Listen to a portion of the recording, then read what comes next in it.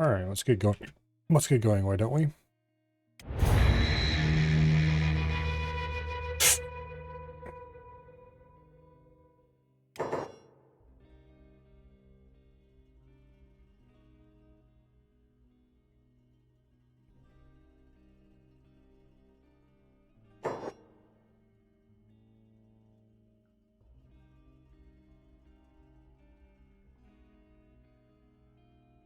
So the plan for today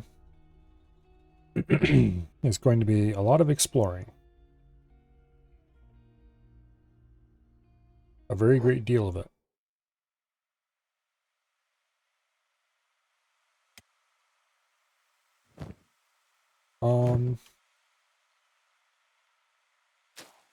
Okay.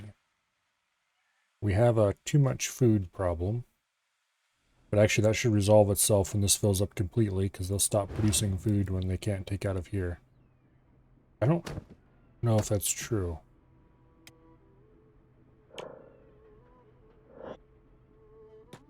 Well.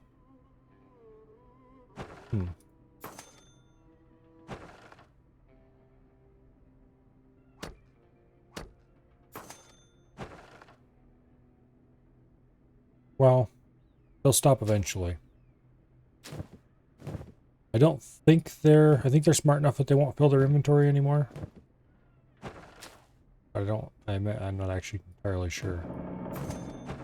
But anyway, I want to try to find a place to move to. Because living in the desert is cool and all, but I'd rather live someplace where I can grow crops.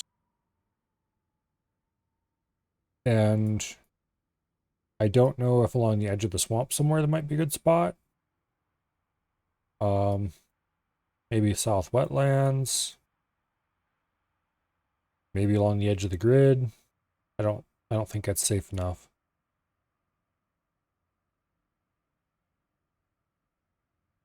But I kind of want to try to find someplace that's not blasted desert.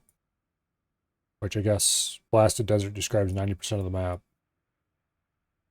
And see if I can actually grow crops.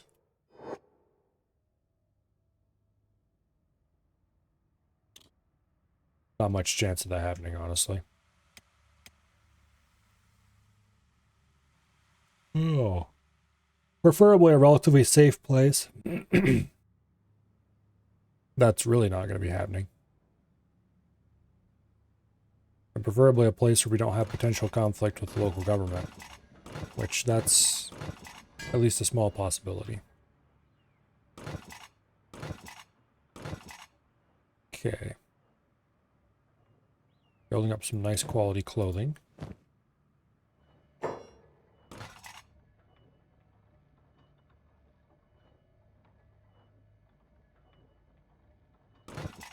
Replace his standard grade cloth pants with slightly better quality ones.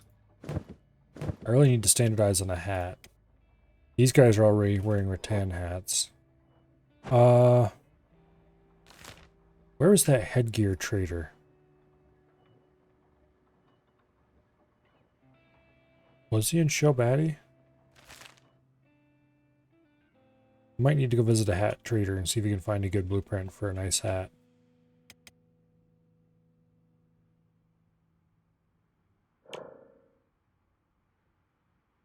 I'd like to train up my assassination skill a little bit more.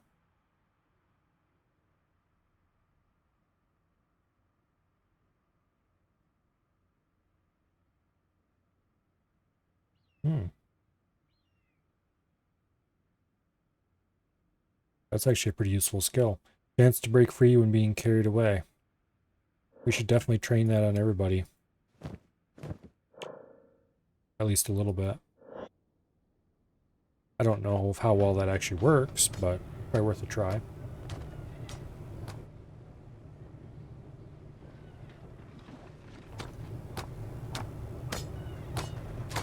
These things are sunk into the ground, I just realized.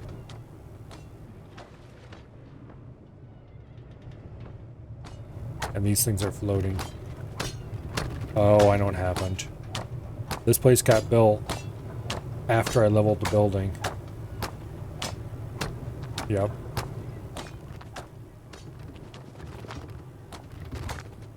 Well, that's unfortunate.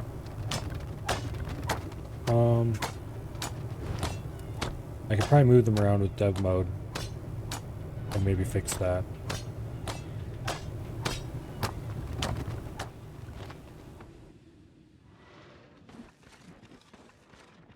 Going to annoy me now. These are all flat on the ground, right?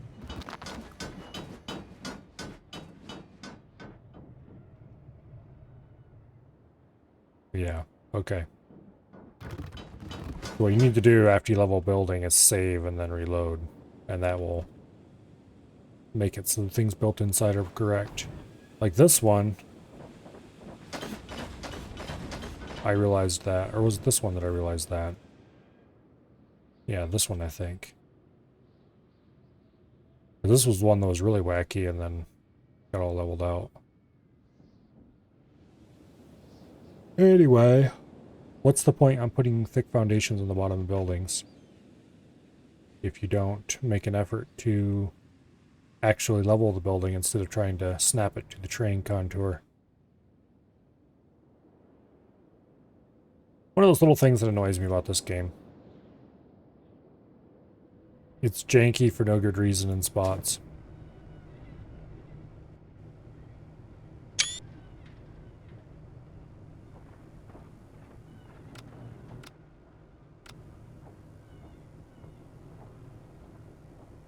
I would like to see the interior, thank you.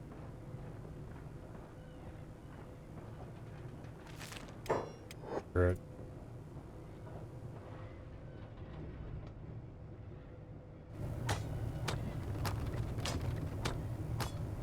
Alright, what is your 25, Assassin? We can get to 29 through this training, but I think we're done here. Yes, hat trader. Visiting too. Grab a large backpack.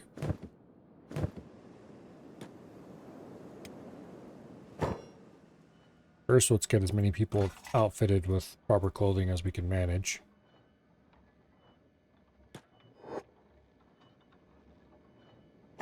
Like straw hat, I wouldn't mind. Yeah, we're not going to do drifter's boots right now. Put your clothing on instead of in your backpack, you fool.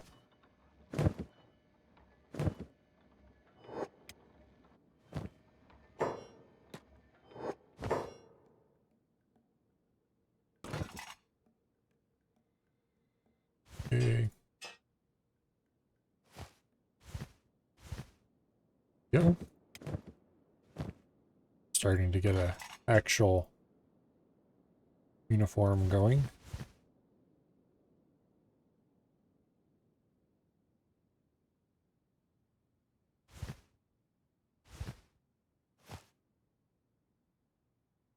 Nice. Okay, the rest of this stuff, except these.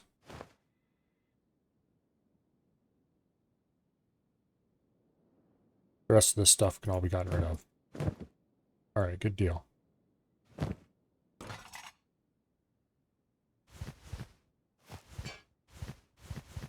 If we want to use drifters boots or plated long boots or anything like that, we will darn well buy our own.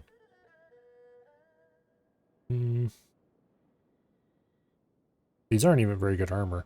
The plated long boots are okay, but they have a minus 13% athletics effect. Which is a bit painful.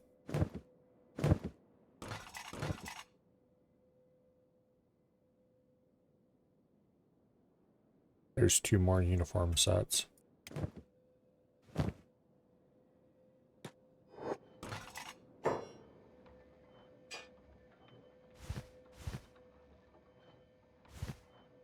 Okay.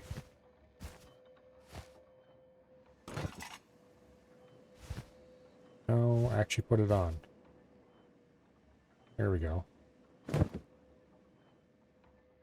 Are all these the same shirt? I just realized that that's a cloth shirt. Some of these are cloth shirts and some are black cloth shirts.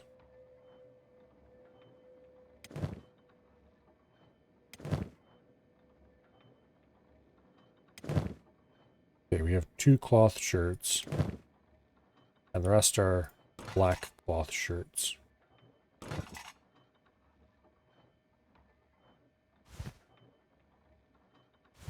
Despite the fact that they look identical.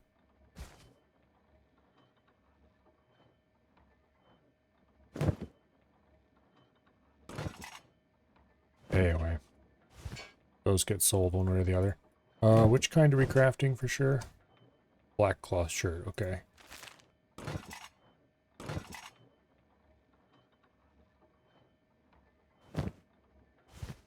Just take that. That standard grade samurai cloth pants wasn't crafted by us, so I'll just haul that away to sell as well. Very picky about what we wear. We're not really, but...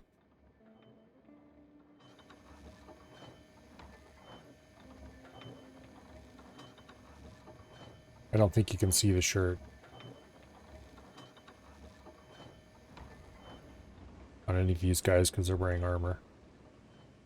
You can on this dude. See?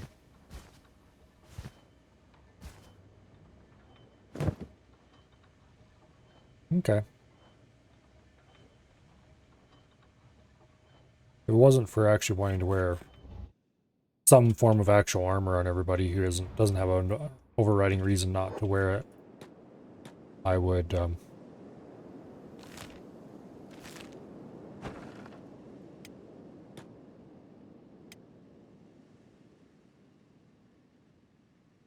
why do you have a crippled manhunter laying outside our door?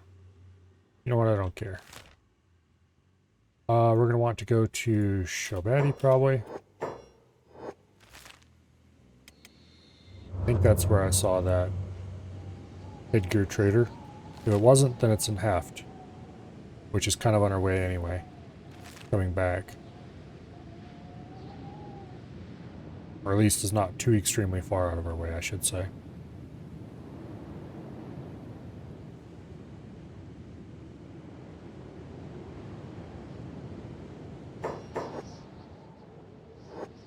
Okay, now we wait while it loads the next sector.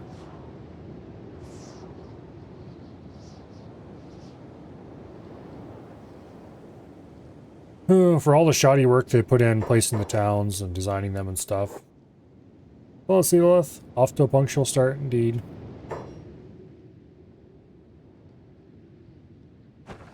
As is the habit around here.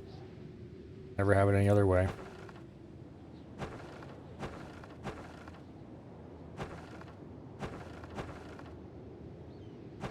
Okay, we got a ranger shop.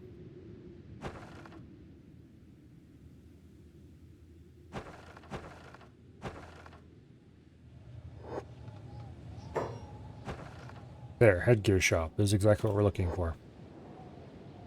5 in the morning though, so they're not open. We could bust in pretty easily, but that'd be a bad idea, considering we want to buy things from them.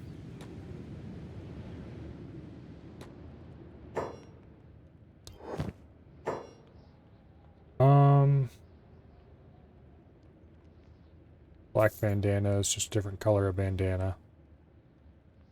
Straw hat is useless, unfortunately, I think. Actually, which kind of straw hat are they talking about? This thing. It does offer acid protection a little bit, and a perception bonus, so that's actually not bad. What exactly does the black bandana offer? It offers a little bit of blunt cut resistance. But the straw hat is probably... Their tan hat's not bad, but the black hat is actually better. Really? Yeah. 40% instead of 20%. Turban is just better against dust. Here's a hood. That's not bad. I should probably buy the blueprint for that too. It's a chain hood. Well, there's a couple different kinds. There's a chain one, and then there's one with plates.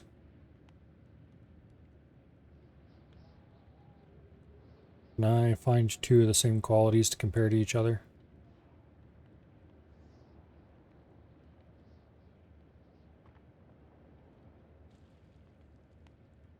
There's the red bandana, which would be cool if we could find a blueprint for. Standard grade plated, standard grade without plates. Okay. 10%, 16%, 10%, 16%. Okay, 20% protection from weather. 4 kilos, 4 kilos. They look to be identical statistically.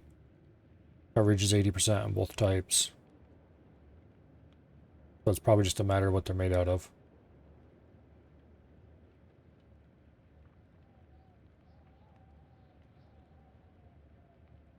Okay.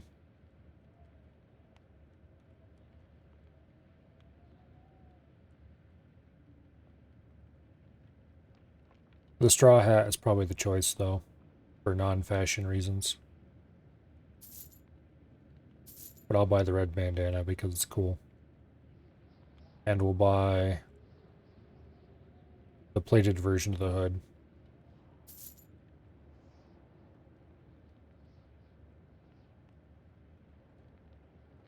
Okay. Hello, Ash.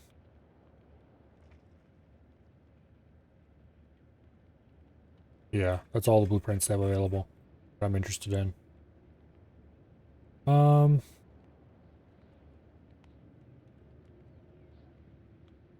No, let's get the chain version of that helmet too.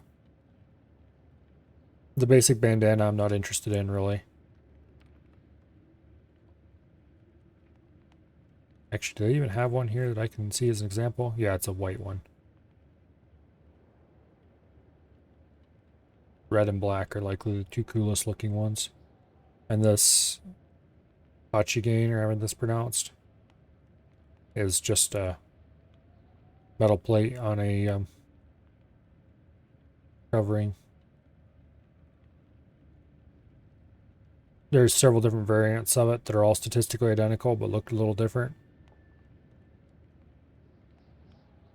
And they all provide 45% coverage.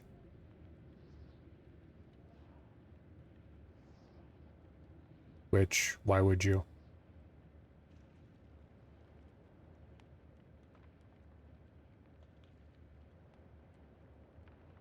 Yeah, anyway. Or might probably make a few test samples of each of these various bits and see if I like the way any of them look and might make them part of my uniforms. Because these rattan hats are... Well, we don't have very many of them and they're not that great. Alright. Are there any clothing dealers in here that we might want to stop and buy stuff at?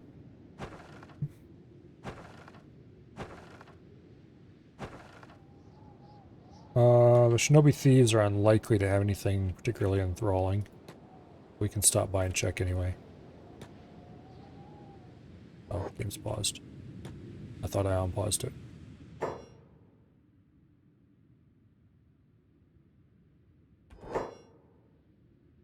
What do you got to trade? He has nothing of any real interest. Or no blueprints anyway. 100% protection from dust storms and gas. But it looks ridiculous, so probably no. Although if you were going to live in the swamp, maybe. There's another thief's backpack. Those are really good backpacks. They're large enough to carry a useful amount of stuff, but they don't encumber you hardly at all.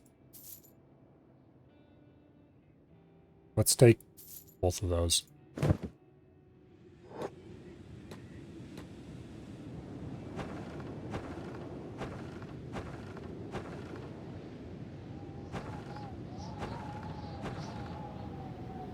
Okay. Oh, there's a travel gear shop here too. I forgot about that. Do you have any wooden backpacks? Nope. Do you have any maps to places I don't know about? Nope.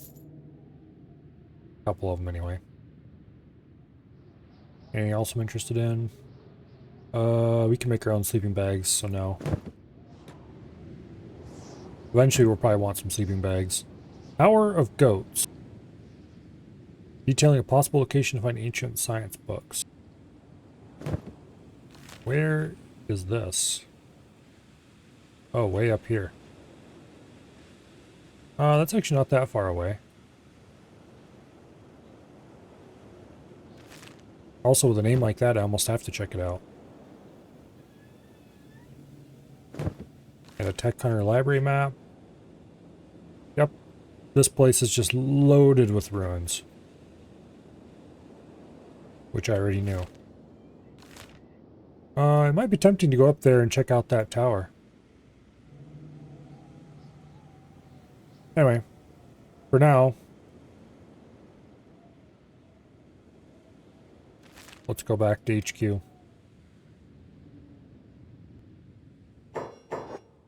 Anyway, as I was saying earlier, despite their relative incompetence at designing reasonable cities, the devs did a pretty good job of laying out the terrain. These deserts look really cool, for example.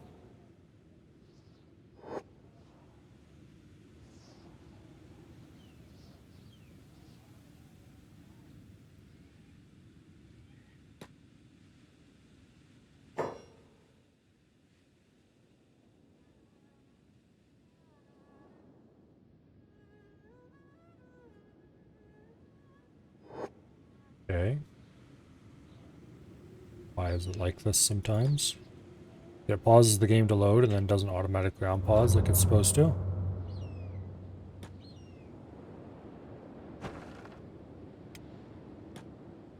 Yeah, so I think we're going to dump this stuff. We're going to do some quick tasks around base. And then we're going to set off to that Tower of Goats and see what it's like. Oh, wait. There we go. I should sell these small backpacks because they're effectively worthless. Anyway. We have the small thief backpack, which is way worse, or way better in every possible way. Okay, this still has raw meat inside. We should store that elsewhere. We're keeping this for possible use.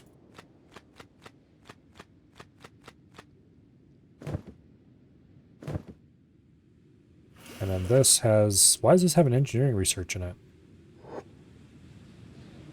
I thought I moved all that over. Guess not. Well, that means we have 4 engineering research. That's really good. We don't need more of those for quite a while, probably. Yes, I'd like to tear that down. Yes, I would like to tear that down. There shouldn't be anything else inside that building. So, yes, I would tear that down as well. That's a lot of random shit all over the ground. Hello, survey. Welcome here.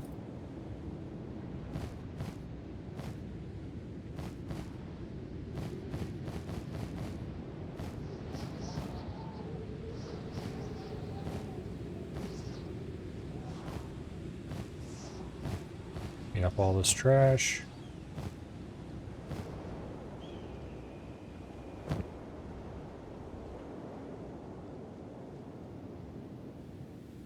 Okay.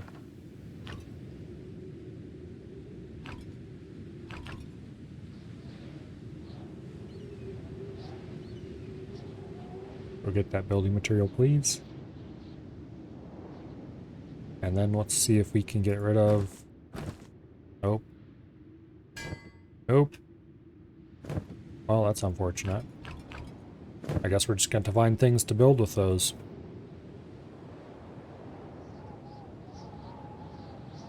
Got a prime spot to put a building here. I'm just not sure what kind of building I'd want to put there just yet.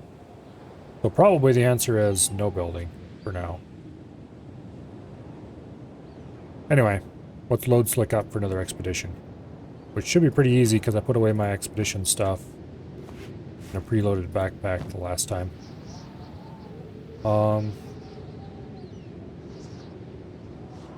Was I carrying anything else?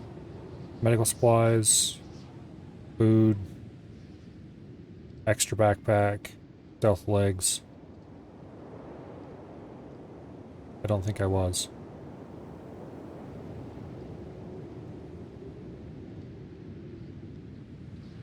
Okay.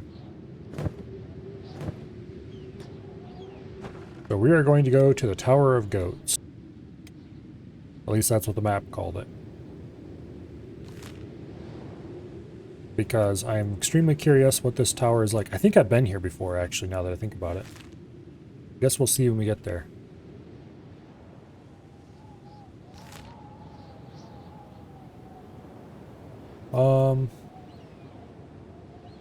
Okay.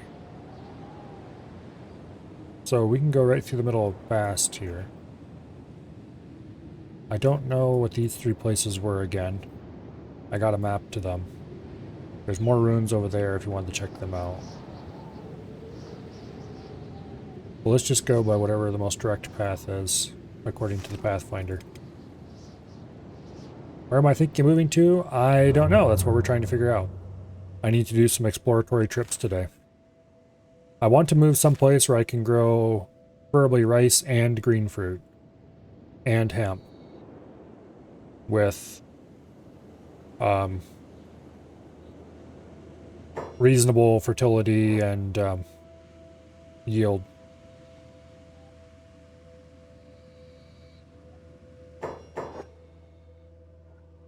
And of course also wheat straw. Basically I want to be able to grow all the major crops. Except maybe cactus. Efficiently. And that has some iron and some copper not too far away. And stone. You know, basically has everything. Because our current location has the iron, copper, and stone. But it doesn't really have good crop land. I want to try to find good crop land that has the iron and stone and all that stuff are nearby. And the idea is we'll send workers out there, loaded down with materials, and we'll build a little bootstrapping base. Distant Hive Village. Where is this? Oh, over there. We can check out a Hiver Village. Those are cool.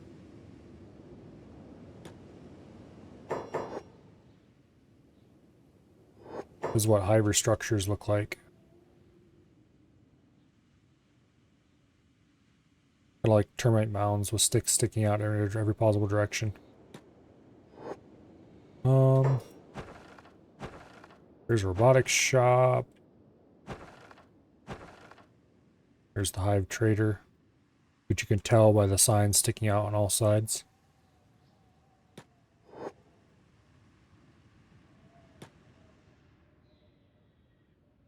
And the insides are suitably chaotic as well.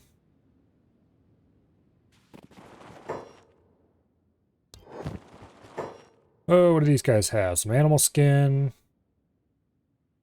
Leather hive vest. Full arms. Plated drifters leather pants.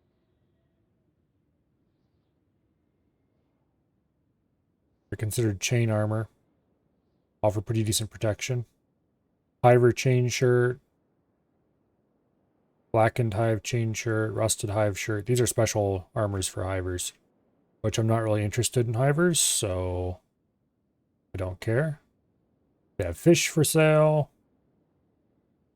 Lanterns.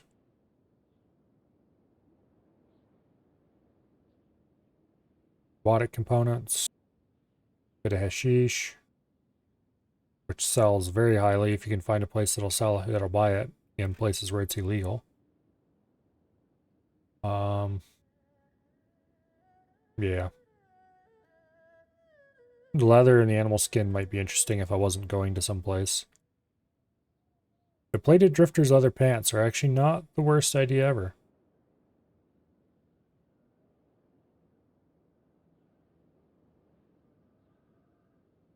Because they are a not terrible armor from the looks of it. 21% cut resistance. 90% coverage. They do have bit of a negative athletics effect, and a negative dodge effect. The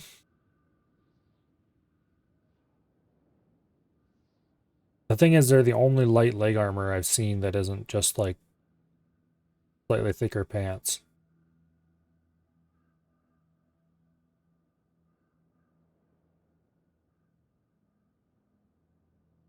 Do they have anything better than standard grade that I can compare to? It's only 4,000. We'll buy the blueprint. We can decide whether we want to make it or not later. Now let's go check out the Hive Robotics shop.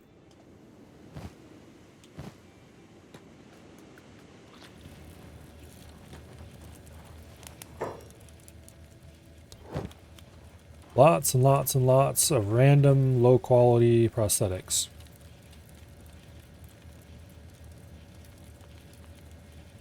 The Hivers are extremely proud of the skeleton limbs that they supposedly manufacture themselves. This leg obviously used to be a skeleton's arm, with the hand removed and half a grog can to act as stump fitting. They haven't added any foot because Hivers don't understand the necessity for feet. Still, they're the only modern-day manufacturers of artificial limbs. The natural go-to when you're low on funds and something eats off your leg. What do they say about the arm? This arm is obviously made out of salvaged parts from other skeleton arms, though they did make a functioning claw hand for it. Quite an impressive feat of engineering in this age. The limb cap is half a grog can with some padding inside. They are good and cheap, not very durable, and obviously your dexterity is going to suffer from having a claw for a hand. Anyway. I think the hives are kind of funny. Well, we're most of the way to the Tower of Goats that we were headed for, so let's continue.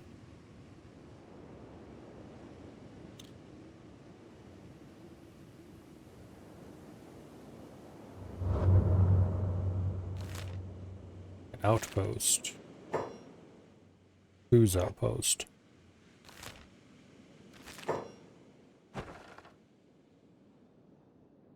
That's labeled as a faction HQ. Doesn't really say who it belongs to. Outlaw Farmer. Okay, well, we're not going in there. That apparently is where the outlaw farmers live.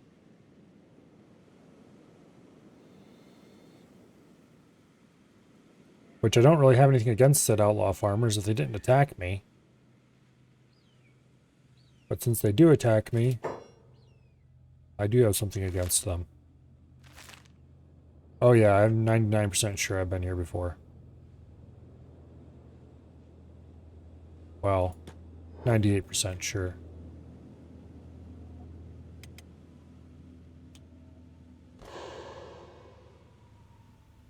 Okay, let's see what's here at the Tower of Goats. I think I've traveled up here before in... Oh, when would have that been?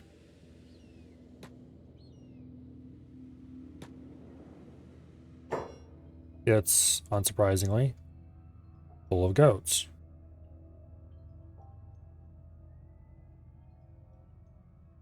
Now the question is... Yep, they're hostile goats. Run!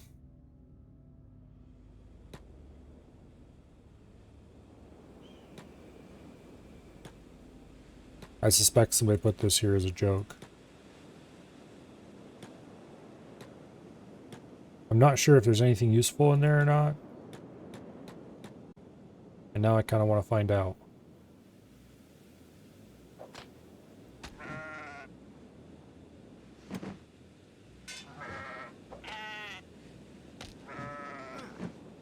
Yeah, we better... Nope, he's been knocked unconscious.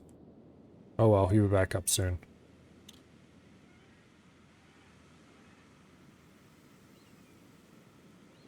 Because his toughness KO point is negative 44, so he'll be back on his feet in no time. I was hoping we could kill a few goats, but apparently not.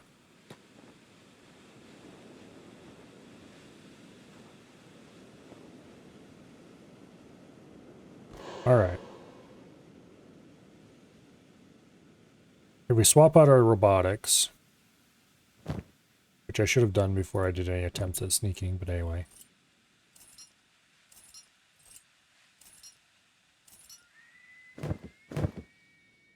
Then we're still pretty badly off. But there's a way to solve that, and that is called waiting. I might be able to sneak past the goats and see if there's anything useful inside said tower. This is where I should have brought along a backpack, but didn't want to because it would take up space in my inventory. Yep, Tower of Goats. After this, we're probably going to go to these ruins and see what they are.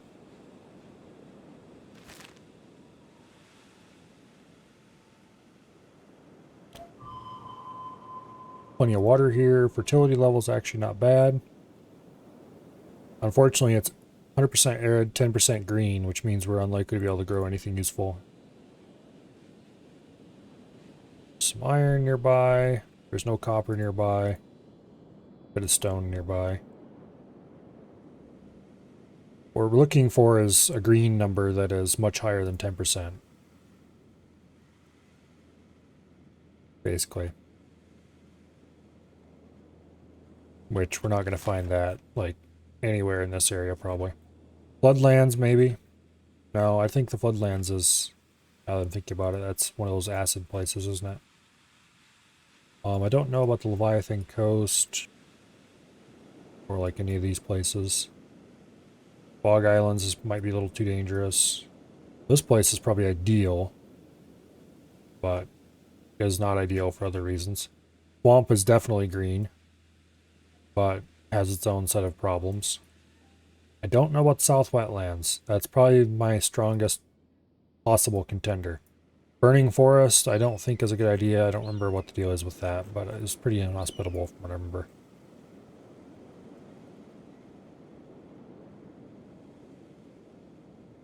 But I'm holding out hope we can find a place near, but maybe not in the swamp.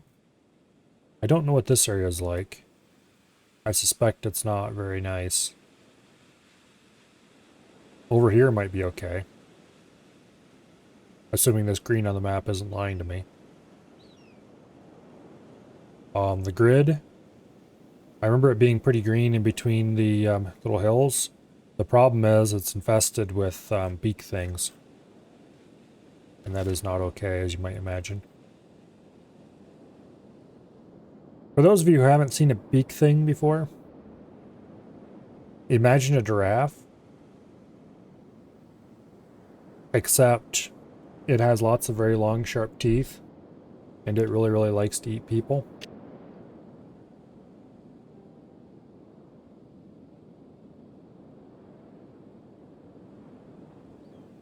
They're not fun to deal with.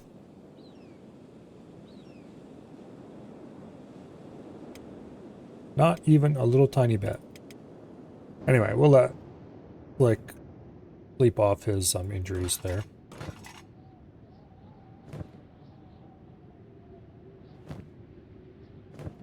Why are you not working?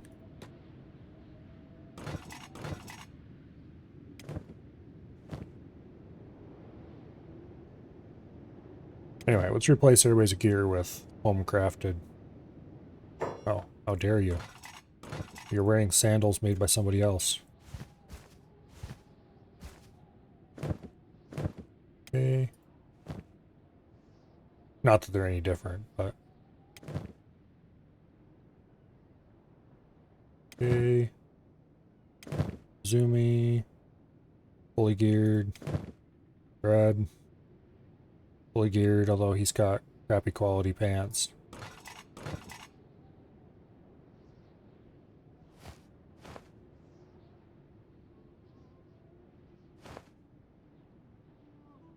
Okay. Only items that have armor coverage have quality. Standard grade, you want to replace those with better ones if you can. Also, sandals that aren't stolen.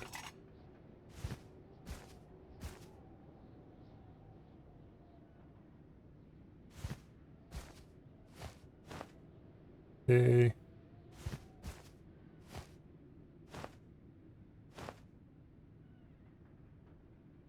Nice. We can probably stop making certain kinds of clothing now. You just have complete shit.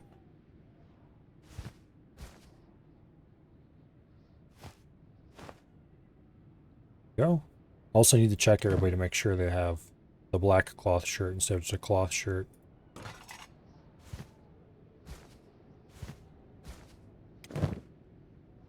Okay. I don't know why I have some cloth shirts in circulation. I must have made a few before. I think they predated this building even. I don't know why they look the same. Probably because they were too lazy to make a separate icon. Anyway. Okay, you need a new shirt.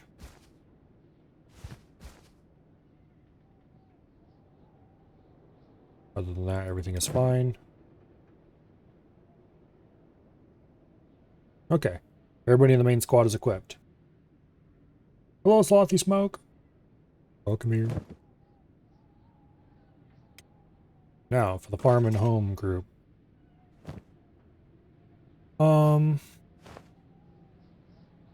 Drifter's leather pants are not terrible, but they're strictly worse than what we have at that grade anyway.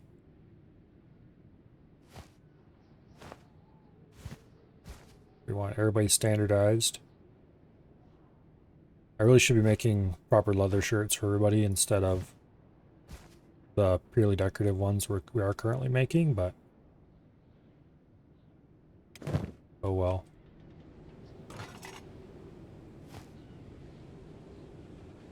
Oh. Okay.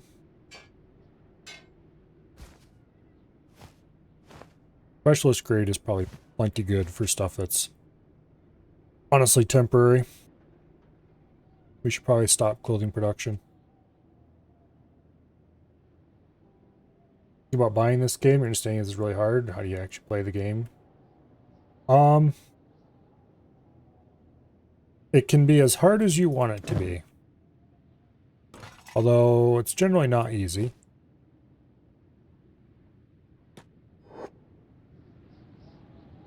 And also, yeah, it's a nice game. Basically, yeah, you kind of have to set your own goals and do whatever you want.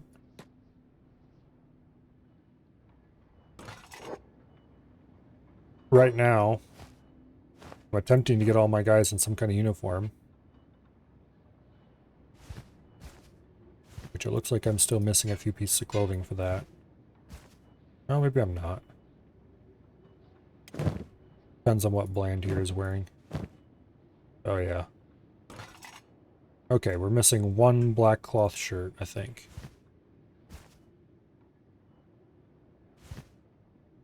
Not that having any kind of uniform actually matters, mind you. I just want it because I do, that's why. Oh, okay. So we need 3 more black cloth shirts, or 2 more. 3 more black cloth shirts. Turn off repeat queue. We'll queue 2 more of those. And then we're probably going to make some hats of some kind. Haven't decided quite yet what yet. Slick is being assaulted by somebody.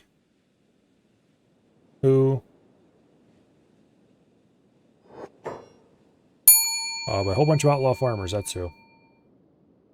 Those guys in your squad, people you bought, or just someone you recruited without buying? These first 5 are the ones I started the game with. A couple of these are people that I hired from like local bars and stuff. And then most of the rest are people that I captured and persuaded to join me using a mod.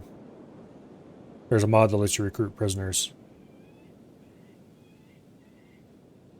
Actually, here. Let's run these fools into the goats and see how that works out.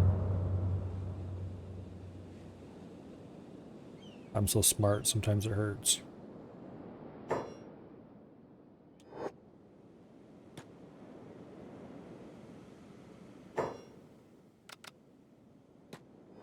Let's run to the top of the tower. Let's run outside. Come on, goats. Chase me. Yeah, chase me. Run, run, run. Into the farmers. Okay. That was a great idea.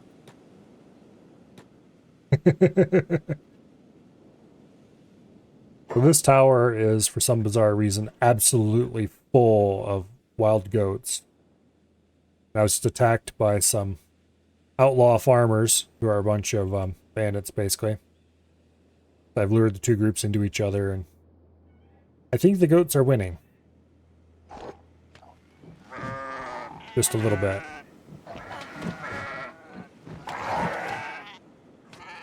But that neatly solves that problem. Oh wait, one of the goats is still after me. He hasn't done any damage to anything except my arms and legs, which isn't a problem. Let's run away.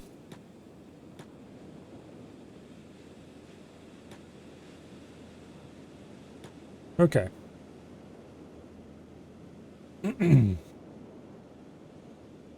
Yeah, feel free to ask any questions you like. Currently this guy is off on an exploration trip to investigate some ruins, and the rest are all back at camp doing things.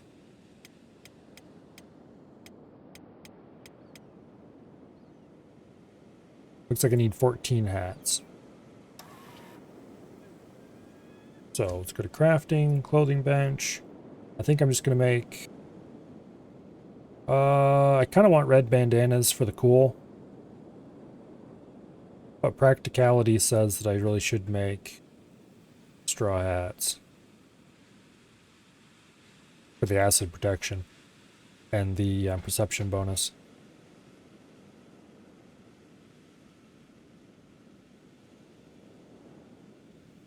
And let's see.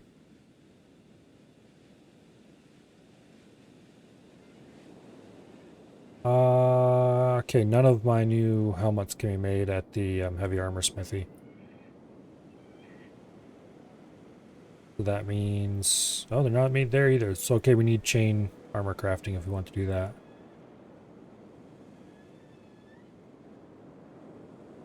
That's unfortunate. I was thinking about making armored hoods.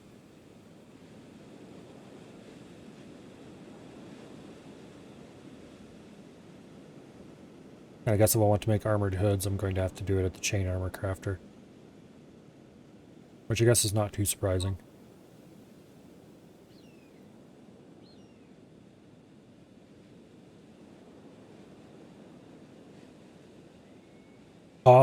Those are just squad names. Currently I don't have my people divided up very well. Farmer and home are just my group of farmers and my cook. Well, this one's not actually a farmer. They do milling, hauling water, things like that. This is basically my agricultural group, and then everything else. The other person who's actually off on the expedition is Slick here.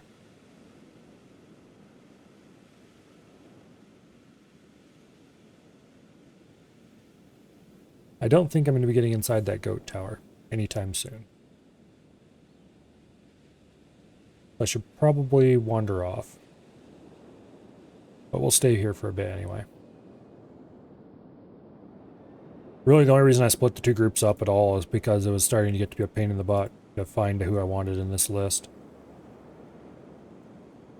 Yeah, you can make as many... Well, I don't remember what the vanilla limitations on squads are. I have a mod that increases squad size and recruit count. I think you can recruit, in vanilla, you can recruit up to 30 guys, and it's like 8 per squad or something. I don't remember for sure. With the mod, squad size is much larger and you recruit up to 256.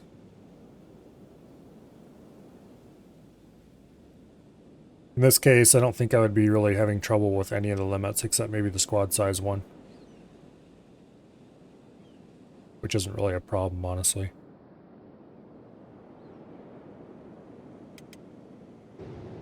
I would just have split my squad. I'd just have split the random group up a few more times. If that was the case. Which I probably should do anyway.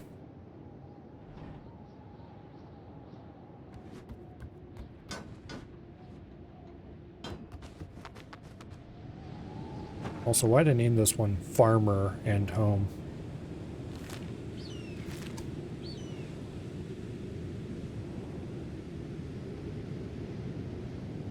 There. It either should be Farmers and Cook, or just Farm and Home.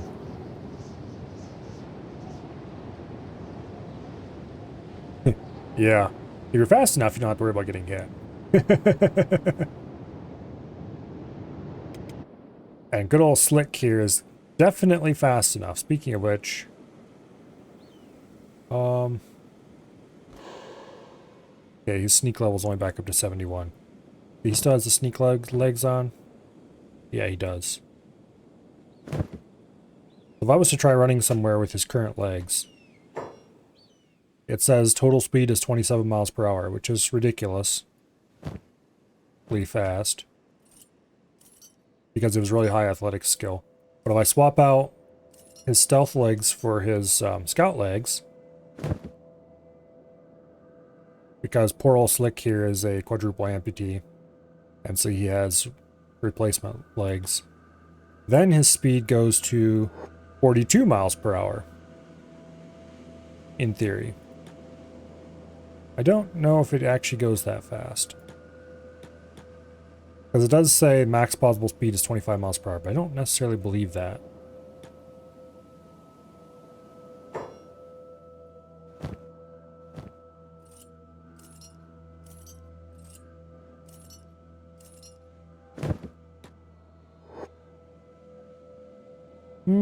It might be right.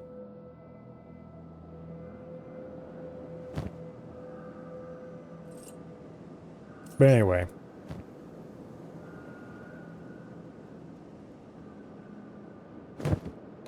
Generally, if you get unlucky in combat and take enough damage to a limb, you can lose that limb and have to replace it with something.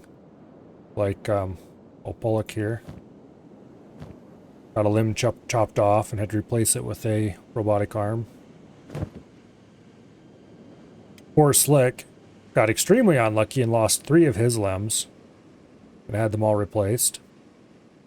And then I went ahead and removed the last leg on purpose so that I could give him a full set. But the cool thing is, if you're missing limbs, you can swap them. You get cool bonuses. What's my stealth at? We have minus 47% stealth due to injuries. So we're only at 74 instead of maxed way out. Okay, so we'll leave him alone for now.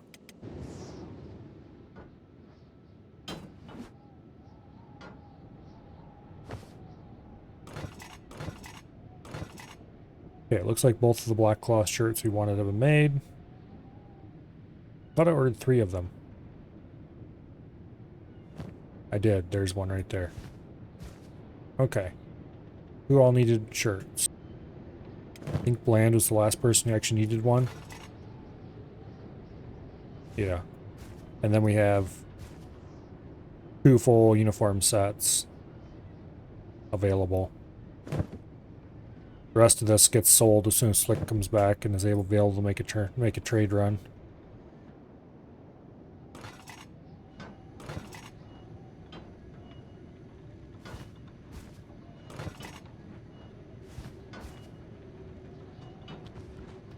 Yeah, that's fine. Okay, so everybody is uniformed except Slick, who's wearing stolen ninja gear because it's a little stealthier.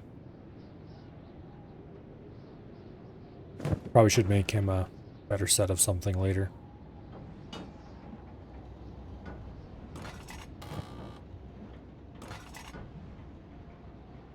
Okay, we have a large pile of weapons need to be sold too. We probably should stop goofing around out here in Goat Country and just head back. But I really want to go into that tower and see what's in there.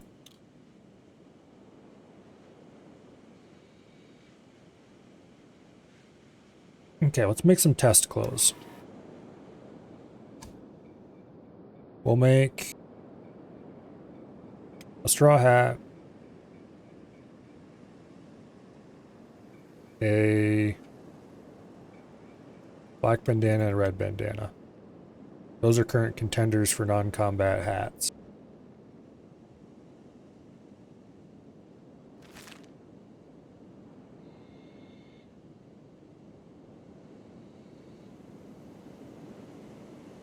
There's a bunch of goats following a dude.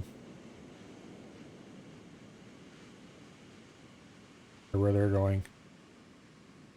Also, whoever programmed the following behavior is guilty of crimes against humanity.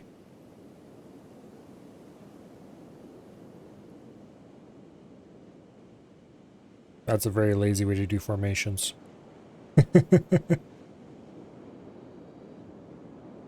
Oh.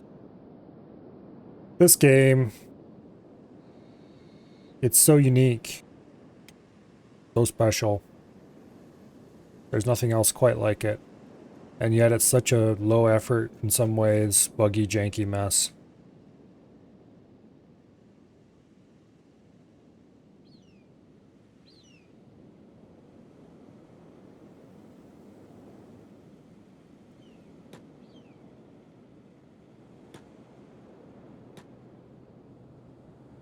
Oh, run away! Run away! Okay, those goats are definitely on alert. Yep. Okay, we're not gonna sneak into there. I was gonna go over here and check these ruins out. Let's do that. We're a bit injured, but as long as we don't take any more damage, we should be okay. Also, why are you swimming? You have robotic arms. They make you absolutely terrible at it.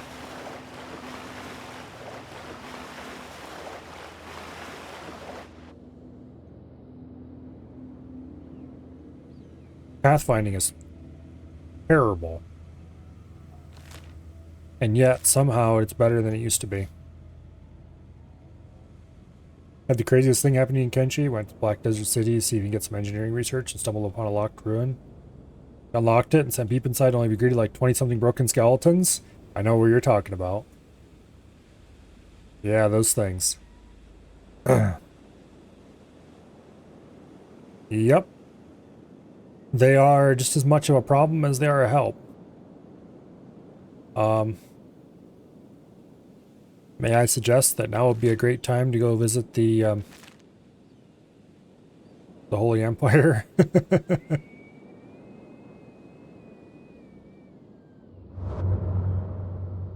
That's a good way to get rid of them all. One of the only ways to get rid of them all. There's a bunch of cannibals. How about no?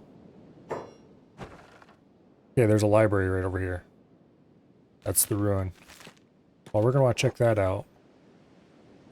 I don't see any spiders around it. There's a little bit of leather in the ruins.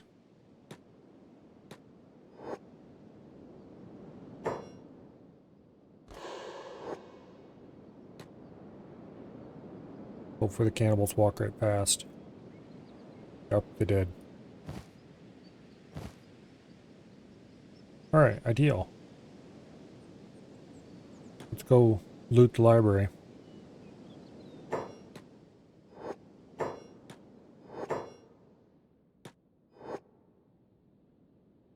Okay.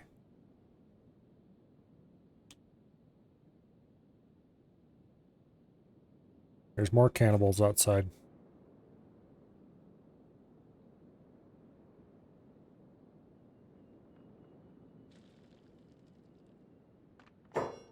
Although enough about outside. What do we have inside? There's a book we might as well grab. Probably not worth grabbing. The damaged books are worthless. The old maps. I think there's some people who are willing to pay you a little bit for them, but they're hardly worth picking up. That's not what we're here for.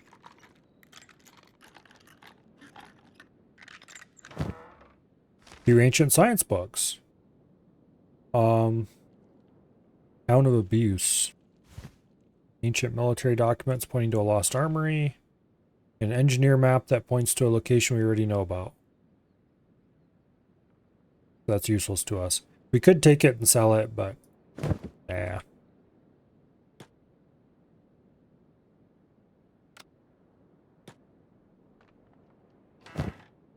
Okay, that box is empty.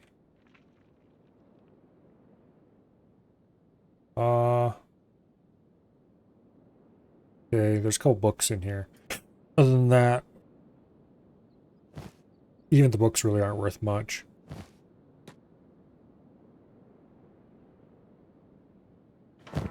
Okay, nothing in that display stand. There's a bunch of books. There's some damaged books in that display stand. Another engineering map that points to a location we already know about. That's empty. That's got some damaged books in it we don't care about. That's got damaged books in it we don't care about. Alright, we didn't really get a large amount from this place. But we do have a couple maps we can use. So this points to a lost armory. Over here. We could go there and possibly get some high quality weapons. And this points to Tower of Abuse. What is that? Old control tower in the Venge. Okay. Oh, I didn't use that blueprint yet. Okay, well, we get to get 2 ancient science books, so it wasn't totally worthless coming out here. And a couple of interesting maps. Suppose that's useful too. Alright, we've got cannibals fighting other different cannibals.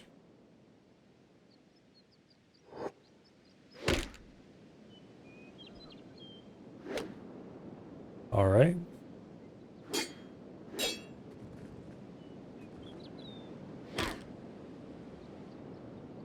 Not terribly interested in joining that battle.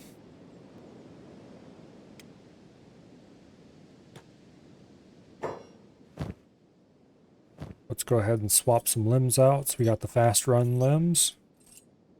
And let's book it out of here as fast as we can go. Close the door behind us. Stealth off and run.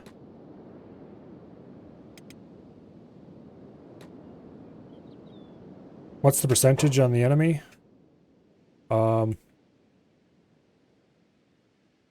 Which percentage?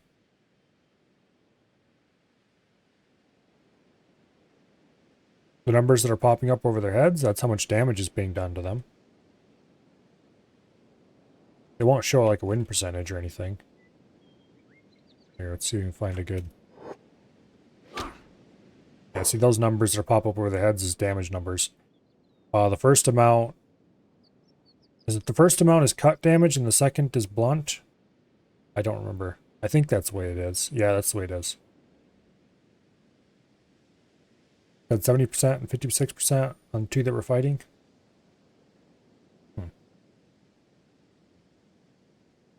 Oh, maybe it's because I was sneaking and that's how they were... I don't know if it displays it or not. Here. Get your ass back over here.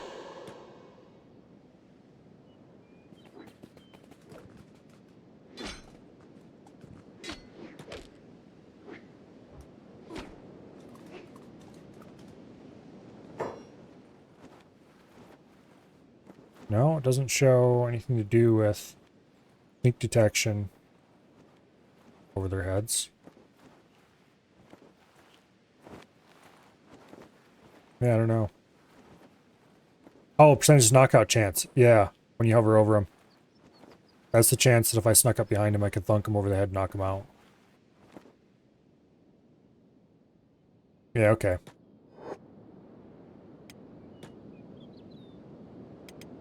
Because I have a little bit of assassin skill, so I can knock people out sometimes. Not very much assassin skill, mind you, but some. Alright, we're just going to go straight home. So there's no particular reason to... well, we could watch the whole trip, but we don't have to. Unless he just randomly stops running in the middle of the trip sometime, which can happen.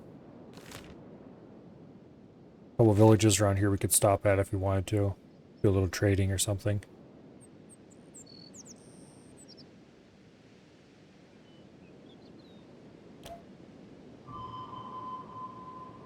This is green 50%, arid 100%. I want green more like 100% though. I'm looking for a new place to build a camp that I can do lots of crop farming in. And this is not that place.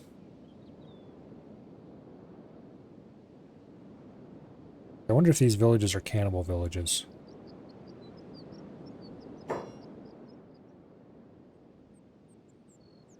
Yep. Right there's a little cannibal encampment.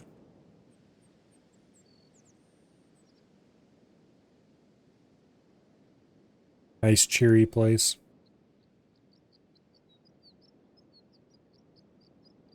Not sure where this large group of people lives. They certainly don't cram in all into this little building. There's always a chance there might be some loot in there, but it is definitely not worth it to find out.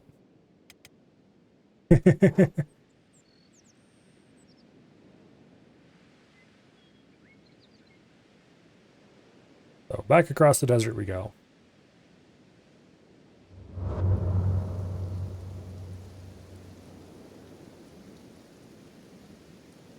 Anyway, when I started this run, I picked the 5 nobodies start, which I don't necessarily recommend for a new player.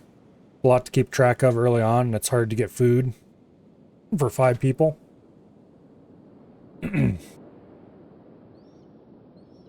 So I made a little quick early cash by doing some mining. And then... okay, there's a little destroyed town right there. Town. Who's this? Oh, Holy Nation. Yeah, Holy Nation won't like me very much. For several reasons. Oh, this place is crawling with Holy Nation troops. Like right now, the Holy Nation are neutral. You hover over them, it doesn't show a red cursor or anything. But just watch as we run by.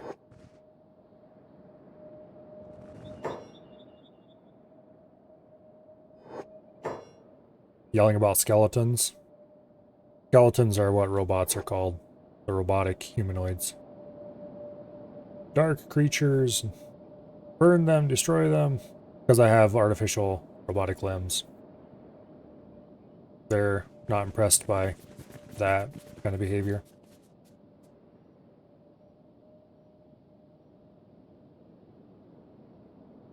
But anyway, I farmed up a little bit of money and managed to get enough, scrape enough food together for those 5 guys, which was not trivial. Food is actually really expensive. Why are you stopping? Keep running, you fool. Anyway. And then I headed straight to Rebirth, which is a re-education camp of sorts, run by the Holy Nation. And punched a guard, which had the somewhat predictable result of getting my guys promptly imprisoned there. And I used that opportunity to train up some toughness and a few other stats by causing trouble and getting repeatedly beaten up by the guards. It's a fairly easy and safe way to train skills that are not particularly easy or safe to train. Okay, so the tax collector is sitting right over there. Wait, is that tax collector or is that trader rep?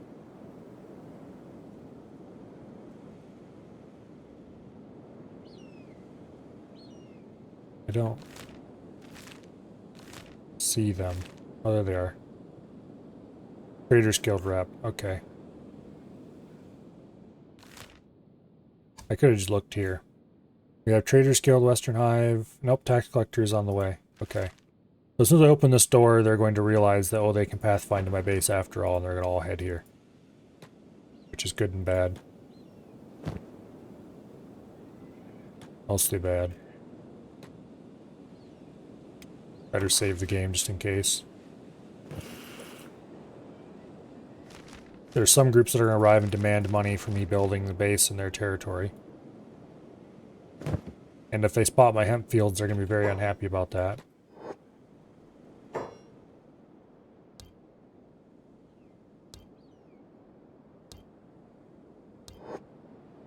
Yeah, don't throw it you in the ass. At least I didn't notice the hemp fields. These guys have nothing I care to buy. And they don't have any money to buy anything that I care to sell, so... Yeah, don't throw it you in the ass.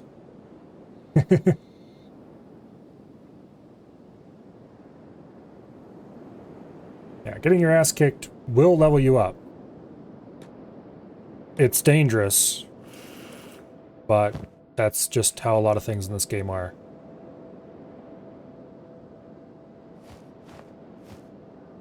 That's kind of your choice. Do you want to level up, or do you want to be safe? Only one of those is really possible at a time. Okay, let's store that backpack for now. Let's get a large backpack out of the backpack chest.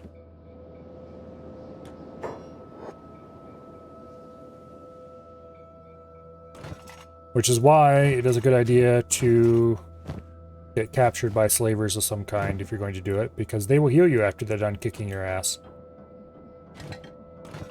And by the time you're ready to escape, you will certainly have all the skills needed to do so.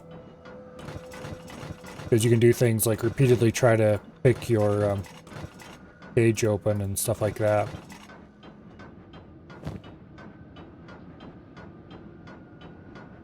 Okay. Let's load up on random armor.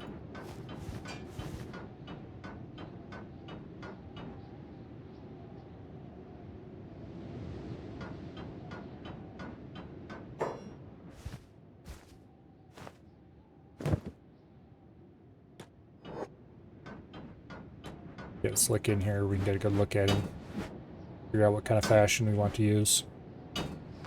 Honestly, the bandana looks derpy as hell. Let's see if the red one looks any better.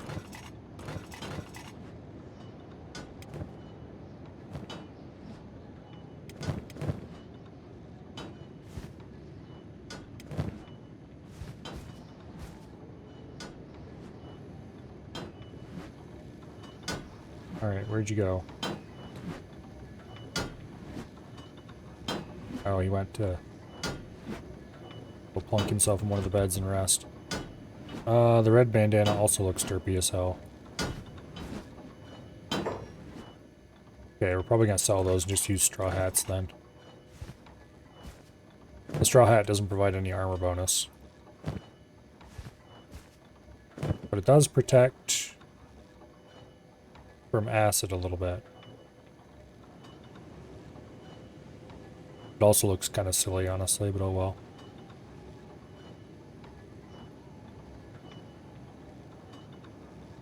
Yeah. Alright.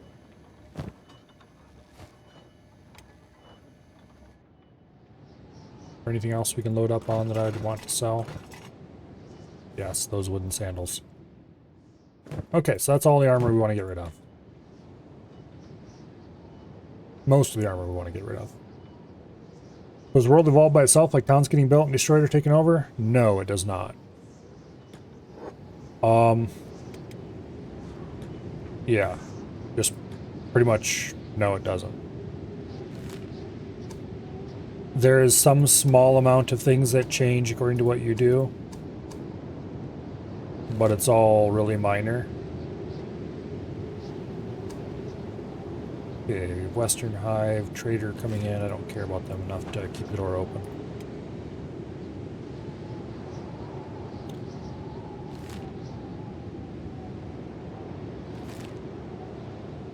But honestly, very little changes. Even if you kill a faction leader or something, they don't properly react to that, even in some fairly obvious ways they would.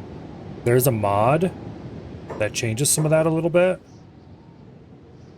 It makes it so if you kill certain bandit leaders, for example, they'll split into multiple factions and fight amongst themselves, or a few things like that. But definitely no cities to build themselves. All of these cities, as janky and as somewhat crappily laid out as they are, were hand-placed by the developers. Which is one of the, in my opinion, biggest weaknesses of this game. That they just didn't do a very good job of designing the cities.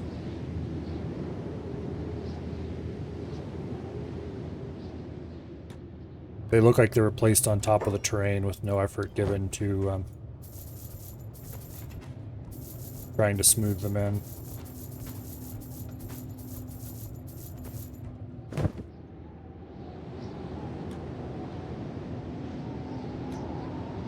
On the plus side, it does mean that you can build cities just like this, pretty much. Because most of the building components here are available for the player. Not all of them, but a lot of them. The basic building shells themselves, I think, are all available. Some of the buildings in town are empty and can be purchased. Like this one, I could just click on it, click the button, and boom, it's my building now. The bigger the building, the more it costs. Like you can get little shacks for a few thousand cats, or you can get gigantic structures for thousands. This relatively moderate sized one is 16,000. Here's this big Y-shaped one is 28,000 buy. This town doesn't have that many purchasable buildings. This big one's 24,000. There's actually several nice little clump of purchasable stuff right in here around the bar. So that's useful. You can build a base inside of a town.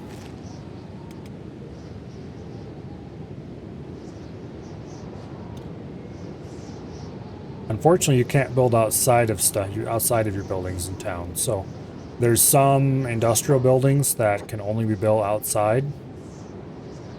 So you can't build a base that does everything that's possible to do.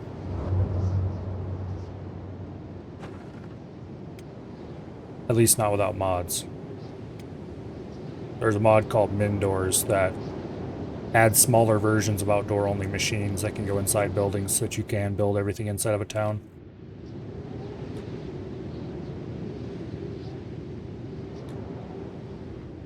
That said, buying in towns is kind of limited. There's at least one town that is totally destroyed, pretty much. But despite that, you can't take it over and make it yours. You can buy the ruins and rebuild them.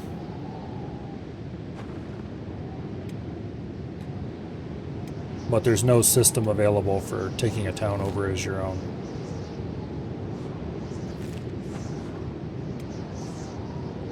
Even if you were to kill all the current inhabitants of a town, for example, you can't take it over. It still belongs to whoever owned it.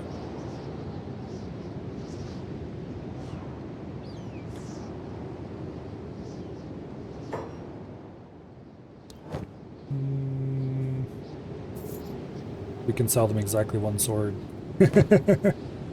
Well, that's one more sword we can haul to town with us, I guess.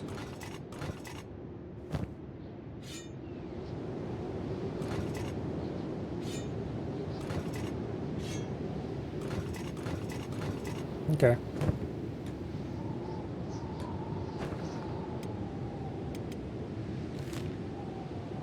Back to town to sell another load of stuff. We have enough money at this point that we really don't need to worry about more of it, but I'm not really making swords because I want money. I'm making them because I want a level 100 smith if I can.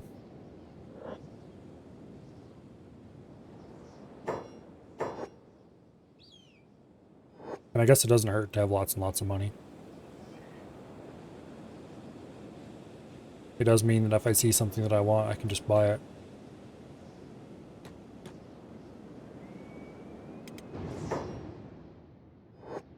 Okay, good.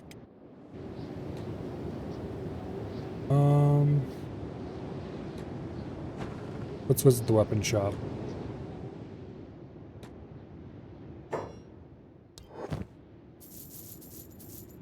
I think I own all these blueprints already. Yeah, I do. Okay. Run out of things the shopkeeper can afford. This shopkeeper does not have anything even close to a quality I would consider buying. Visit the... Okay, that trader can only buy a couple of swords.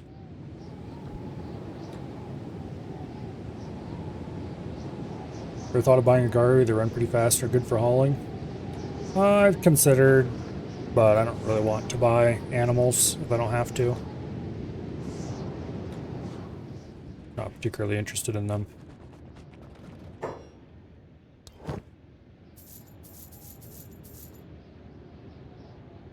Yeah, don't... Yeah, let's buy the leather. Yeah. I'm buying leather so I don't have to try to get my own supply of it.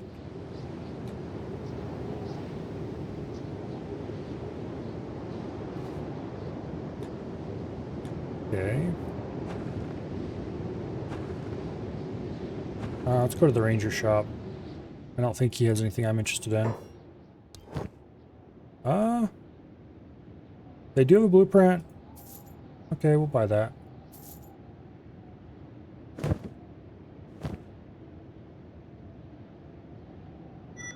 Alright. At this point I have enough money that I might, if I see a blueprint for something I don't know how to make, I might as well just buy it. Because there's certainly no reason not to.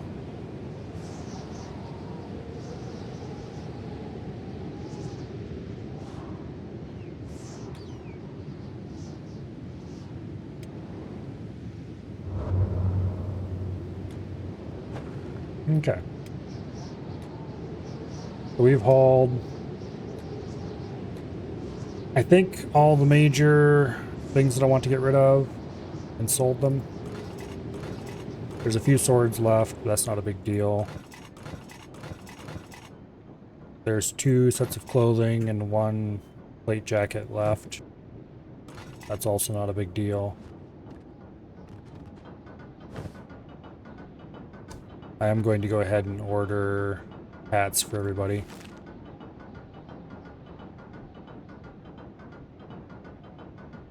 That's like 13 hats, 15 hats.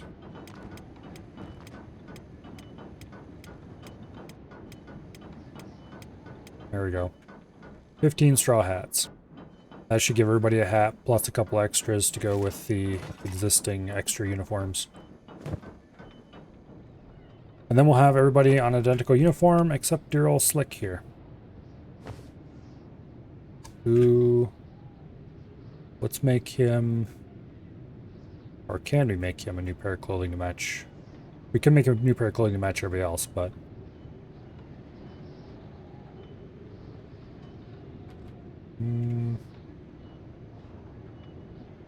Okay.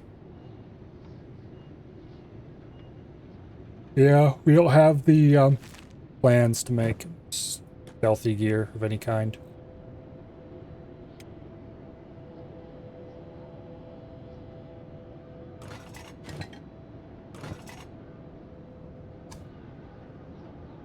So how is our armor smith doing in skill?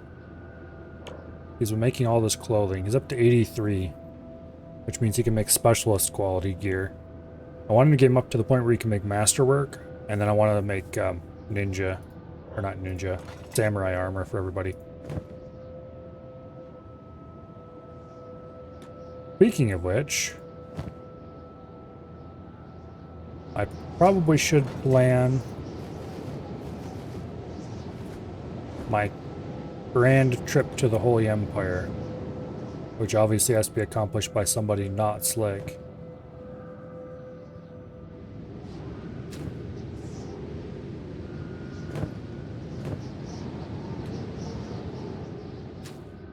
I say obviously because the Holy Empire hates his guts because he has prosthetic limbs.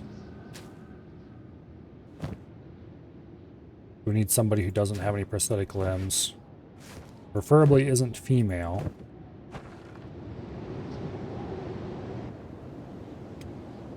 Who has good athletics or can get good athletics without too much trouble. Which I guess is just a matter of running. Dread here actually has 40 athletics. Jack has 50.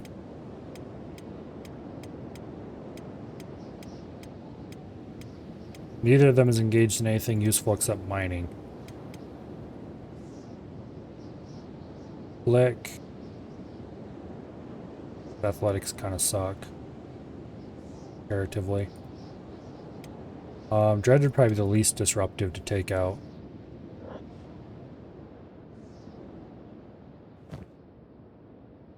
And he's never been to the Holy Empire before. Has no replacement limbs. Probably won't have any trouble.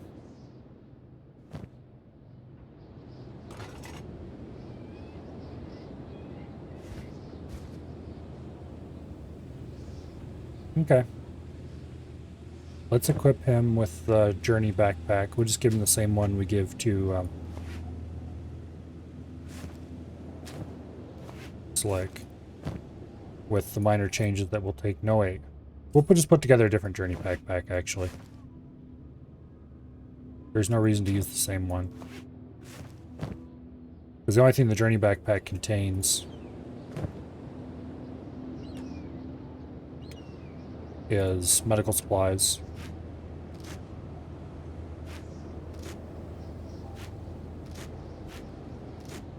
And food. And we don't need robotics kits. Because, shock and surprise, we don't have robotics.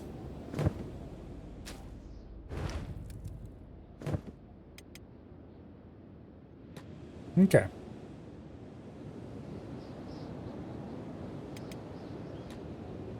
Let's take Dread on a little trip.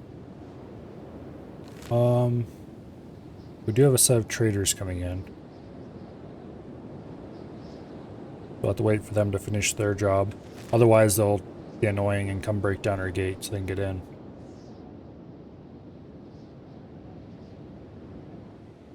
Or rather, some of them will just phase right through the gate, and then the rest will break down the gate to get to their leader. Because that makes sense. When did we get a skimmer show up?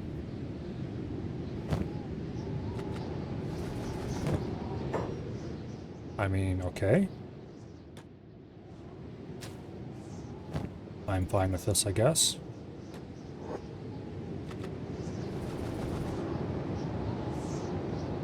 Also, Vanderby, you're supposed to be working the stone processor. And that means storing your stuff in this container there.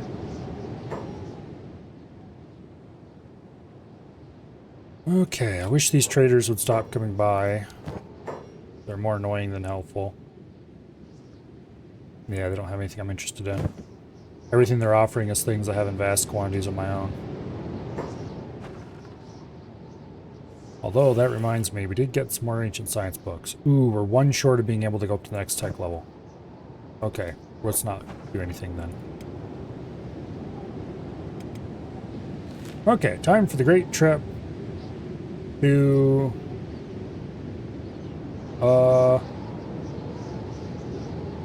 If we go to Bad Teeth, it'll take us straight across to Iron Valley, which is exciting. Whereas if we go to Blister Hill, that'll take us right across the top of Iron Valley. And right down through the top of Oakren's Pride here.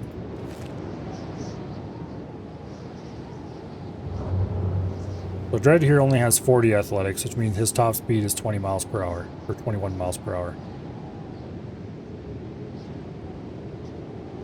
But after this trip,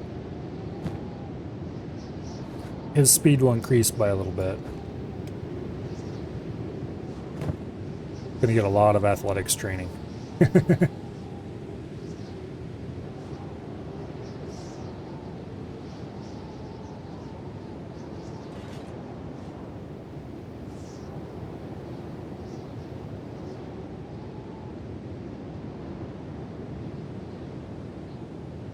Oh, across the desert we go, the slow way.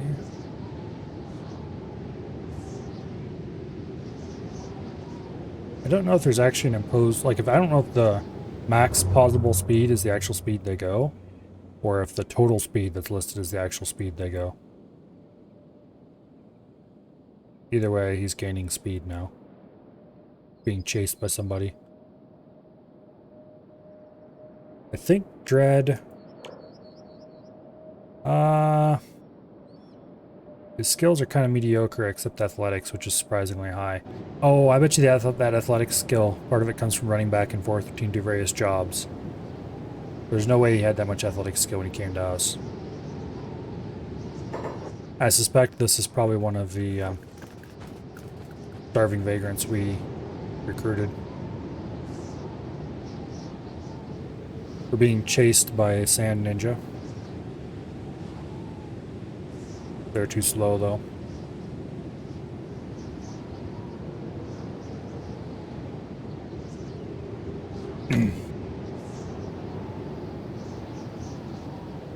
Had like 18 when I switched the name. Alright. But yeah, that was definitely gained just from running back and forth inside the base.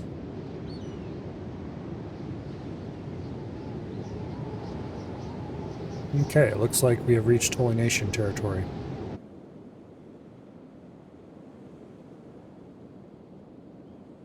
Which means we're going to stop at every place we see and to trade.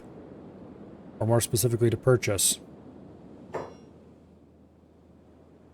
Okay, so this place is just a little border area. I don't think there's any actual...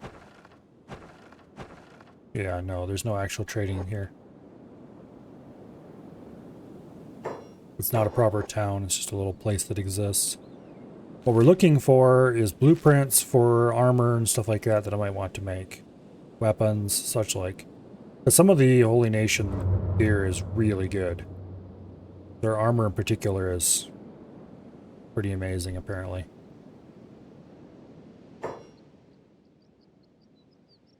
Right over there is the farm we stopped at during our escape from Holy Nation territory. Sent a guy over there to try to get some food because our guys were starving and they didn't have any for sale. So we stole some food off a table and ran, and that didn't work out very well because the guard chased us. So we ran off over into that area with the guard chasing the whole way.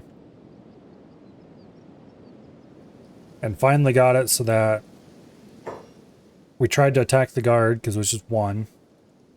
And he downed almost everybody. And then we basically ran in circles with the guard chasing the one guy who was up. Until he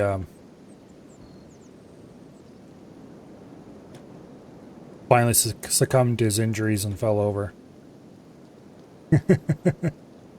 It was rather comedic.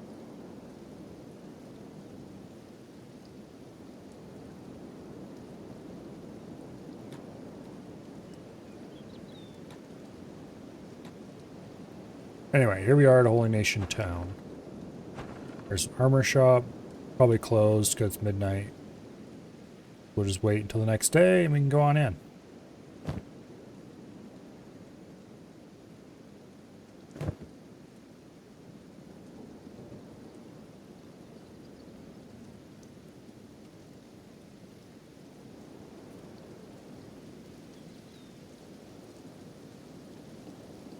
Or we can go see what they have in the bar first.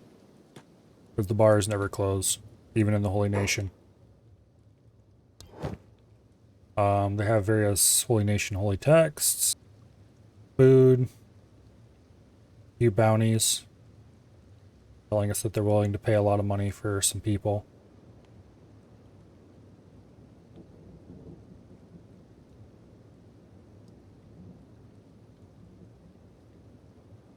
Nothing too useful.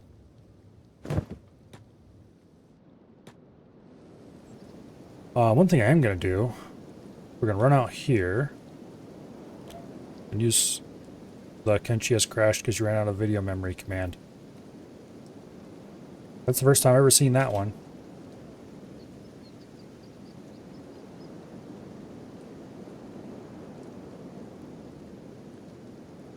Okay. By clicking OK in that dialog box, it doesn't do anything. So, we're going to have to kill the game. Screw you too, game.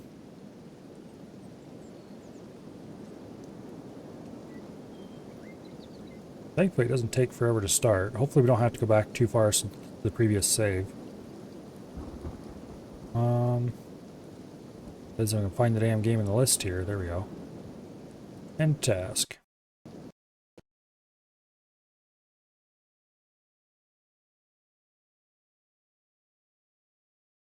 All right.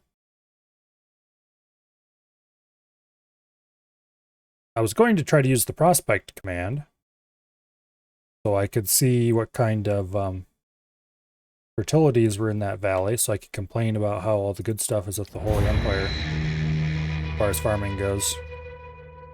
Remember correctly, I don't remember if they require taxes, but they do stop and demand everybody come out for prayers once a week. Okay, here we are. We lost like hardly anything. Good deal. I think it was over here that we had our guys. Most of the group was over here, and we were running them in circles over there. Let's go down into the valley. Actually, let's not. Let's stop right here. Prospect. Fertility, green 100%. Fertility is very low up here, but you can see a big old blob of green down there. Water, 111%. Stone isn't that bad, actually. There's like no iron or copper. I'm willing to bet there's probably some iron and copper resources that can be found down next to the river somewhere. Yeah, right there's some iron. 100% iron quality. That's a beautiful iron resource. There's a bunch of them right here in the area. 160% water, 100% green fertility, 94% stone right in here, 91% iron right in here, 0% copper. This would be the perfect place to build a little base if it wasn't for the fact that there's a base not too far away already. Right over there. That might interfere. And that there's no copper. But this whole river bottom would be an amazing place to put farms. And of course you have to deal with the Holy Nation, but...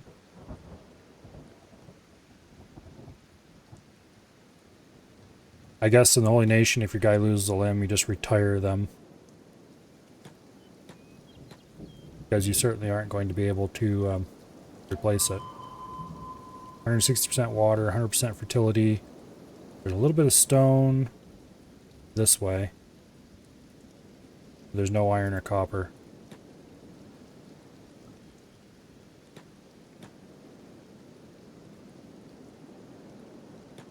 Yeah. There's an iron resource. There's some iron over here. There's more iron. It's right by a road, though, which would be inconvenient. Because everybody and their brothers can be running up and down that road. Oh, there's more iron. Maybe there's some copper up in the hills nearby.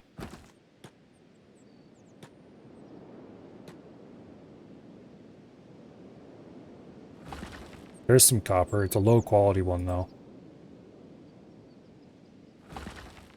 Yeah, that's really low quality copper. It's only 20%. But it is copper. You don't actually usually need that much copper.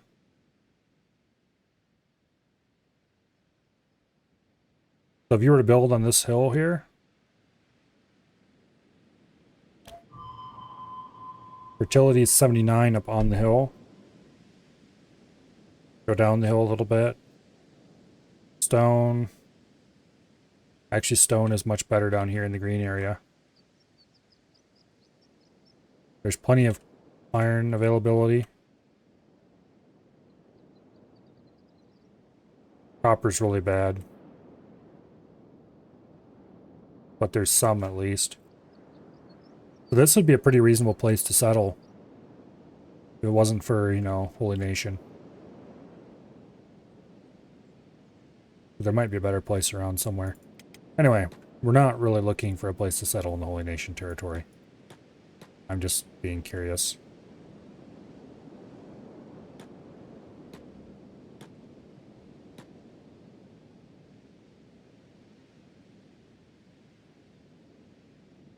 There's lots of iron around here. Not much copper.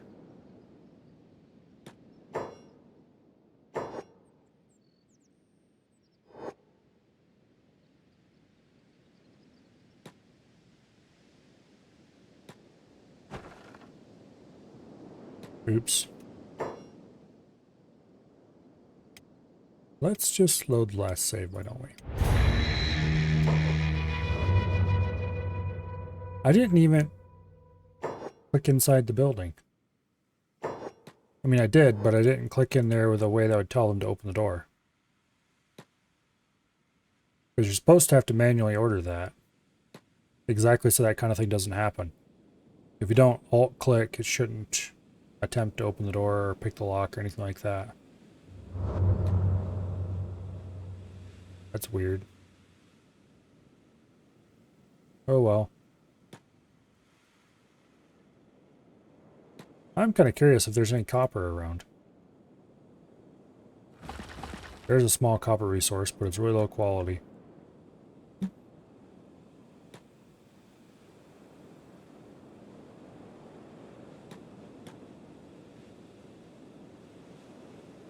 And what do you want? Weird. Yelled at us to halt and then walk past. Okay.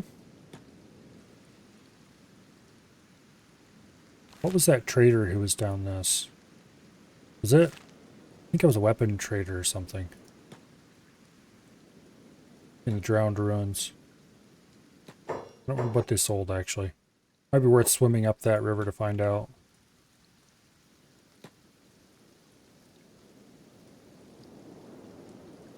Anyway.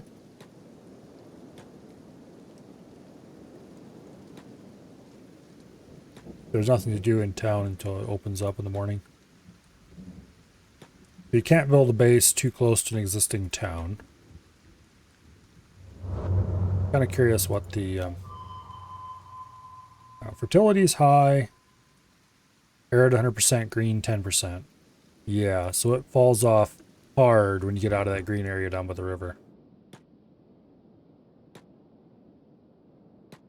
You can grow arid stuff, but not much else.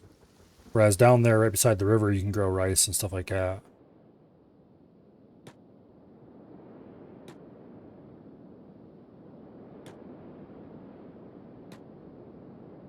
Alright. Like, if there was iron and copper over there, that would be pretty ideal. relatively flat.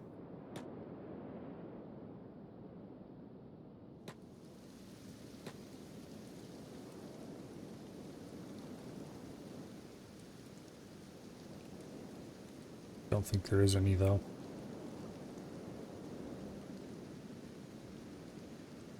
Don't see anything of any real interest.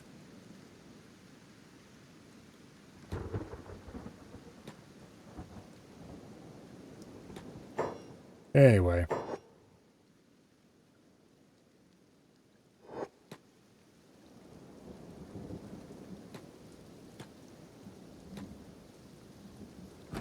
There's a bunch of iron right here though.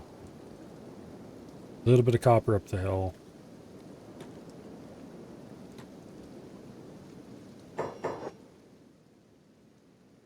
Although the problem is, being up the hill, it's going to be hard to wall to surround both the iron and the copper, and enough green area to really build farms.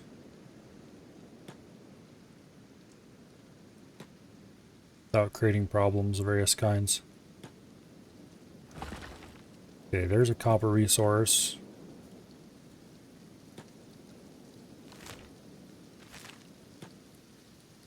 And an iron resource. High quality iron, low quality copper.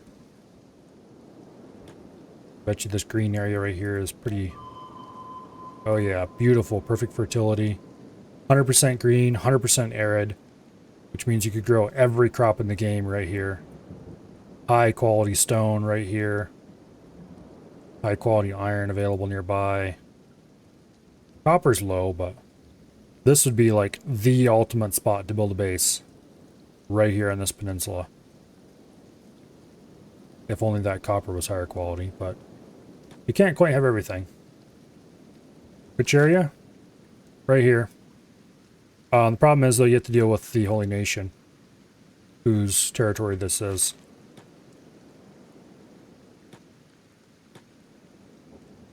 They're going to be annoyed with you and stop by periodically, and I don't remember if they charge taxes for that area or not. There's a Holy Nation farm not too far away too, for that matter. I don't remember if these guys just sell animals or if they also sell some other stuff. Probably run around and see if we can find a merchant.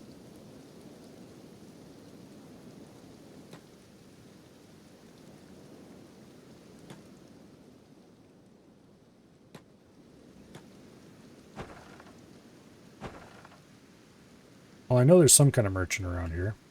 Usually there is at these farms anyway.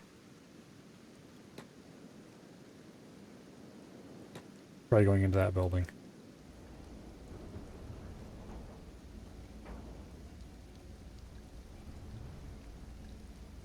Okay.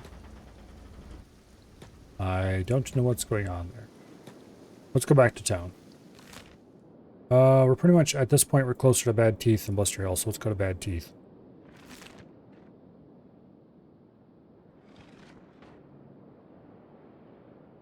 Yeah, Holy Nation has got good land, but the neighbors. And they've got so many soldiers, so unless you are prepared for serious combat, non-consensual settling, shall we say, is non-trivial.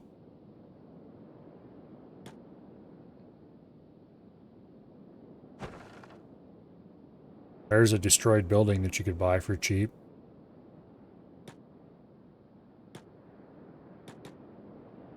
Okay, does this place have any... There's a bar, there's an armory, weapon shop, armor shop. Go visit the armor shop.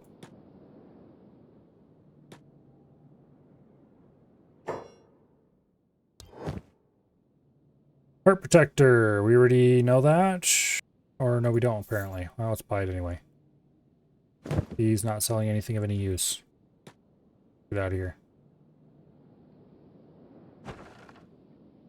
I don't remember if the armory sells things.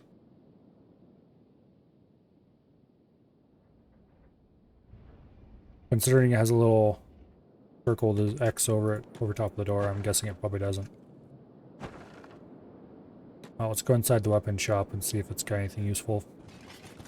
We have blueprints.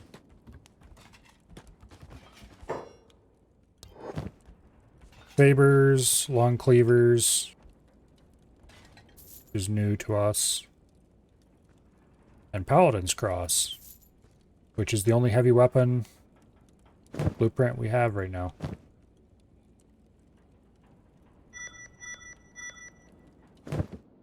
Okay. Well, I was hoping for a little bit more.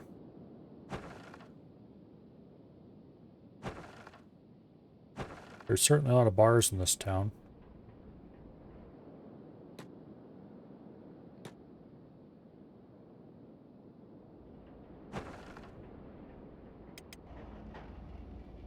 Okay, let's get out of this place. And let's go over to Stack.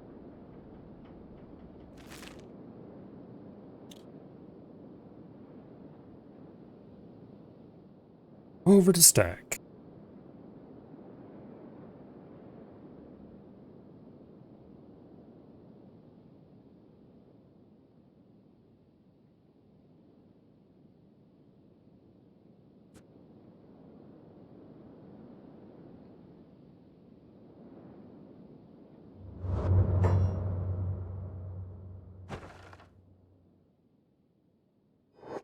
There's the Holy Mines. Because welcome to the Holy Nation where everything is holy.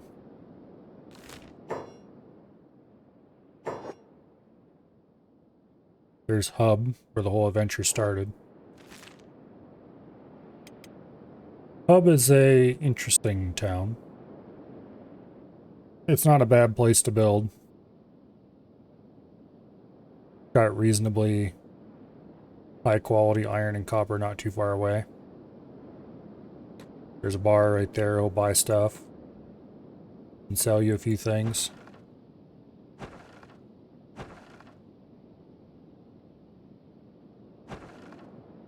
Okay. General shop. A bar. Mechanical shop. This must not be Holy Nation. No, it's Holy Nation, alright. We'll buy a little bit of leather, because why not?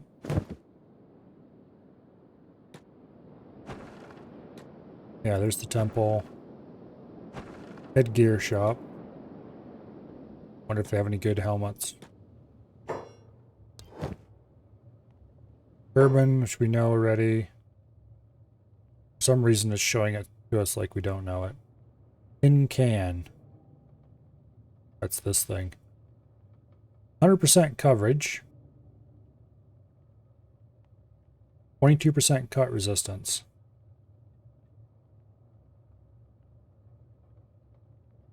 Minus 20 perception bonus. Well, we'll buy it for completeness sake.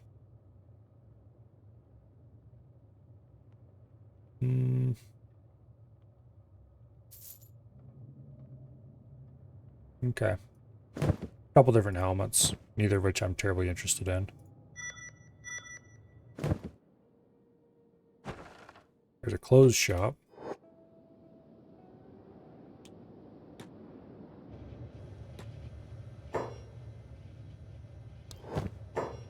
And he's got leather shirt, reinforced half pants, samurai cloth pants, which you already know, and reinforced cargo pants.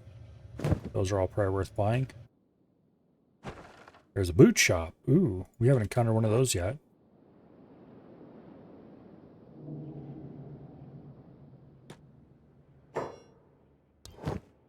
He has drifter's boots, which I think we already know how to make, but I'm going to buy the blueprint for anyway, just so it stops showing up as a blueprint. And a couple maps to places we already know about. And a bunch of wooden backpacks. A trader's backpack, which is a wooden backpack with a sunshade.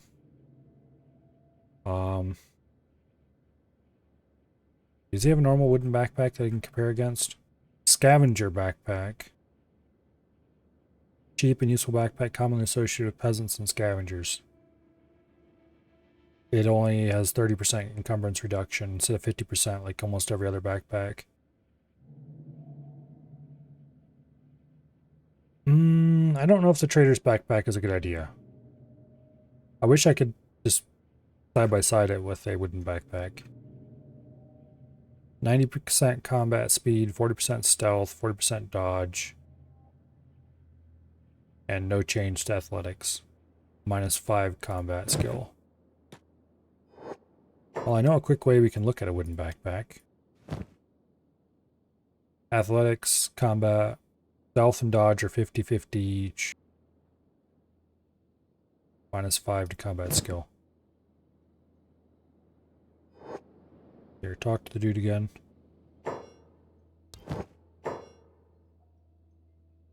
Okay, this actually is worse than the standard wooden backpack as far as changing stealth and dodge. Otherwise, it's identical. I wonder if it holds more or something. It's only 800. I'm gonna buy one.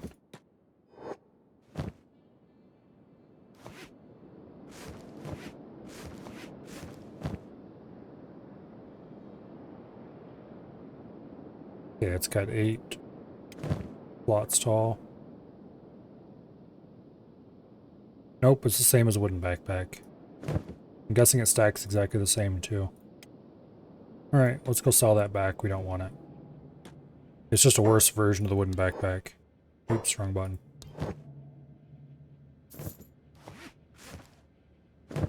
The, Holy Nation Armor Shop. Have we stopped here already? Oh, we're stopping here again. Just in case.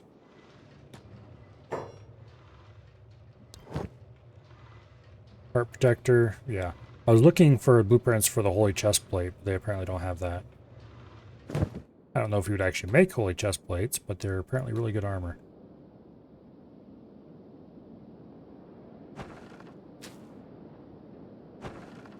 Okay, I think I've visited all the shops that I want to visit. In this town. Now.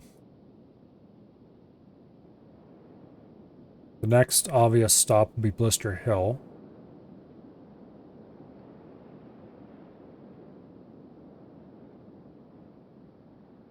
Yeah. I think Blister Hill is actually the last Holy Nation town that we haven't visited. Or, you know, large city or whatever.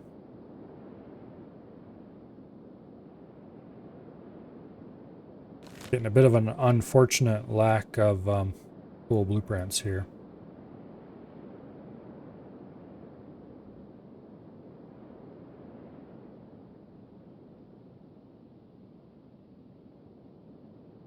Because Hub is past Holy Nation lines.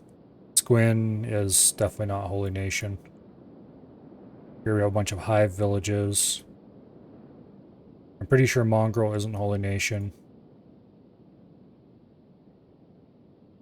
World's End is definitely not Holy Nation. So they're kind of this little area right here.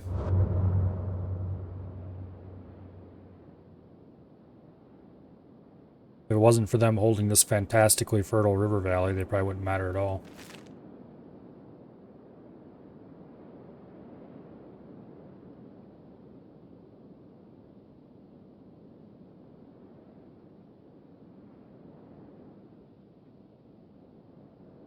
It is night again. So it's going to be a while before we can have any dealings in town.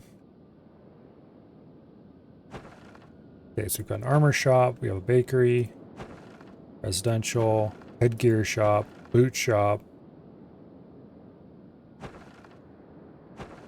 bar, a couple bars, there's a weapon shop, another bar, a temple, And then there is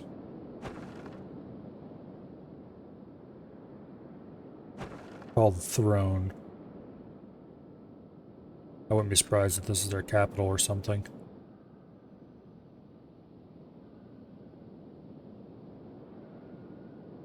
Anyway, we're interested in the shops in this area. Mechanical shop, which I don't really care about. Clothes shop, which I do care about. Clothes shop and weapon shop up here are interesting. This place has 2 temples in it.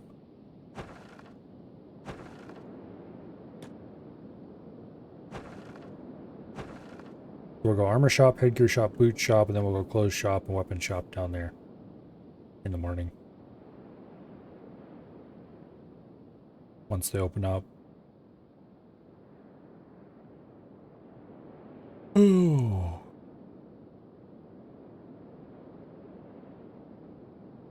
And then it's back to our little patch of desert.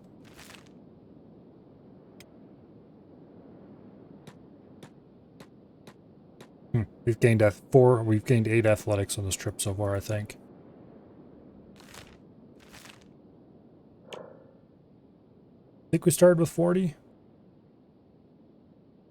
any case, we're at 48 now, which is not bad. Gives run speed of 22 miles per hour, which is only a little faster than we were before. But hey, every little bit helps.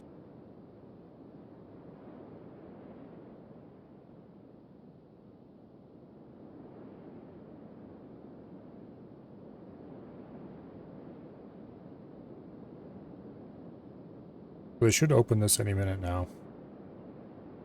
This shop opened up. Okay, there we go.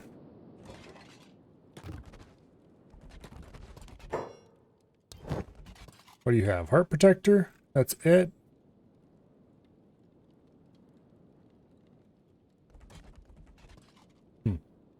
These things have 100% chest coverage, 100% stomach coverage, 25% coverage of each arm, and 40% coverage of each leg. That's really good for armor.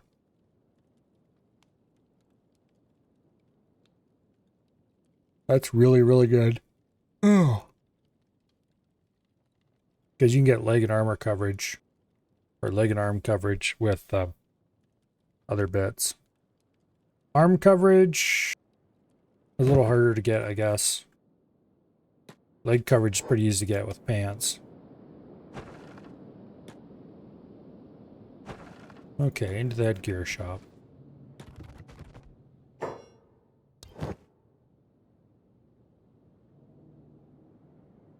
Let's just buy that so it stops telling us it's new. Oh wait, did we already do that once? Why do I have leather shirt, which I already knew? Must have bought that one by accident.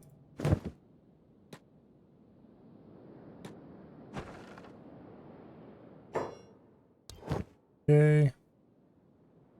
Drifter's boots, which we already know. Oh, maps, whose locations we already know.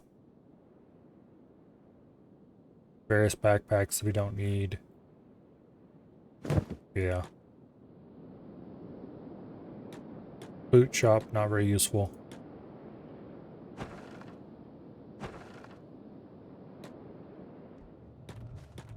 These guys' blueprint stuff has been very disappointing so far. Rusty chainmail, we'll buy. Wooden sandals, we'll buy just so it stops telling us we already know we don't know it. Ninja gi, that's useful. Rusty chainmail, tiger moss, we'll get that because why not? Buy the leather because we buy our leather every time we see it. Okay, we've got a few useful things out of that. Now for the weapon shop.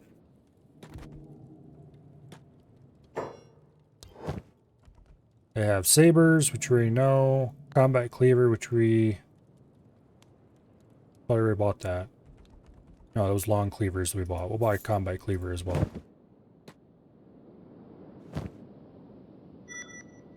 Okay. Well, that was a rather disappointing trip to Holy Nation territory.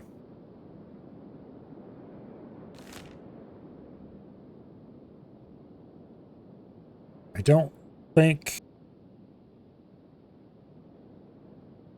there's anywhere else we could go here. Unless we make another run around the 3 cities, but I don't think that's worth it. So we have a choice. Do we go straight home? Or do we go home by way of Black Desert City? I think the answer to that is we go straight home. It's faster and we can go to Black Desert City with a faster person. Gotta start making a habit of buying all the leather you see as well. If you want to make any leather armor, you're certainly going to have to. Trying to get enough skins to tan your own is... Well, I've not found a way to do it.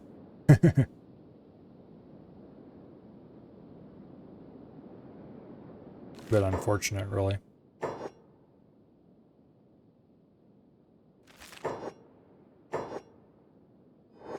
There we go.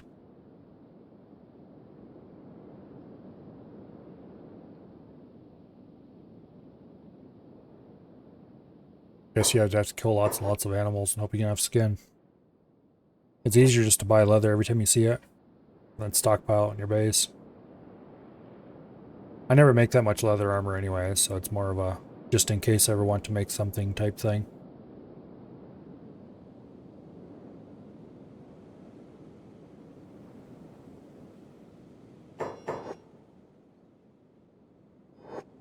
Chainmail and heavy armor are much more accessible.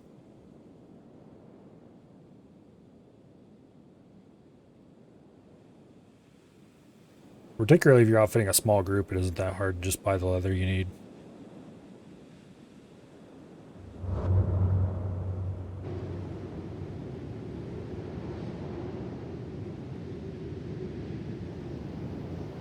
Reminds me, what's it take to unlock chainmail?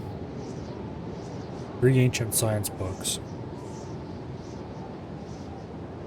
Wait, why is this...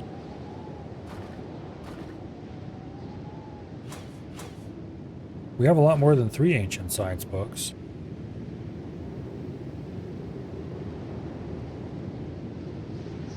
Weird.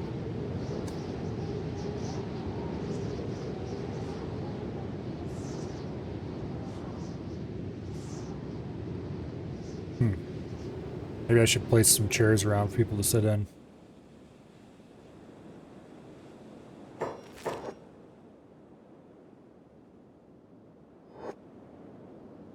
Oh.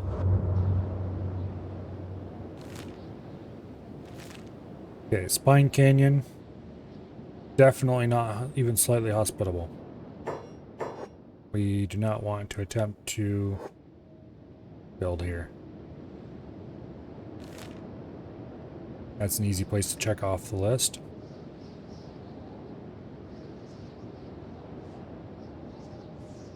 Wind isn't buildable. These are mountains. This is inhospitable. Forever raining. Not a nice place at all. I think that leaves, if I can find some place around the perimeter of the swamp, that's a good place. That's probably where we're going to move.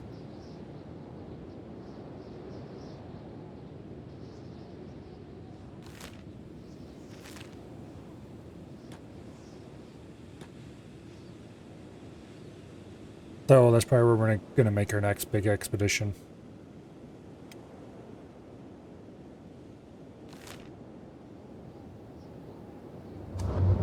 Okay, tax collector is due in about 2 days. Why is the door hanging open? Oh, clearly somebody showed up and busted the door down and then left.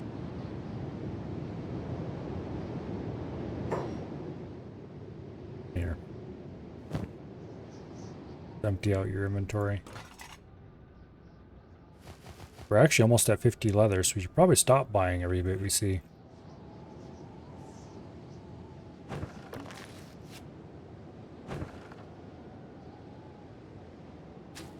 There we go.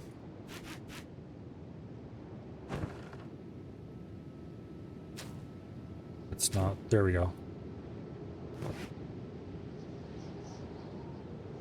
Alright, get your ass over here so I can get your backpack out of your inventory. Alright. We probably have a full set of hats now. Yes, we almost certainly do. So let's go ahead and get everybody equipped with brand new, definitely not stolen, definitely made by us hats.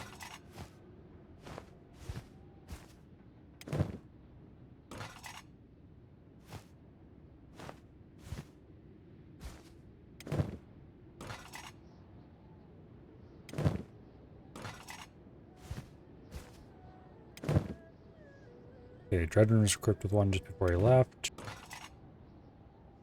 Jack has a turban that I made as a test and decided I didn't want to do turbans because they look silly. Yes, that was the entire reason why. Not that the straw hats look much better, honestly.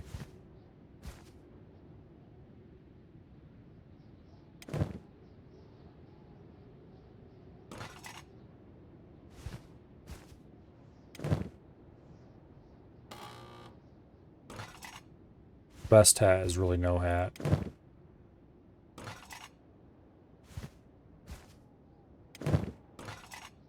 Although, of course, that's not statistically.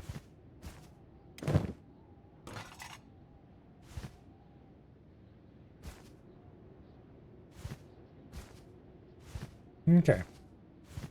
Everyone now has a locally produced full set of armor that's at least high grade or better.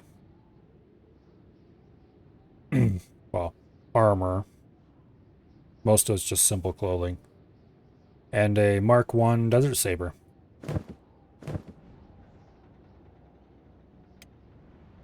Can I make my own? I can make a ninja gi, but I don't think I can make ninja pants. No, I can't. Okay, so that raises the question, do I want to keep using these plus stealth blows on Slick? Probably.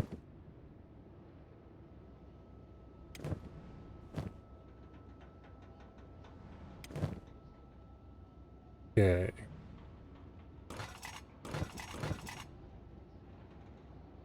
Pollock, you're up to 84 armor smithing. Let's start making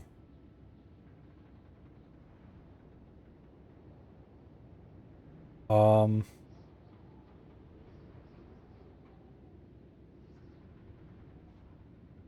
tempted to start making samurai armor. It would come out specialist grade.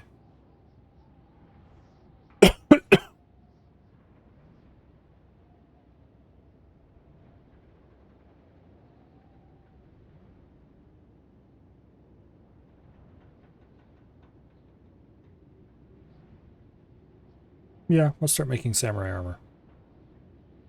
So, helmet, armor, leg plate, boots. Repeat Q.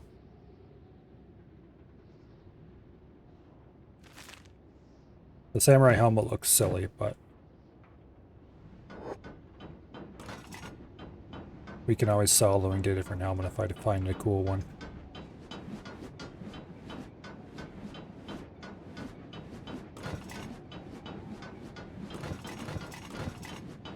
Now, Slick, what are you doing? Standing around with your thumb up your ass, that's what you're doing.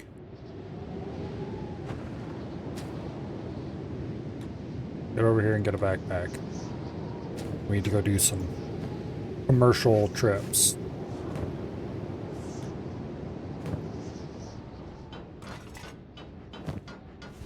Let's sell all those junk hats. Ooh, that's a masterwork grade black plate jacket.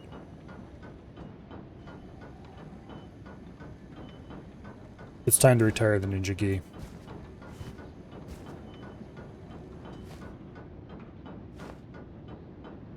This has no minus stealth effect, so it's perfectly good armor for him.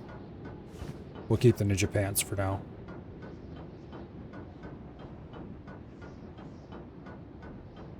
Specialist grade samurai helmet.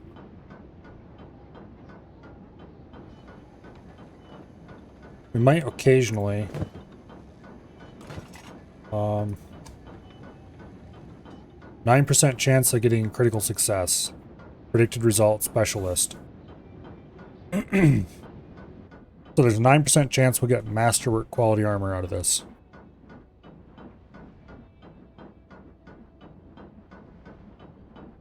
And that'll slowly go up as he gets more and more levels.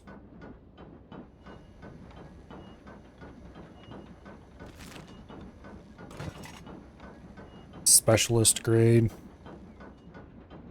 There's some pretty stiff minus penalties to that.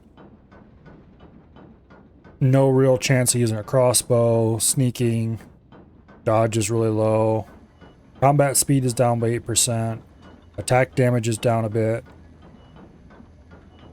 assassination skill is like haha fat chance, melee attack is down by 8 points, martial arts is down by 10 points, but it covers the right and left arm by 85%, the stomach by 85%, the chest by 100%.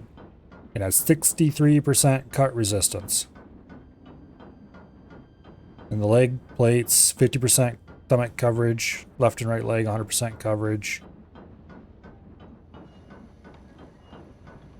Yeah, these are pretty cool.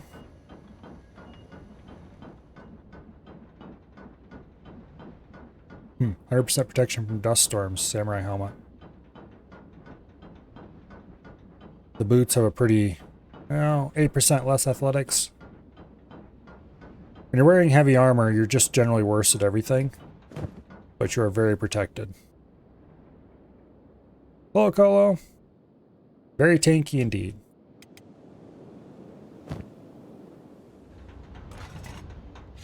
But you pay for that tanky, so.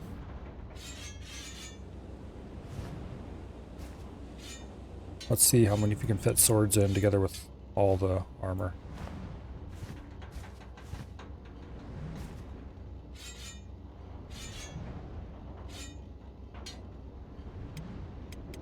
Yeah. We're not going to be arrange that any better. Okay, we could take a bunch of swords, but not quite all of them.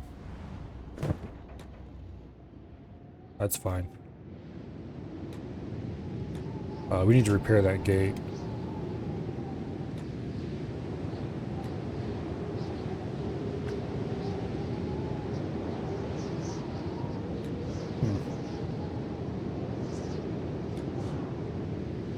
Technically, it should be this fool's job to repair it. He just doesn't. I think it's just the game doesn't automatically order them to repair the way they're supposed to.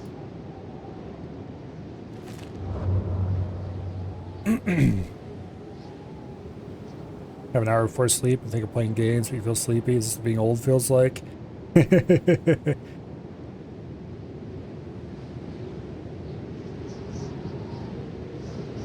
Good question.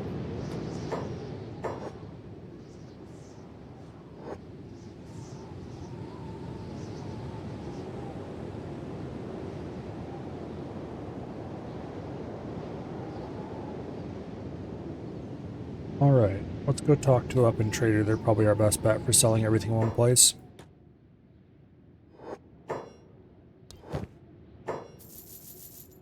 Or selling a bunch of things in one place. Oops, we sold our food. Alright, not that it really matters. We already know all the blueprints they have available here. And we can buy that for the same price you paid for it. Okay. Let's go to... Let's just run through all the local shops until we get rid of all our stuff.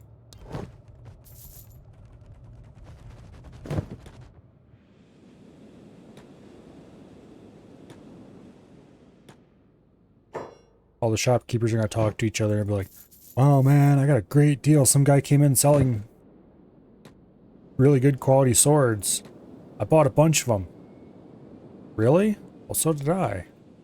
And then they'll all realize, oh no, there's a glut in the sword market. We'll never be able to sell them. We're broke.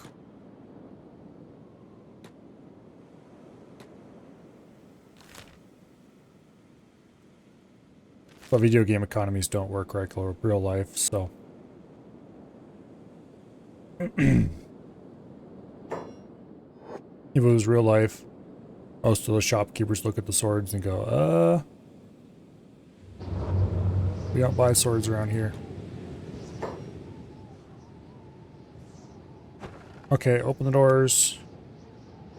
It's manhunters. Manhunters.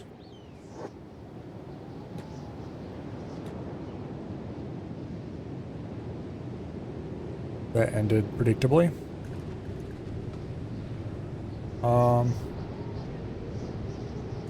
His KO point is 28, so he can probably get up and escape.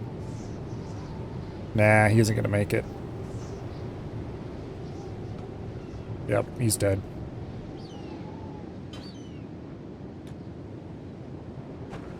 Well, the rest of the manhunters were smart enough to stay outside.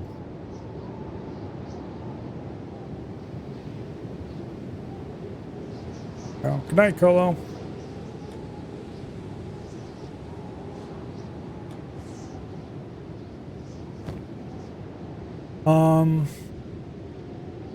Is there anything else I need to load up on right now?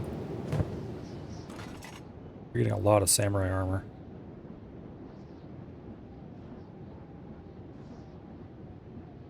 Let's see if I can start sorting this into suits.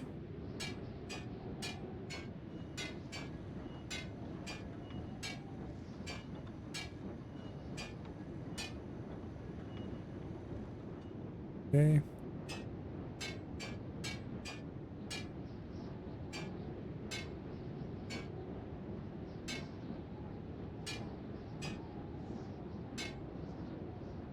We don't have any masterwork grade pieces.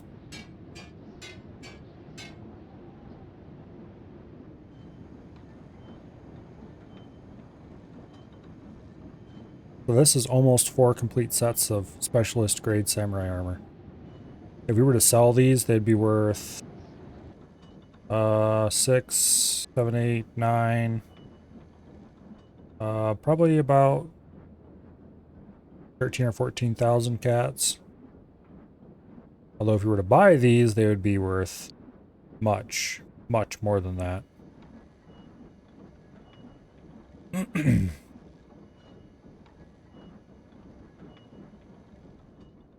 Not sure if I want to equip anybody with heavy armor right now.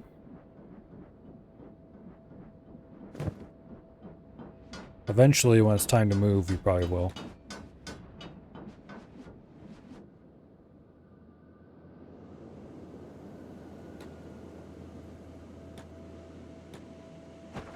Why is the door beat down again?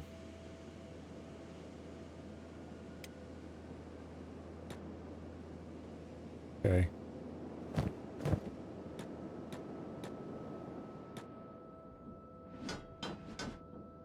I really wanted to check, though. 85. Maybe check the queue. Critical success chance is up to 10%. Nice.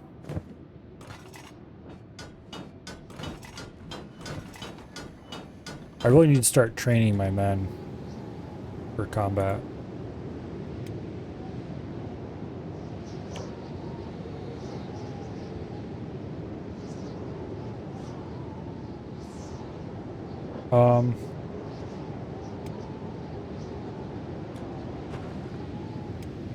What is the best quality training dummy we can make currently?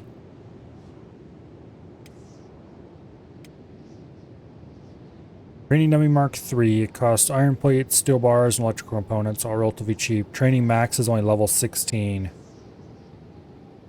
That's just pathetic.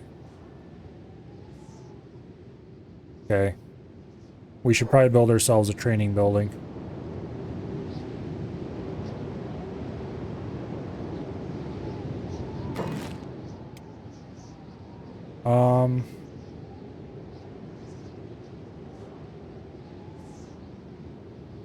I think the bug house is probably the best choice for this. And we'll put it here by the door.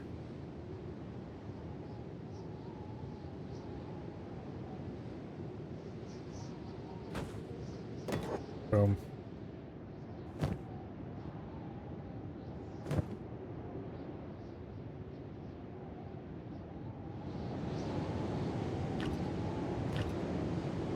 So this is going to be the training building. Also, look how weird and lopsided that is.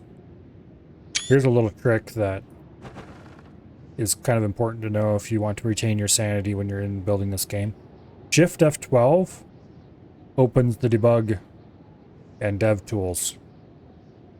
And then you select the building you want to fix after you place it, before you build anything inside of it. And you change mode to orientation. You leave axis set to global. You go down to here to pitch, and you set that to 0. And you go to roll, and you set that to 0 as well. And boom, your building is now perfectly level. Close that, exit. Now you see how wonky the door here is?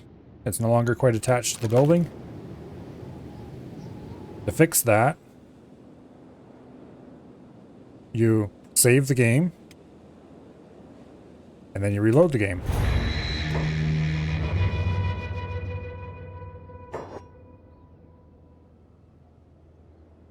And that fixes several bugs related to having hand moved the building like that. It fixes the door. And it also fixes it so that if you place buildings and if you place structures inside of the building, they're now properly aligned to the floor instead of the old floor of the building. Or where the floor used to be. And sometimes if you're getting weird pathfinding bugs, you can also use that Shift F12 menu. There's a pathfinding button, and then there's a regenerate sector. And that'll regenerate the nav mesh for the sector, and that can fix a lot of weird bugs as well.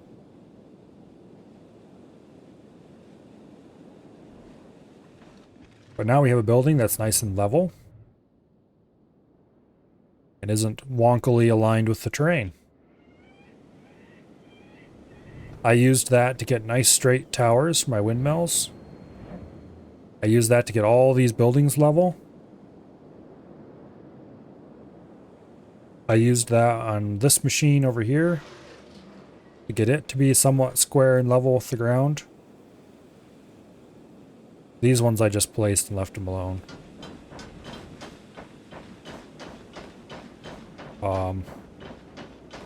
Yeah, a bunch of things have been leveled into position that way.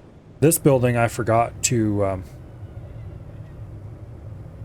square it up before I placed buildings inside of it. Now it has things like a stove that's sunk into the floor. And hovering things on this side of the building. You can see how much it was tilted before I flattened it. I really should go in and delete most of the stuff and rebuild it, but... oh well.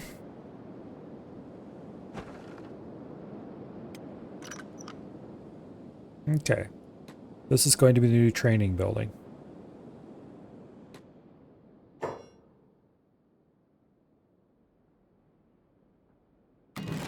So we're going to build a few prisoner cages here on the end. Yeah. We're going to put a prisoner cage right there.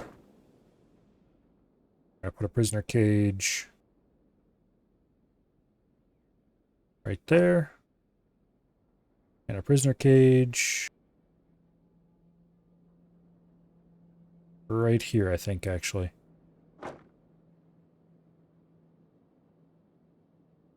And then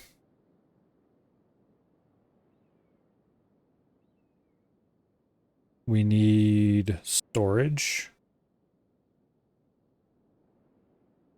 Need a weapon cabinet. We're gonna put the weapon cabinet against the wall right over here.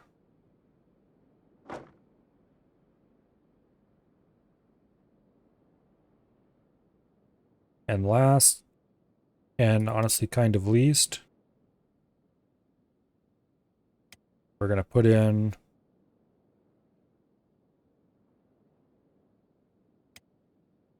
on the roof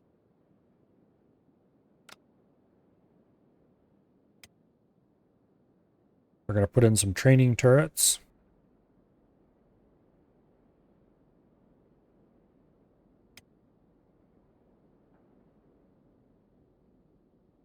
Like a row of 3 of them right here.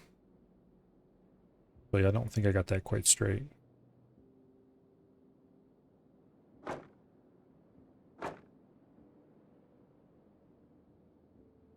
About like that. And then we're going to put some training dummies in kind of a row down the middle of the building.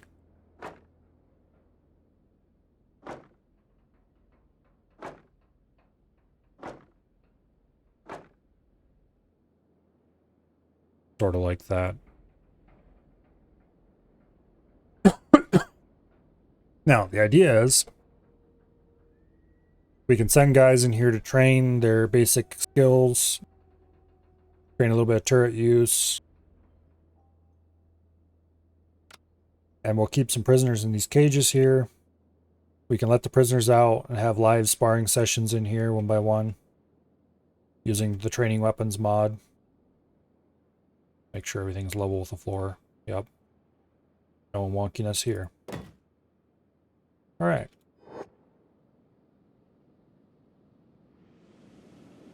We should make some training weapons. What's our smith's skill at? He's up to 92. I think he's pretty maxed out. Let's actually have him stop making swords. And let's order a training katana. 4 of them. 2 training planks. And a couple of training longswords, I think.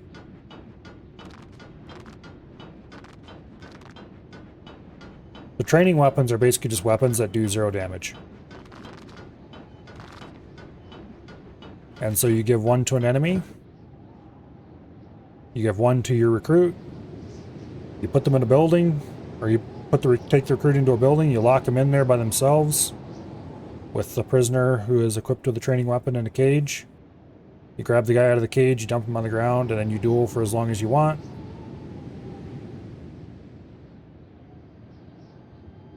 Until both guys are as leveled as you like them to be. Now the problem with this is that the prisoner is training right along with your guy.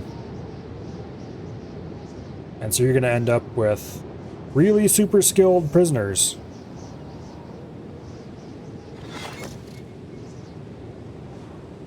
Which don't make good training partners for your low-level guys necessarily. So eventually you have to replace the prisoner because they get to be too skilled. And it's not easy to train all kinds of combat that way. Also, it's a mod. It's not a vanilla thing. Honestly, vanilla should have made it so that you could have sparring sessions between 2 of your guys. Using either a special kind of weapon that does no damage, or just with normal weapons and a low risk of any kind of accident.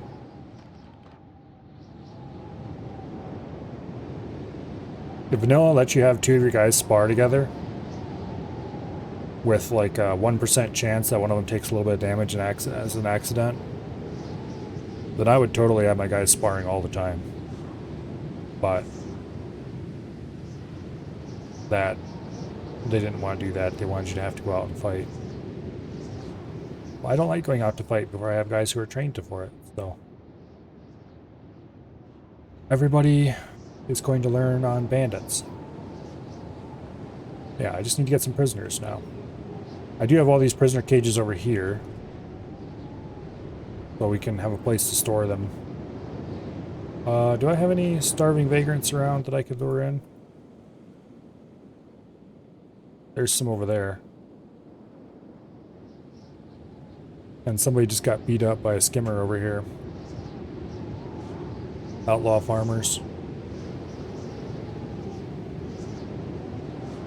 Oh, that vagrant camp that's been here on the hill for the longest time is gone now. Alright. Who all standing around with nothing to do? Because it looks like a bunch of those vagrants ran straight into a skimmer.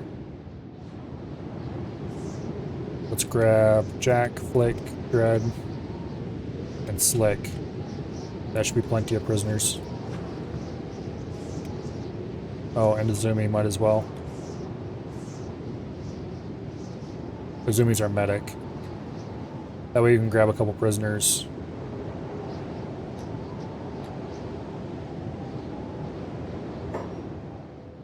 Okay. Can I select the damn door?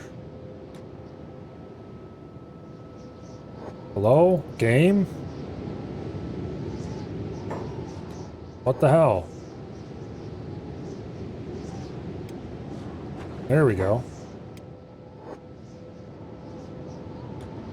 Alright.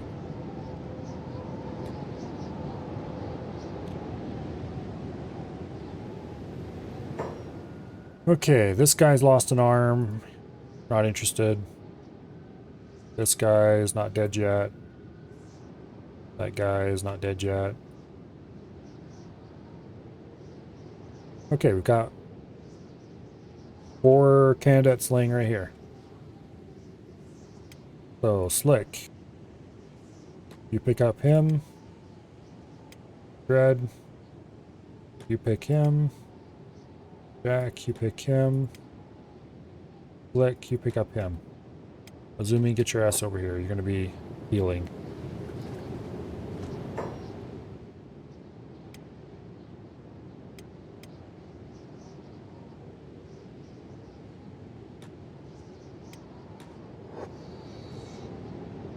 Flick, of course, got here first.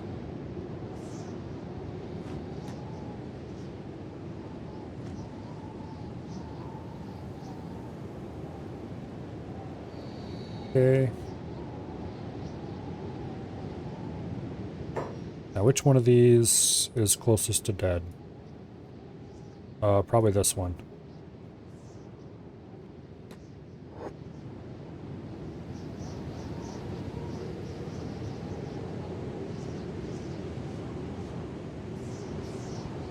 Okay, he's no longer in deadly dire danger.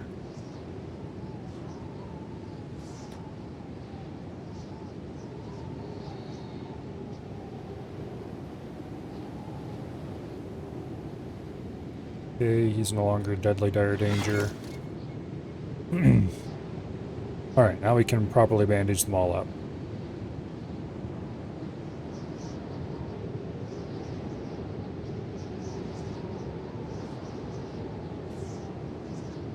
So, starving vagrants.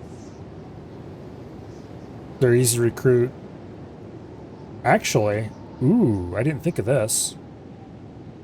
We can use them for sparring partners when we're done getting them to, when they're too badass to use the sparring partner anymore. We can recruit them. Because of course, why not? The starving vagrants, with the recruiting mod, they generally only ask for food. So it's not hard to recruit them.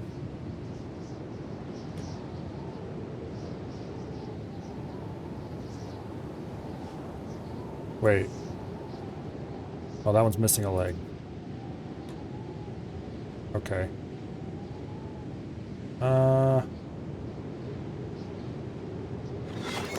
Could give him a leg. Not interested, honestly.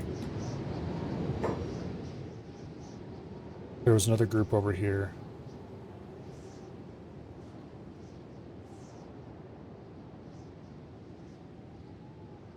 Dead. This one's missing a leg as well. These ones are fine. We only have cages for 3, I guess, so that's fine. We'd have to cage one up outside. We can always get more later. Okay, so is everybody all patched up? Yep. Alright, back to base.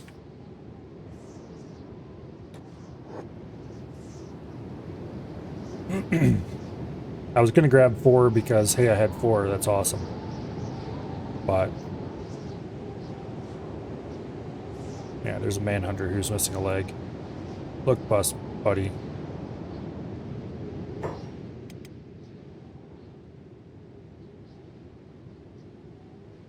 We're being chased by starving vagrants. No, we're not.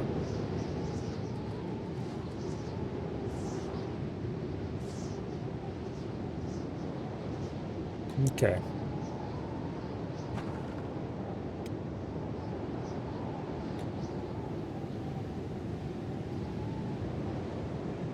We need to get rid of that guy. He's really annoying. Okay. Slick, go check to see if these doors have been built yet.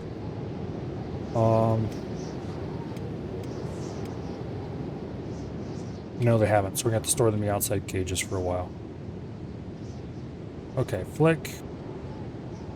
Put in. Jack. Put in. Put in. Okay, there we go. We're gonna have to feed all these guys.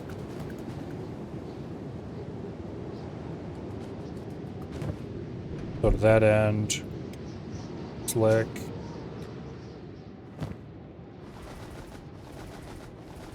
We'll give each one a bunch of food.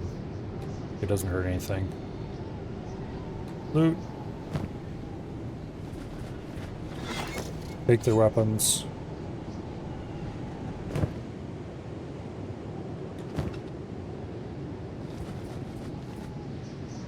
He didn't have a weapon.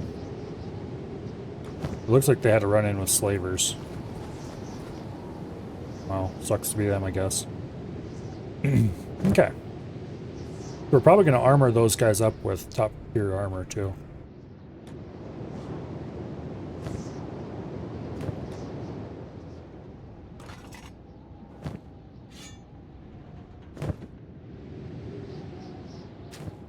And Slick is probably going to be our first training partner for them because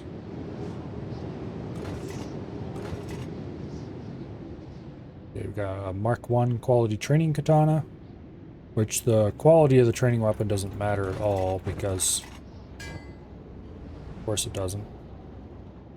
Kumo, you idiot. Here, Slick, get over here and rescue him. It's not out of resources, you dumbass. There. He just wasn't smart enough to remove the weapon. I thought he was supposed to make 4 training katanas. Oh, yes, he was. He just didn't put them in the... whatever. When they change to different sizes of weapons, they can get weirded out by it and not realize how to move things around.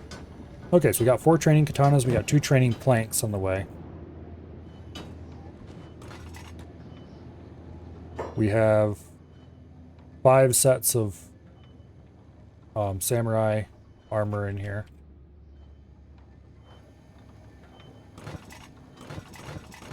Are any of this masterwork? Nope. Okay, so we should take 2 of these sets at least and move them over to the training area. We can train guys in heavy armor at the same time as we're training with everything else. Yeah. So we're going to turn Slick into an absolute badass. And whoever his training partner is also going to be an absolute badass by the time we're done. And then we'll pick somebody else out of the list here and train them to be an absolute badass, and so on down the line till I either get tired of training or everybody's trained. One of those is more likely than the other. Are we... No, we're not out of iron. I was gonna say.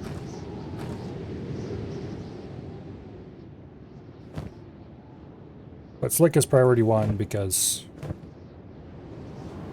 he is the person who is most expendable at the moment, as in he isn't doing anything important.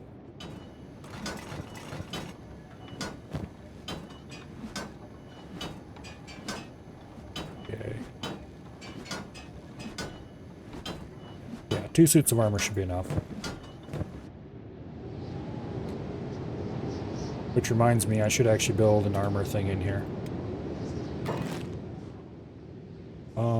Storage. Armor storage. We'll put it in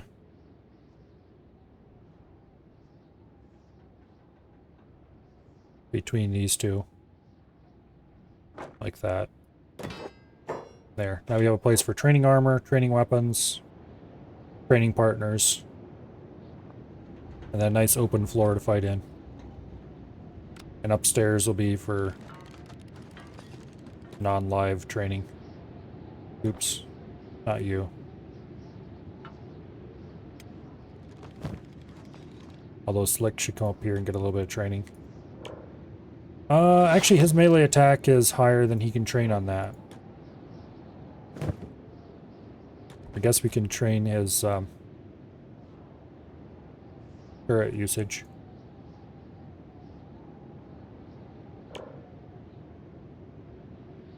Yeah, his turret skill's pretty low. What can these train up to? 30. Alright.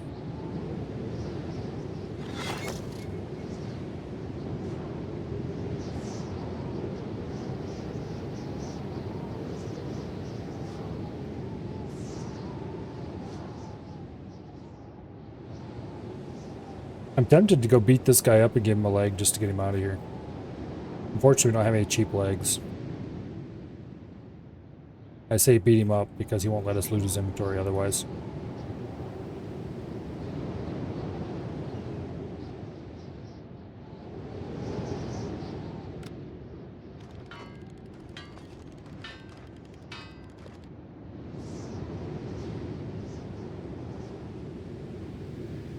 Okay.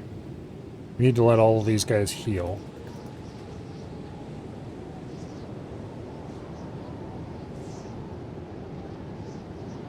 Ideally...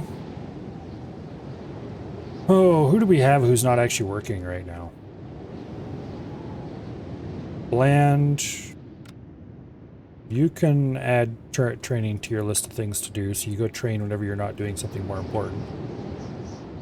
Although we're going to have to turn that off. See, when it comes time to actually start doing live training in here, we're going to want to turn that off, because we don't want people trying to open the door and come in.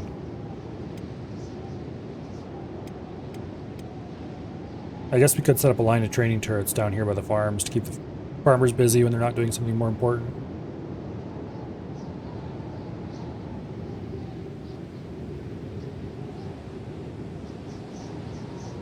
For Bland stats like... His melee attack isn't terrible.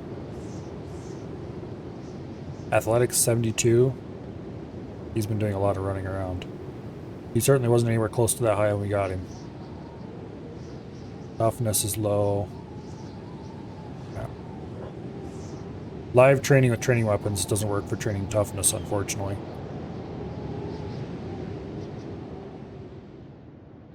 For that, you have to go forth into the world and get beaten up. As far as I know, there's no good way around that. Okay, so the new prisoner cages are almost done.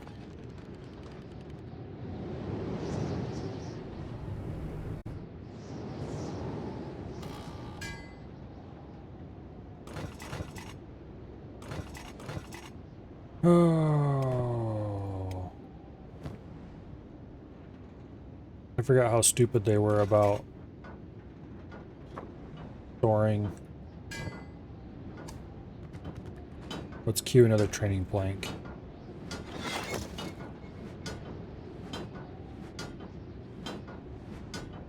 There, we ended up with one that was Catan number 3 instead of Mark 1. Not that that's a huge problem, but anyway.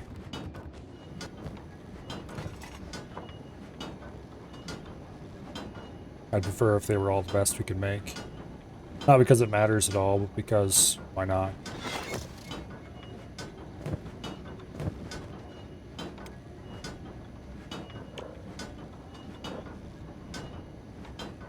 So the Desert Saber is a saber class, so we're probably going to want to use the training longswords.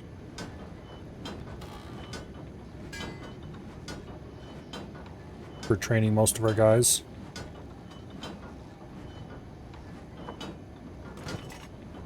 Although ideally I would familiarize them with all the weapons eventually. Once we get some high-level fighters, then we take and cycle our 5 high-level guys back through with different weapons and get them well-rounded.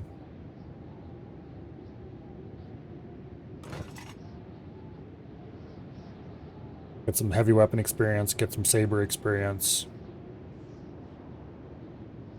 So fast at crafting now? Yeah. Although it definitely helps that we're running it at, oh, we're not even running max game speed. Okay. Yeah, he's level 92 weaponsmith. 1.3 times speed weapon crafting.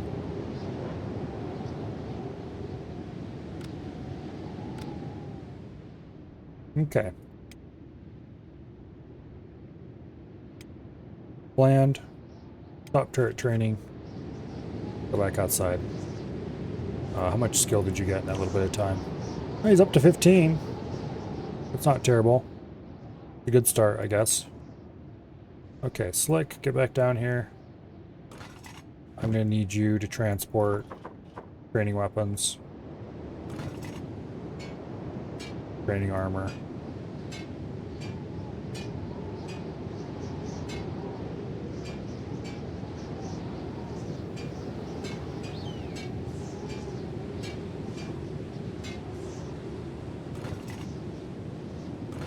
Okay. Let's go get the rest of the training weapons. We're probably going to want to get 3 more suits of armor and pre-equip our training partners with them. To that end, let's actually strip them of their current equipment. Oh, we need to get those shackles off them too. That's going to constrain their fighting ability a bit too much.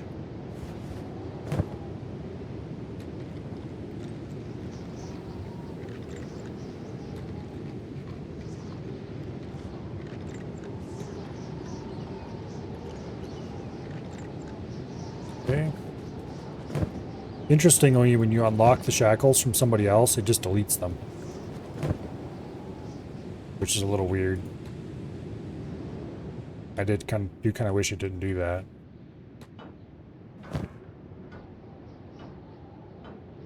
Alright.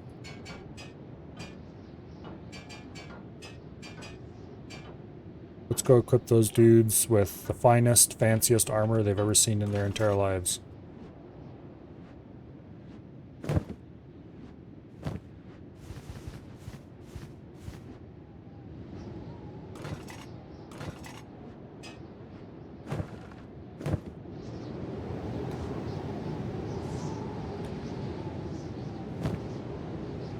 The low, low price of getting your ass beat with a stick, so it shouldn't hurt too much. You get to wear awesome armor and you get freed when you're done.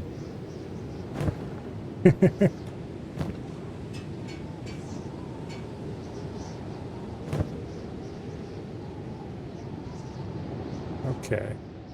Although we have to be very careful we don't accidentally free them. Actually, I probably shouldn't give them the armor at all, on second thought. Because we are going to have to send somebody in and subdue them after we're done.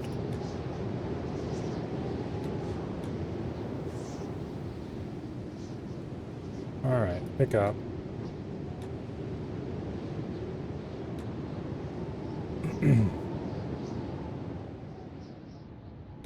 Yeah, as far as I can tell, dual wielding isn't real. It's just a weird artifact of the way the game works. There are 2 weapon slots, 1 and 2, like that.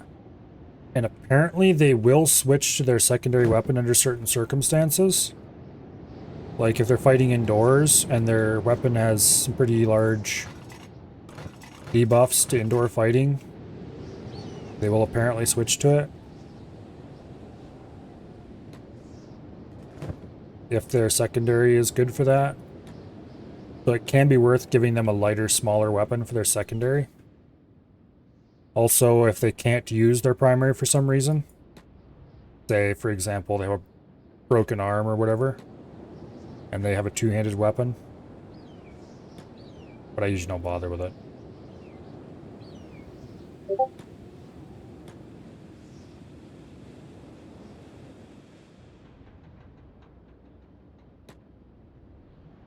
I don't think there's any actual stats that govern armor use. It will help train strength, I think. No, that's using a heavier weapon.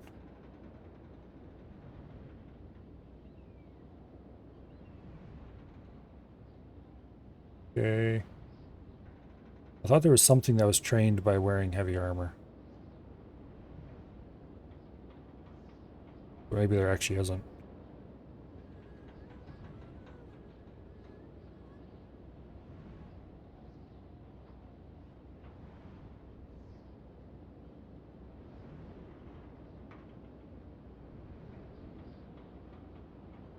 Yeah, I don't know. I don't think there is.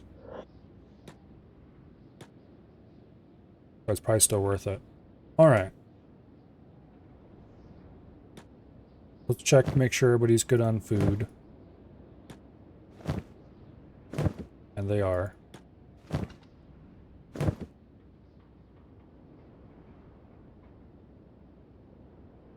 They still need some recovery time, that's for sure.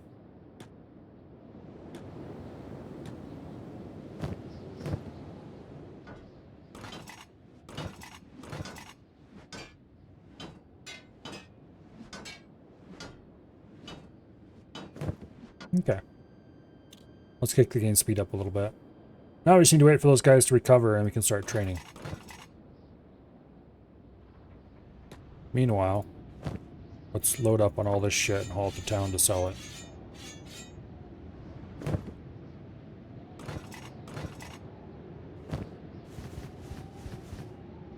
Ooh. Just can't quite fit that last pair of pants. Oh well. Yeah, I do have to get some training weapons. That's why I made a bunch of... That's why I made at least 2 of everything. I'm not sure why I made 4 training katanas. But there's at least 2 of everything, so we can give one to the... whoever we're going to train with, and one for the trainer. Although we have to be careful because... yeah. When we decide it's time to end training, they're not going to helpfully and cooperatively jump back into their cage. And so we're going to have to give the actual trainee a weapon. An actual damaging weapon. So they can subdue them and put them back in the cage. Which end we should make, while I'm thinking about it, we should make some blunt weapons. Iron club. Yeah. We'll make a couple simple iron clubs.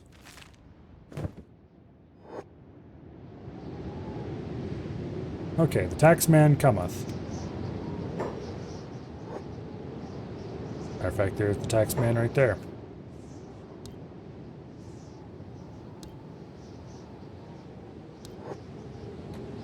See ya. Don't throw it at you in the ass on the way out.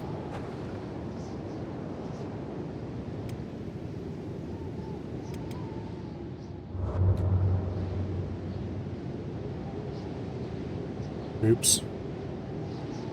We were standing inside the weapon dealer and they wanted to close, so they were discussing how to get rid of us.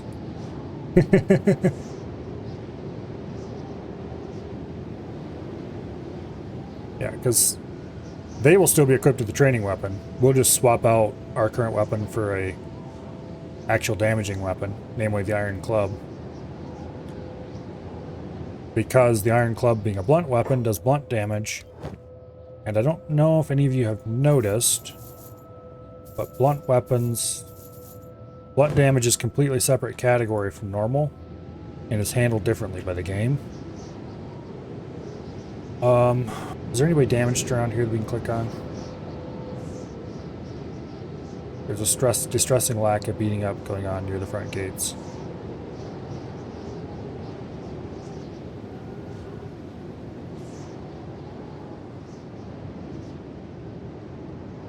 That might not remain that way for long, though. Here, buddy. Go get the... No, turn around, go get the gate guards.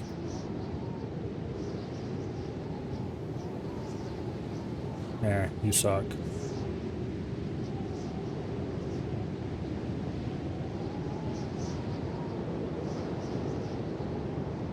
Anyway, have you ever noticed the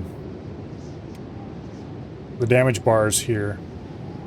There'll be 3 colors sometime. Well, 4 colors. There's 4 colors they can show. There is green, which means you're fine. There's red, which is basically damage done by a cutting implement. Then there is this tan color, which is damage that has been bandaged. And then there's dark gray. Not like this dark gray, but like a nothing is there kind of dark gray. That is blunt damage. And blunt damage does not need to be bandaged. It'll heal on its own. Oh yeah, here we got somebody getting their ass kicked. Yeah, see? This part right here is blunt damage. This bit would, if it wasn't for the fact that he's going to die before he can get a chance to, heal on its own. The red part is cutting damage and will, as this indicator shows, continue getting worse until the guy dies at negative 100. So you can take a lot of blunt damage to something and be fine. It can knock you out and stuff, but it won't actually really do much damage to you. That's why clubs are really good, because you can club the crap out of somebody and it doesn't actually hurt them, it just knocks them out.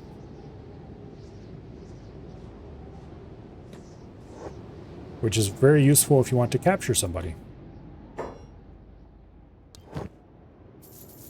And since that's exactly what we want to do, we want to make some iron clubs to keep them around.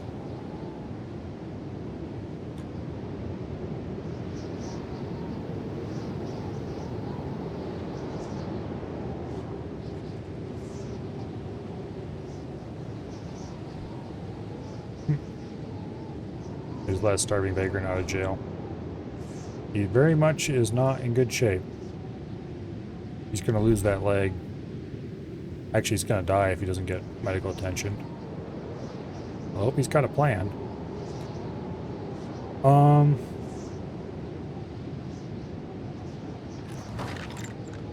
Well, somebody just got their shit kicked in and lost a leg over there. Probably that same vagrant.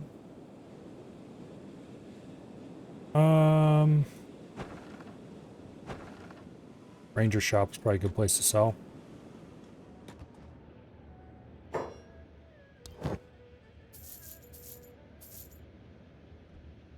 Okay, we know that one. Spring bat as well.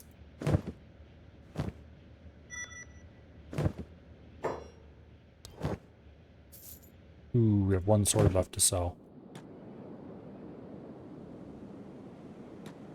We probably should do another trip to the Holy Nation soon to see if they've restocked any of their available researches.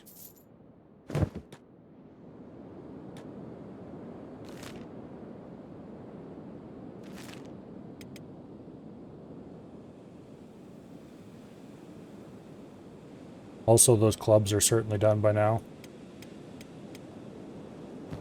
Yep.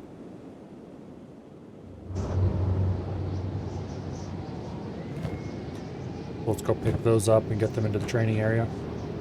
Then let's check on our training dummies to see if they're healed up yet. See, that's a good reason to use the clubs. We don't have to wait as long for the training dummies to heal up after each session.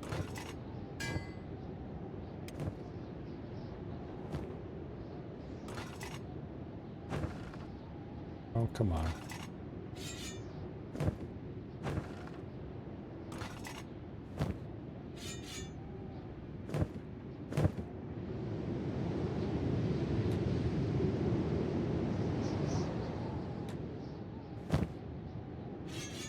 Nice.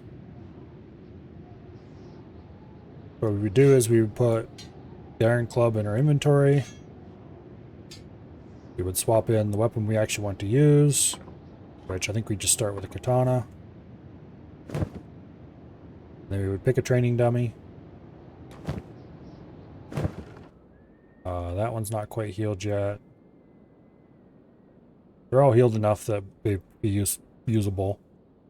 Let's actually go ahead and try this out. Save the game just in case I make a mistake. Close and lock the door.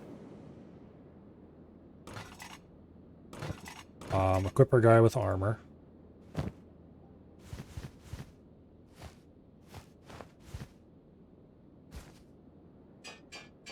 We can't wear boots because of who he is.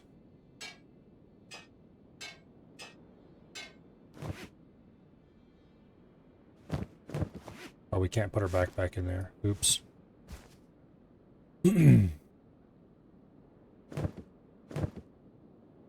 Oh, we can't fight with that backpack on.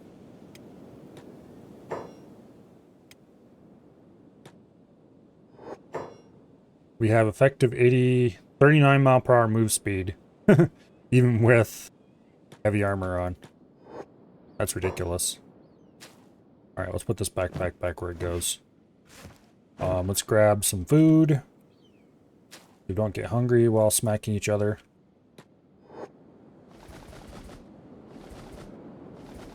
There.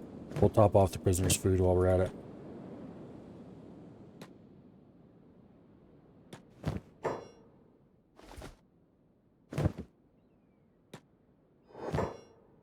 We'll give each of them another dust witch.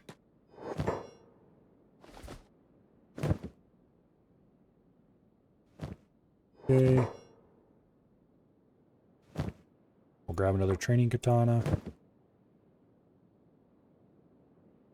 Congratulations. You get a weapon now. Close and lock the door so that we don't attract everybody else in the whole settlement to come help us. And then we pick up the starving vagrant. Walk out to the middle here. Save the game again, just in case the game goes wonky when I put him down.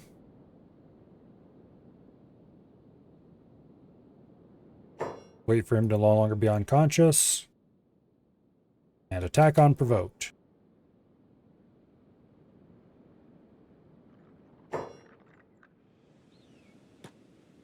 Listen here, you scumbags. Okay, fine. I'm setting you all to passive. Now get away from here.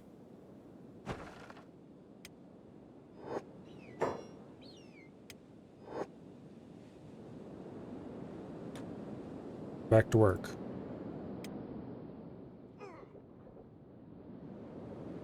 You are going to get back to work, right? Okay, these guys are all people who don't need to be working right now, I guess.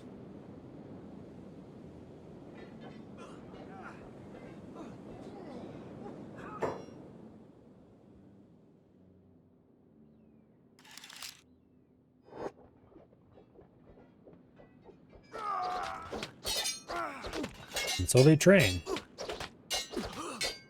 It looks like the prisoner is getting the worst of it for the moment.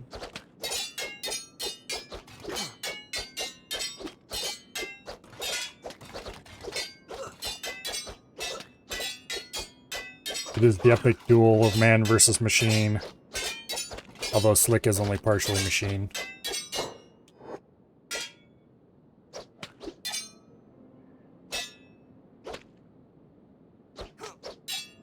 This guy must have kind of crappy skills, honestly.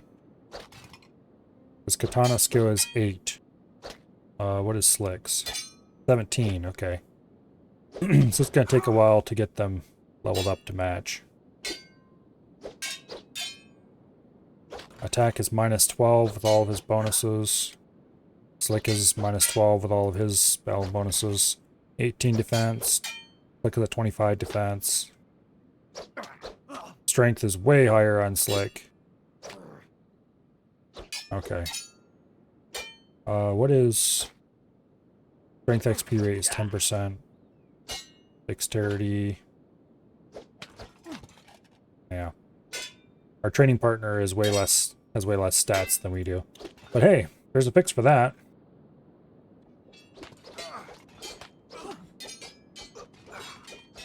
That is just to let it run for a while. Now, it is unfortunate that everybody in here has to be set to passive, or else they will come and help.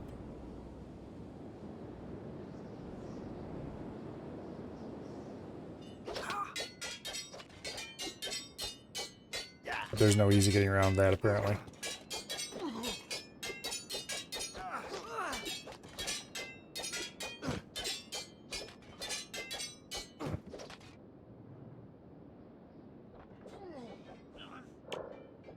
But yeah, this is... Oh, he's up to 30s already in melee combat. Look how fast that's climbing.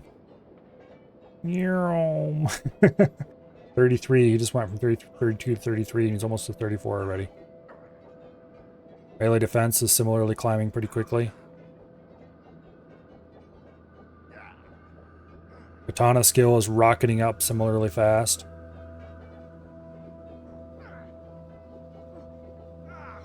Strength is going up very slowly. Toughness is actually going up a little tiny bit. Dexterity is rocketing up.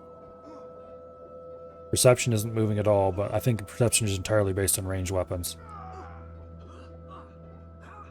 Look how fast dexterity is going up. Strength will go up a lot once we start training with heavy weapons, which will come later. Because we have training planks, training longswords, and training katanas in here, and we're going to train them with all of them. I want well-rounded warriors. It's a little harder to tell the stats of our vagrant here. His katana skill's up to 19. He's going up a lot from where he was. I think he's up 11 points from where he was last time I checked him. But he's not nearly as high as Slick is yet. His dexterity is at 17. His strength is at 8. And his stats are going up quickly.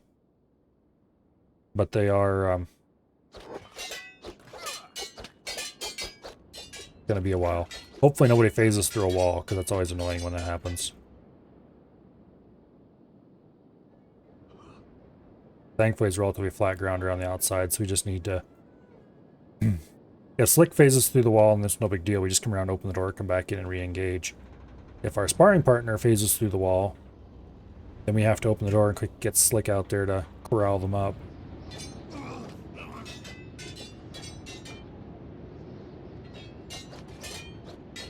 Yeah, this is by far the fastest way to train. Which is why this mod is actually a little bit busted, honestly. I don't think they'll actually eat while they're actively fighting.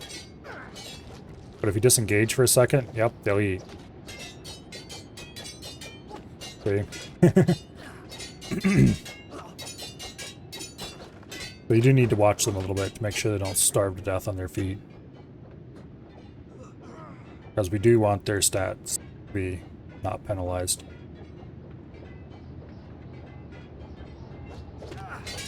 We let it go a little too long and it's technically malnourished. We should let them recover their hunger a little longer.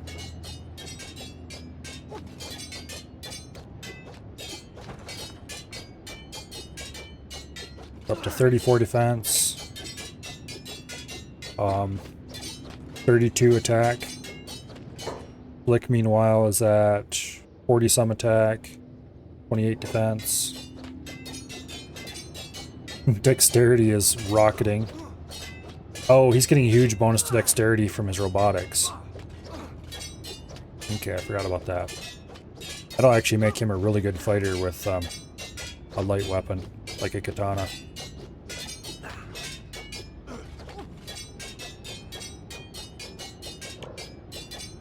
.35 katana skill, 44 melee attack. This makes training dummies look really bad. Look how fast that bar is climbing. This increases attack speed, block speed, weapon cutting damage. All kinds of nice things. This is why even the people who are going to be using heavy weapons are going to train with katanas for a while.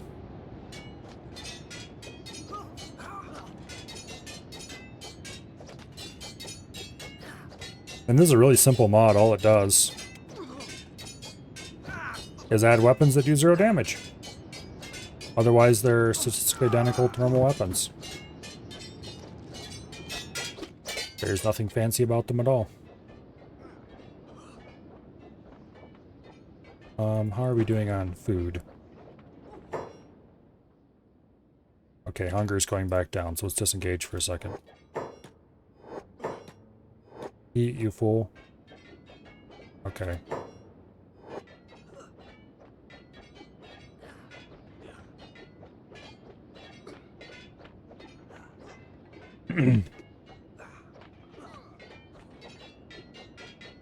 Guess we'll have to wait until we're on the edge of malnourished.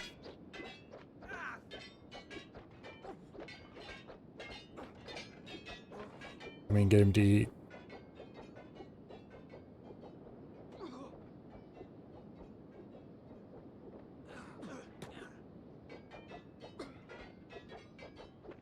He does still have food, right?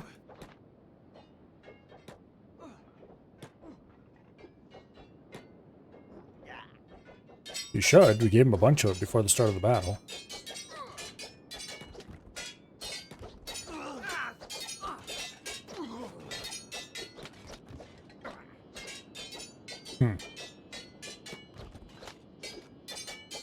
That's odd. Now he's not wanting to eat.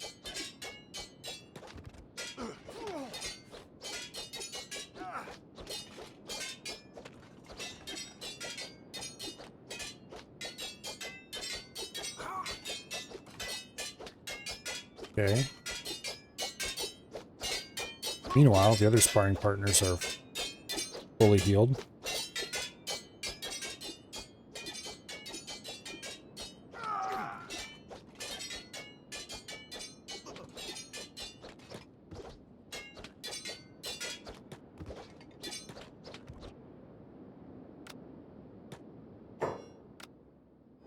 There we go. 8 Dust Witch. We just had to get out of sight. He wasn't quite as eager to eat as he was last time.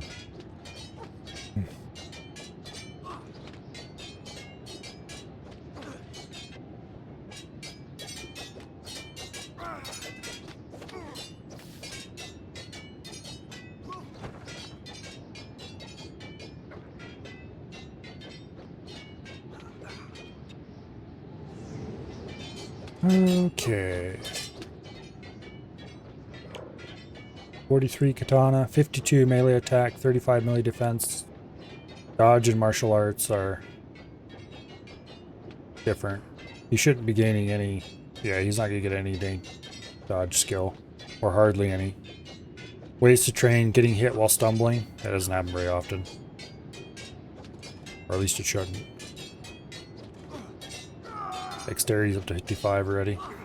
Toughness is slowly going up. And so is strength, although very slowly. Once again, that'll change when we get to the heavy weapons part of the training syllabus, though.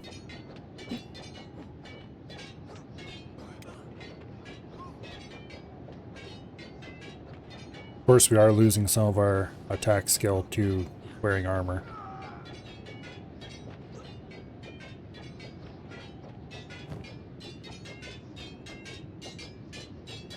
Losing a little bit of melee attack.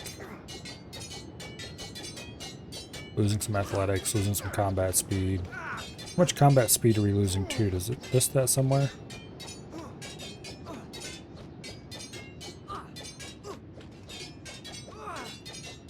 Don't see combat speed listed as a stat somewhere here. I can find it. Oh, there it is. Attack speed. No, it actually isn't listing it.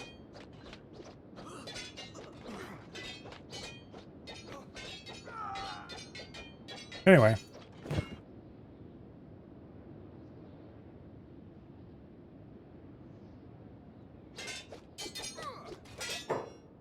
And our lovely assistant is up to 38 katana, 47 defense, 12 strength, 42 dexterity, and 20 toughness. Not bad. He's still a bit overmatched, but not so wildly overmatched that he can't fight effectively.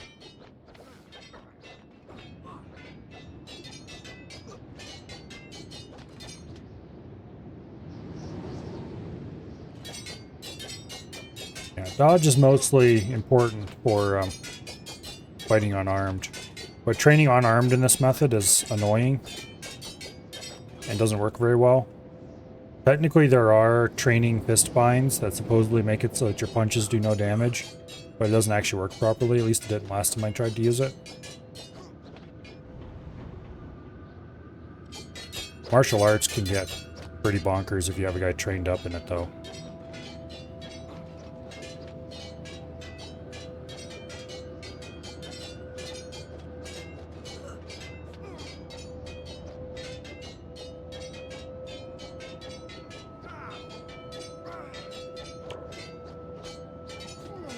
Okay.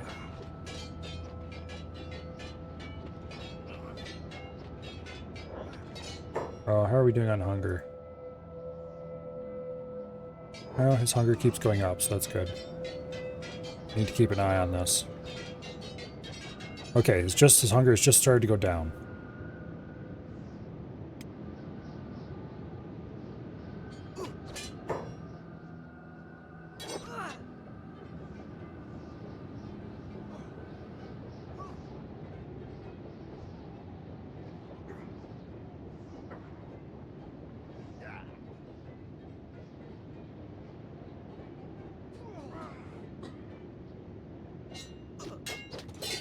Okay. We might do some armorless training too at some point. But every time we want to switch equipment or anything on our training dummy, we need to knock him out and put him back in the cage.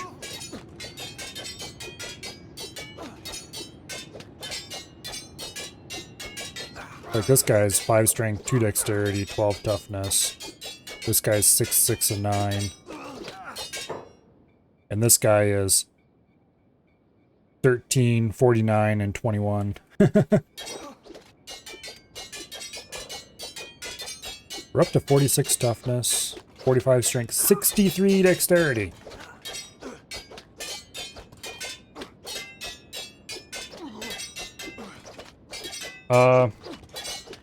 Recruiting Tin Fist doesn't really seem like that useful a thing, because we can just make our own Tin Fists.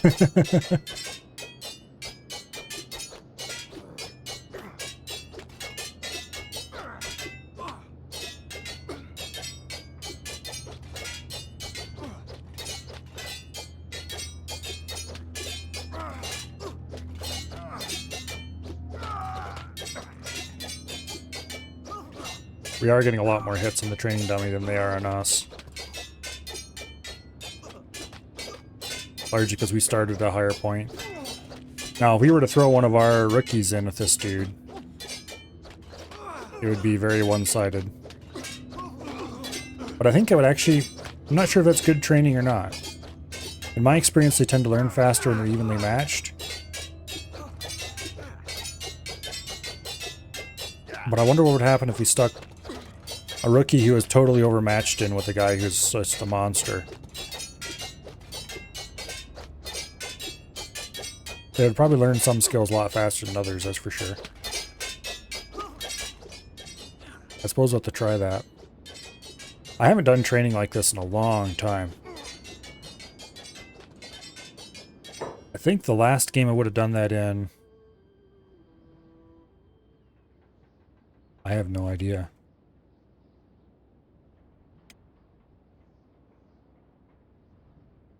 Why would I name... I think it was probably Hub Incorporated. Hook Manufacturing. This one never got to the point where it got a name. Not sure why I named this one Avengers. That makes no sense. Alma. What is that one? Hook Manufacturing. Oh, I think that Hook Manufacturing game is a really old one.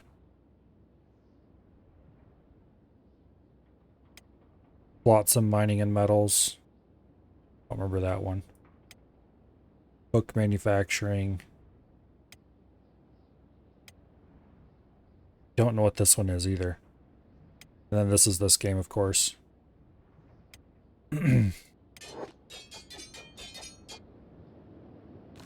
I think Hook Mining and Metals is the one that I had down here. That one had, at the point where I stopped playing, Max Tech for the game version I did it in. They had cleaned out most of the Shun, but I didn't really have any good troops. I just had amazing equipment, and I'd done a lot of exploring. Hub Incorporated was one where I rebuilt a lot of the hub, which is this city right here. I had rebuilt a lot of the hub and had all my stuff based in the hub.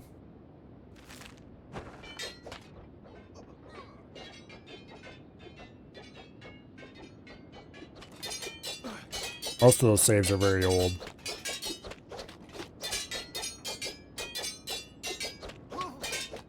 And then Flotsam Mining and Metals. Oh, I have no idea when that one would have been. Where even is Flotsam? I don't remember.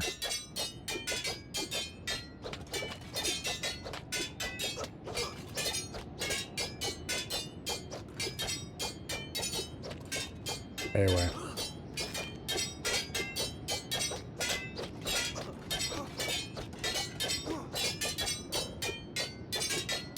$67 dexterity, 57 katanas.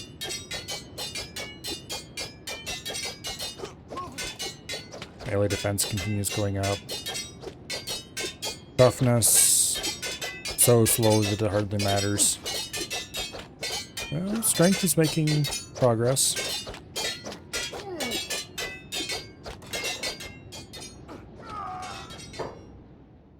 Our little buddy here.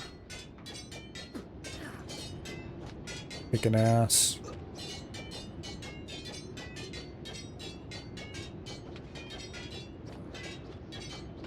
Hmm. 47 toughness, or 47 katana skill. Would you stop fighting around structures that might... Here.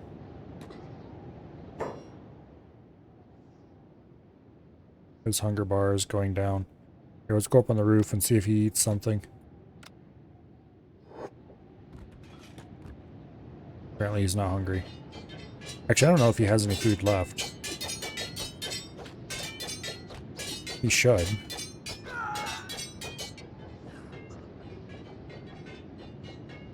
It's probably time to switch weapons soon. See if I can get katanas to like 65 or 75. And then we'll swap weapons. Probably to sabers. And eventually we're going to want to go to heavy weapons. Probably should make some of every category and get them trained up on all the weapon types, but I really care about katanas, sabers, and heavy weapons. Hackers... maybe...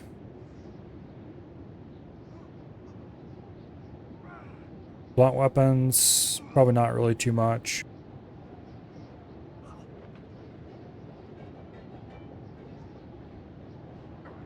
Pole arms definitely is probably worth training.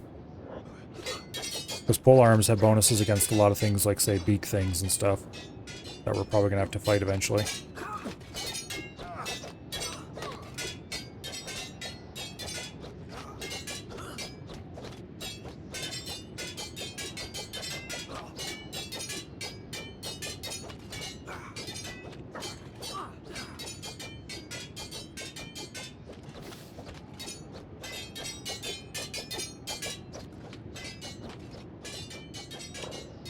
Oh, 60 katana, 68 melee attack.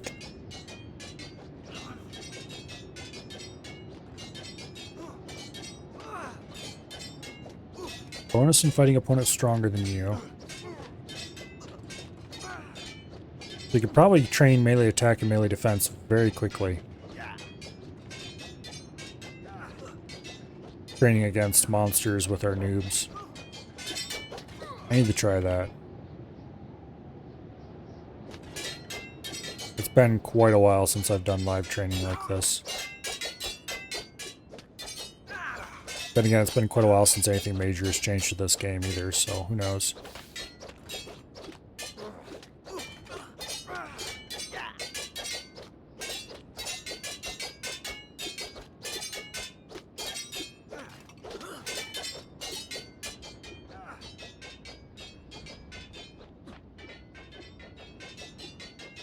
Oh.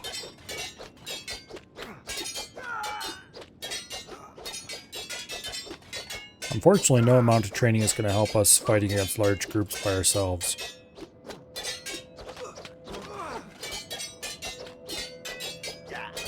Not really, anyway. Not until we get considerably better than we are. Well, if you're up against a whole bunch of guys who are largely untrained, you can do pretty good with one guy against a group.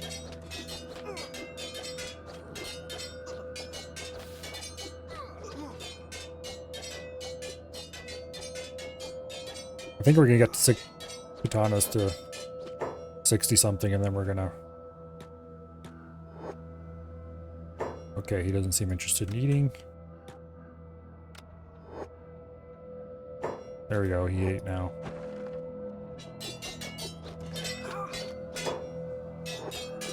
Remember to maintain your training, dummy. Make sure they're well fed.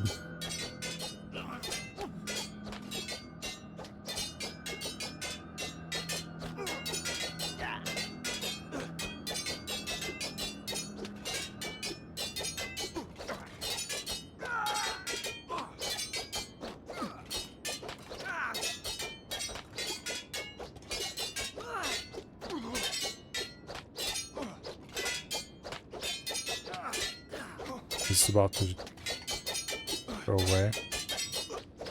Which is pretty cool, I guess. Yeah, poof.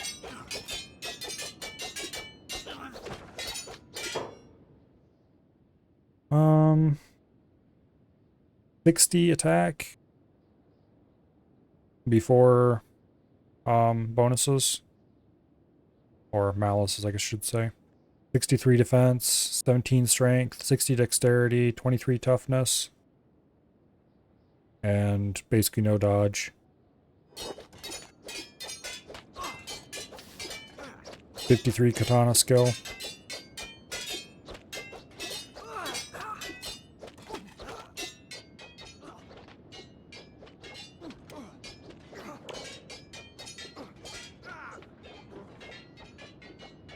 Give me time to pause training and swap weapons soon, just so we can feed everybody, if nothing else. But until then, let's put in some more orders for training weapons. I would like to get a training...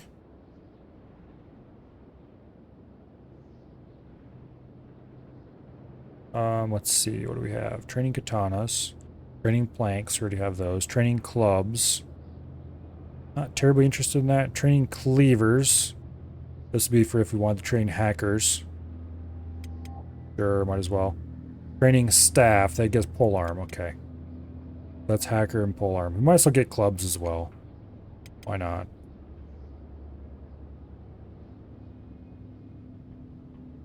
Get a little bit of everything.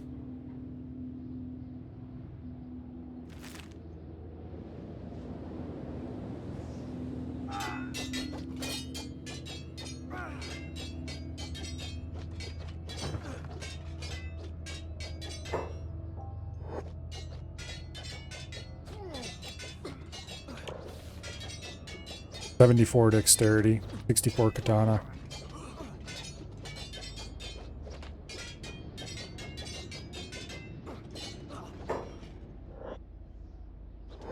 Hunger's going back down on the Mr. Vagrant again, so we should probably knock him out and get him in the cage again. I'd like to hit at least 65 katana before we swap over to a different weapon, though. For no particular reason other than that it's a nice round number. Okay, there we go. We swap weapons to the club.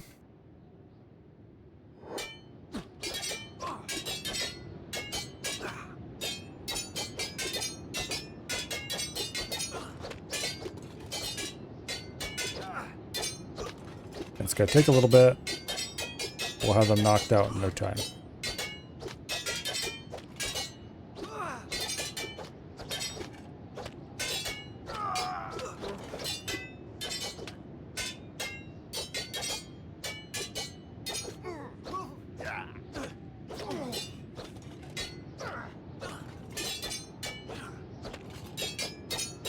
Come on, stop hitting him in the arm, you idiot. There we go. Pick him up. And you, sir, go back in there. We can unlock the door. And bring in Azumi.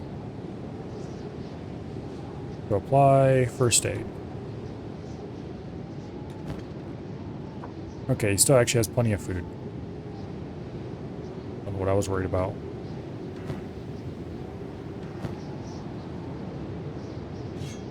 Alright, katanas go back into the storage. And let's go get a different weapon type. Or let's go pick up our weapon order. He's managed to deadlock himself on the staves again.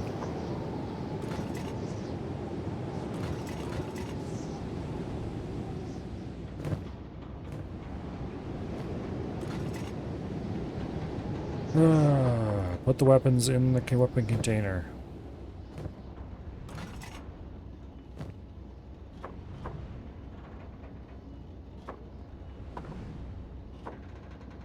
Staffs are annoying because they're too wide to fit normal inventory, so the only place you can carry them is your weapon slot.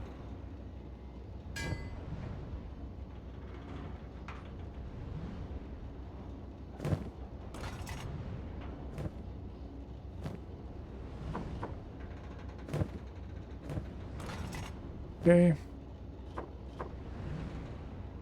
I have to be careful to keep those training clubs separate from the real clubs, because they look the same.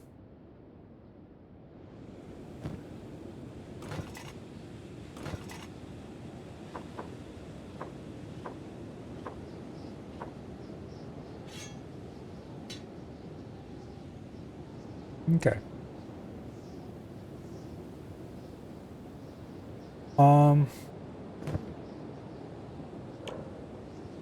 Katanas, sabers, hackers. We'll probably just go in the order they show up in the list, honestly.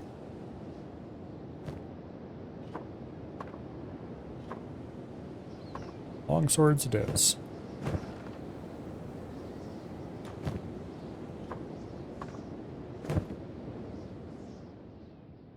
Okay, get out of there, Azumi. This guy's gonna heal very quickly because blunt damage is awesome.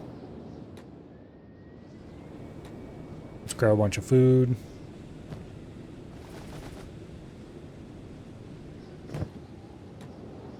Make sure everybody's topped off. Apparently he used 2 full food in that whole debacle. And these guys only used 1 each. Cool. Alright.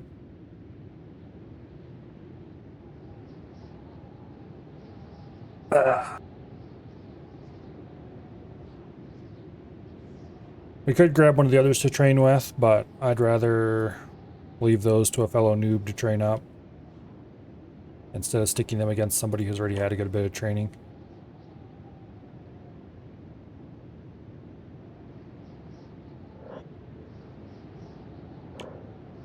I wish we could view the stats of the... Yeah. Anyway.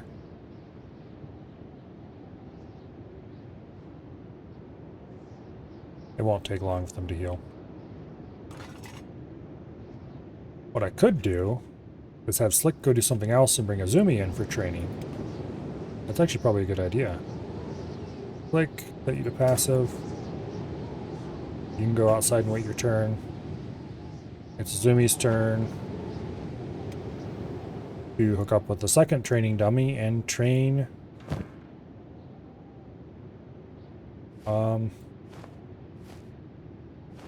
here, I'll call it.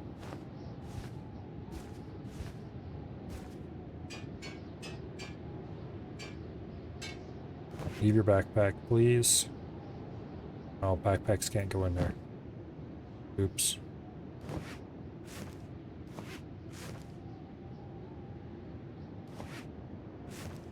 It's only 8 more kilos to carry in her inventory, that's fine.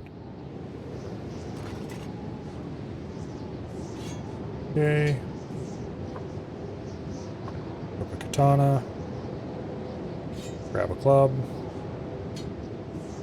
Grab a second katana for her training partner.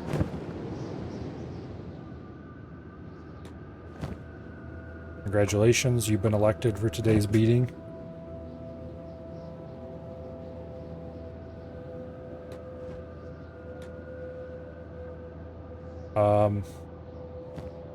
Yes, she does actually need food. That's easy to solve, though.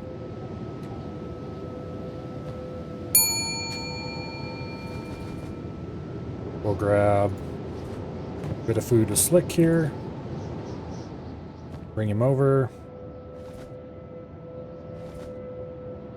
And just shove it across the wall. Alright. Close the door. Make sure Slick is set to passive. Make sure Azumi is set to jobs off.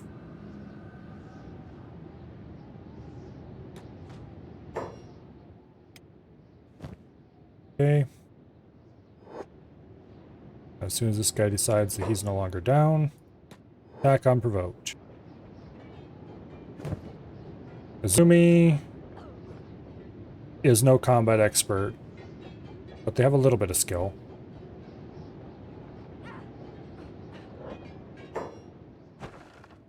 Let's compare them a little bit here. Okay, he's at -7. He's at +4 for attack. Defense is 10 versus 12, so they're pretty evenly matched there. Strength is 5 versus 12. Dexterity is 4 versus 15. And toughness is 13 and 17, so they're pretty evenly matched on that. Azumi is slightly better across the board. Her opponent is actually very slightly better at dodging. And her opponent is actually more skilled with the katana than she is. So they're pretty evenly matched. Yeah, door's locked. I had to check it several times myself because it looks like it isn't.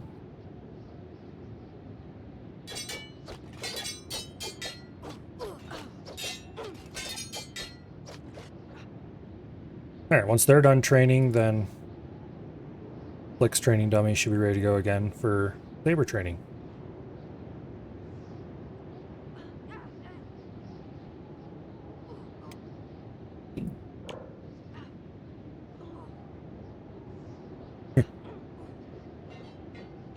Dexterity increases so fast from katana training.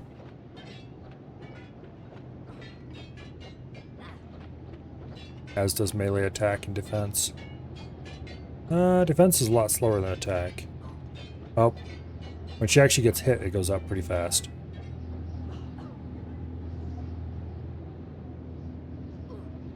This will actually help keep them more balanced between each other. Because if one's doing all the hitting, or one getting all the hits, their defense will go up faster. Or the defense of the other guy will go up faster, and then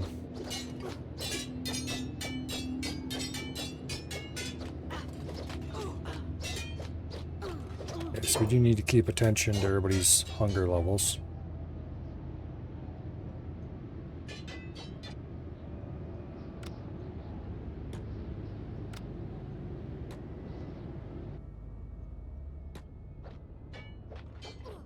What'd they say?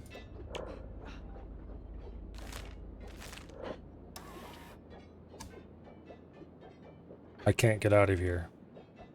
Okay, well, who cares? That's the point. You're supposed to be training combat. You didn't see because drop frames? Oh, it's still doing that. Yes, it is. It's still doing that.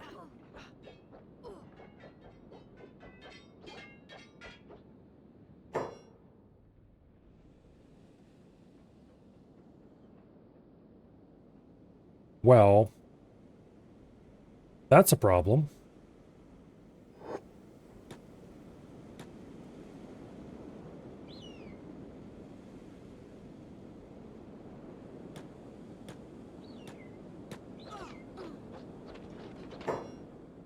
I guess we're gonna have to knock him out and pick him up.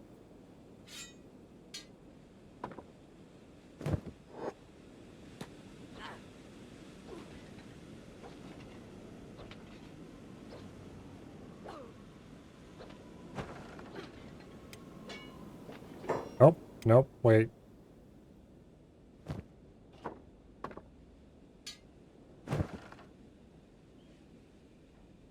Okay, they'll be fine. Opening the door unstuck them a little bit.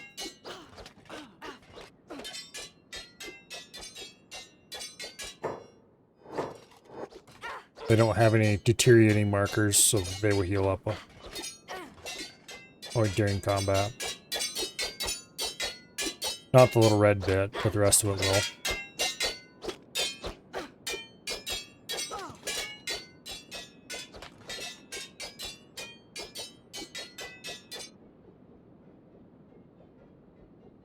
That is the only problem with fighting indoors. Sometimes somebody will phase into a wall. Because janky game is jank. And the devs never fixed that bug.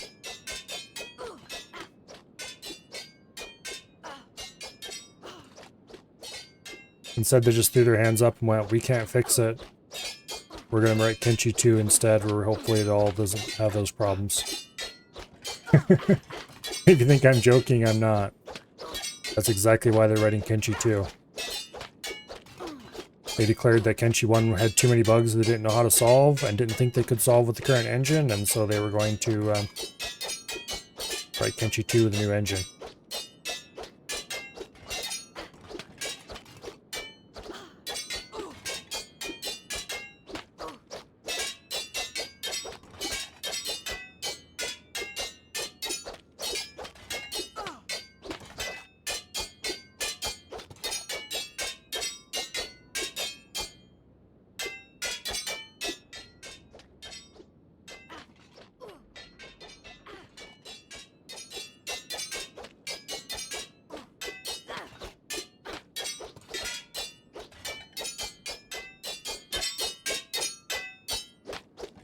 How are we doing on stats? Actually, how are we doing on food?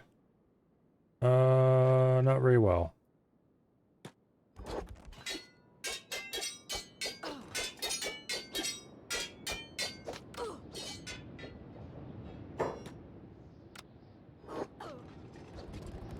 Eight Dust Witch. Okay, there we go.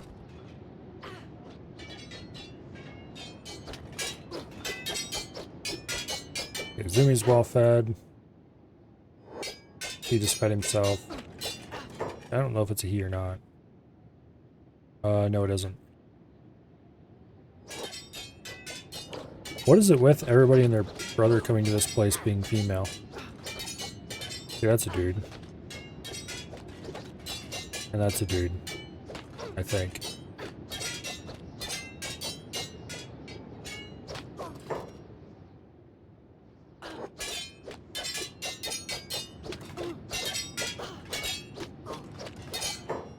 Like half the people we've recruited, I haven't noticed until after we recruited them, but they were females. How are we doing on stats? 31 katanas, melee attack 41, dexterity 40, toughness is up to 18 already. Even from the glacially slow progress you get from just fighting with somebody.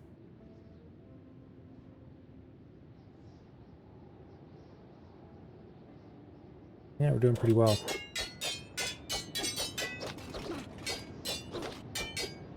Ideally, if we can run everybody through this training regime, which is going to take forever.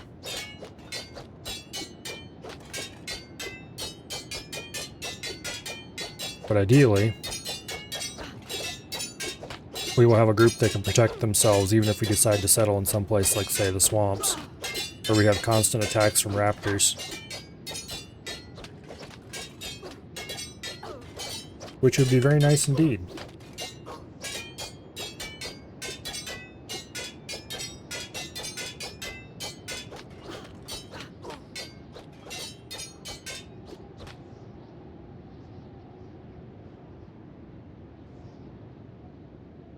Again.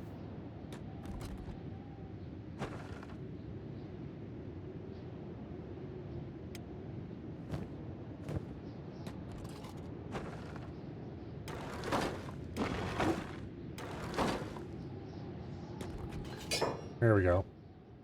You have to open the door and then attack them, and then they come out of the wall. Oh, that didn't happen once the previous time. This is why you kind of have to babysit them, I guess. Just in case something dumb happens. Which is a downside to this training method. You have to babysit them to make sure they don't starve themselves, because they won't eat while they're in combat. Which I guess makes sense. And you have to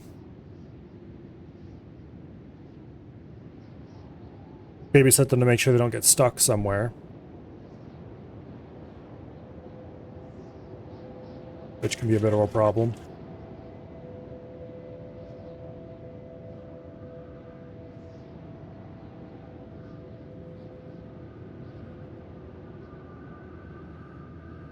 Look how much back and forth we get before anybody does any damage.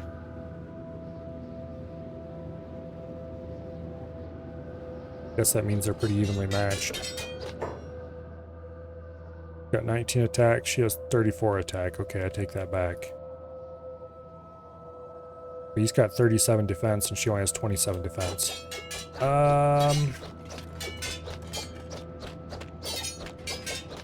We might need to do some juggling to put some of these guys up against weaker opponents so they can get attack training in.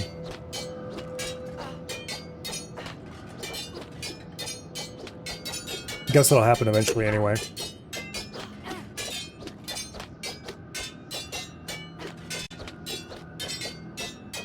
But we're probably going to throw, we're at least going to try to throw noobs against these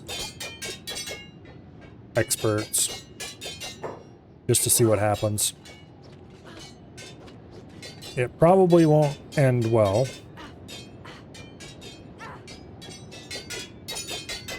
But due to training weapons, at least nobody should get hurt.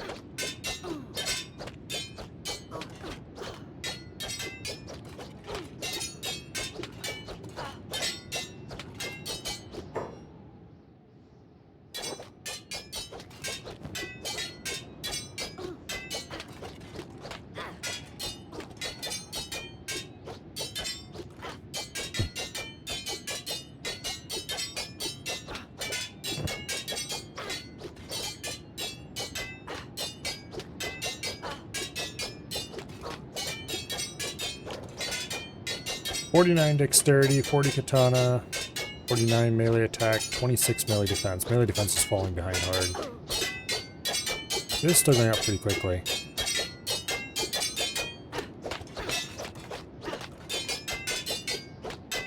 .19 toughness.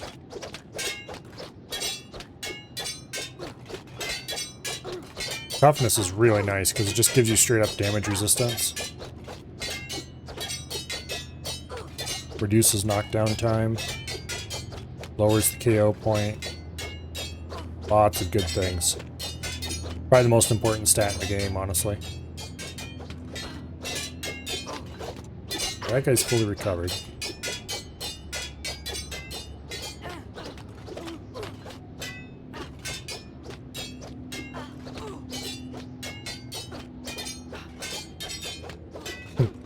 Maybe we should get one prisoner for every kind of training weapon we want to use.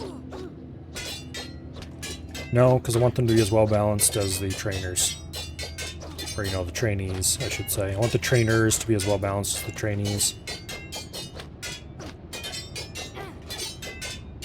Oh, they're fighting on the stairs. Technically, they could fight the way around to the roof. I think, technically, I could put them up on the roof and have them fight there, and then I wouldn't have to set everybody to, passive. But then sometimes they can end up fighting down the stairs and that creates a problem. Because it's weird. Sometimes stuff that's on the roof might as well not exist as far as guys are concerned.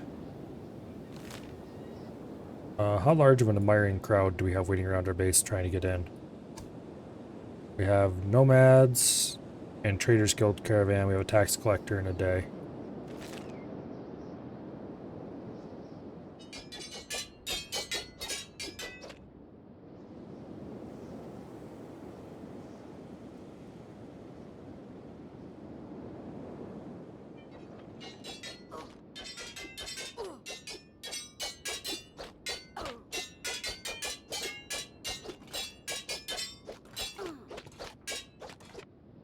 Okay, so how are we doing on the crafting front? We've stopped crafting weapons. Wrong building. That's a lot of pairs of samurai armor. I don't see any masterwork. Oh, wait, nope. There's a masterwork grade leg plate. 15% chance of getting a critical success.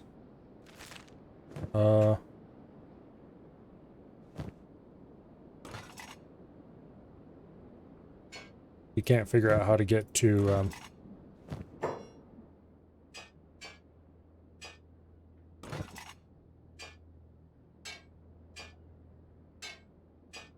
let's do some armor arranging here.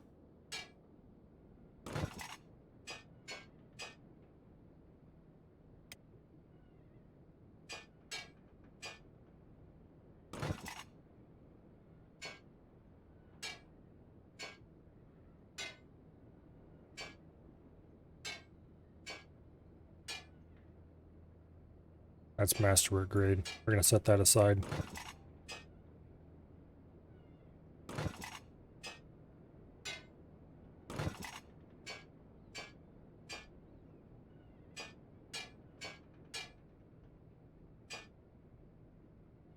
Okay.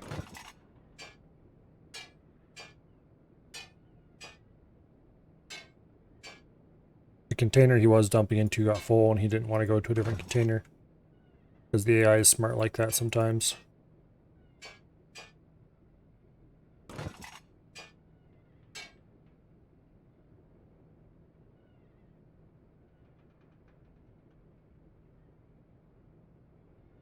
Okay.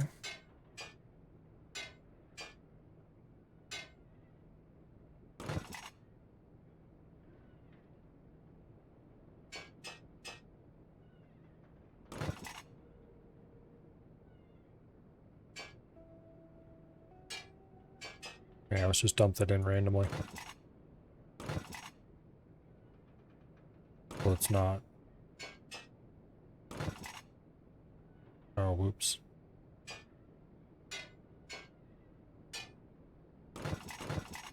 Okay, there we go. We have the full set except the leg plates in here. Those are masterwork leg plates, so we want to keep them separate. We'll sell that till we get a masterwork remainder of the set to go with it. Eventually he'll make masterwork more often than not, until finally he makes masterwork every time.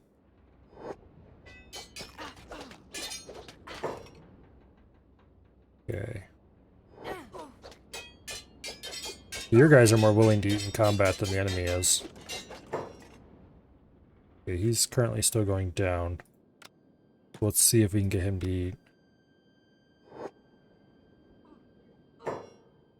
Azumi, I ordered you to go up to the roof. Okay, he's not interested in eating yet.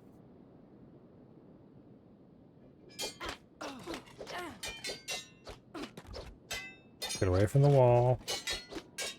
There we go.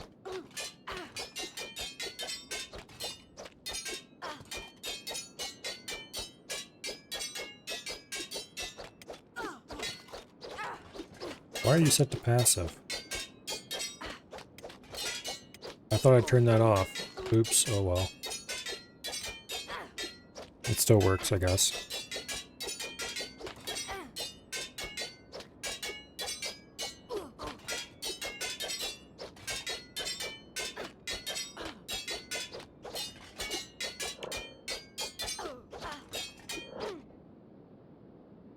Okay.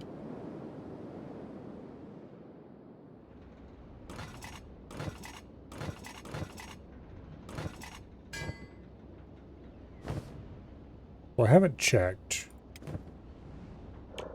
Is Crossbow Smith a separate? Yeah, it is. Okay. We probably should train a Crossbow Smith. I think we had Vats doing, yeah, crossbow making. We could make long bolts.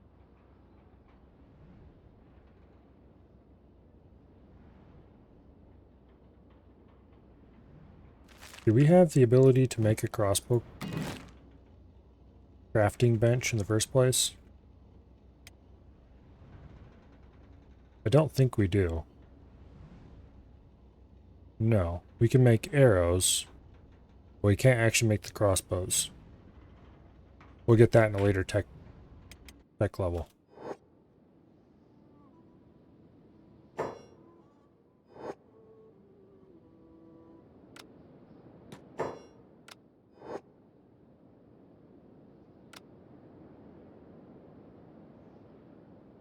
Can you eat, please, Mr. Foolish? Nope. Okay.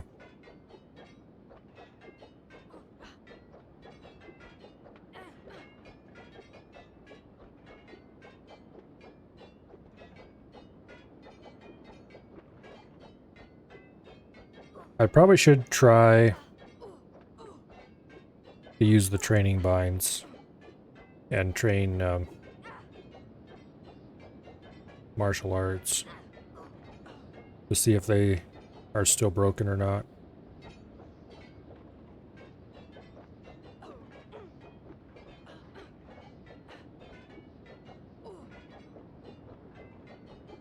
You can definitely train dodge pretty easily by setting them to block and removing their weapon, and they'll just dodge constantly.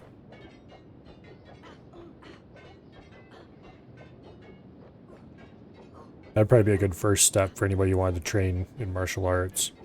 Get their dodge crazy high. And they can dodge most attacks and attack whenever they have the opportunity, and it won't take them long to actually get a bit of real training. Get their strength up by doing heavy weapon training.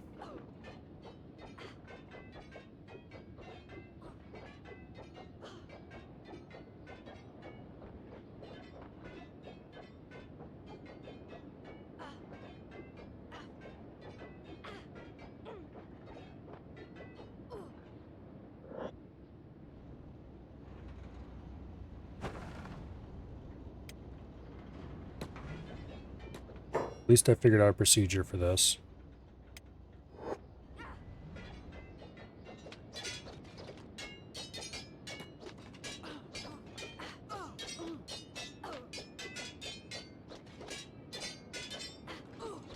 Technically, we could have multiple combats going in here at once. And I might try that later. You just have to babysit it a little harder. Try to keep the combatants spread out, things like that.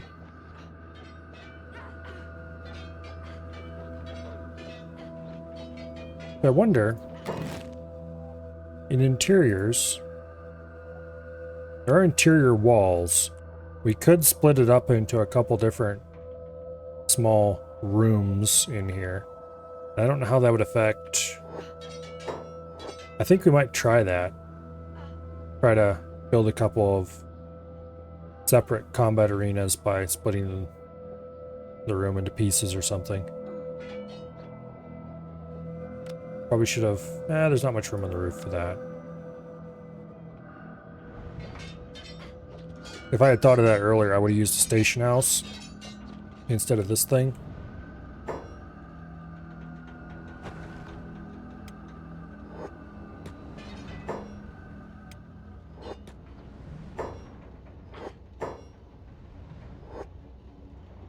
Yeah, he must have ate at some point. Probably when he got stuck the first time. There we go. Lure him back out to the open area a little bit more.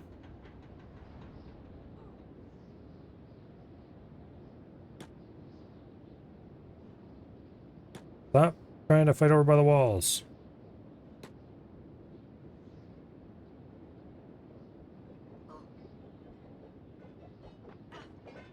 I wish there was like a half wall, then I could lay out little arenas.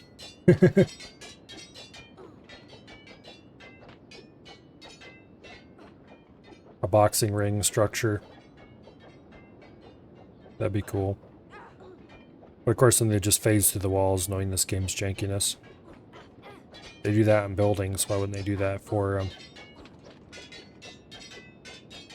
structures of some kind? I guess you could probably lay out shop counters or something to try to make a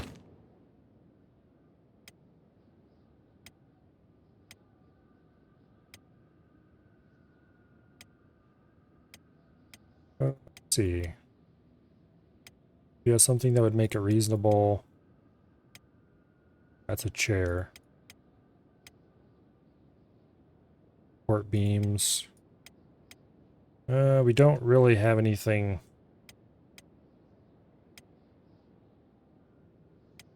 That would make reasonable. The shop counter is kind of silly for that purpose.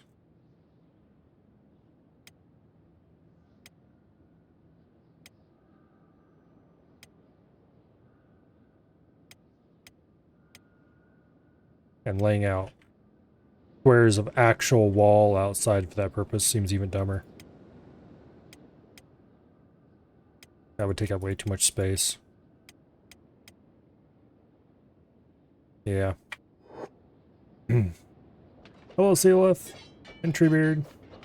Sealith, you've been here for a while. You just haven't said much. But Treebeard's just showed up. In any case, hello to both of you.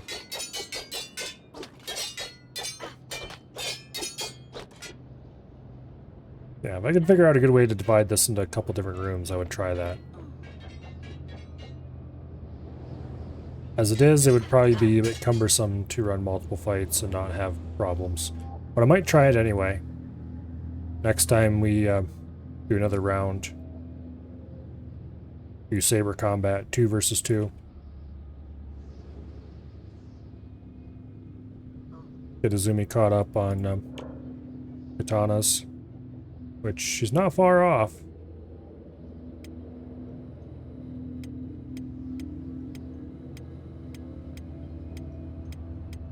Yeah, she's catching up pretty quickly.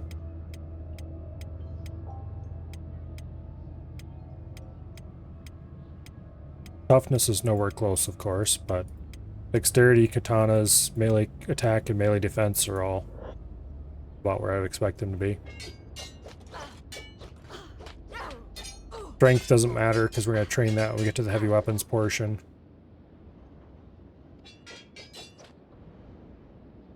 Yeah, these two are going to be absolute combat monsters. In addition to Izumi being our head researcher and medic.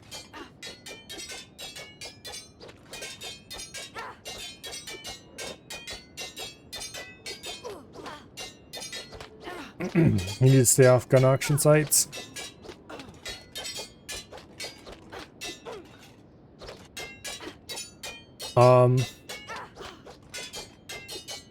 I can't give any advice on that topic.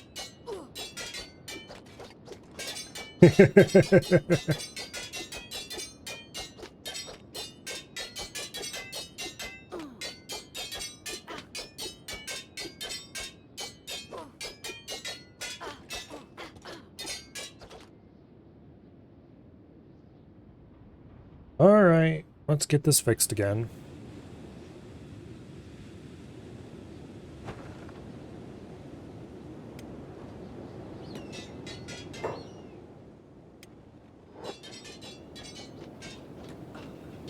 Here, get them away from the wall.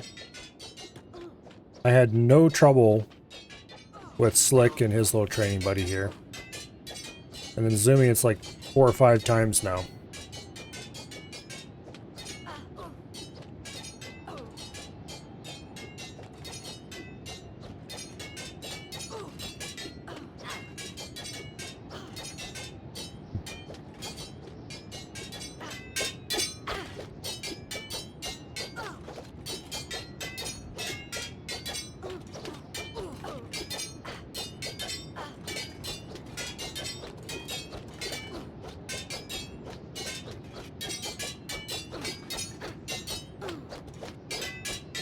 Importing something from the UK would definitely be interesting. It's definitely possible, but I understand it's a pain in the ass.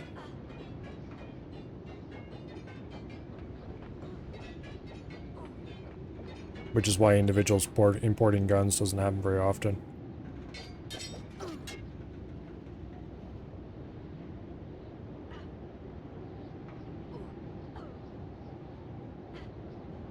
There are people who make businesses out of helping to facilitate single imports like that. The giant climatic battle on the stairs.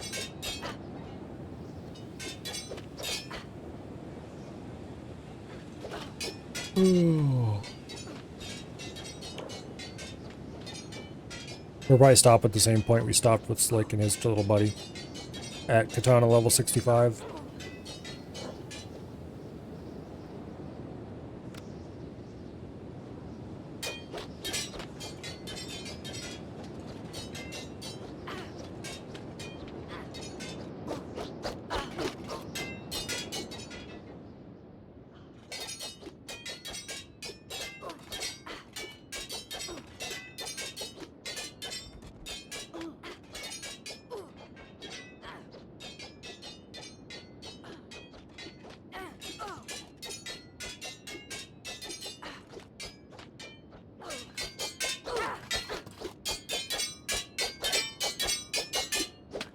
Fighting amongst the training dummies.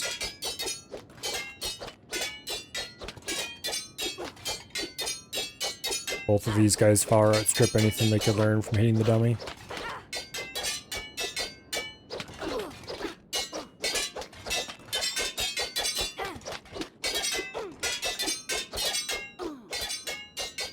There's like 20 different traders and the taxman. A couple of them variations of taxman, actually, I think. Here, get away from that wall. I seen you go over it. Yeah,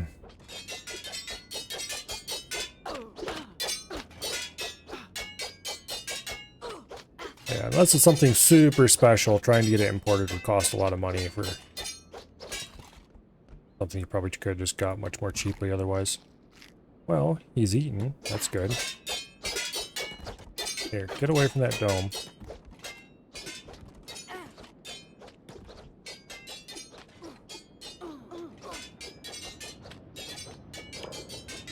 Katana's level 62. I don't mind going a little over 65. I just want to move on to other weapons. Provides a good foundation in the weapon. Then we can go on to a different one.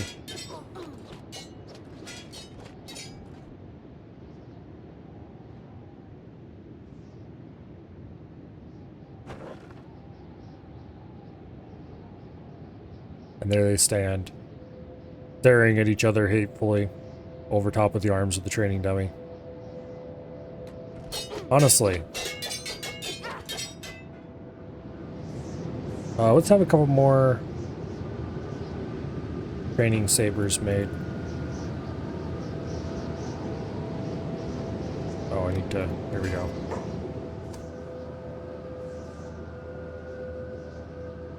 Okay. Let's get training longsword. Oops, nope, not that one. There we go.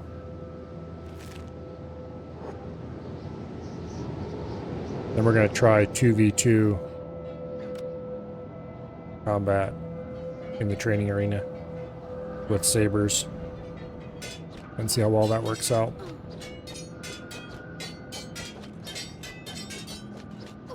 $375 H&H with single shots and big bore bolt guns, nothing in your price range.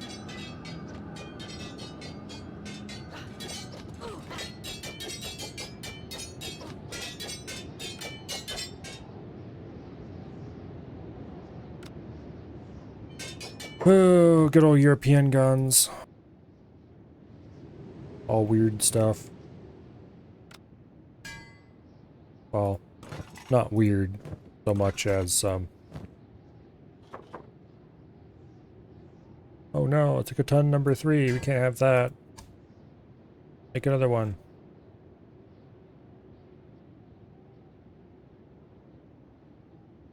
Boom. And then make a pair of training cleavers. Another pair of training clubs. And another pair of training planks. Alright, that should do.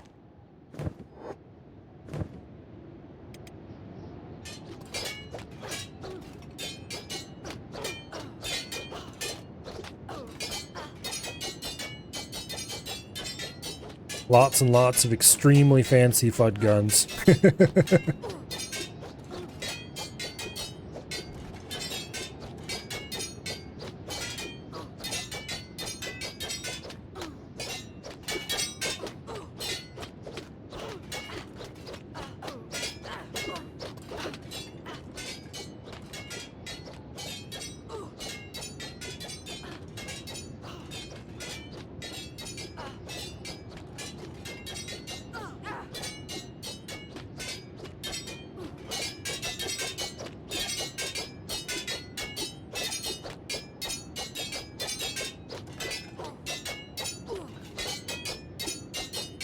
That or every World War II collector's dream.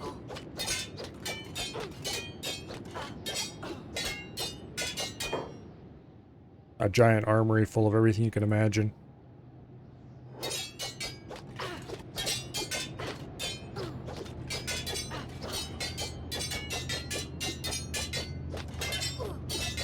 That said, some European hunting rifles are very well made. But it's like...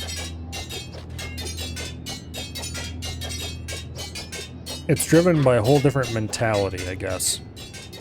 Namely, it's hard to get this damn thing. It costs me so much to get the permission to have it. I'm going to have the best thing I can possibly have. Which I guess makes sense. Oh, we've hit Katana level 65. It is time to cease training for now.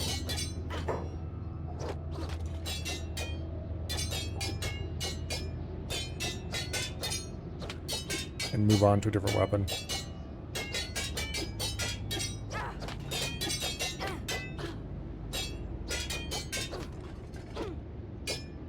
Particularly in, like, I understand Finland and Norway and some places like that.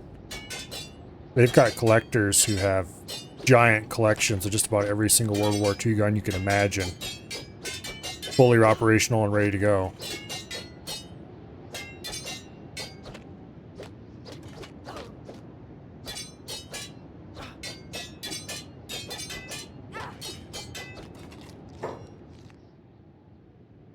Okay. Pick up your training partner. Take them back downstairs and put them back into their receptacle. And administer first aid. Oh wait, you can't administer first aid. Because... there you go. Now administer first aid.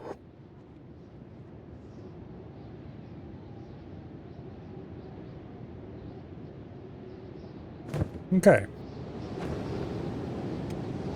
Training has been halted for now. Now, Slick, you need to go to get the new training weapons. Because Kumo's an idiot, doesn't know how to handle this stuff.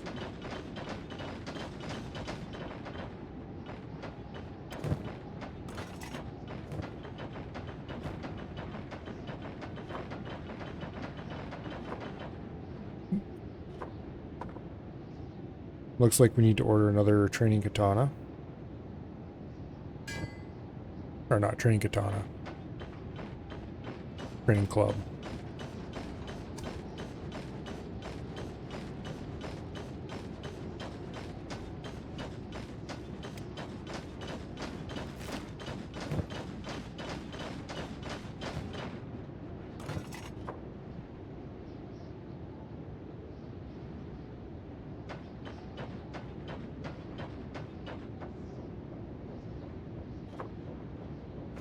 But even in the places that are fairly sensible at what they allow you to have,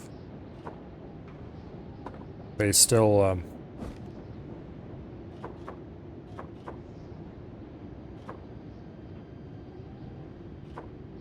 you have to have special licenses, and oh, you have to have special degree of I call it certain kind of security for them.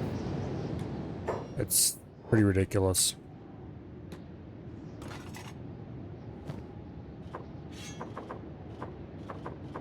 Okay, one of those was a real club. It's that one.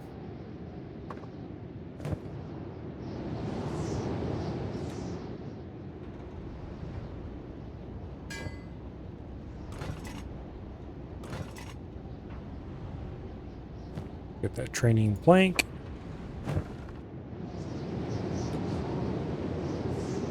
This is what happens when you want to have axes in your game, but you only coded in swords. You make giant swords and you call them axes. There's literally one of these that just this, but with teeth. It's called a fragment axe.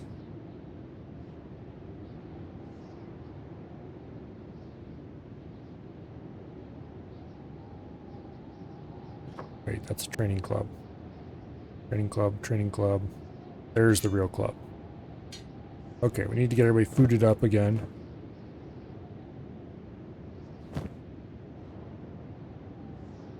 Okay.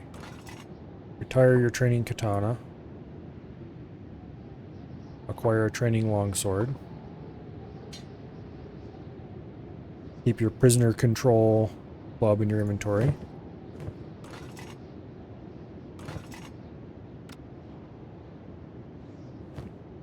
Okay. You get a training longsword. Get a training longsword for Azumi's training partner. Trade them for their katana.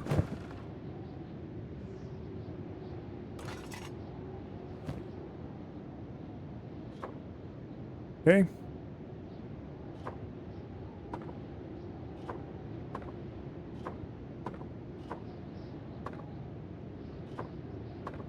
Let's get this stuff sorted.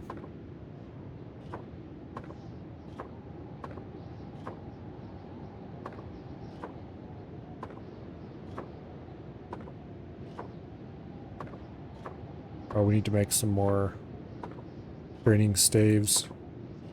A few more to be exact. Time to go cook food. Oh, see you later. Okay, so speaking of food, outside of having food for everybody, we are ready to go. We should top off food for all our prisoners.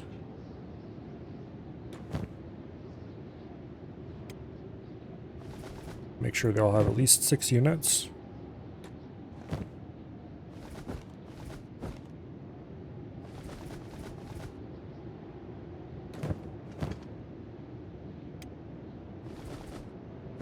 Okay, we need to go eat more food.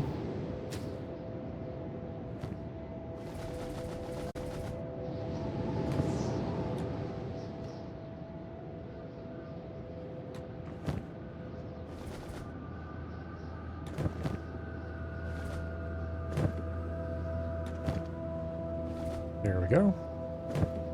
Azumi, how much food do you have? 3 units. We should replace her small backpack with an actually good one, so we don't have to take it off during combat. Let's do that right now. Oh, that's the wrong building.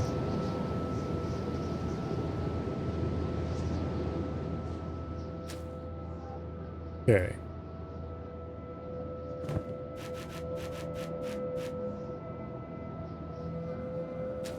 We're going to trade in this small crappy backpack for a small thieves backpack. Oops. Okay. There we go.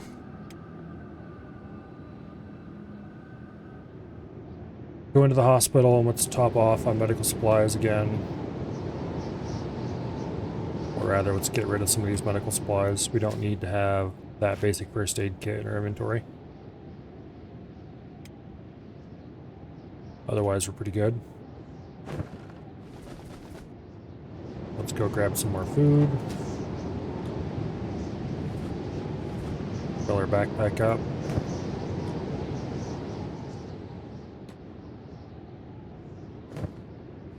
Okay, this has no effect on combat. We can wear that backpack during training. Be a problem. This guy's almost fully healed. So it is time for dual training.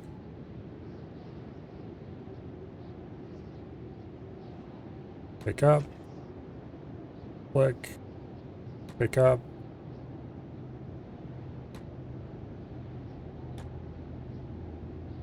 It's the 2v2 training.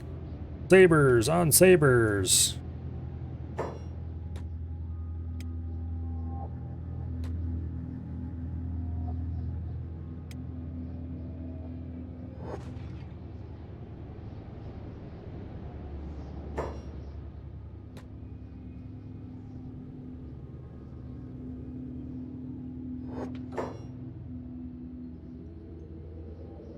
Are you still on? Oh, there we go.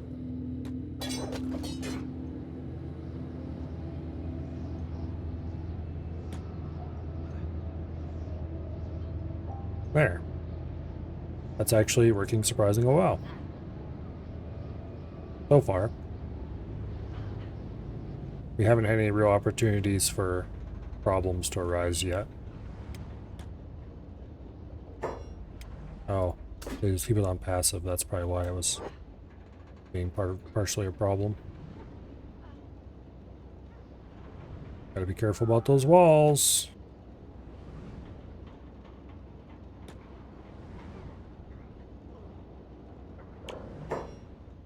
"23 saber skill already on Slick, same on Zumi.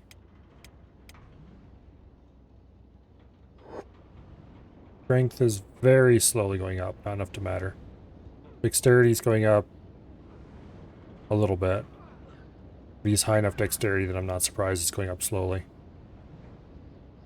But mostly we're just training saber skill. Which is not surprising. We got most of the easy gains on the other skills for now.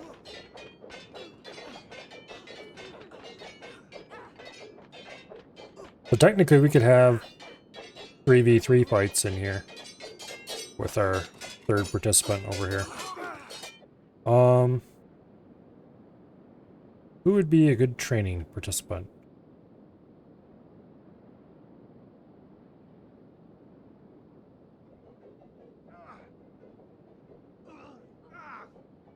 An excellent question, actually. Who is currently not doing anything? There's a bunch of people not currently doing anything. Kumo the Smith isn't going to be doing anything for a while.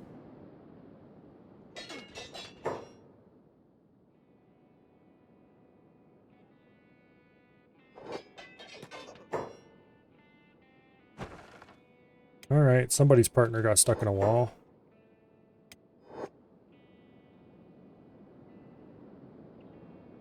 Okay, Kumo, Mr. Smith, I'm going to have you make 2 more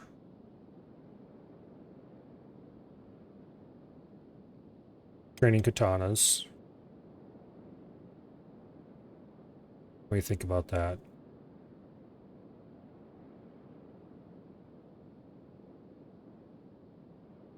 You know, we don't need everybody fighting with the same weapon all at once. So, congratulations, Kumo. Oh, wait, we need to equip you with armor. Well, good news. There's some Masterwork Samurai boots.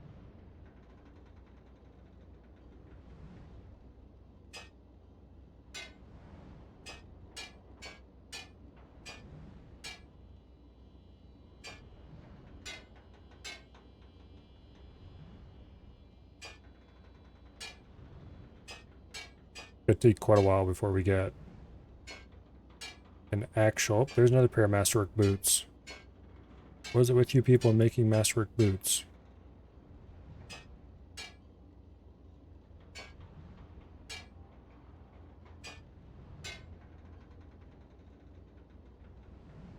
Anyway.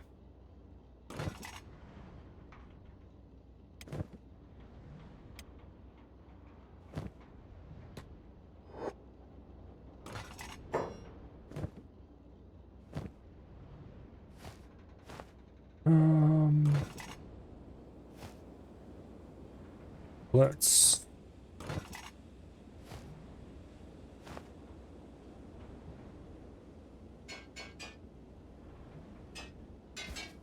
store uniforms in here where they belong.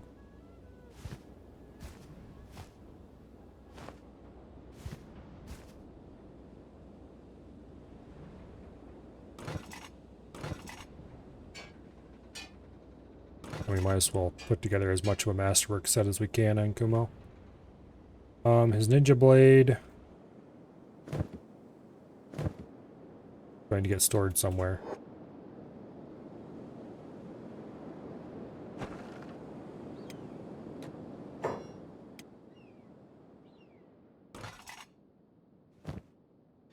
Store the ninja blade. Take a training katana. Take another training katana for his new training partner. Loot said training partner. Gives him the training katana. We don't have a normal club for him, but that's fine. One of the others can take care of that problem. Take him off passive. Put him back on passive. For now. Attack unprovoked. Now take him off passive. There we go.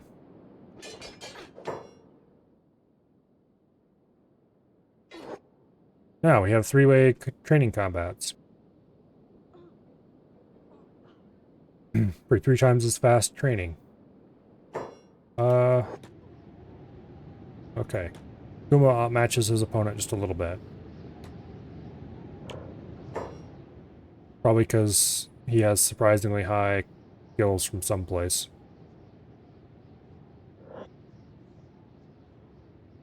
Yeah, he's plus 12. His opponent is minus 2 on melee attack.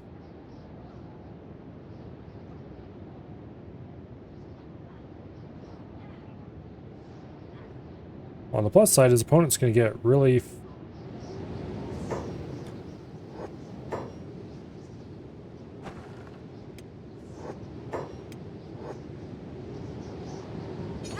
There we go.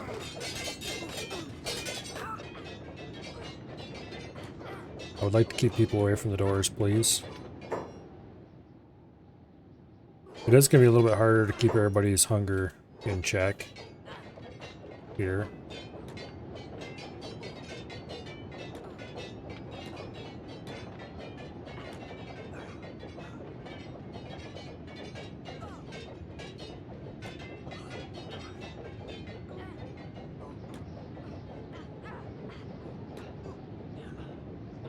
Oh, shut up about not being able to get out.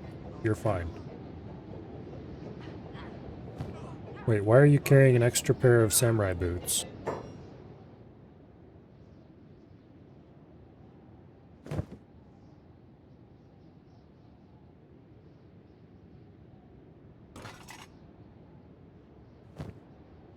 Okay, apparently we just have an extra pair of samurai boots for some reason. Don't ask me why.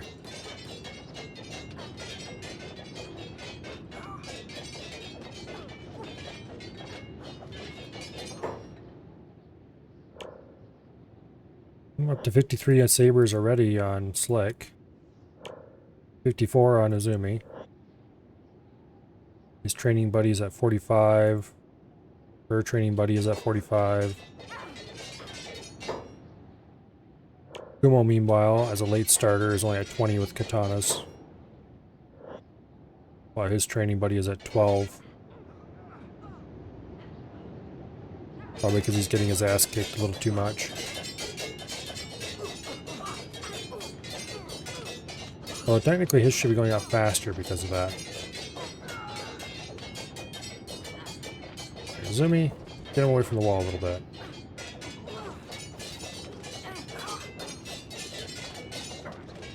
Wonder what would happen if we did some partner swapping.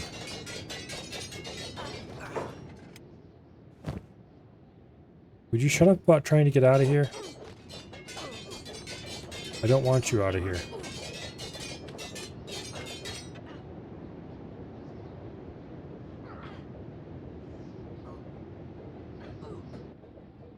I remember one of the big advertised features of this game was going to be that you would be able to join the armies of one of the factions and take part in big battles and...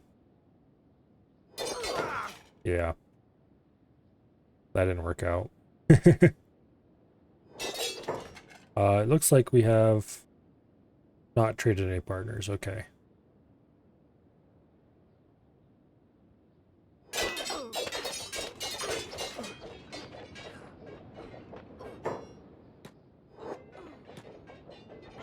Uh-oh.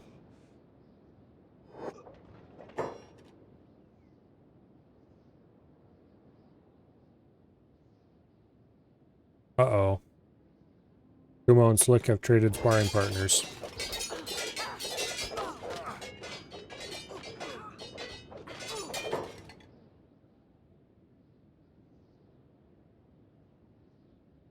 Slick, attack them. Kumo, attack them, please. There we go. Traded back.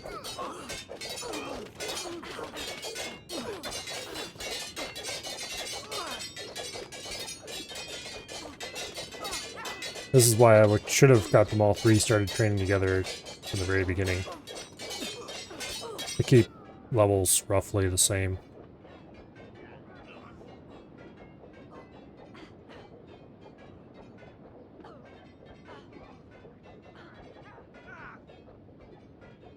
That they could trade partners as much as they wish and it wouldn't be a problem. Here, Kumo. Get away from the walls.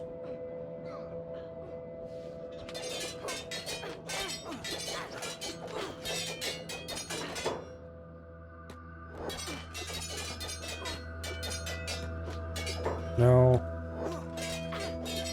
There we go. There we go.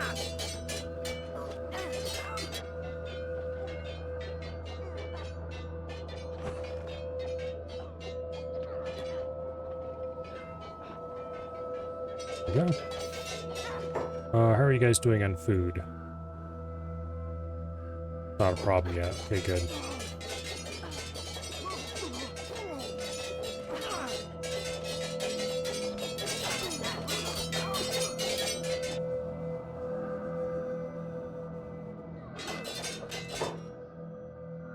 .23 katana, 38 katana, 51 saber, 59 saber, 60 saber. What's Izumi's stats? 77 dexterity, 28 strength, 24 toughness, 65 katana, 60 saber, 77 melee attack, and 60 melee defense. Except for the saber skill. Skill gain has definitely gone down in a hurry. They're starting to get pretty high.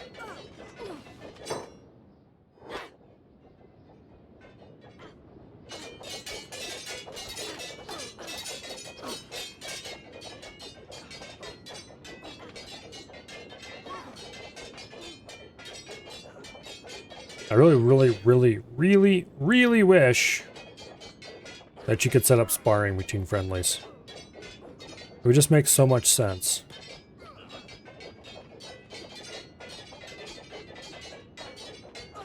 Require special armor, require special swords, maybe. Whatever. Who cares? But it's definitely a thing that should do. Even if you make it so that your sparring partners slowly get blunt damage over time. That's fine.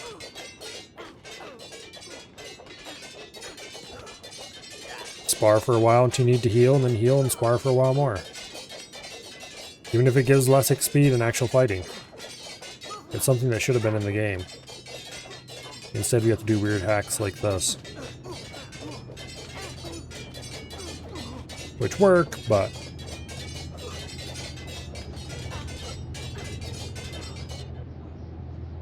Here, get away from those walls. Being that close to the walls makes me concerned. You don't have to do weird hacks. Well, if you want them to spar, you do. Well, not really a weird hack, but a mod.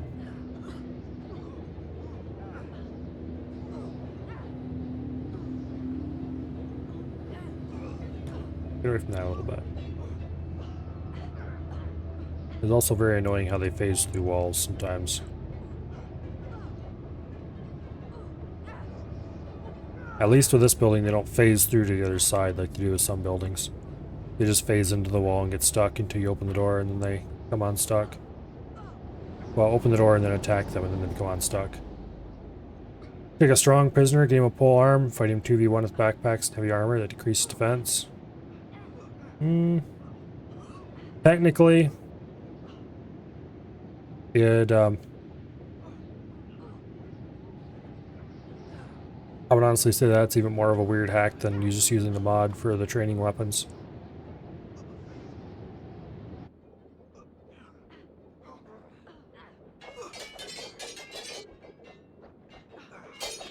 Okay, so do you guys have your original training partners still? I think you do, actually. Yeah, you do.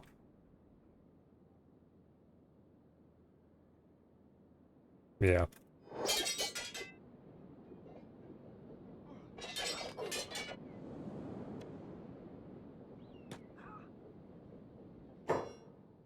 Okay, do these fools need to eat? Not yet. Alright, well, zoom in, get away from the wall there.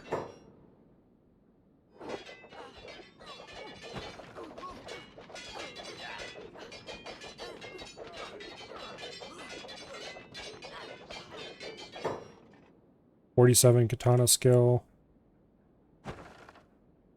Gimmy's up to 65 with the saber, Slick is 64 with the saber. I think we'll go a little higher with saber than we did with katana. We'll just let them run until Kumo's training is done.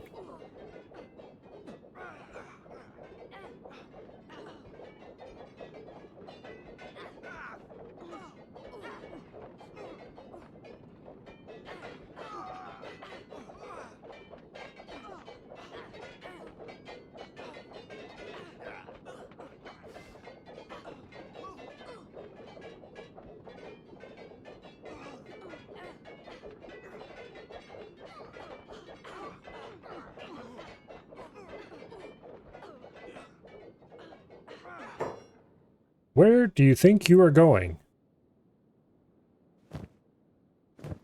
He's probably going to get food. Get your ass back here. Izumi. Give Kumo a dust witch.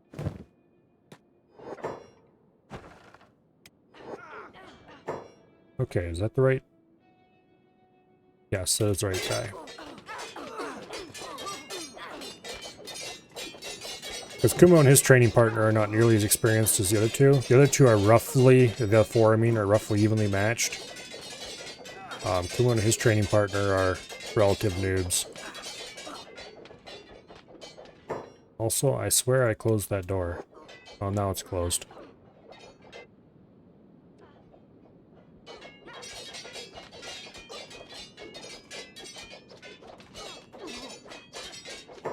Here.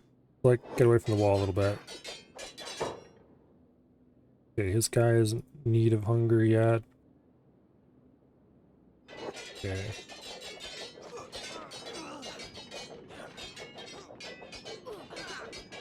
Beating the prisoners is going to be hard with multiple combats going on at once. I didn't think of that, really.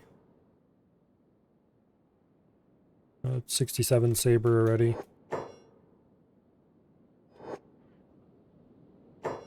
Here, get away from the door. I don't want anybody phasing out through a door.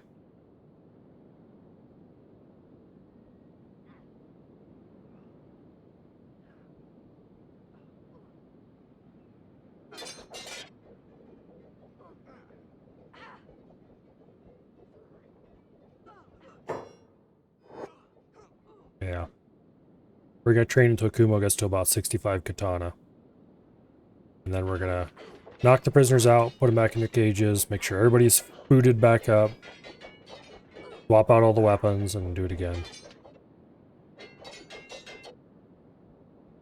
And again, and again, and again, and again, until everybody's at least in the 60s in all weapon categories. And by that time, their melee attack and defense should be pretty beastly. Dexterity should be pretty beastly. Hopefully strength is pretty high. Whose training partner got phased into the wall? I think that is Kumo's. Like, get away from that damn door. Izumi, where is your training partner?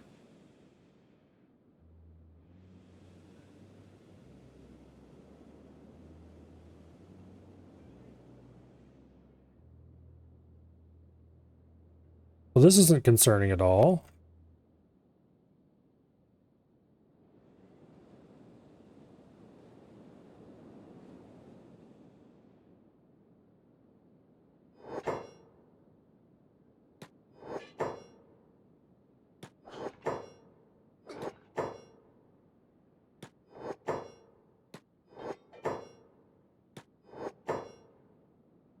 Okay. Open the door.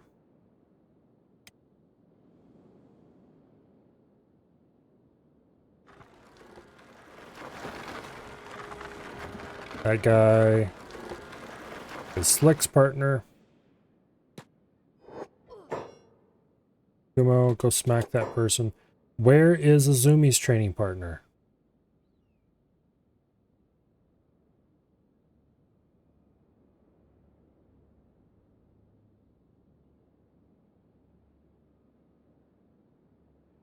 I don't think they phased through the floor.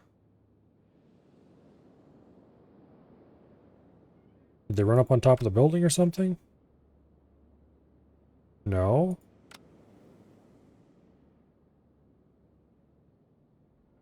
There they are.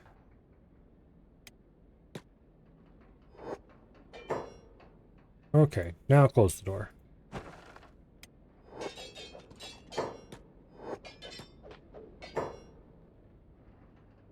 That is Izumi's partner, right? Yep.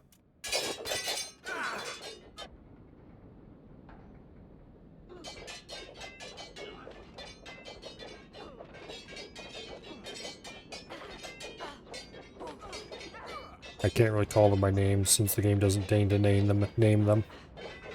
Other than Starving Vagrant. Although at this point they have the skills to make themselves something more than just a Starving Vagrant if they were to ever escape. They could probably get a good job as a caravan guard somewhere.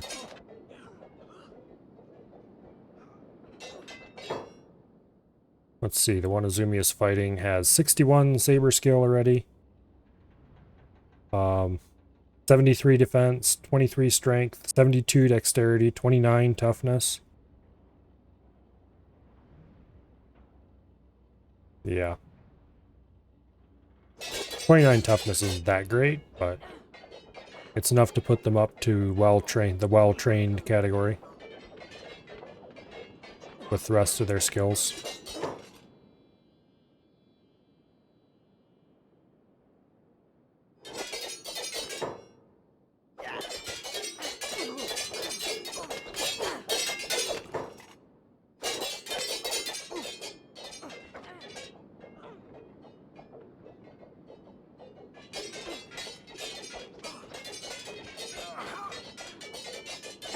Okay, how's everybody doing on food?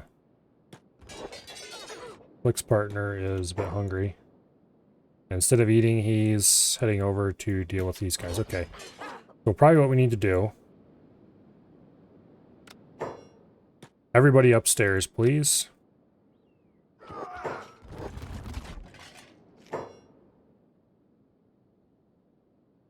Okay. He ate. The rest of them aren't going to eat till they're actually hungry as well. We're going to have to do another one of these little incidents in a minute here. Okay. This is Izumi's training partner. The only chick in the group. This one is Slick's partner. The other saber user. And this one is Kumo's partner, the other katana user.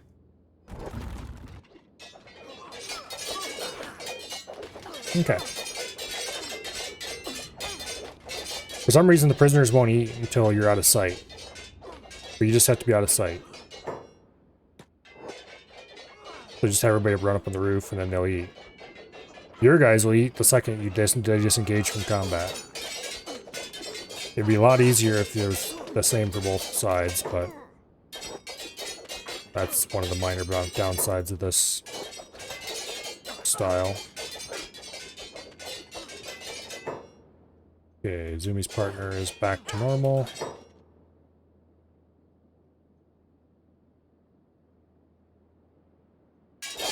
Yeah. Once their hunger goes below 200, we need to send everybody back up to the roof again for revitalization. Oops. Wrong guy. I meant to try to move Izumi away from the wall.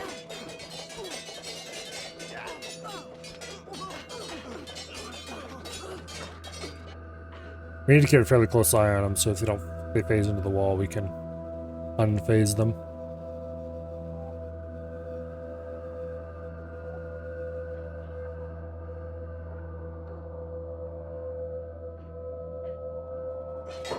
Get away from the door, please. Fighting too close to the door always makes me nervous. That's a lot thinner than the wall, and phasing through the door would be bad. Then we'd have to call a premature end to the training session.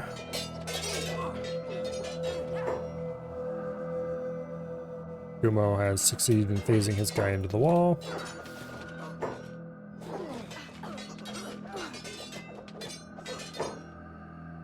For some weird reason, they stay stuck in the wall until you open the door. And then they get out. But they don't get out to run away, they get out to go fight. I think it's a pathfinding issue, honestly. Like most things in this game. Where did Kumo's partner go again?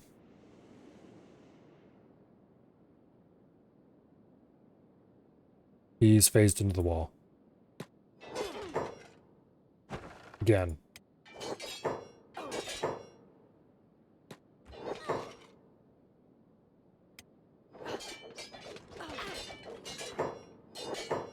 There we go.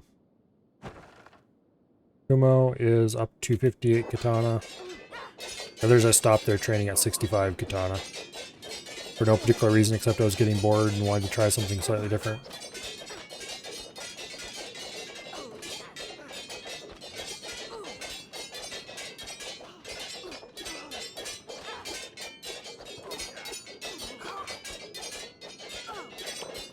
So next up, if we keep following the same progression we're following, we would move on to hackers. Which basically is just going down the list in order.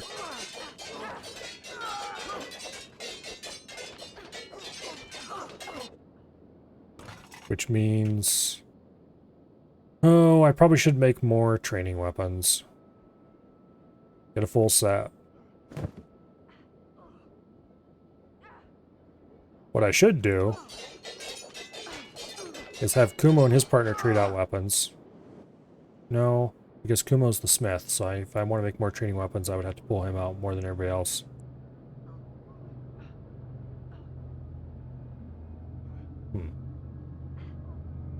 I'd like to get this pair to the same footing as the other pairs. So that everybody is on the same training cycle. The same set of weapons, everything. So I probably should make a third set of training weapons. For everything. We're currently short training staves anyway. We're gonna have to make more eventually.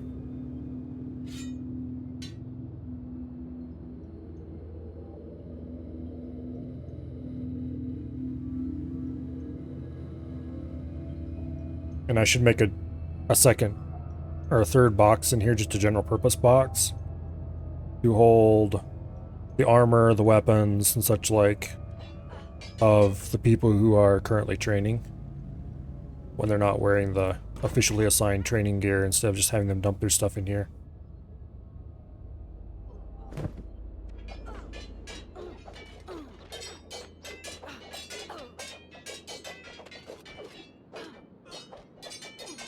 Although honestly, after all this training, I should probably just leave them equipped with their samurai armor. Except Slick. He has good reasons not to be wearing samurai armor. Mainly the fact that he is the designated go fast and be sneaky dude.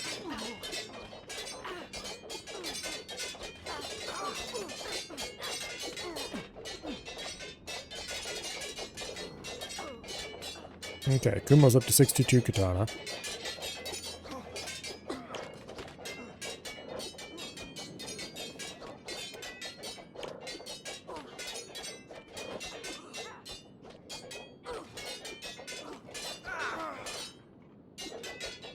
So it's going to be time to swap out for blunt weapons soon.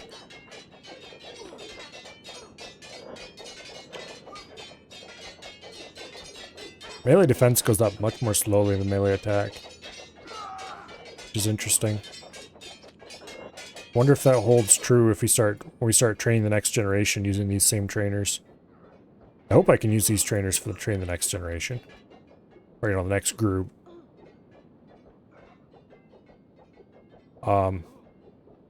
If they over-level them by too much, it might not work, but hopefully it does. I'd like to use these same 3 trainers to train everybody in the whole settlement in all weapons until they're all relatively competent with any weapon you might give them. And then, these trainers, I'm going to recruit them. And by that point, they should be absolute monsters of combat. At least that's the hope. They might still be a little low on toughness. Like old Kumo here. He's only... oh, he's a level 30 toughness. He is one of my starting 3, though. Izumi is not one of my starting 3, so they didn't have high toughness to start with. And they're at 26 toughness. Or starting 5, I mean.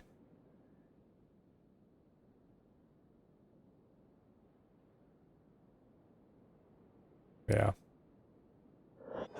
Yeah, I'm really curious to see the next group. How their balance between melee attack and defense works out. I suspect they would learn defense a lot faster than these are. Here,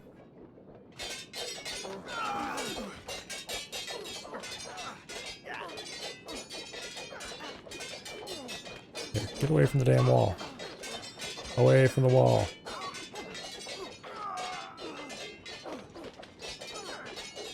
I've never seen my guys phase into the wall, it's always the opponent.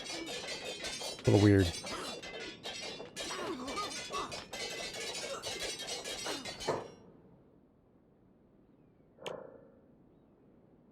I don't remember what Kumo's starting toughness was. Lick is up to 48, but he always had high toughness. Relatively speaking. They're really not gaining much toughness out of this. That's kind of to be expected. They're getting tons of dexterity. They're getting a little bit of strength. Slick is up to 50 strength, which is pretty impressive. Once we hit the heavy weapon training, their strength is going to skyrocket.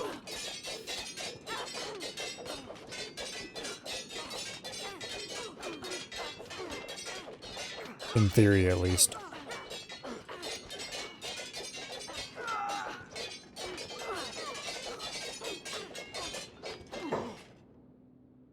Okay, how are we doing on hunger? Everybody's doing surprisingly well. Good. These guys must have ate at some point.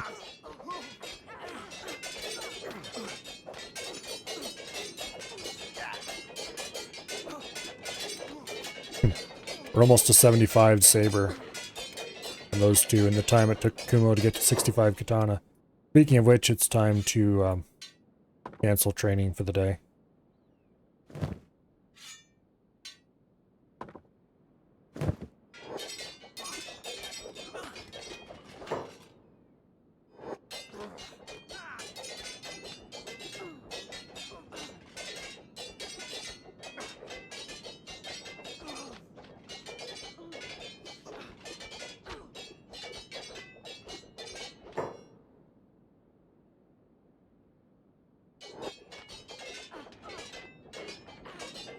Okay. That guy's not actually down yet.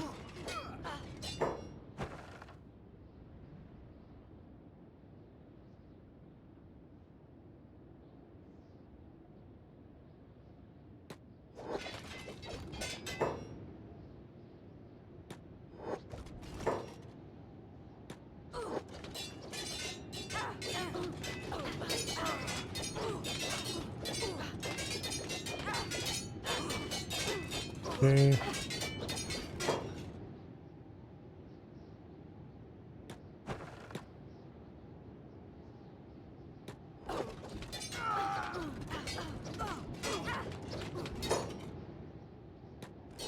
Honestly, stay down. There we go. Put in the cage, please. Pick up. Put in the cage. First aid. More first aid. Yeah, they just need minimal patching because blunt weapons are awesome that way.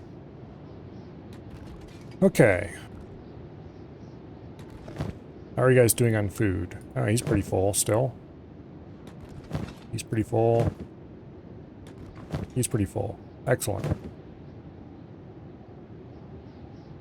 Excellent. How are you guys doing on food? Mixed bag. Not too bad.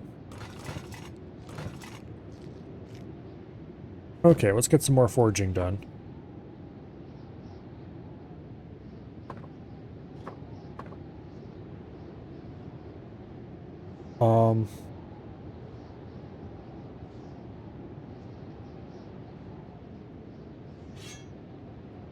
Yeah.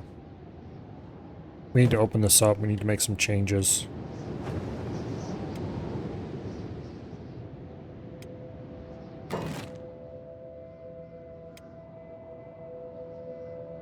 Let's see. General storage chest. Put it over here on the other side of the weapons chest. Right there. That's where everybody's going to store their gear when they're not using it.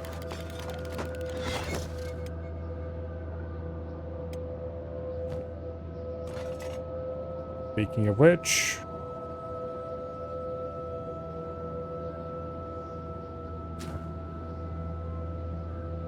Okay, I've seen this done before.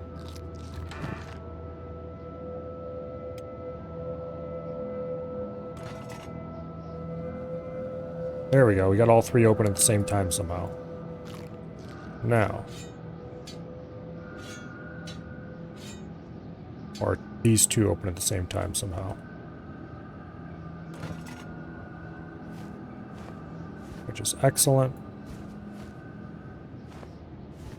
Now we can get everybody's stuff in one area.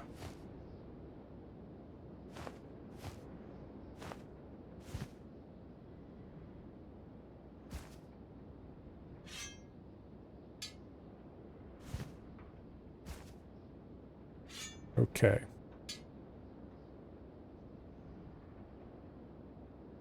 Now, those boots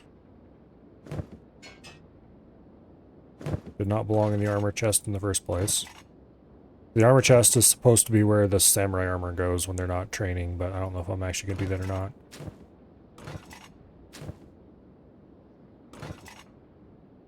Okay, 1, 2, 3, 4, 5, 6. 3, 4, 6. 1, 2, 3, 4, 5, 6. Okay. We have 3 weapon types over here. And we're going to be able to put everything but the planks in this space. That's annoying. That's really annoying. Should have built a second weapon rack.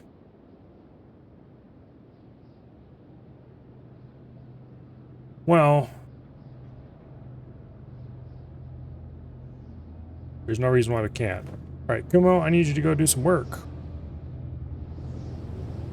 Specifically, I need 2 training katanas, 2 more training clubs, 2 more training cleavers, 2 more training longswords, and 4 more training staves.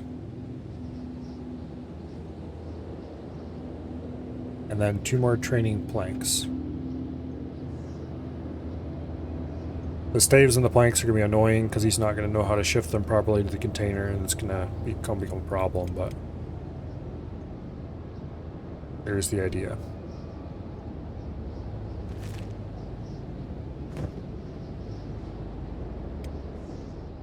Okay, Izumi.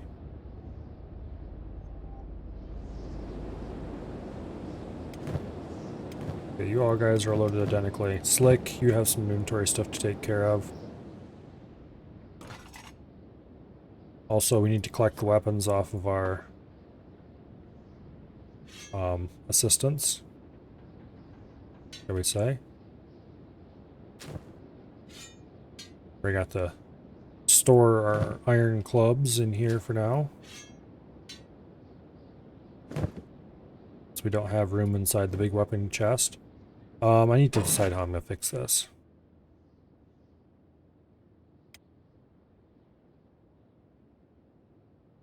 I think I'm going to do a weapon stand just for the training planks, since they're so flippin' huge.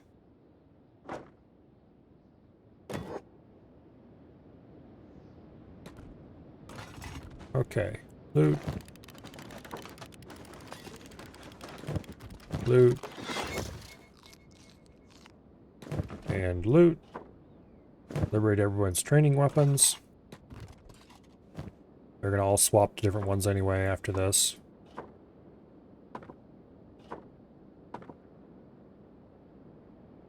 Kumo still has his training katana on him. Like a goof. Flick, let's go recover those, please. Kumo, not being very smart. Doesn't know how to put his stuff away once he's done with it. Looks like they all came out Mark 1 grades, so we don't have to issue any repeats, except these two which are here already.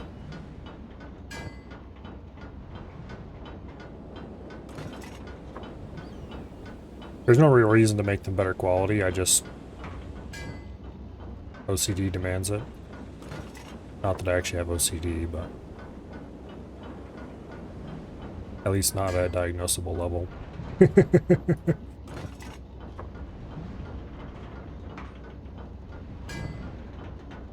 Perfectionism is not OCD.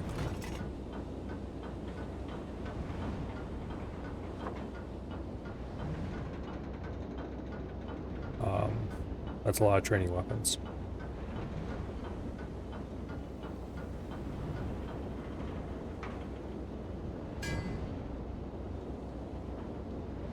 That's an interesting bug. It didn't draw properly. Okay, Slick, I need you to go get a backpack so you can carry that stuff. There's only one backpack that can fit things like planks in it.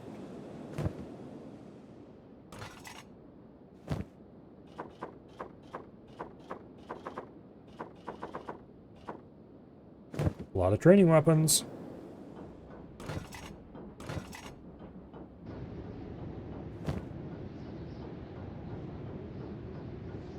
More masterwork grade boots.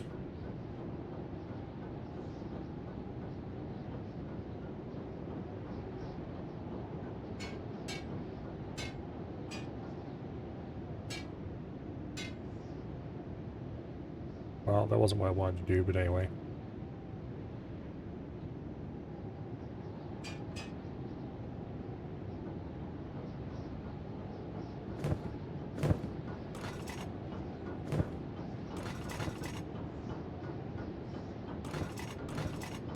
You have a lot of specialist grade samurai armor at this point. Ooh, there's some masterwork grade samurai armor. Who was I giving the masterwork grade stuff to? Yeah, Kumo. Congratulations on your upgrade, dude. You get masterwork grade armor.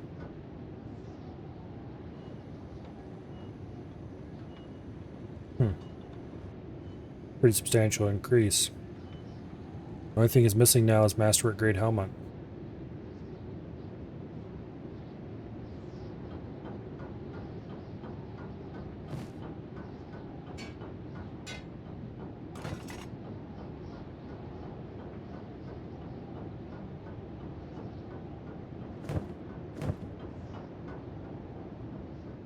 What is your skill level? 89.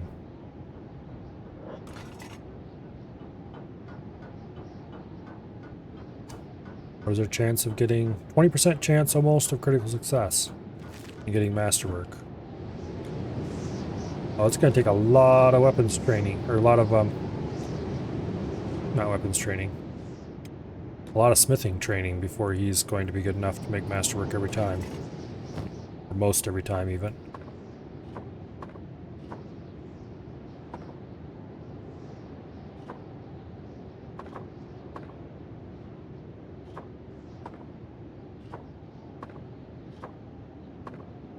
Okay.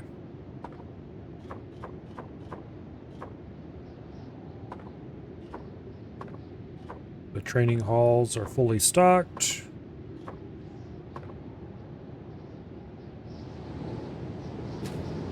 We're going to take the real clubs out of here. We're going to put them over here. We only need 3 of them. I should order 1 more made.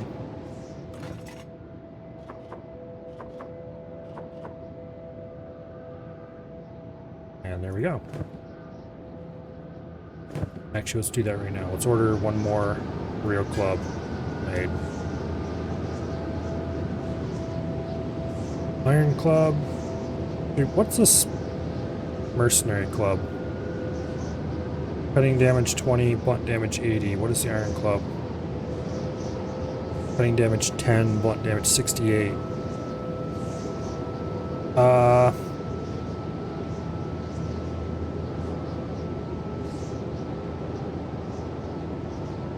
29 and 80, because Spike Club is definitely worse.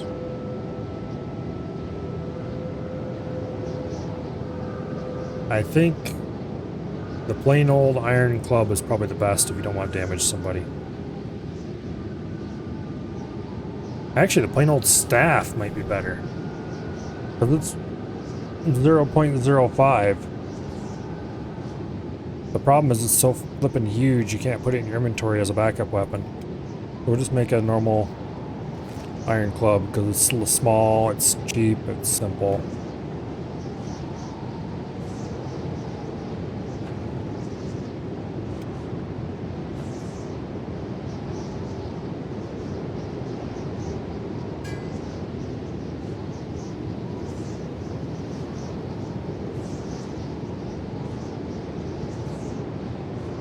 Okay, that's made.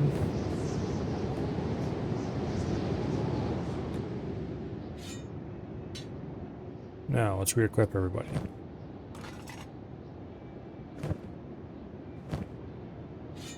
Everybody on the trainer side of things gets a simple iron club. We do not keep that large backpack around for combat training. That would be disastrous. I mean, not disastrous, but a bad idea.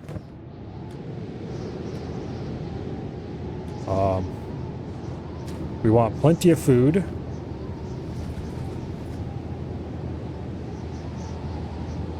Which we're then going to pass out amongst our friends. Might as well give everybody about 3 units of food. Kumo, you idiot. I specifically got you food. And what do? You try to give it away. Here, job's off.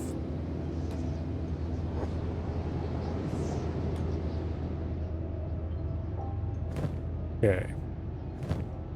Everybody has some amount of food.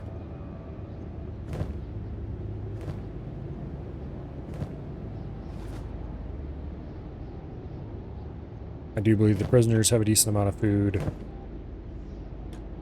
Okay, let's close the door. Here, boom. Now.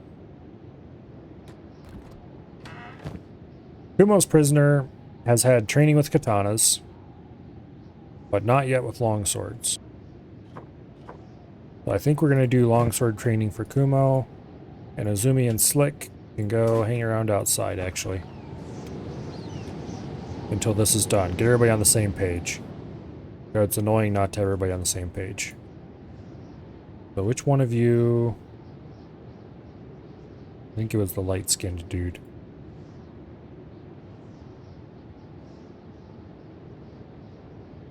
Yeah.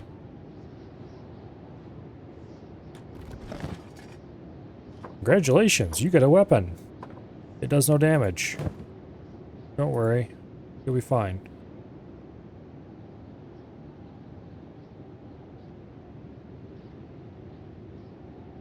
Defense is 66.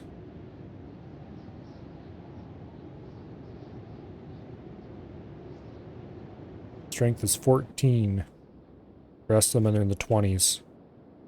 But yeah, that pretty much determines who it was. Pick up. Walk out to the center of the room. You two are on passive, right? Yes, you are. Alright. Dump your prisoner on the ground.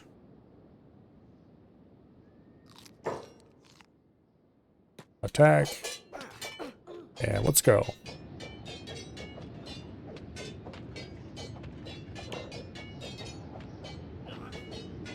Look at that Saber skill fly. It's still low levels, so that's why it's going up so fast. Once this is done, we will have group cleaver training. And then after the cleaver training comes the long-awaited plank training. Which is going to look ridiculous. Because they're going to be swinging these gigantic weapons. Also, I think you get a pretty large negative to fighting indoors with one of those, but oh well.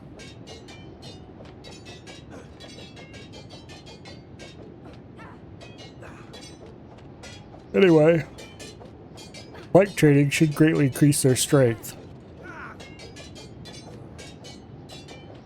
And then of course after plank, we have blunt weapons, and then pole arms, and then this group will graduate, and we'll pick another 3 lucky contestants. And then we'll see how well pre-trained trainers work against rookie trainees. We may have to keep some experts standing by, come in with blunt weapons to end the training when the time comes, but... no, because by the time they hit a point where they can... Well, actually, I don't know. I guess melee attack determines your chance of actually hitting something, and the per weapon skills determine your damage with them. Once upon a time, melee attack and melee defense didn't exist, and your per weapon skills determined just straight up how good you were with that weapon in every way that mattered. Back in the days when there was still a mass combat skill.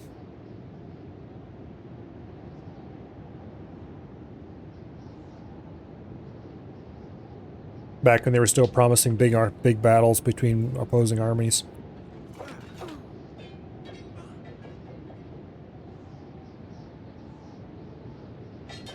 This was definitely one of those games where they overpromised like crazy and then discovered they couldn't actually do half the stuff they promised.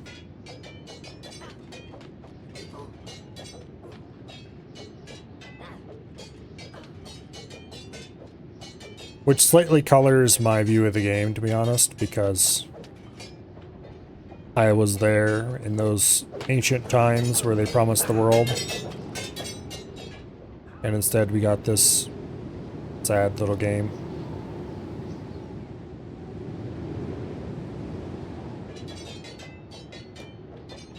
Which is not a bad game, it's just that it's not what was promised.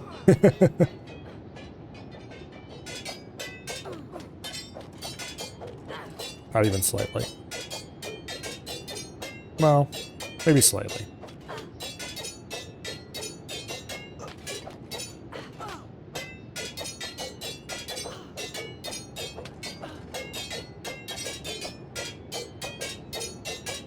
Looks like we're gonna have to feed the training partner soon.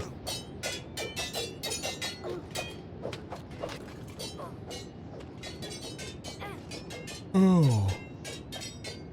Kumo's up to level 52, Saber. It goes really fast at first and then slows down pretty hard from there.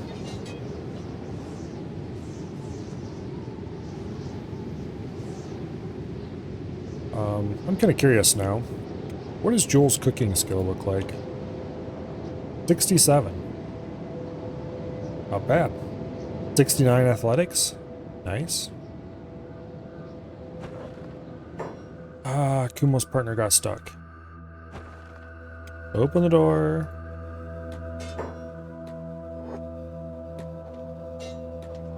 There we go. Close the door.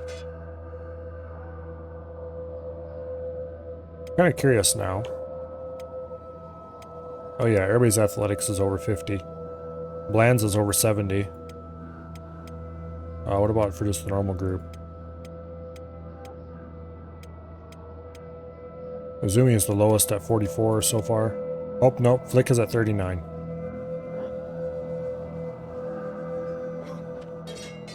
Okay.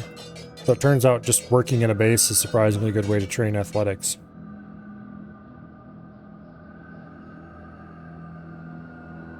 I guess in previous versions I had it. A long time ago, one of my bases, I had the stone mine. For some reason, I had a stone storage quite a ways away from it. Or no, it was the iron mine.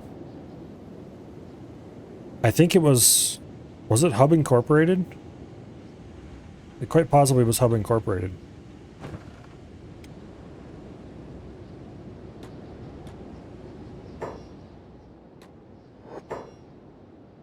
Where I had the iron mining was going on outside the city walls, and storage was inside the city.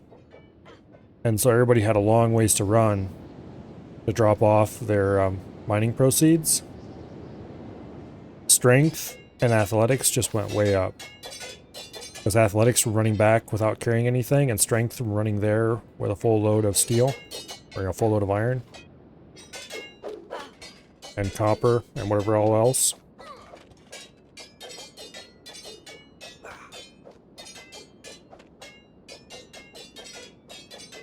Biggest problem with that base is that there was no way to do stone mining in town. And so you either had to buy building materials, or you had to buy a little tiny base, build a little bit tiny base outside of town that consisted of just a stone mine and a materials processor, so you could do processing on site. Really annoying. 58 saber skill. This dude's not incredibly hungry, but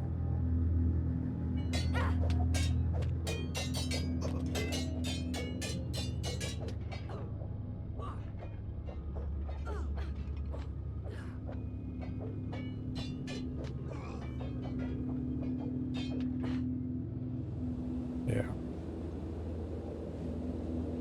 How long has it been since...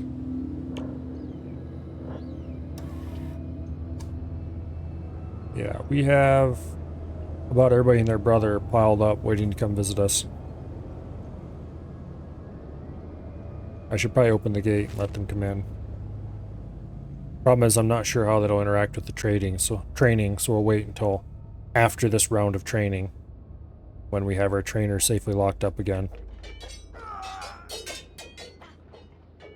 And we'll open the gate, let diplomacy happen, and then close the gate up again. Maybe send Slick off on a couple trips to sell samurai armor or something, because we're getting too much of it stacked up.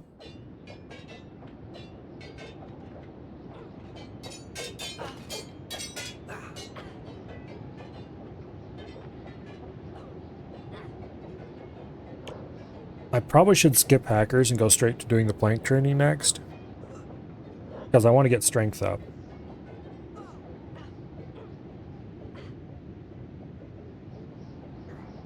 I mean, it doesn't have to be done in that specific order. I just decided on that order completely at random. Or, you know, because it seemed reasonable.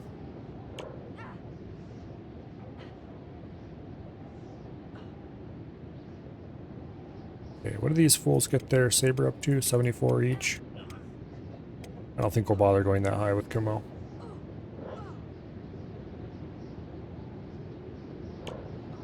He's at 78 melee attack. These guys are 83. Oh, they're surprisingly... They're both at 83 attack and 69 defense. Maybe we should let him go until he's all the way up at the same level they are.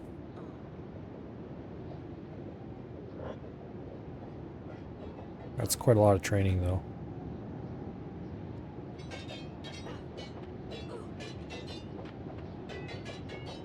Alright, well.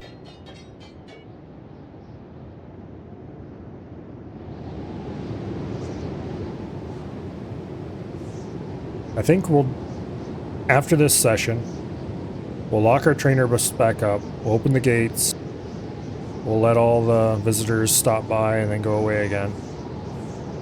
We'll do a few cell trips with Slick, and then we'll do hacker training with all three of them. Once that's done, then we'll pause training for a bit, and we'll send Slick on some voyages of discovery. And then after that, we can come back and do another training session. And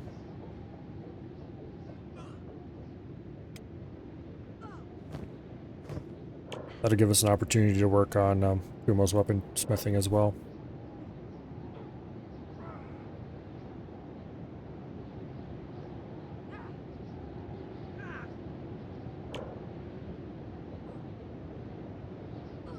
He's up to 78. What are these guys at? 83 melee attack. Wow. That's actually not that much higher. It's only 5 more levels. I guess it gets really slow to get a level after a while.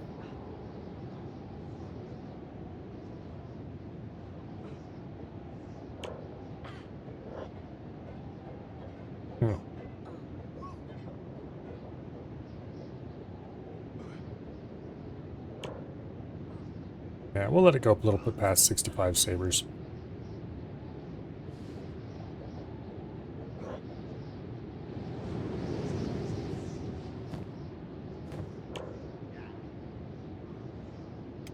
The others all have blunt up to 31 just from, or, wow, 31 and 28.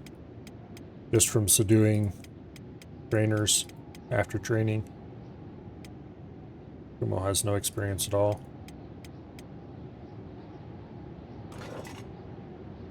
But yeah, I think next we're going to do plank.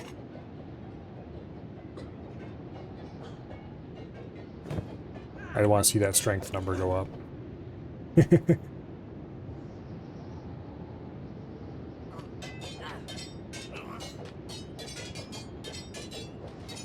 Also, it's just going to look ridiculous.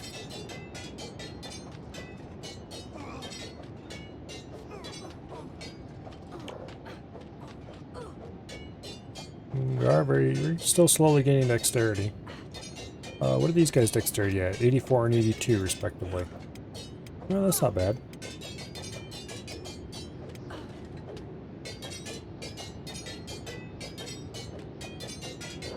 Okay.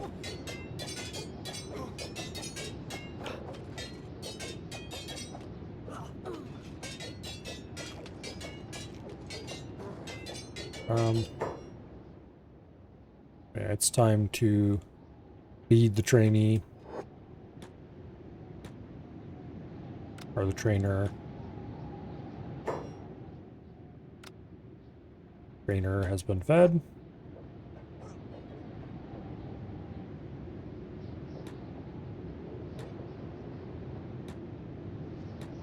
Over here? Here we go.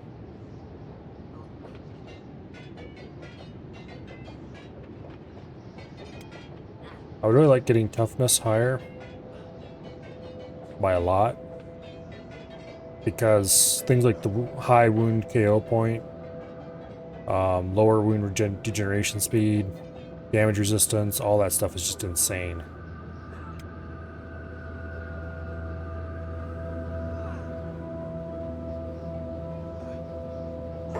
Like Slick here is at -1% damage resistance. Kumo is at -23% damage resistance. Slick is actually getting close to the point where he might start getting positive damage resistance.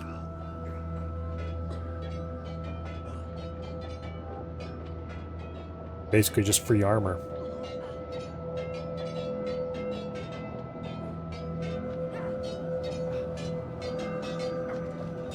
Toughness is such an OP stat. You can get it high. Problem is, it's just kind of hard to get high in a safe manner.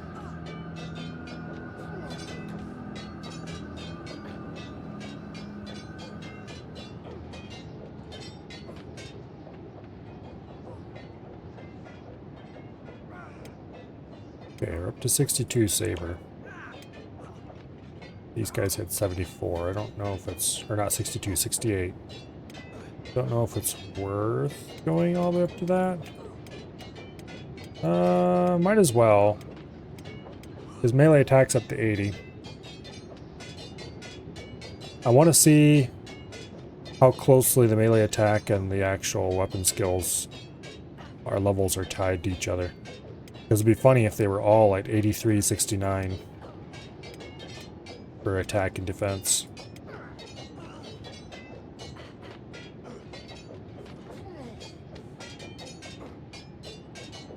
How close are they on experience too, for that matter?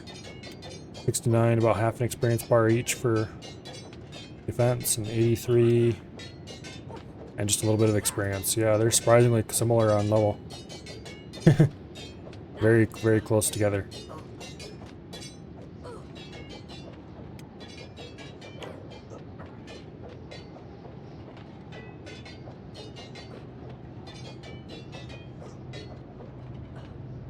Progress is quite slow though.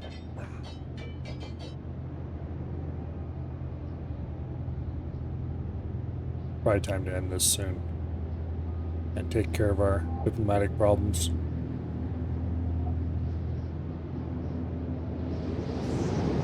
I'm kind of surprised this little fence here actually works for keeping our hemp farms under cover.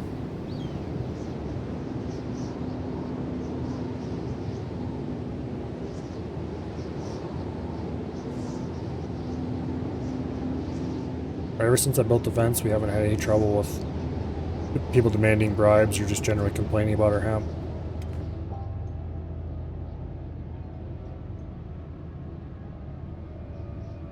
Which is a little bit surprising.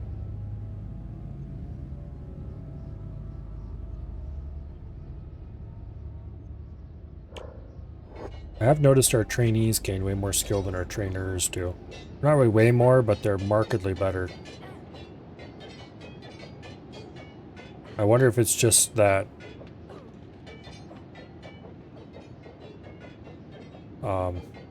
enemies just don't gain as much XP from actions as you guys do.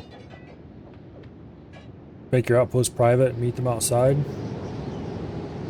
It already is set to not be open to the public. The door is set to private. Most of the buildings are set to private. Some of them aren't. That shouldn't matter when the outpost itself isn't.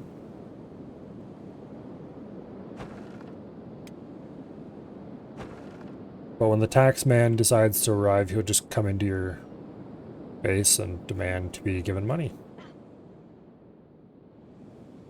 I think it has something to do with, like it used to be, they would come to just inside my gate and stand there and yell to be talked to. Now they walk into about here. And I wonder if it has something to do with where all the buildings are placed. Now that this building's been placed, I'm kind of curious where they go. Do they go back out here by the gate again, or do they come farther in? I think they come to what they perceive to be the edge of your outpost.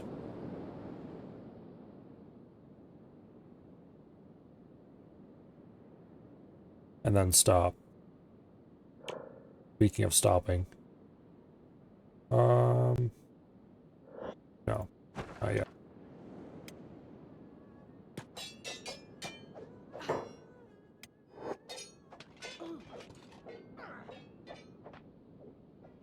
Use airlocks.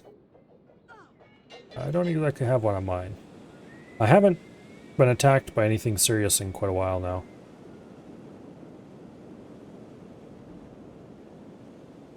No slavers. Manhunters haven't arrived for quite a while. Maybe it had something to do with our scare manhunter out here. Like, dude, you're missing a leg, you can still crawl. Get away from the front of my base. Anyway.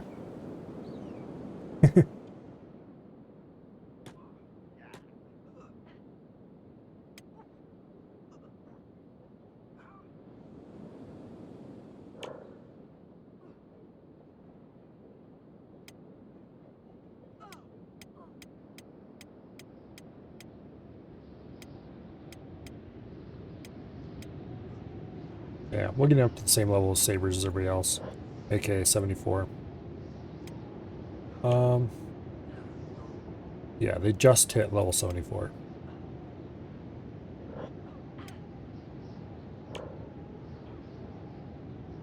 And he's just about to hit level 72.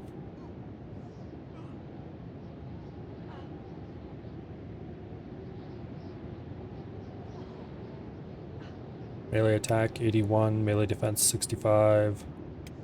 They're 83 and 69 respectively. Exactly the same for the other two. This is partially an experiment because I want to see if he's at 83 and 69 when he hits 74.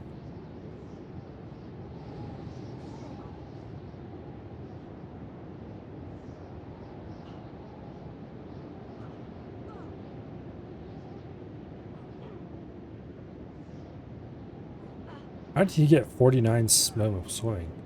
Oh, he must have... Okay, everybody's in the 50s for swimming, except Slick, who's only at 35.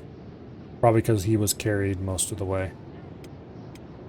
Due to lacking legs, he could swim very, very slowly. How did he get to 35, though, while being carried? Interesting.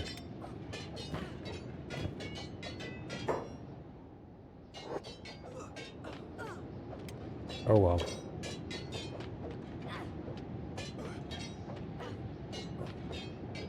Okay, he's almost to 73 sabers.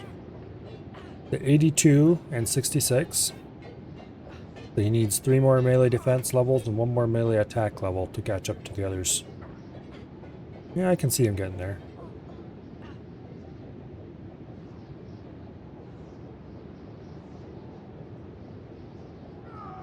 Or at least getting something resembling close to there.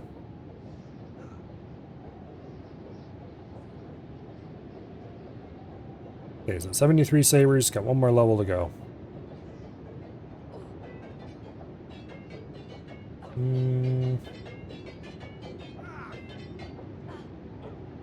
I can see him ending up at 83 attack, but I don't know about defense. Gonna have to defend for some big hits to get there.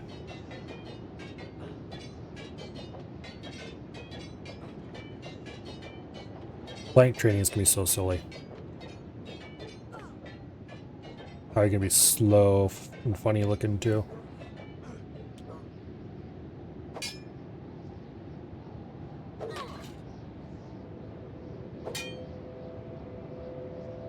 The heavy weapons in this game are utterly ridiculous. Which reminds me, I need to find somebody who's selling the fragment axe blueprints so I can make them. And I need to get more ancient science books so we can level up our smithing skills.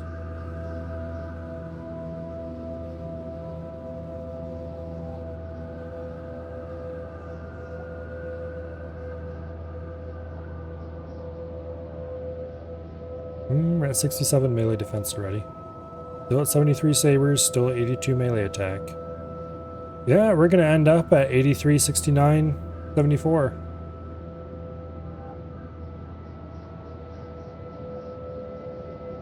Won't that be funny?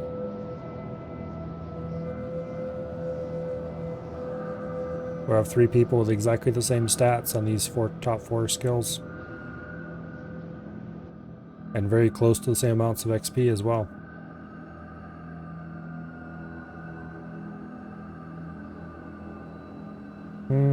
Maybe not. He might be 68 melee defense. Because he's about to 74 sabers. And he's still 67 melee defense. Unless his training buddy gets in a bunch of good solid hits. Oh yeah, he's at 74 sabers now. And there he has a melee 83 melee attack. We could get him to 69. but only at the cost of getting him almost to 75 sabers. Actually, if we switch... Okay, I missed something here. He's unlikely to get as many hits in with the blunt weapon. Because he's not as good with it. Actually, no, because that only affects his damage.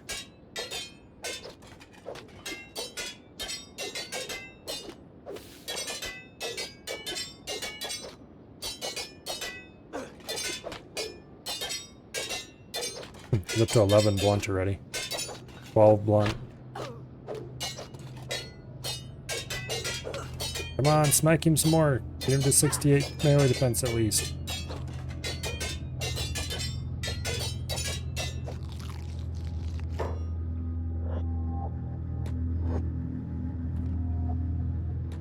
Alright, pick him up. Into the cage. Open the door. Azumi, get in here. Use first aid.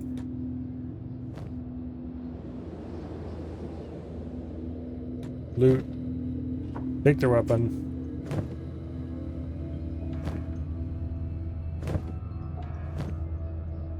Okay, put those training sabers back away.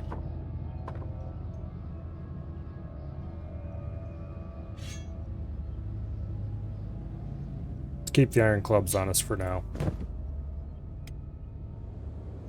Slick. Okay, let's open the door. Get some diplomacy done. While the diplomacy is ongoing, I'm gonna have Slick change out of his training gear.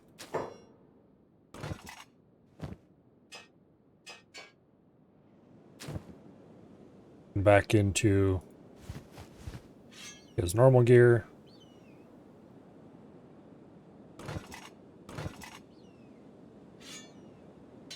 And go do some trading expeditions off into the wild unknown. AKA the next town over.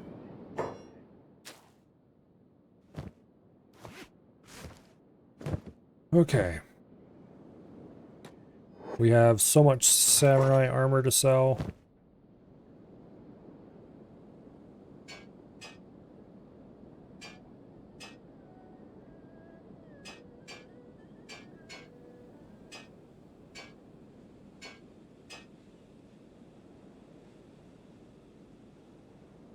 Okay.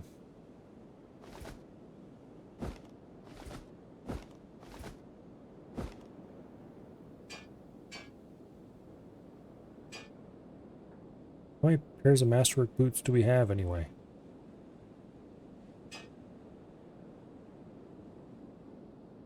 Two, that's how many. No, three, because we put one pair in here.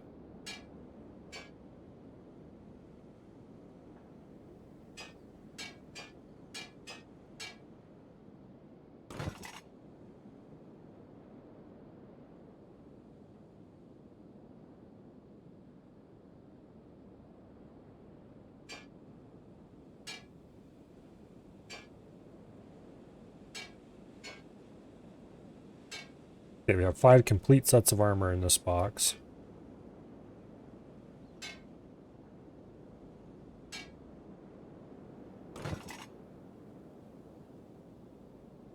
Oh, bullshit. Okay, you're right, actually.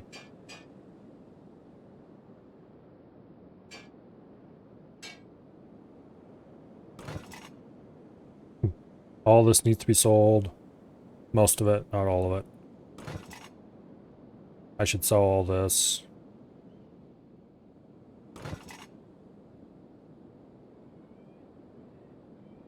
This is all specialist grade, probably should be sold.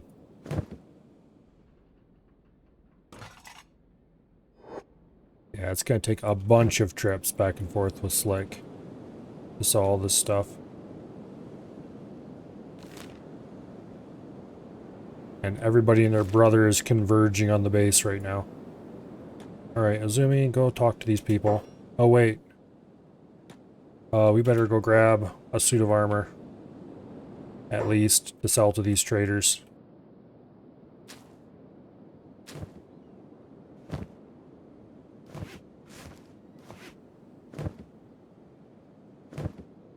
Let's see if we can sell some random armor and bad quality clothing to these traders.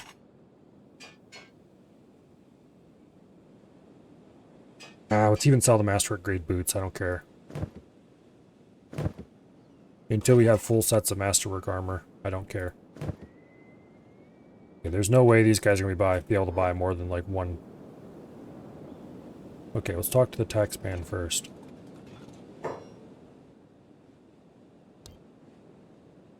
Alright, take the money. Get your ass out of here.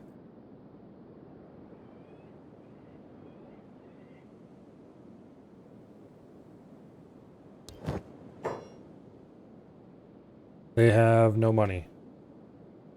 Boo. Okay, let's buy some books. Does that get you enough that you can at least buy a pair of shoes? No? Well, what use are you then? Buy a bit of food. Okay, now you can buy a pair of masterwork quality leg plates. Wait, I don't want to sell you masterwork leg plates. I didn't notice I had masterwork leg plates.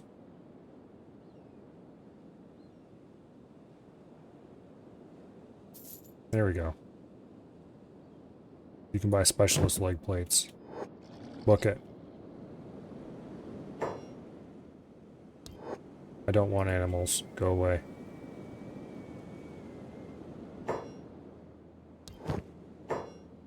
Actually, I feel like buying an economy leg.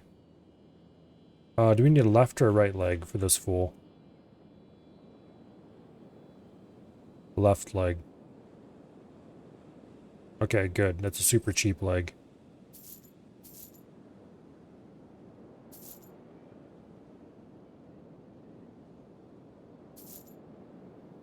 There. We can give him a leg and get his ass out of here. Unfortunately, they don't quite have enough money to buy any of the things we have left. We can buy some books. And that will get them enough money they can buy some of the things we have left.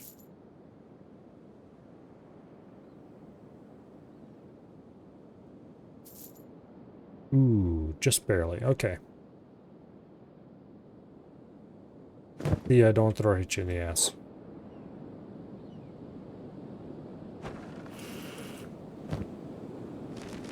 Okay, we should have enough books to last us to the end of the game, honestly. Now, let's equip our little club here. Let's go outside the gate and have a nice little conversation with this manhunter.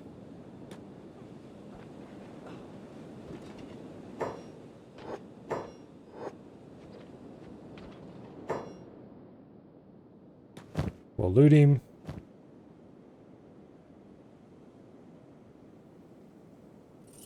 We'll give him a leg. I don't think we did any serious injury to him. We did actually a little bit. Okay, fine. We'll give him first aid. Bullshit, you don't have him. Oh, yeah, you don't. Okay, that's right.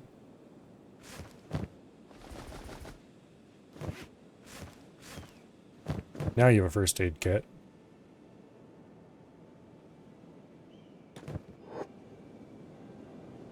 There. We're being very nice to you. We don't have to be this nice to you. Largely because I want you gone and don't feel like spending the effort to actually get you killed.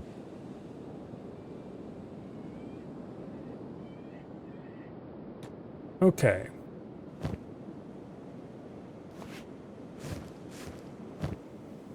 Now, we have a good amount of food cubes, which are surprisingly good travel rations. And they also can't make them with our local supplies.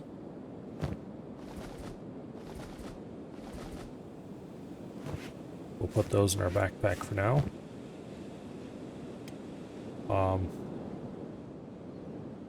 We'll go dump this armor back into the random ass shit container.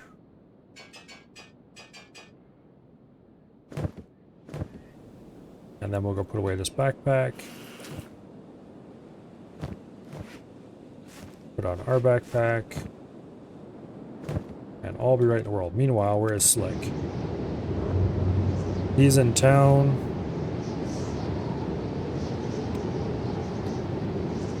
Contemplating how hard it's going to be to sell this much samurai armor to the random traders who are here.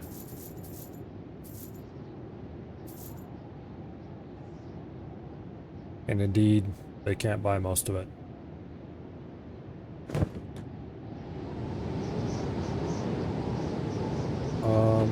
Ranger shop usually has a good amount of money.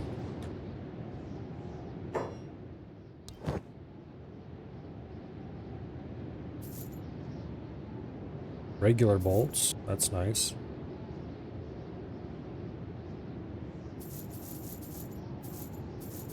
There, we actually sold all of our armor to them.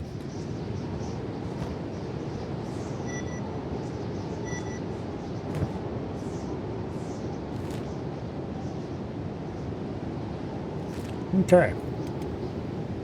Now we just need to do a couple more armor selling trips, and we'll have cleared out our stock, and our armor smith will be able to go back to work.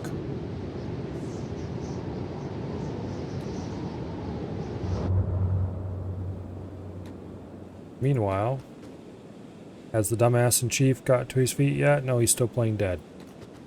Listen here, buddy. Yeah, you better run.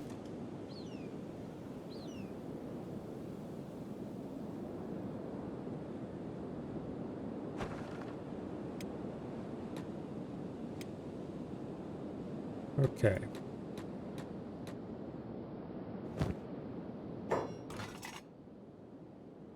Ragged half pants, those are for sale. We don't want them. Nobody wants them. But they're going to get them anyway. Masterwork grade boots. Masterwork grade samurai leg plates.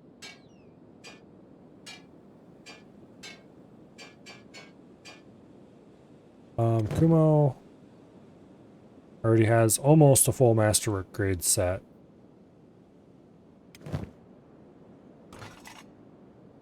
We'll go ahead and keep these 3 masterworks in here for now.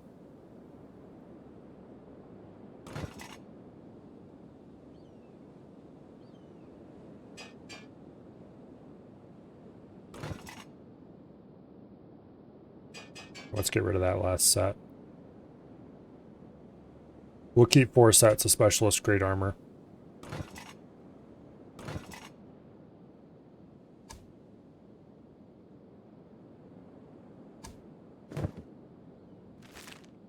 Okay.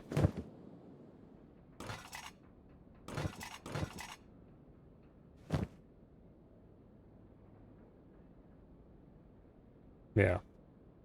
Do we have any weapons we want to sell? Yes, we have a few botched training weapons. I think that's it for saleable products for the moment.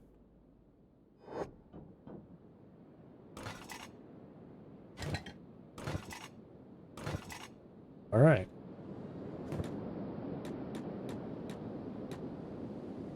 Beast trader on the way to our outpost. That's fine, I guess.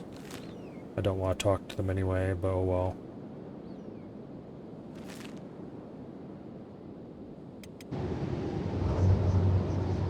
They should be there by the time we get back with Slick. Then we'll do plank training. And then we're going to make a trip to, I think, probably the swamp outskirts.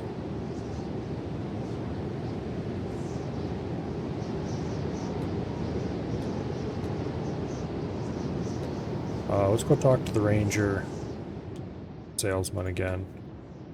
Not sure how much money he has left. Not enough to hardly do anything with. Now he really has nothing to do anything with.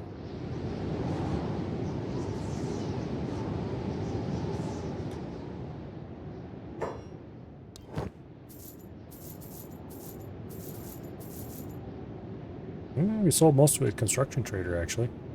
We do know the research for all these already. Yes, yes we do. Except Advanced Harpoonery.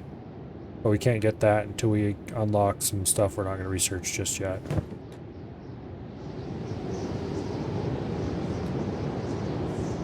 Go to the General Goods Trader.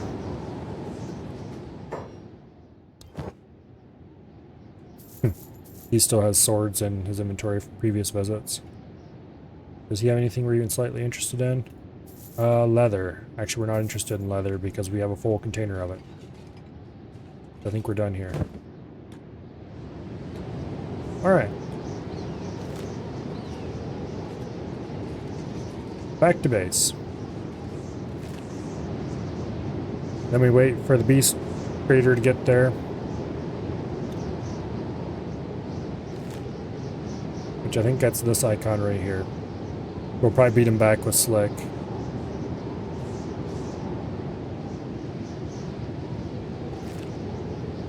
I wonder if we can go head them off.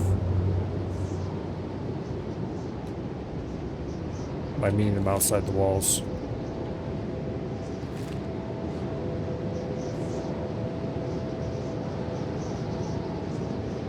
There you see Samurai right there. No, they must still be showing the taxmen or something. 'Cause that's no beast trader.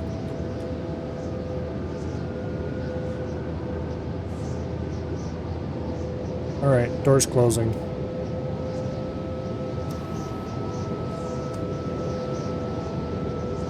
Tax collector's due in 5 days.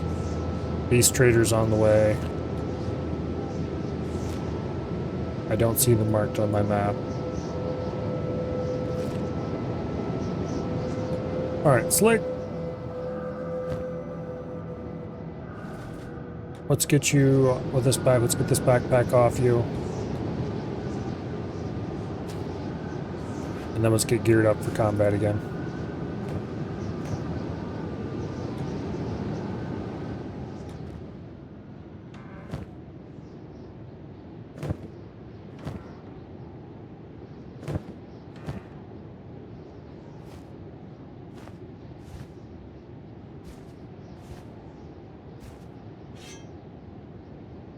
There we go.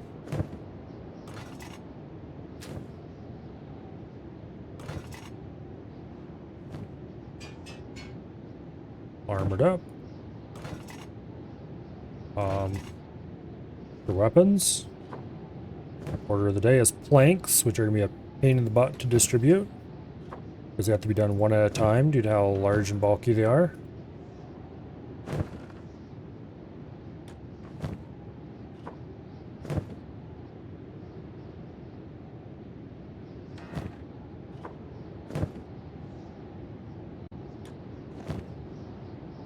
There we go. Now, food distribution.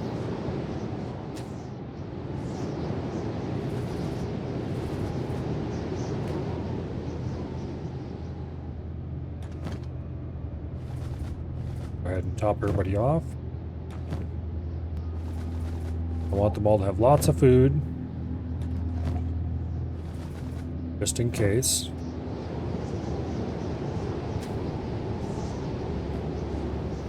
I want our guys to have lots of food as well.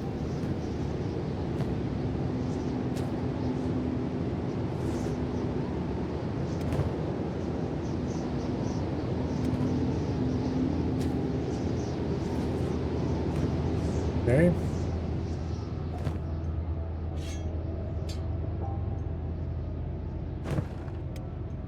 And Slick. You get your iron club. Get everybody's clubbed up. Everybody gets their training plank.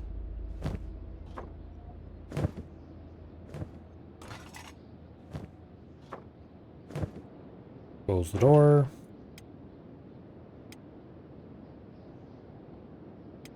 Set everybody to passive because it's a little bit easier to get things organized when they're all on passive. Our prisoners have all recently eaten or something similar. Okay. Now it doesn't really matter who trains with who, because they all should be similar skill levels.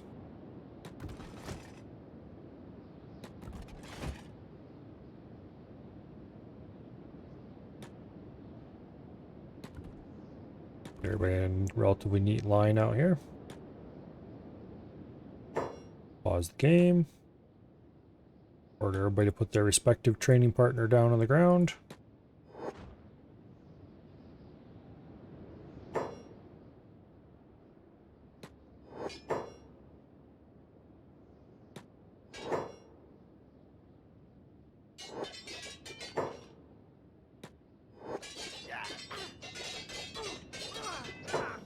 And then we engage in some of the most ridiculous combat you have ever seen in your life.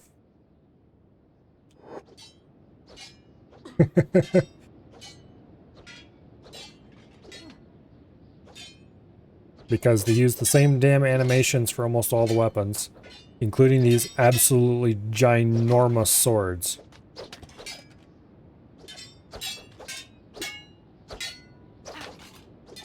Which if someone could actually swing them that easily.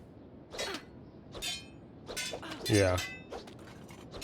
The ridiculous level is off the charts. Kumo's at 31 strength, Slick is at 50, Azumi's at 33. Let's see how quickly they go up.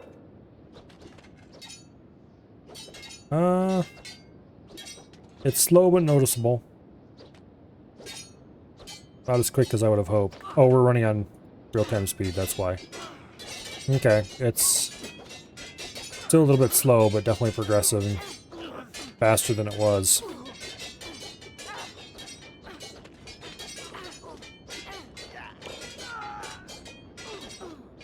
Heavy weapon skill is rocketing up, that's for sure.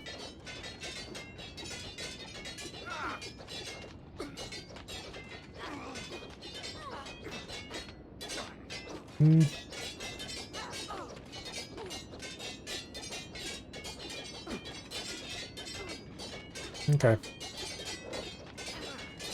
It's still slow, but it's faster than for the other weapons. I'm curious, is dexterity going up at all?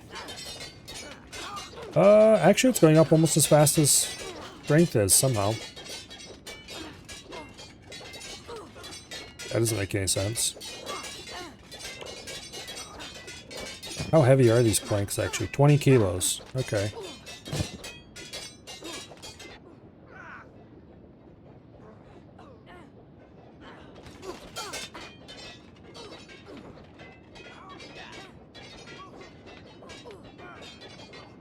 Anyway, once they get to a good heavy weapon skill.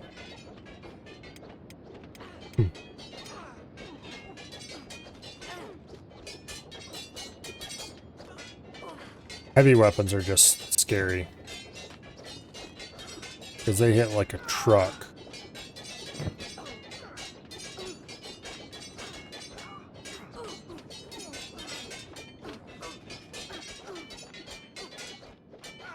But they're the kind of thing where you don't want everybody using a heavy weapon. You want, you know, using kind of like, oh, I don't know. I guess there's no real reason why you couldn't have everybody using heavy weapons. But I usually use just like 2 or 3 guys on the heavies and everybody else on lights. And then you can use the guys with the heavy weapons to go around and pick people off, while the light weapon guys keep the main group distracted. And you just single guys from the group out and stick the heavy weapon user on them. And methodically work your way through.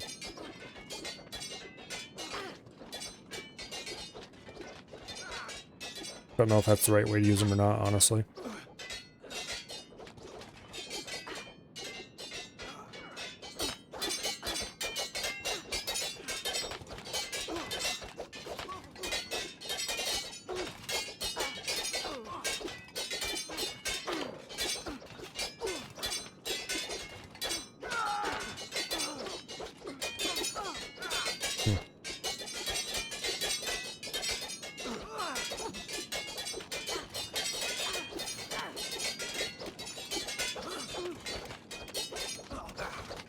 Fastest way to train strength is probably still to load them down and run. So.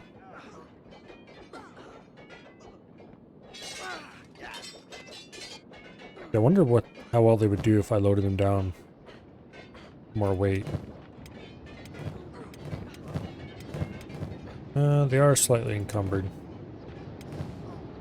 Wait, why does Kumo not have a shirt?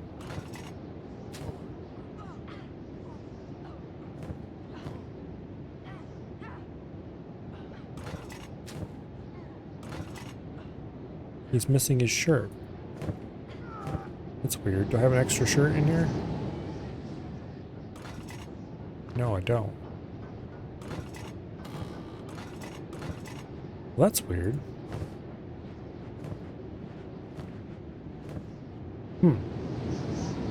I swear he had one before. Oh. Azumi's partner got stuck. Oh, every time I look away, something goes wrong.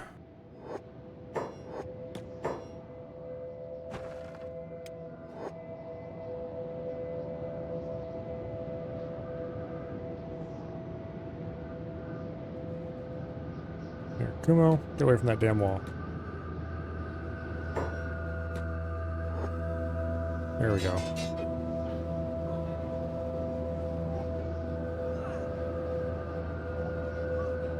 .53 heavy weapon skill.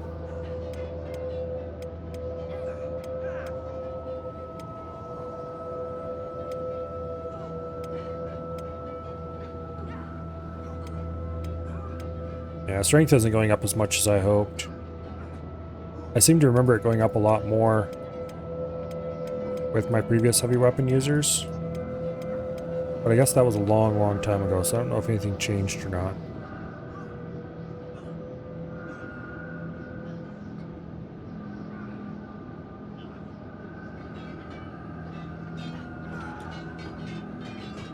Or if my memory is just faulty, that's also possible.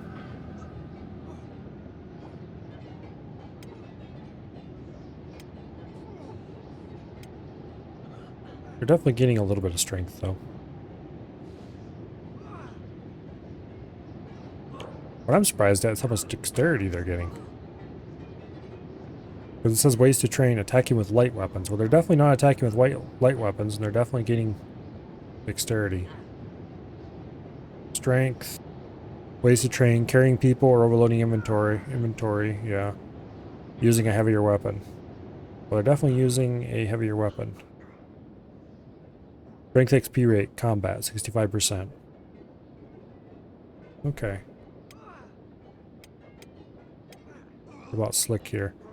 He's at 94% strength XP rate for combat. Hmm? And Azumi's only at 58. I wonder what's controlling that.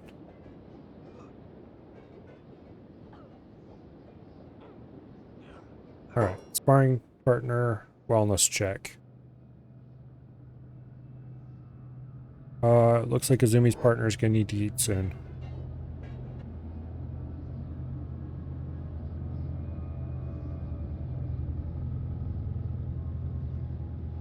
We're probably gonna have to do the everybody run up to the roof thing.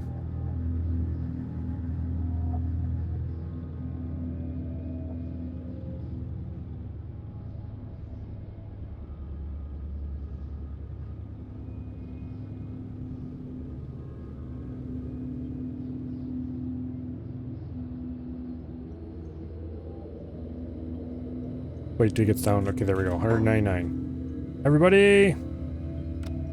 To the roof! Okay. He's eaten. Back down.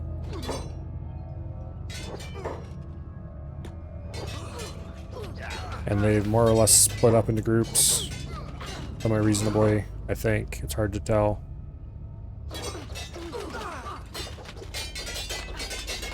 Everybody's swinging swords, so I assume they split up in groups. Yep, it looks like they're paired off. It doesn't matter who's paired with who anymore, because they're all trained to roughly the same standards.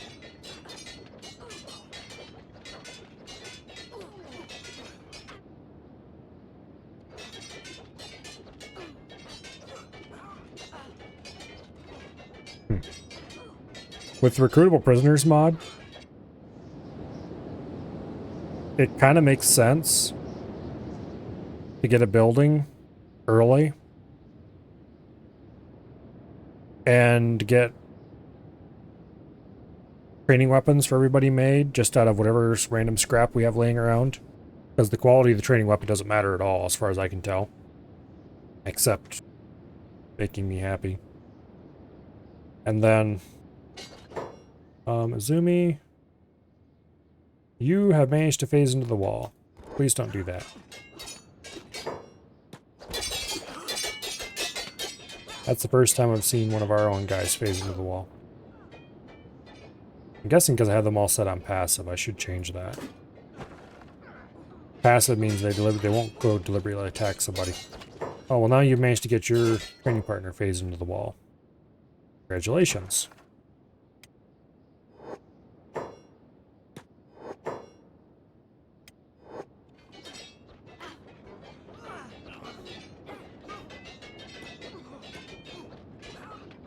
Speaking of training partners, everybody's well fed, right? Yep, okay.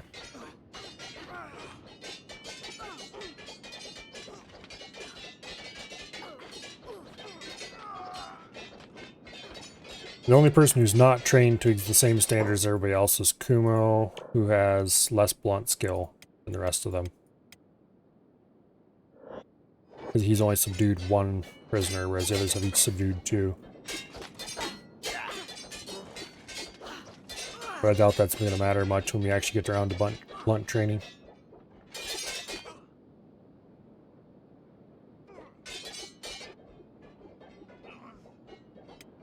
Which, considering everybody's up to 60-some...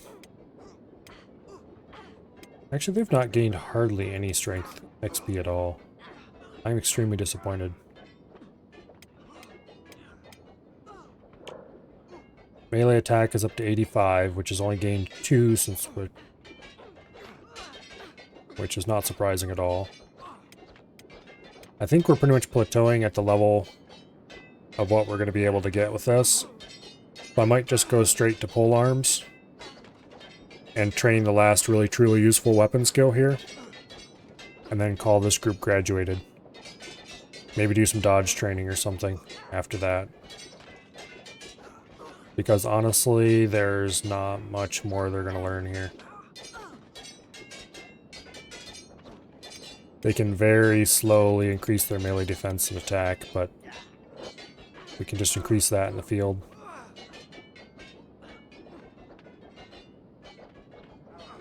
Toughness, we can't really increase here effectively. Although Zumi is up to 28 toughness. That's not a bad place to start.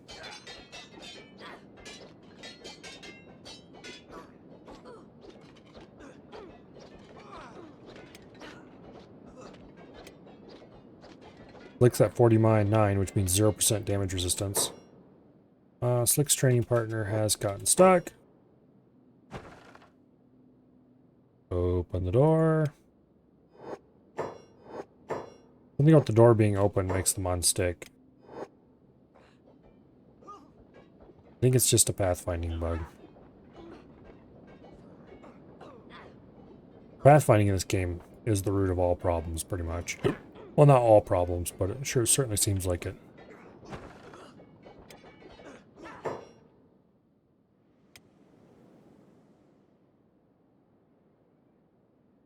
Okay.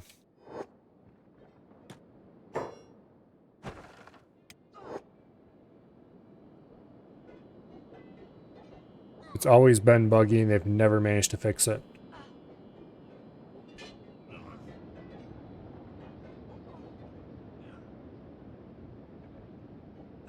They use the, I think they, I remember reading something about them using the pathfinding from the Havoc Physics Library.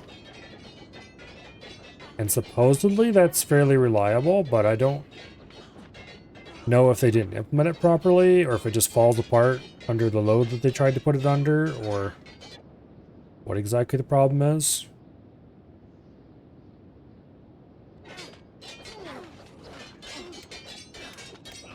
Anyway, we're up to almost 70 heavy skill already. That's probably plenty, honestly. It's probably about time to stop training.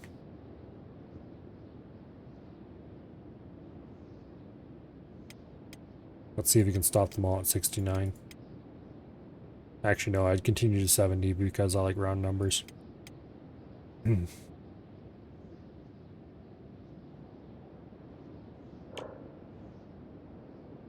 It does annoy me very slightly that we stopped sabers at 74, but That was controlled by something else. Maybe we should get sabers out, continue saber trading.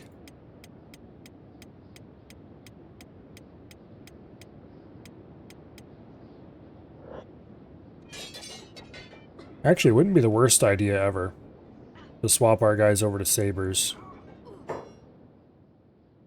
and leave the trainers on heavy weapons, just to give them a little bit more heavy weapons experience. And we could eventually use those three as our heavy weapon squad.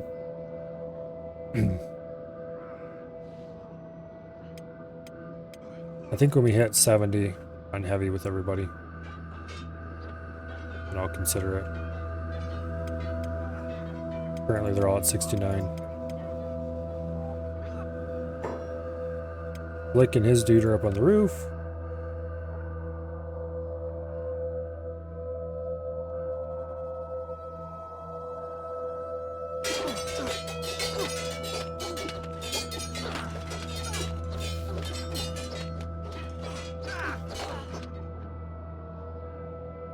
At this point, we could go toe-to-toe with most bandit groups with these three and probably do okay. Like starving bandits, dust bandits. The less well-equipped ones, basically.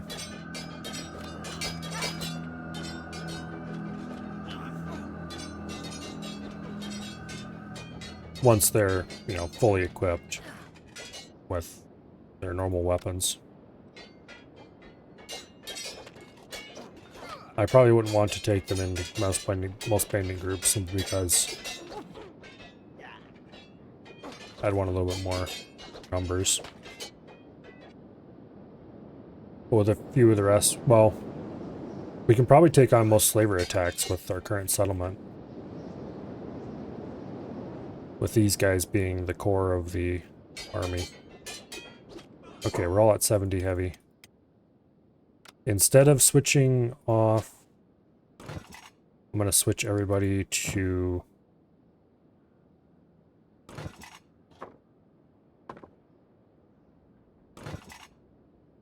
sabers.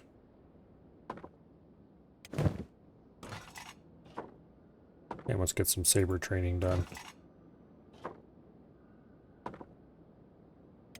Because sabers are the weapons these guys are most likely to use anyway. We'll continue doing saber training for a little while. Get them up to like 80 or something.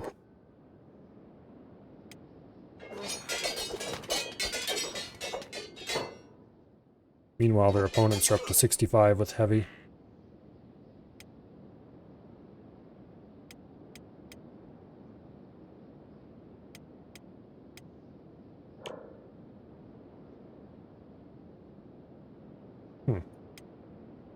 Their strength XP rate went up when I reduced their weapon weight. That's weird. Something doesn't work the way it's saying it works.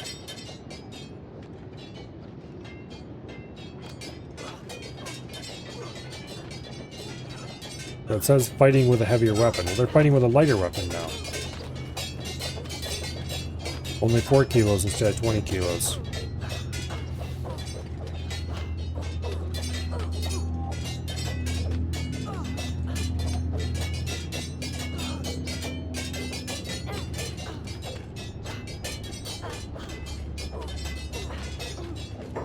Okay, what's these guys? 60, 70, 80. Okay. They're about 6 behind on attack skill. Roughly across the board.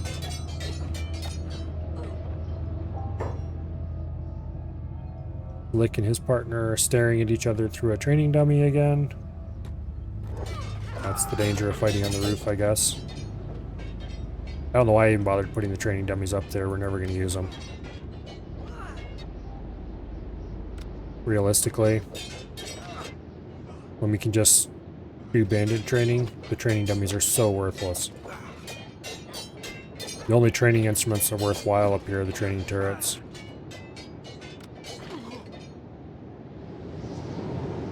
And the thief training stuff over here. I should remove those training dummies and then move our assassin, thief, and stuff like that trainers up to the roof. Make this the training building for everything.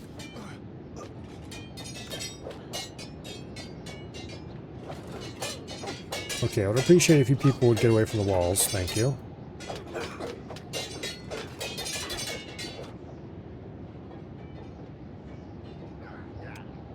They're up to 75 saber. 86 melee attack, 74 melee defense.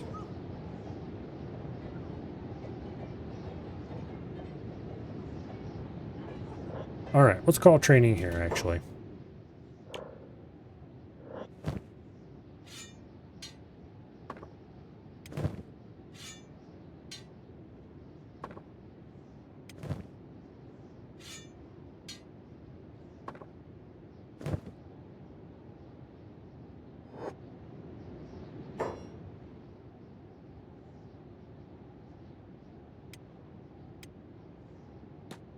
Primo.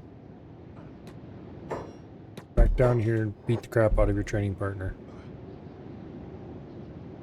Actually, let's get him unstuck out of the wall, because I'm concerned what'll happen when they fall over. There we go.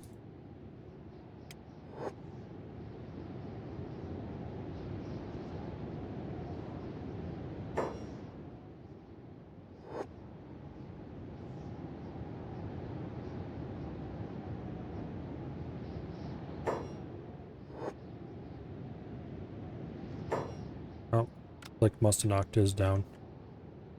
No, he didn't. Get your ass back down there and smack him again. Okay, now you knocked him down. Pick him up. Stick him in the first cage. Okay, now you can go assist with somebody else's.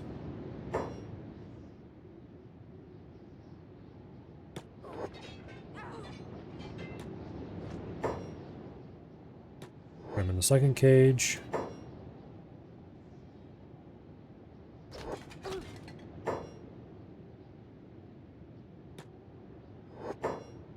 And put him in the third cage.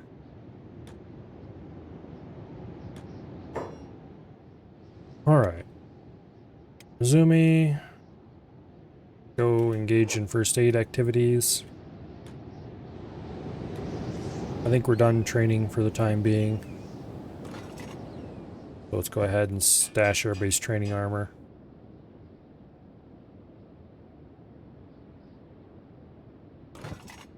Training weapons.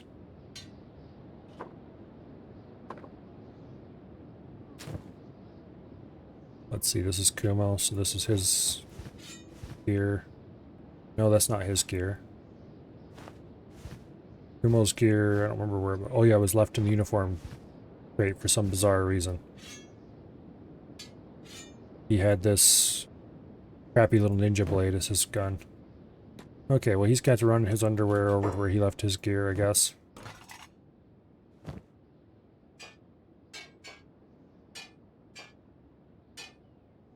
Why do we have masterwork grade? Oh, that's right. That's because Kumo didn't actually wear his... Kumo didn't actually wear training armor. He was wearing his actual armor. Okay, we need to bring training armor over here then, so we have a third set.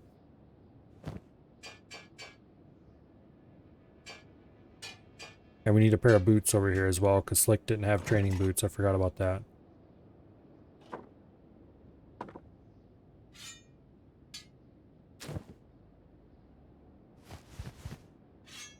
Okay. Slick is back in his civvy gear. Izumi, continue issuing first aid.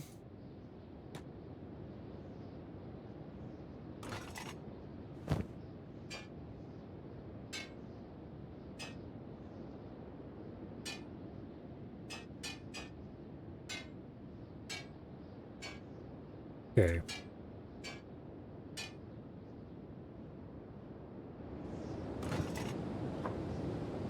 Keep putting away the training gear.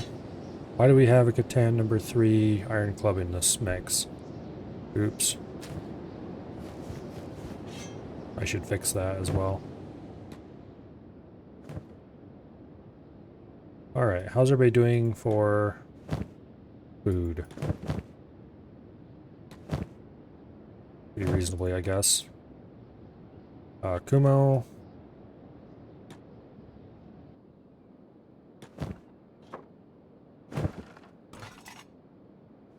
Let's de-weapon all these guys.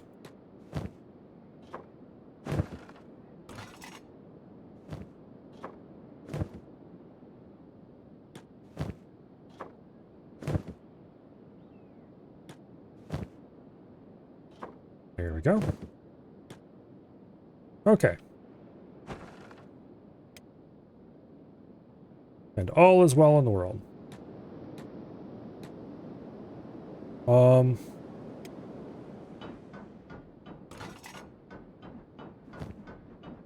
For some bizarre reason, Kumo didn't have a shirt. Need to order another one of those made.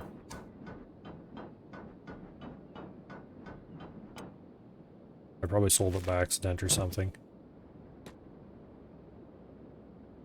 Okay, he gets to keep his armor. Azumi doesn't get to keep hers because I don't know. Because she just doesn't. Slick. I need you to move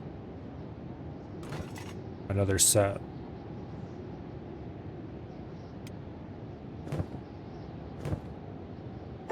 Bullock, what is wrong with you?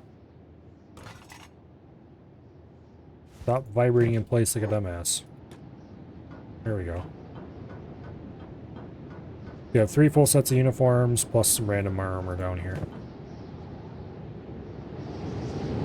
Now, what are we looking for? Oh yes, backpacks.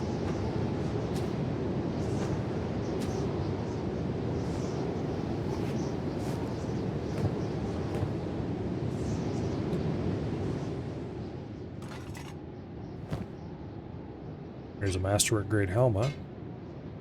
Masterwork leg plates. Masterwork helmet.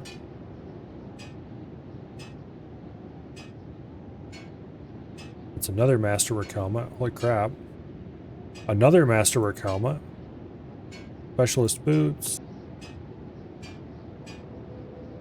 Okay, we just have a ton of Masterwork helmets for some reason. Which reminds me, Kumo had everything except Masterwork, which is why he was the only person who had actual armor.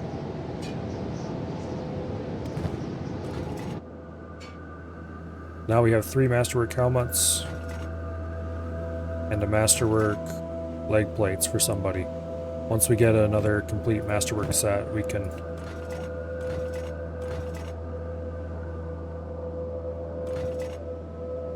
Actually, we have a bunch of Masterwork pieces. Let's move these over to the uniform crate.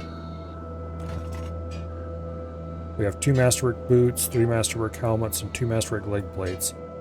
We're just short actual Masterwork armor.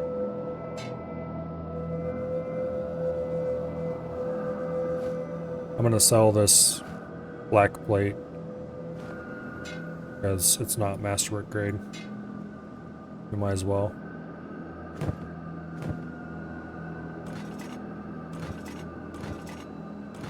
Then we have these 4 specialist sets that I don't know what I'm going to do with them. Alright, let's go put a specialist set. So we have 3 full specialist sets in the training room.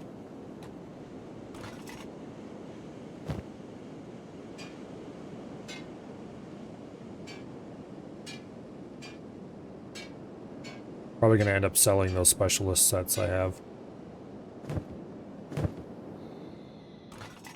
Hey, we've got 3 full specialist sets in the training room. Plus the 3 specialist sets that are on the trainers.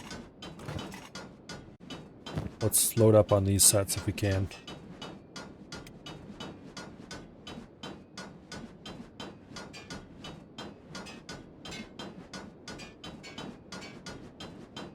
Okay.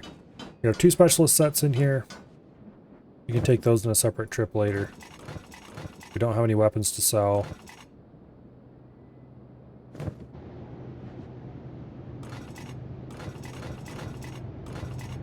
Alright, good deal. Let's get out of here.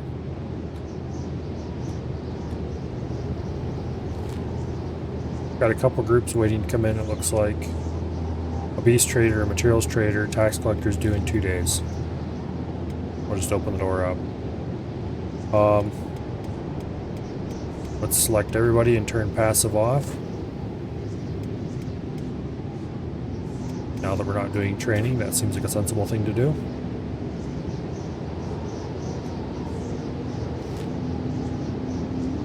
And we might as well just wait until these traders arrive. We can probably sell them some armor.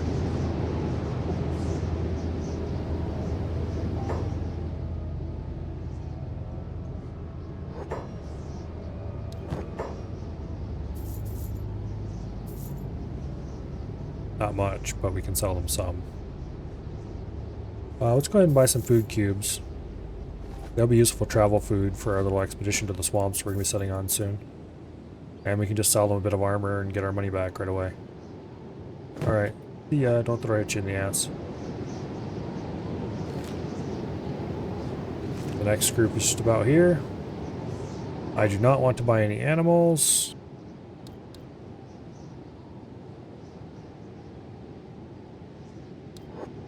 Yep, I don't want animals. Don't care.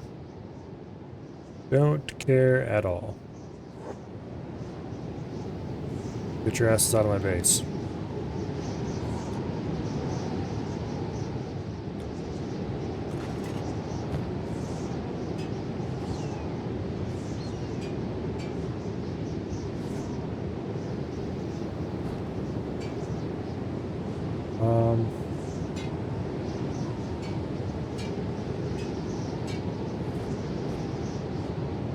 There we go. We have one last specialist pair of armor in our armor chests. Except for the stuff that's with the trainers and that kind of stuff. But anyway. Now, off to town to sell what we've got. Which should get us a pretty penny. We're over to 330,000 in cash right now. That's kind of insane, not gonna lie. With all their weight, we're limited to our max speed of 25 miles per hour right now.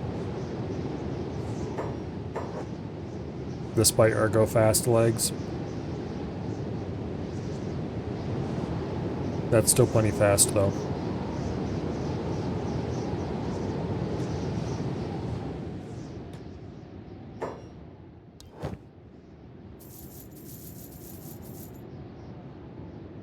Okay. Nothing we don't already know. Go to the ranger shop.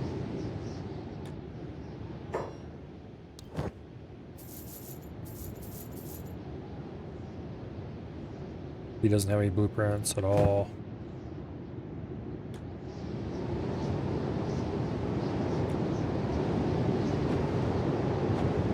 Let's go hit the clothing shop. I haven't been here in a long time. I keep forgetting it's even here. He might actually have some blueprints.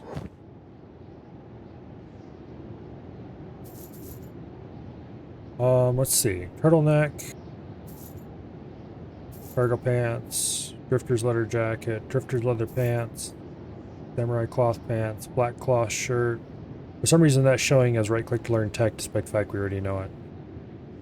Drifter's boots. Half pants reinforced. Leather vest. Rag shirt, might as well. Chainmail. Leather turtleneck.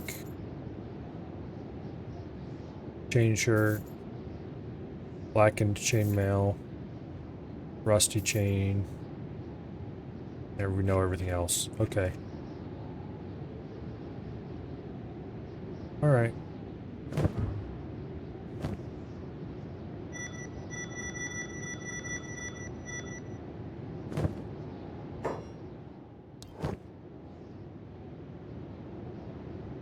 Let's just buy that so we can mark it as known. Buggy game is buggy. It's not like it costs much money. I mean, it costs a lot of money, but we have that much money to just waste. Okay, then we'll get our journey pack together and we're going to head down to the swamp. and probably to the South Wetlands and back. So that's a journey about 2.5 times farther than what it takes to get to Black Desert City. Over very different terrain.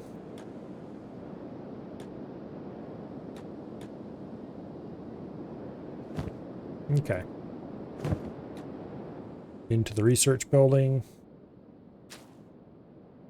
Swap out our backpack. Let's grab our journey pack. Still preloaded from the last time we were here. Fill it up with food.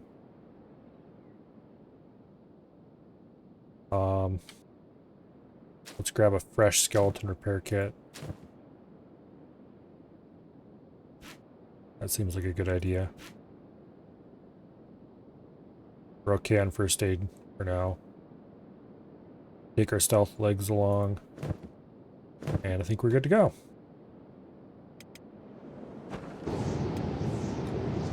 Out the door. Is there anything I want to set up while I'm gone? I think we'll set up a repeating queue of some kind of weapon.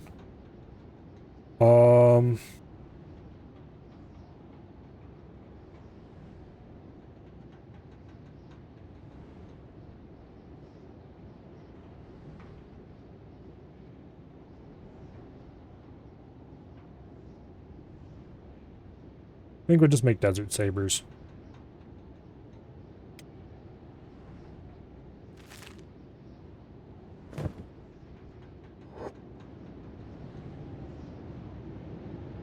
Oh, we better double check that everybody's got jobs turned back on. Not that Azumi's jobs are all that complicated, but... Okay.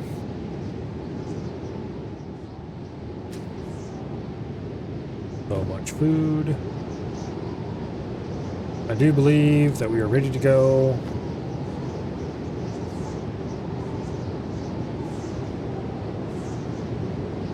Yep.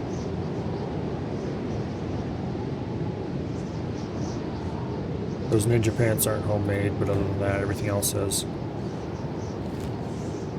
Okay, planning our route.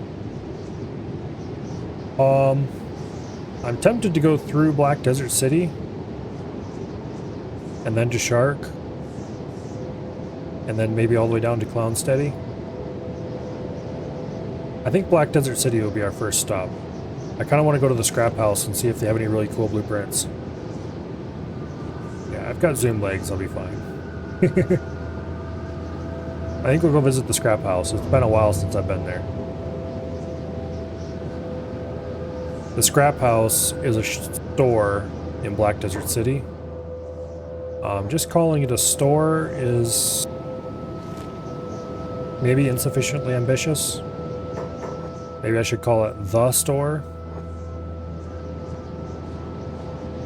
It's amazing.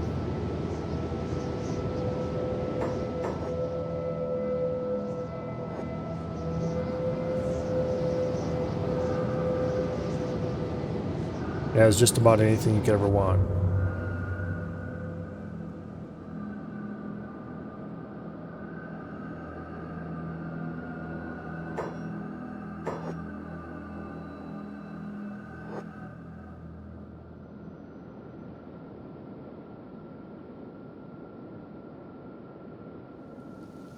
Okay, he's gonna complain about acid rain.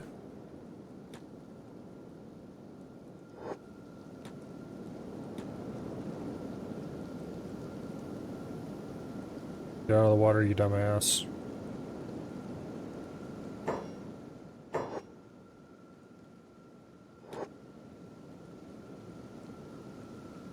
Okay, Black Desert City should be like right over here somewhere. Oh, we ran past it. Oops. We should have went south a little earlier. Okay. Here we are in the middle of Black Desert City. Across this bridge is the scrap house.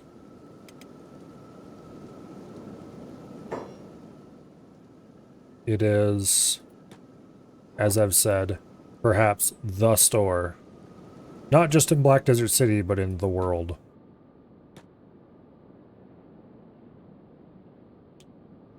This place has goods.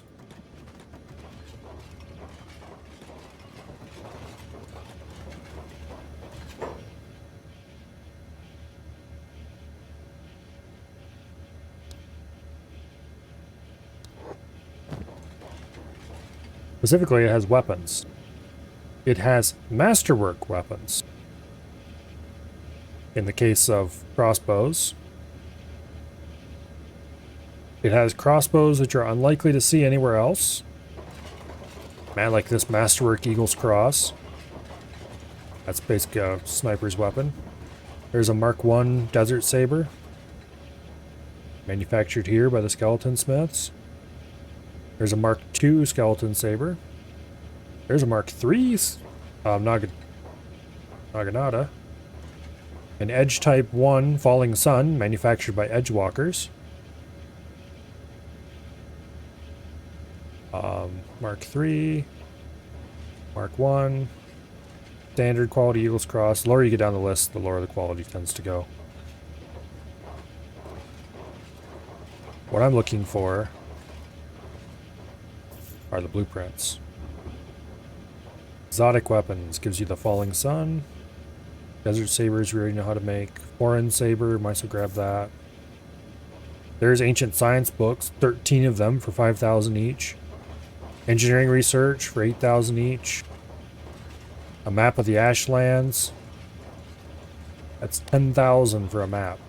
We'll grab it though. Advanced outposts, we already know that. Ashlander storm goggles. We'll grab that. It gives 100% protection from dust storms. That might be useful. 3 AI cores for 25,000 each. That's insane. There's an Edge Type 3 Ninja Blade. This is one of the best quality weapons you can buy. Here's another Edge Type 3. Edge Type 2. This costs $40,000 for this katana. Well, 40,000 cats. Blackened Chainmail, we already know that one. Old World Bow, Mark 1. We already have the Mark II. I don't know if we should grab the Mark 1 blueprint as well. Screw it, it's cheap, let's grab it. Blackened chain shirt. Yeah, let's grab that. Eagle's Cross. Yep. Copper. Yep. Dark leather shirt. And that's all they have available. We've got a bunch of other random stuff here. Generator cores, CPU units. Just loads and loads and loads of high quality weapons. Much better than you'll be able to find just about anywhere else for sale, at least. Edge Type 2, Edge Type 3. Top quality stuff. High quality crossbows of all different kinds.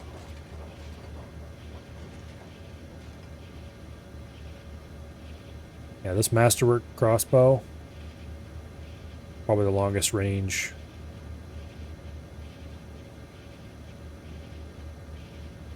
And best quality crossbow you can get.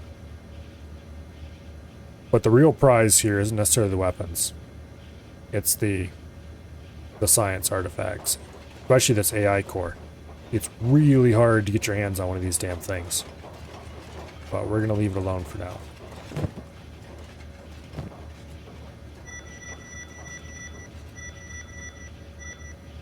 Okay. We've got a bunch of interesting research out of that.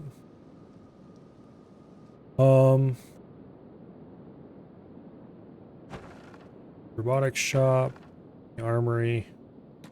I don't think the armory is actually a store here.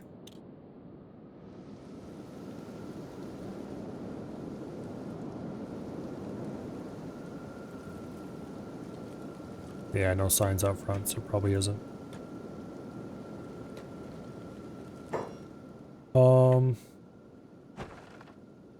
Large storage. Yeah, there's not many towns in this place. There's not many, not towns. There's not many shops in this place, but what there are There's your standard bar, except it doesn't sell food. There's that amazingness, and then there's the robotics shop, which is where you would go if you need more limbs. I'm pretty happy with my current set of limbs. So let's leave Black Desert City going south. And do I want to run to the hub? Or do I want to go straight to... Let's go here to the edge of Shem.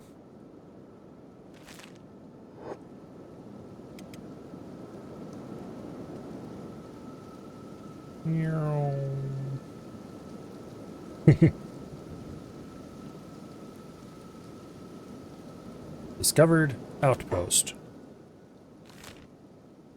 Okay. Where's it at? Right over there, that's where it's at. It's an armory.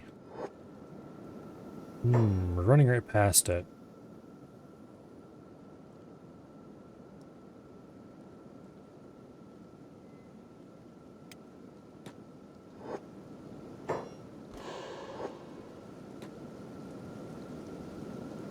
Let's find out what's inside.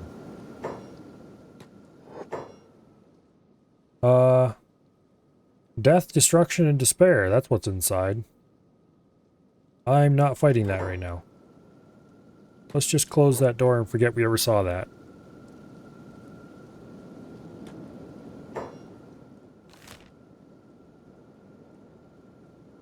That does not look like a friendly place to go. Maybe if we had people outfitted for skeleton killing in heavy armor, I might open that door again and give it a try. There's some dust bandits. That's the old well hello there? Pretty much. Okay, so we're in Skinner's Roam. There's a blasted hellscape just like every other part of this game. Discovered settled nomads. That might be interesting to go check out. Nomad animal shop. Okay, this place...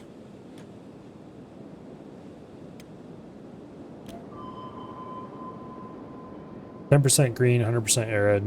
Yeah. Not good for farming. Not the kind of farming we want. That's about what I expected. Okay, there's an animal shop. And a bunch of residential buildings. Okay, we're not interested in animals. Let's book it out of here.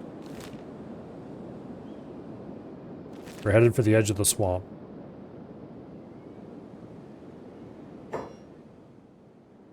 That is a large collection of hungry bandits. And there in front of us is the swamp. This is the clearest view we're ever going to get of the swamp, probably. Because... yeah. Well, you'll see.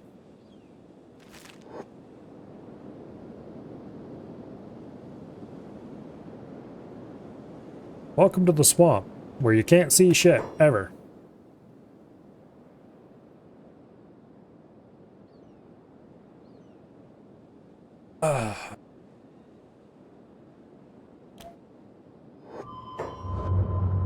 Water is 209.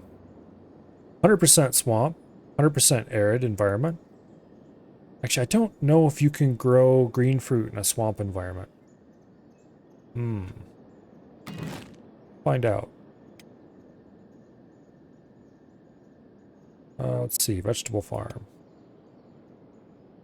Environment, swamp. Crop yield 0%. No, we can't grow green fruit here, actually.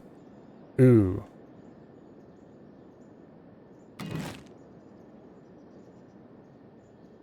I bet you we can grow rice here, though. Yeah, 100% crop yield. Rice would love it here.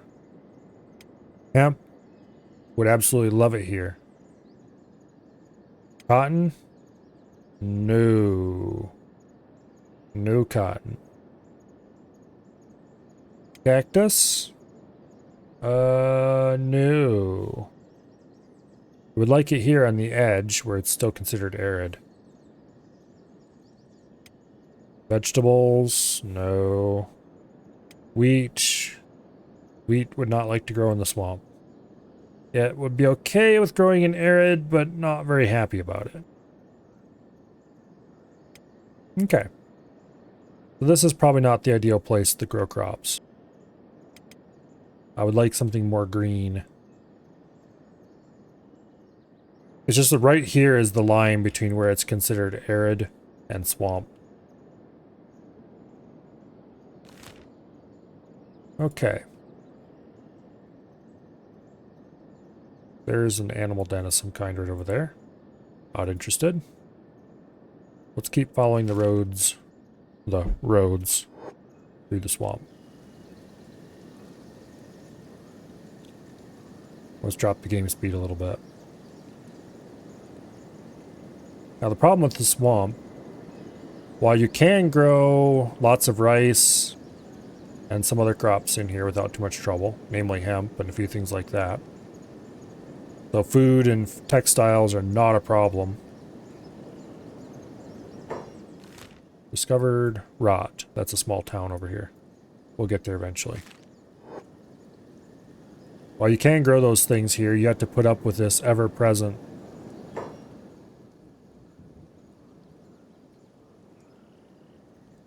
haze. Red sabers. Okay, we're not gonna tangle with those.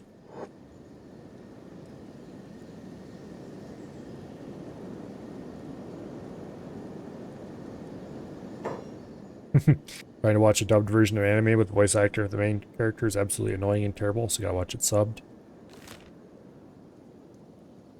Now see, if you didn't watch video content, you wouldn't have to worry about whether it was dubbed or subbed. You could just read the book.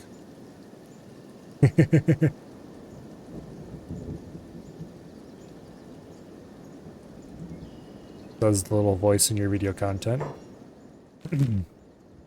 Okay. Let's swing past rot.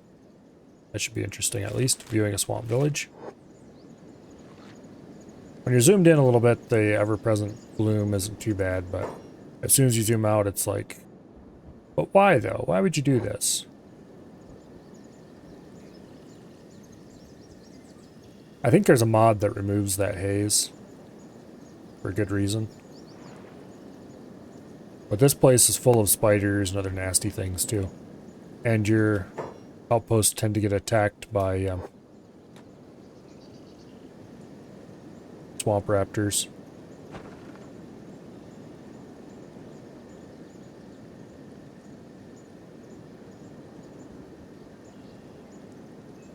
There's a red saber that just got bodied by the gate guards.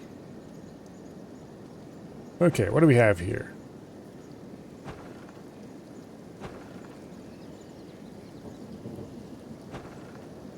Big shop.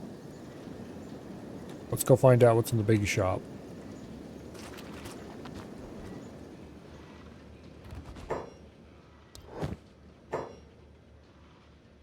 He's got a few random tech. Some I know, some I don't know.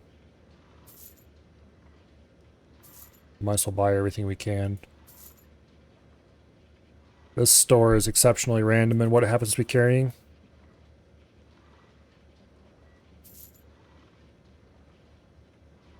It's got a little bit of everything.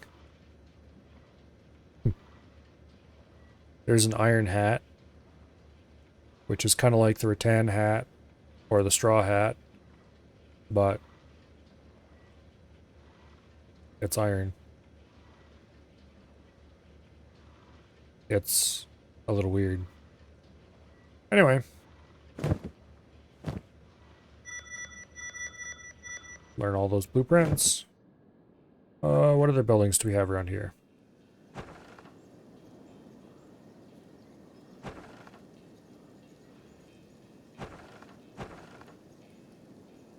This place doesn't have much in the way of commerce opportunities.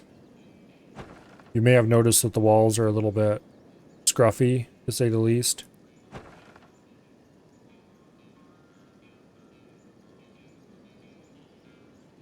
The player never gets these kind of walls to build, which is probably a good thing.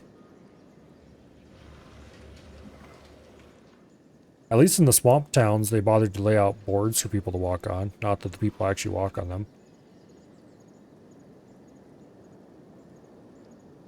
Once again, the towns kind of just feel like they were placed on top of existing terrain without any real efforts to modify it to fit. Oh.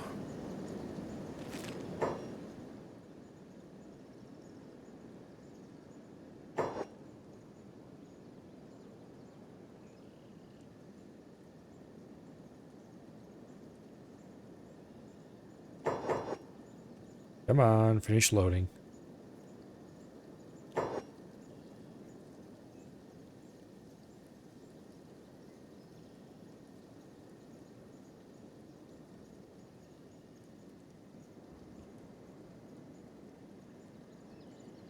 It's a pretty big shop for such a small town. There we go, finally. Discovered village. Another swamp village down here. We'll just go straight there. Here's another one. There's little villages scattered throughout the swamps.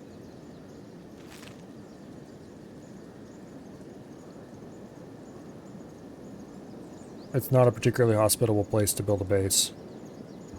Also, there are abandoned labs and stuff scattered throughout here that can be looted, most of which are infested by large numbers of spiders.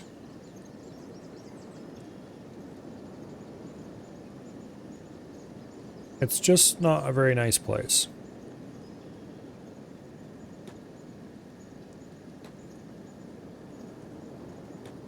This place is half flooded all the time, which is like, yeah. There's a bar.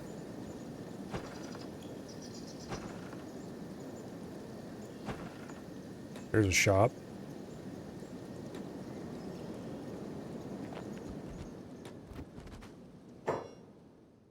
What's he got? Bit of random stuff, nothing too amazing. Doesn't really have anything special.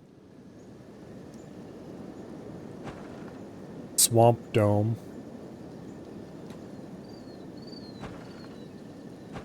That's for sale. $32,000 to buy that building. I guess if you want to live in the swamp, that'd be a nice place to buy and start setting up in. And buy a little residential building for $4,000. Surprising amount of this town is for sale, considering how small it is. This would be a great town to get started in if you wanted to live in the swamp.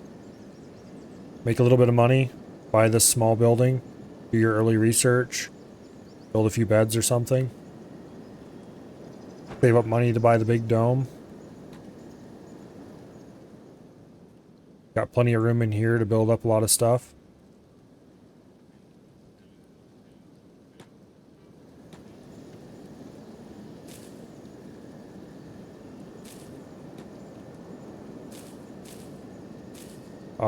You wouldn't be able to grow crops here, but because you can't plant stuff outside. I think you could actually assign people to work on these crop fields out here. I don't know how that works though. I know I've done it before.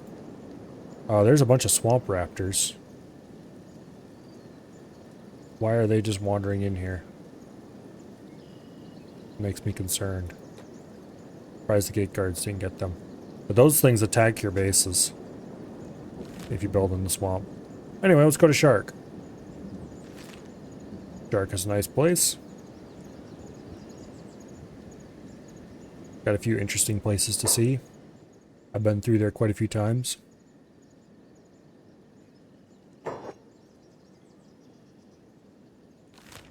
I'm probably not going to live in the swamp simply because of how oppressive the haze is. But it'd be a good place if you wanted to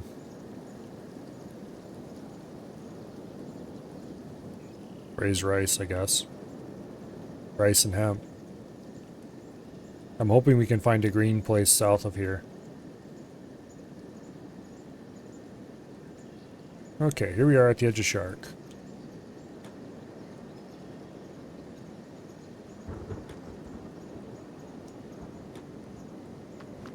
Shark is built around this little, I don't know what you want to call it. We've got a shop here. We've got the dancing skeleton bar.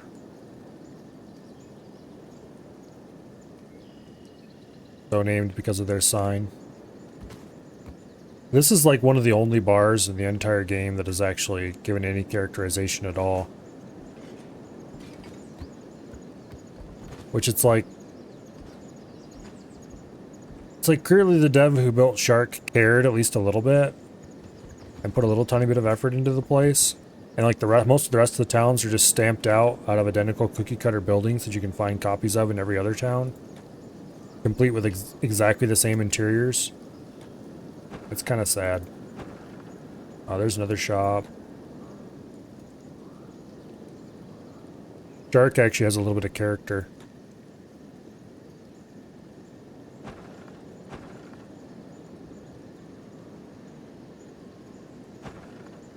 There's some stuff out on this platform. I can't remember if there's traders out on that platform or not. Here's a smithy. We should stop there and see if they have any good weapon blueprints for sale.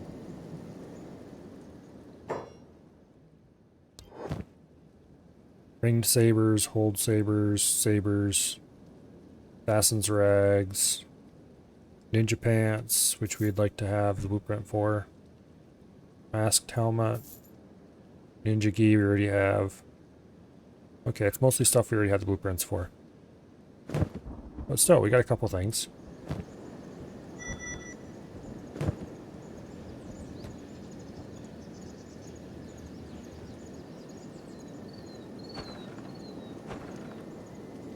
There's the faction HQ of the Hounds, which are a swamp gang.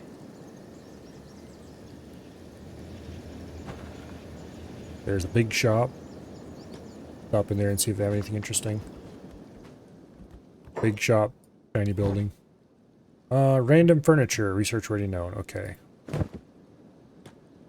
Let's go hit up the shops we passed. Also, we should go into the Dancing Skeleton. If I remember correctly, there's an event that happens the first time you go in there.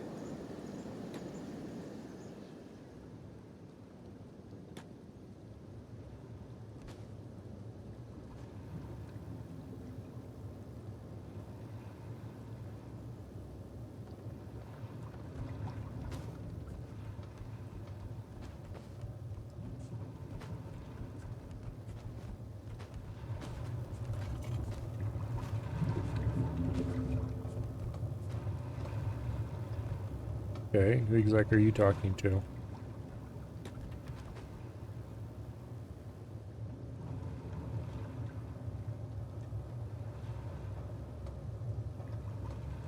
there's a hiver over here named Green.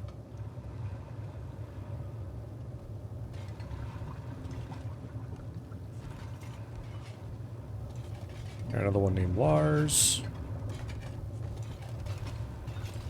There's a Holy Nation dude you can talk to who will get the Holy Nation guys off your back. You pissed them off.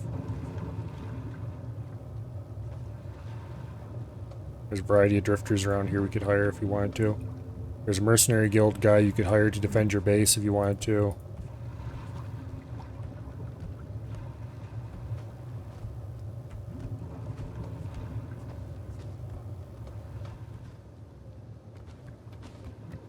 Anyway. There's a skeleton bed in here you could use to repair if you needed that. I don't think we have enough wear damage to worry about using a skeleton bed. Pretty nice little town, all things considered.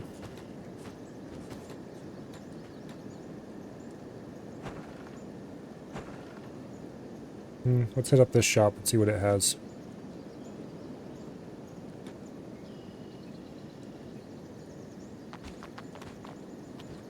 I mean, these things are stamped out of the same cookie cutter pieces as everything else, but at least the swamp cookie cutters are different from everybody else's cookie cutters. Swamp ninja rags, scrap tent, we already know. Ninja mask, might as well. Basket hat, might as well. Mercenary tent, that's new. Ninja rags. Ninja pants, we already know. Okay. Map of the Shek Kingdom, we already know those locations. Map of the swamps, we already know those locations. Dust storm protection goggles. No real need to buy that. Tempting to buy a sleeping bag, but we're not gonna. I should have made one of those before we left if I wanted to have it.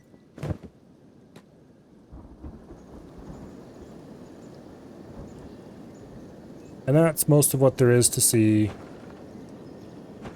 in Yark. We could visit the faction HQ, or this other bar over here for that matter. See a few more things, but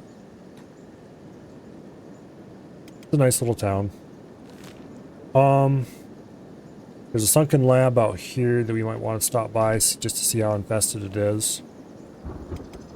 I'm guessing the answer is very infested and full of blood spiders, but I guess we'll find out.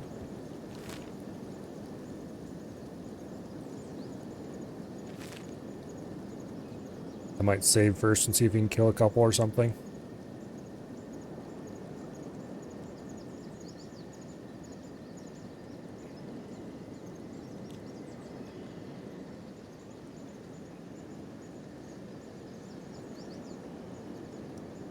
Yeah, anyway. I may have said this before, but I'm a little saltier about this game than your average person might be. Because I bought into this back in 2013. When it was very first coming into early access, before it was on Steam or anything. Before it was even a thing that you could have indie games on Steam. Early access ones in particular.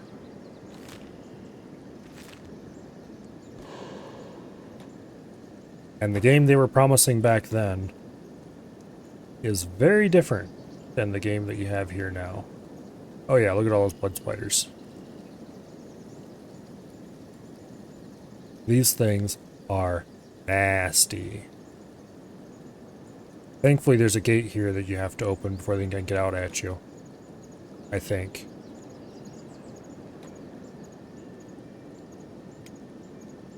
But hey. Let's see if we can get some stealth skill.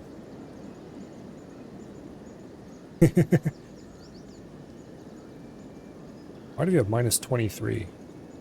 Oh, robotics. We're not using our stealth limbs, that's why.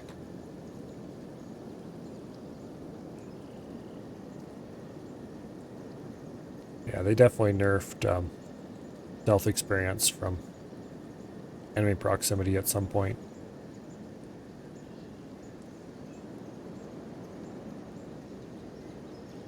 Going into this place, probably not a good idea.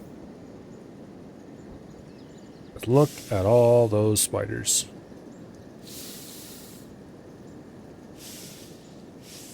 Yeah.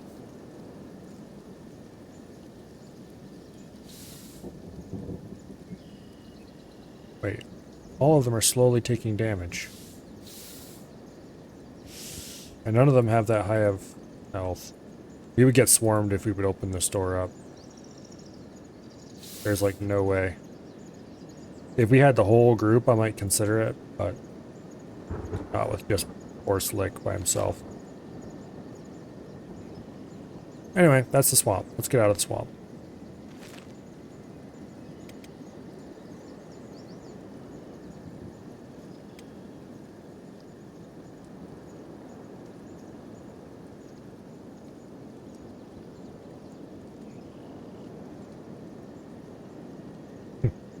Did you a favor with Pete by chopping one of his limbs? Yeah. Usually if I am losing limbs on somebody, I want to lose it exactly when I want to lose it, exactly how I want to lose it. And not with the assistance of a bunch of nasty spiders. Okay, so here at the edge of the swamp, I'm hoping that I can find a spot that isn't too bad. Okay, it's swamp fertility. So it's still considered part of the swamp, but it doesn't have the terrible swamp shader. But if you move, a little bit, it changes. Unfortunately, the south wetlands appear to be arid.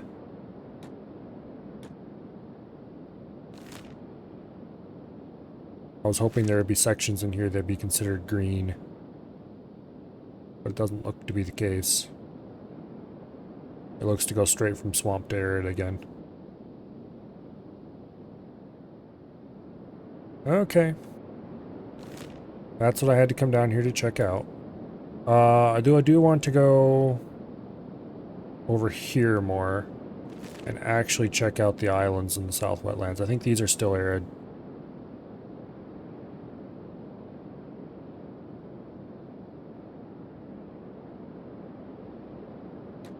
They certainly look like they're still arid.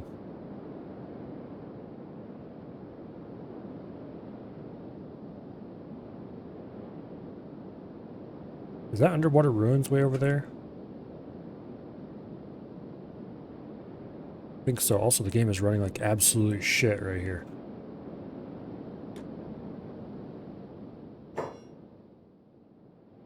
Oh, settle down, game. There's a whole bunch of swamp turtles.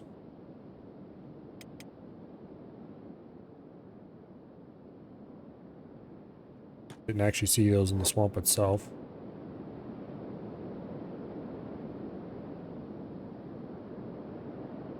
Wasn't really by choice though, as Beep was swimming and the spider got him from under the water.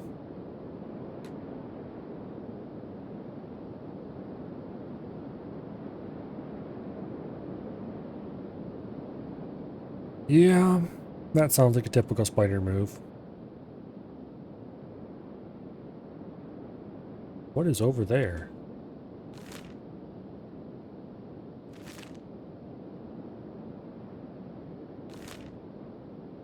I think those are the ruins that they marked on the map.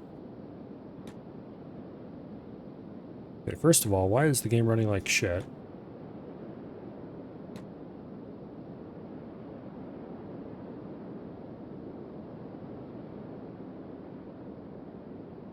And second of all, do I think I can swim that? Probably not. Alright, let's find out.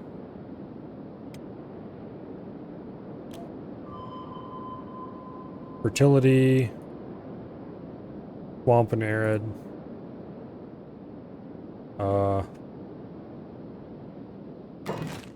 Do a little bit of quick scanning. Using actual farms.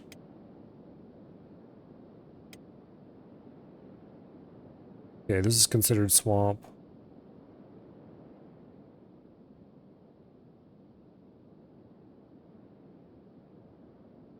The whole area is considered swamp. What happens if we choose a cactus farm? The whole area is considered swamp. Okay, so this would be one way to get rice farms going. We could raise rice and hemp here, basically. Not vegetables. Which is annoying, because I kind of want to raise green fruit. And not wheat. Which is the kiss of death right there, because wheat straw is too useful. Well, I don't know. Rice... I don't know how good of a meal you can make with rice alone.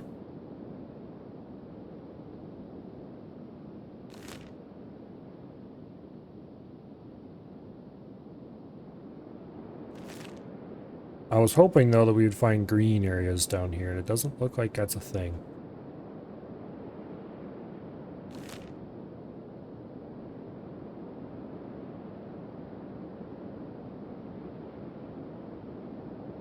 And I highly doubt south of Clownsteady we'll find anything either.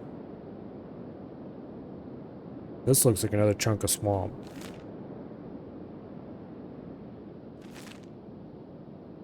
Like actual swamp. Alright, let's go to Clownsteady.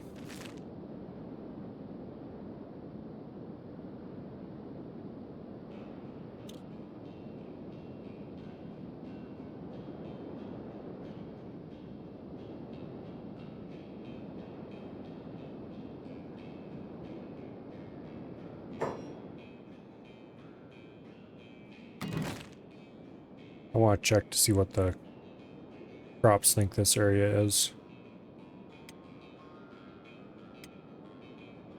Womp. Okay.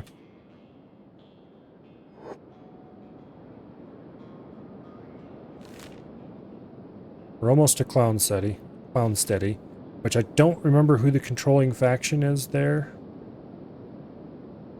We're out of UC territory. I think this is into Free Cities, which don't let their name fool you.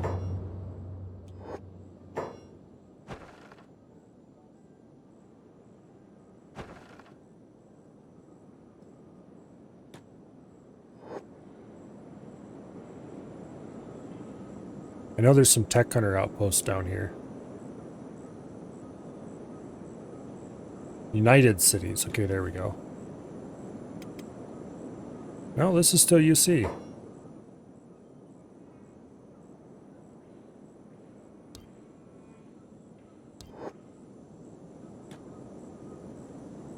Okay. I thought the UC, I didn't think the UC covered quite this much area.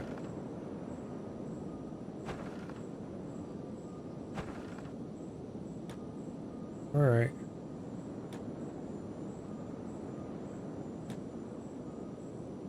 Well, there's a dinky little UC town. We probably should swing through and see if they have any good blueprints. If they have any stores, even. There's a general shop, but that won't have anything useful. Mechanical shop. Weapon shop. Okay, weapon shop might have some things. A bar. One of these towers. Thieves Guild. Yep. Yeah, there's a ranger shop. Okay, we might stop in at that, too.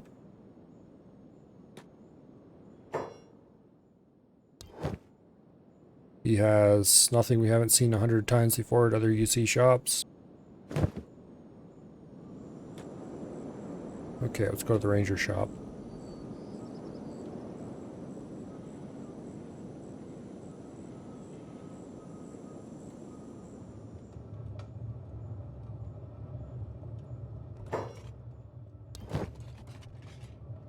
Springbat, research already known. Okay, yeah.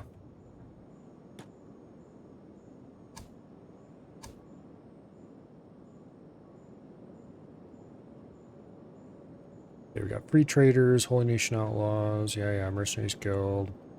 Czech Kingdom. They're another major group. Tech Hunters are kind of a minor group. Holy Nation, United Cities, Western Hive. Okay. For some reason I thought this was a separate group from the group up north, but it's not. It's the same old, same old.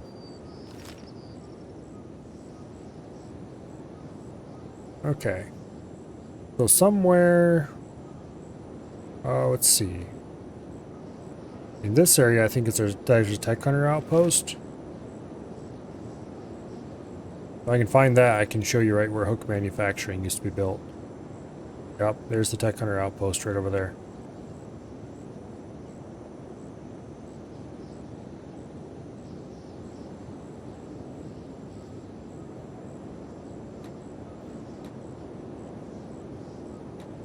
Man, the game's all of a sudden decided it wants to run like shit.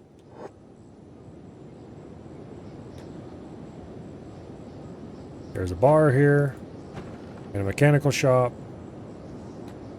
and both are owned by the Tech Hunters, who are a pretty reasonable faction, all things considered. Stay, there we go.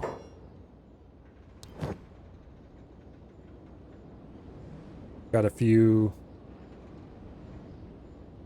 researches we already know, don't otherwise care about. Construction materials, iron plates, all the things that your beginning base needs right there in a convenient shop. Convenient place to sell weapons and stuff that you are making. And when you leave, if you go right over down here... Man, this game is running so bad all of a sudden.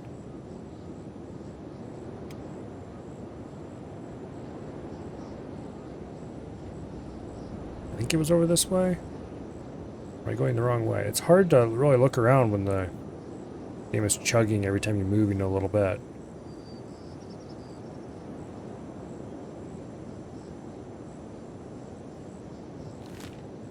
Or was it over here?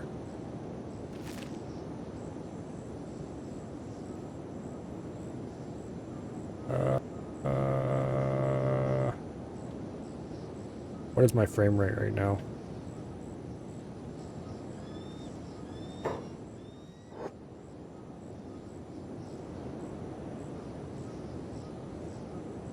$13. Now it's at 11. 10. Game, please. Why are you doing this to me? 9, 8, 9, 11, 12, 14, 15. Okay, it's actually going up now slowly.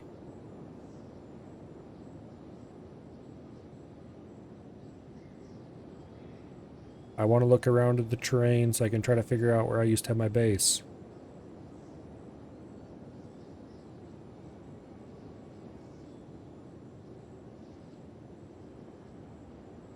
It was over in this area somewhere. Like maybe up that hill a bit. There should be a copper and an iron node not too far away from each other. There's some iron nodes.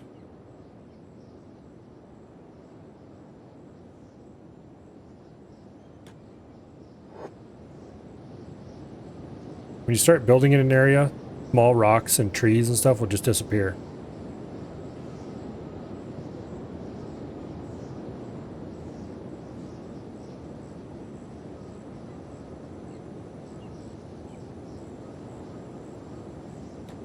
It's somewhat weird, but that's the way it works.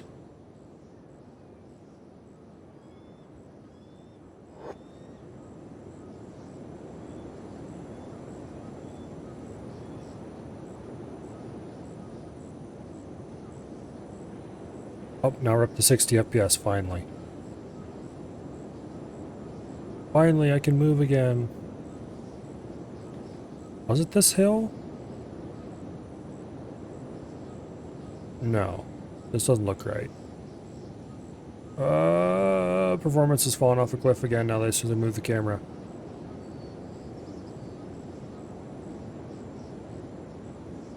Yeah, this has got to be the wrong spot. But anyway, somewhere around... Maybe it was down here.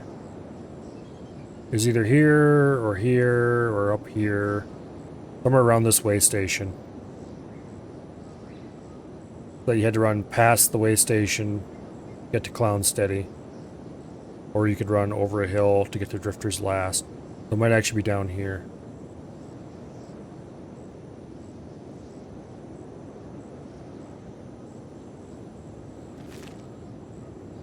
But anyway. Long story short, I used to have a base here. Let's find out what prospecting does. What kind of fertility is around here? It's green and arid. Green 10%. Okay.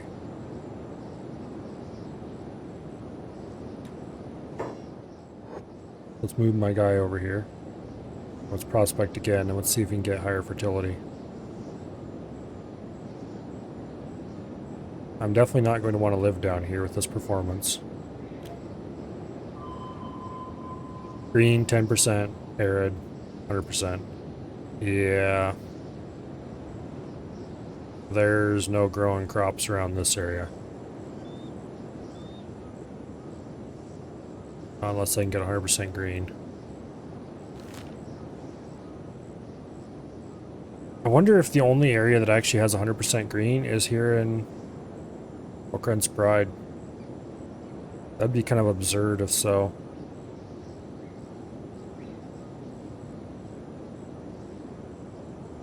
Now I'm curious to go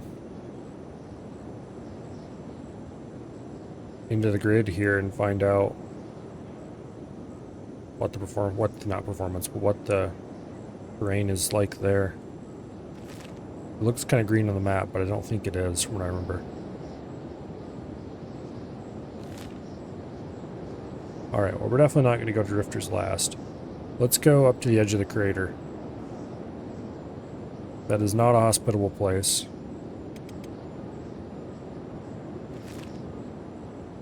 But we can run fast enough to get away from any beak things.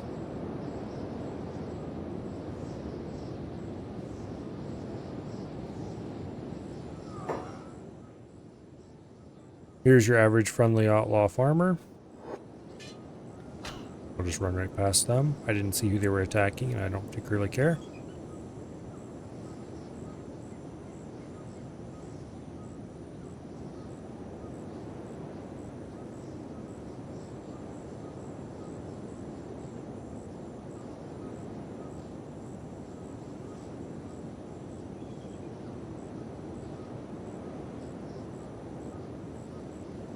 Okay.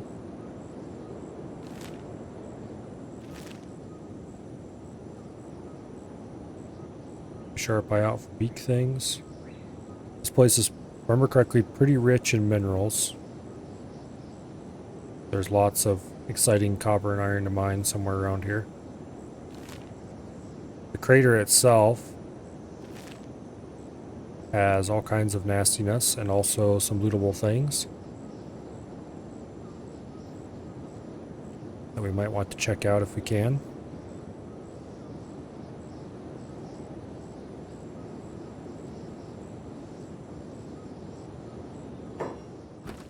There's a nice big iron resource.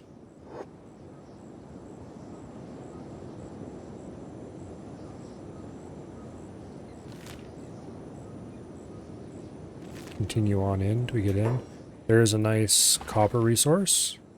80% quality. Only one guy can mine it though, so 40% efficiency. Not particularly good, but not terrible.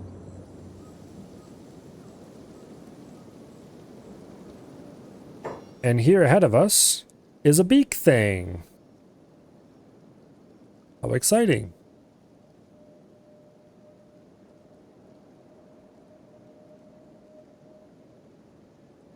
Yeah. May I suggest avoiding them?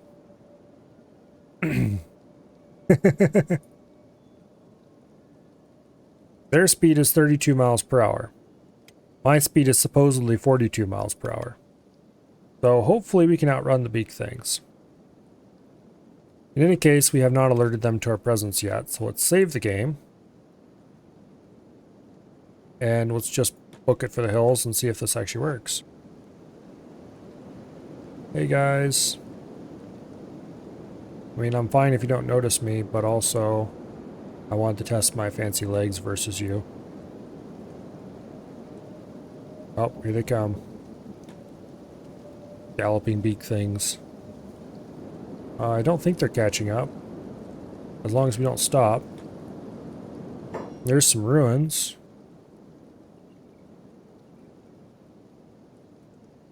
There's not much of any value in there, looks like. Robotics components and the power core might be worth grabbing. Skeleton muscle. Maybe. It's just a hydraulic unit, by the way.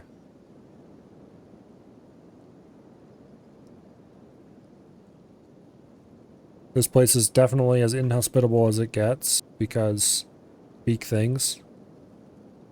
There's an ancient citadel ruin, which I wouldn't mind visiting. Let's go swing past that. Run, you fool. You're only 10 miles per hour faster than the beak things, supposedly. Well, we do seem to be keeping ahead of them. But they will certainly be faster than most of our guys. Because most of them only have speeds in the 20s. They had you trapped at a hive village for a couple in-game days because your character's already injured from a trip through there. Sought refuge having hive guards protecting. You can run out of there with a hive caravan. They are very scary, that is for sure. And they do not mess around. Okay, I don't see any crap in this ruin. There's lab number 2. Let's see if we can go over there. I don't know if that has anything we can loot or not. But yeah, this is the crater. It's got lots of iron in it. I haven't really seen much copper.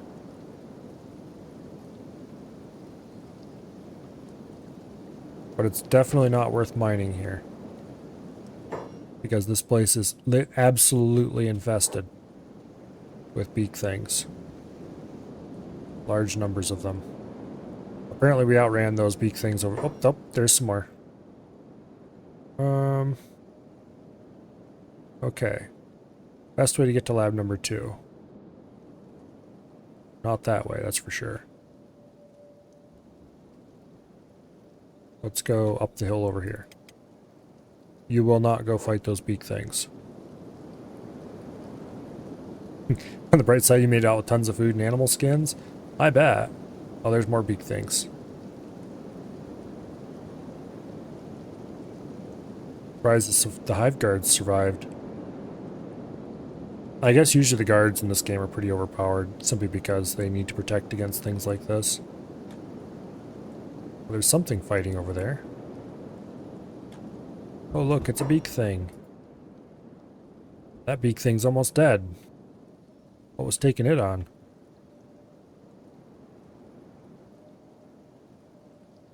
Swamp raptors.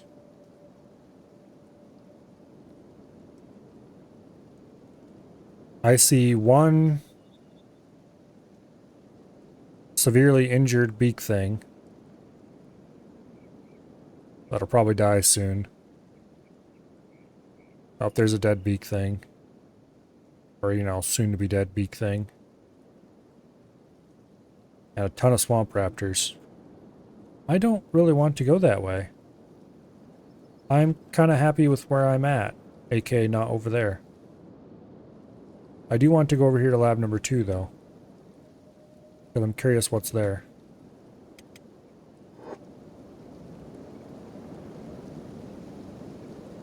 I do believe that beak thing is galloping my direction. Oh look, there's more beak things. Even if this was a beautiful, luscious, green expanse, they could grow every single possible crop all in close proximity, I would not settle here.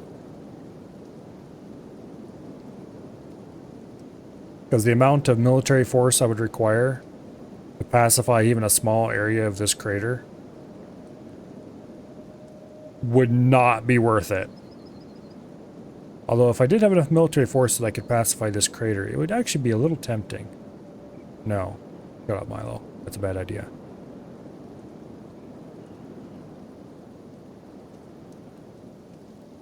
It'd be cool, though. Okay, here we are at the ramp up to lab number 2. Let's save our game, because I have no idea what's in this place, other than beak things. We're outside of it, thankfully. Hey, if there's dangerous stuff inside, we can lure the beak things into them. Oh, look. Dangerous things inside. Security spiders. I wonder if I can introduce them to our long, snaky neck friends. I'd rather not if I didn't have to.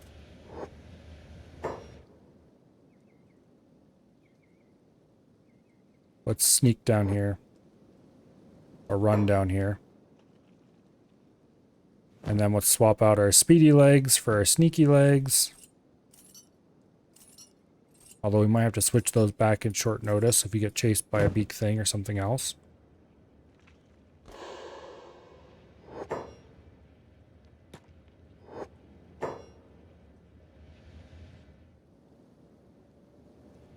Okay, are any of these entrances still open except that one? No, this is the only open entrance. Okay, there's a security spider. We can't knock it out or anything similar because... Of course we can't.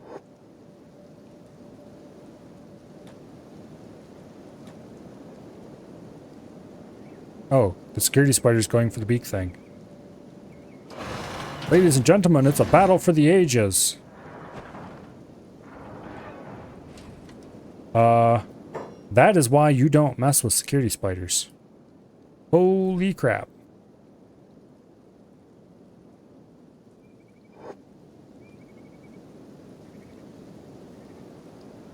Speaking of not messing with security spiders, it is headed our way at top security spider speed.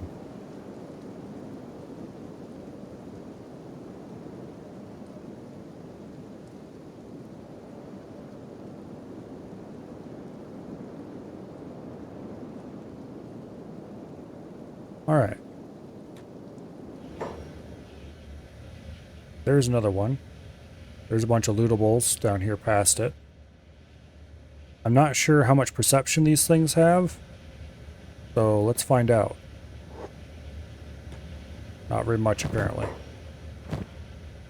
Okay, there's nothing in there I care to loot. Yeah, let's get out of here. Oh. You can see me now. Or it's about to see me.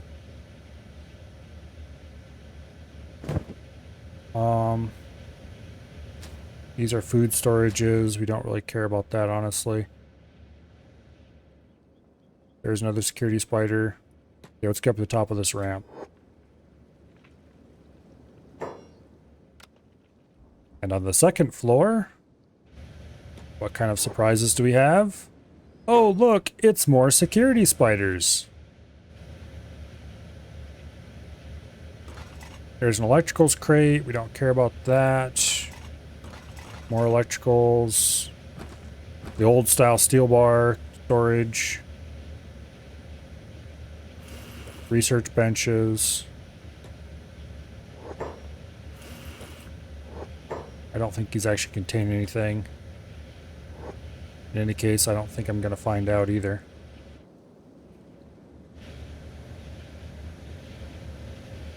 It doesn't look like there's any lootables on this floor.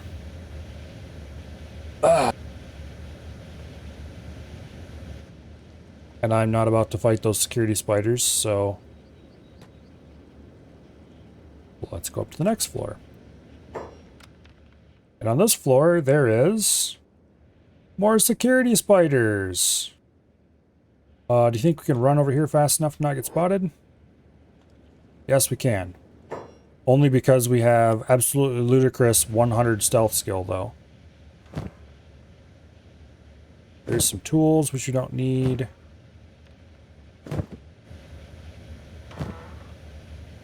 Here we have boxes stacked on top of boxes, stacked on top of safes, stacked on top of other boxes. Here's an advanced splint kit. We'll take that.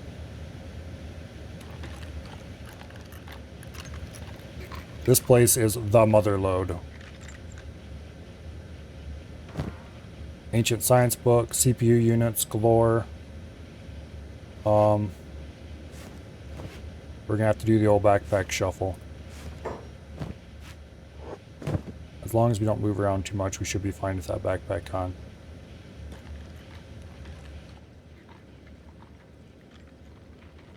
But we're gonna have to remove it to escape. Armor plating, don't care, it's too heavy. I kind of want to take the CPU units just because. Medical supplies, don't care.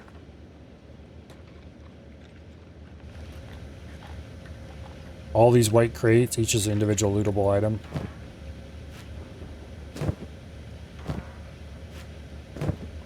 Surprising amount of splint kits.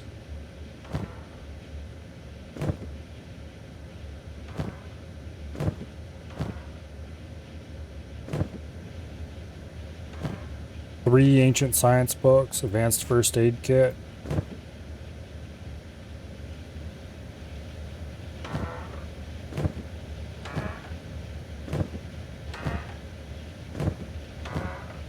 Another advanced first aid kit.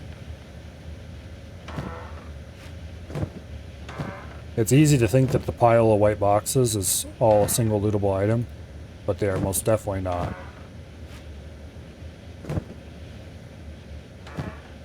Medical storage.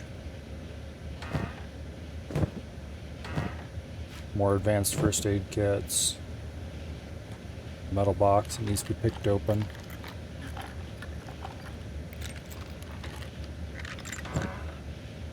Well, we're getting a lot of medical supplies.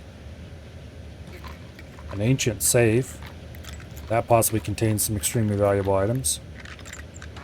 6 ancient science books. 2 CPU units. 4 skeleton repair kits. 7 generator cores. I'm not sure if these are actually useful for anything or not, but they're worth a lot. Skeleton muscles, robotics components, power cores. They're really heavy, and it's gonna be hard enough to sneak out of here as it is. There's a bunch of generators across the hall, but none of those contain things that are all that valuable. This right here is the main loot area. Okay, we have 10 ancient science books. That's enough to go up to the next tech level and then research a bunch of things once we get there. No AI core, but this trip absolutely paid for itself. I'm gonna look up generator core to see if they're actually used for anything.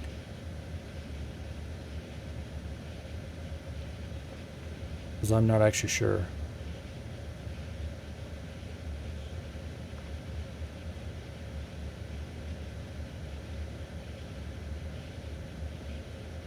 Generator core. Has no designated function. It's one of the heaviest objects, making use for strength training. Aside from that, its only use is trading. Okay.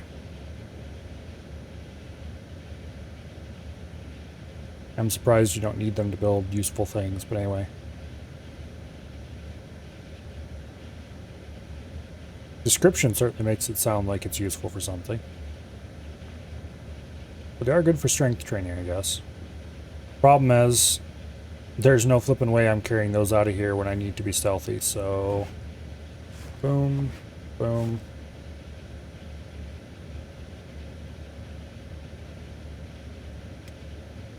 We're still at 100 stealth. Even with carrying all that heavy shit.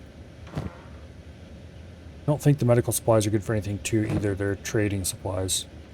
They're not a component needed to make anything medical, as far as I know.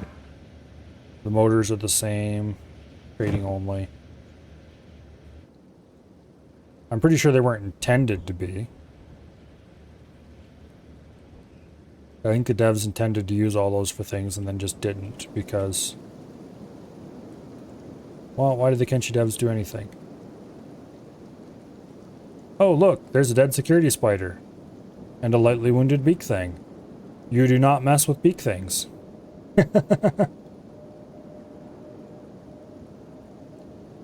Remember how I said you don't mess with security spiders because it just murdered this beak thing? Yeah. You also don't mess with the beak things.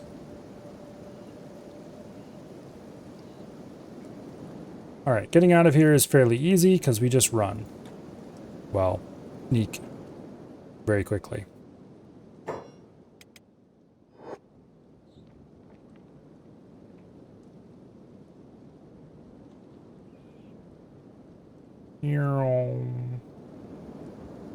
Now, getting past the beak thing at the bottom of the steps is probably to be the hardest thing.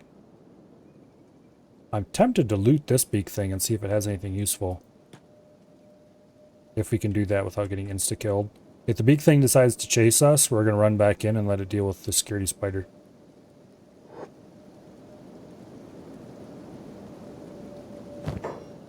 Six animal skin. 5 raw meat. We'll take the animal skin, because why not?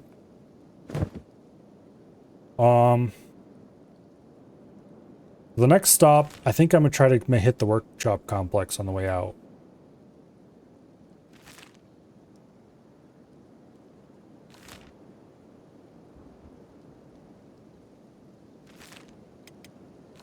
Let's see if we can make it past the beak thing without being spotted.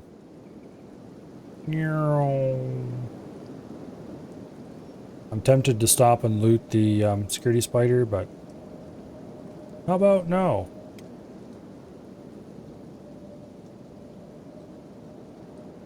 Uh-oh. No, get away from them! Run, you fool! Ah, shit. We're dead. No, we're not dead. Yeah, we're dead. Oh shit, we don't have the right legs on, that's why. Okay, now we're not dead. Like, why are they faster than us? They're not. We just had the wrong damn legs installed. Actually, this one's keeping pace with us. That is concerning. Beck, how much athletics do you have? He's good for 33 miles per hour.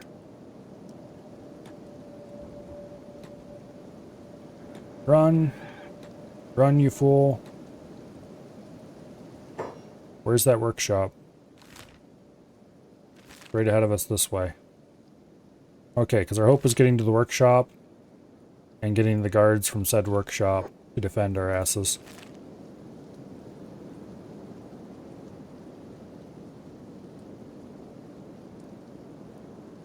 Yeah, we're limited to 32 miles per hour due to encumbrance.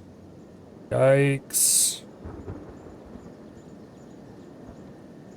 We're keeping pace with them, but barely. Oh, here's the workshop. If I remember correctly, there are still skeletons here.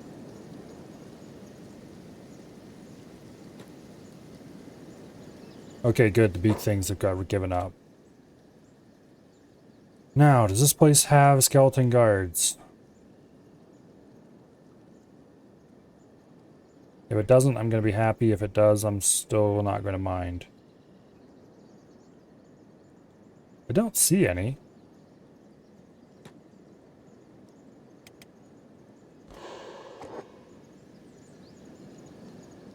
Also, this is way farther out of the ground than I remember it being. Okay, heal yourself.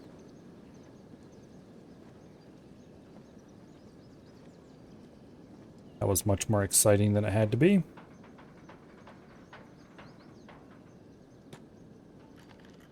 Wrong legs for sneaking? Yeah, I don't particularly care though, because I don't see any skeleton guards. 3 engineering research and a skeleton repair kit? Sure, don't mind if I do.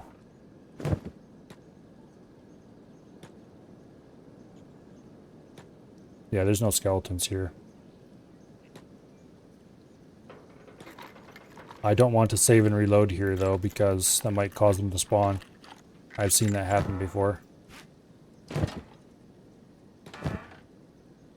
Okay, that metal chest was unlocked already, which is weird.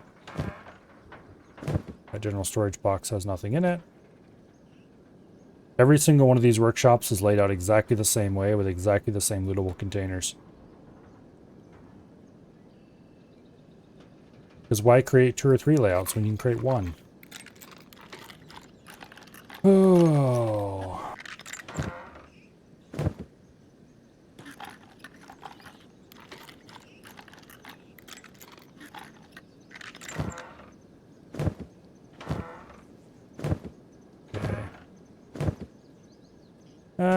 We got a bunch of engineering research that we probably honestly don't need. But that lab paid off for everything else we could possibly have wanted, so I'm not going to complain too loudly. Alright. That was a bit of a dud as far as engineering workshops go, but they did have 3 engineering research in it. And that is not terrible. The only differences I've ever seen on these workshops is that some of them have turrets here on the corners. And others don't. And a lot of the ones that have turrets on the corners also have skeleton guards. Most of them have skeleton guards. Okay, it's time to stop thinking about sneaking. And time to start thinking about running. Specifically, running to there. Okay, this place is also infested by long-necked creepy things. And therefore is also not really a great place to build a base. But I am going to do a fertility check on our way out.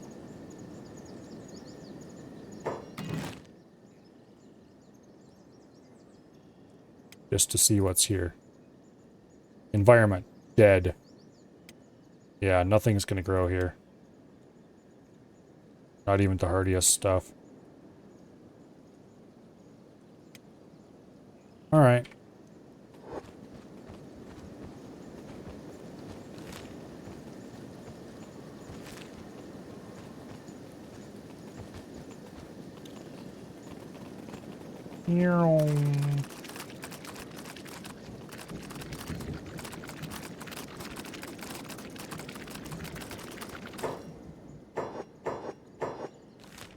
And here we are at the edge of the swamp.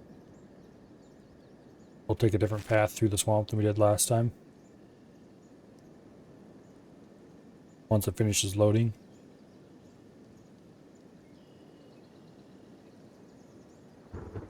And back to home. Where we'll be able to do a whole bunch of new research with our stuff. And then that might be the end of the stream. Depends on how long it takes to get there. Because it's 10 o'clock already. And that should probably get us to 10:30. Getting the research set up and cleaning up whatever mess has been going on at base since we've been gone and all that fun stuff. I don't know if we're going to move base after all. Because I don't know. Actually, let's go up this river here and see what's there. As far as heritable land. That might be considered more swamp. That's in the Spider Plains, which I'm not sure if I want to deal with. But we should at least run upriver and see what kind of stuff is there.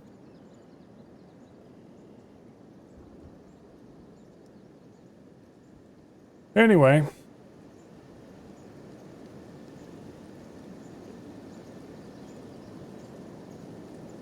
I don't know how many of you are in the Discord. But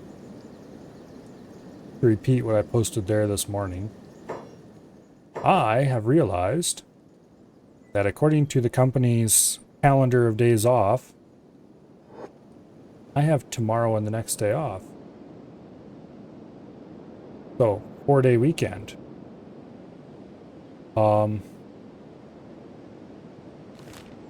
Which should be very interesting.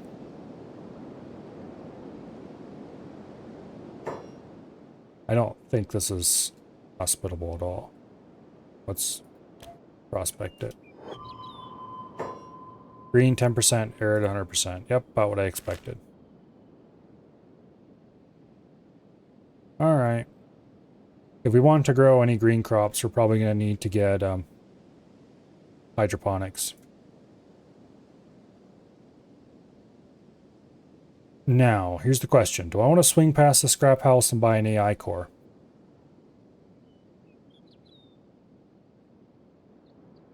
And I think the answer to that is probably yes. No, I don't want to. We'll save that for if I absolutely can't find an AI core, because I think there's a few places I might be able to find them, like out here in the Forbidden Isle. We'll just run straight home by whatever route it wants to take me.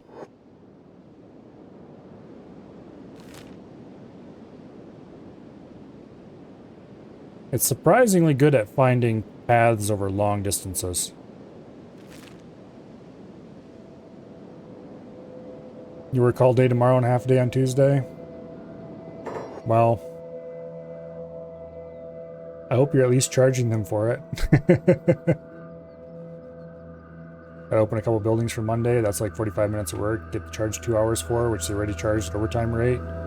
Ooh, that's always the best kind of work.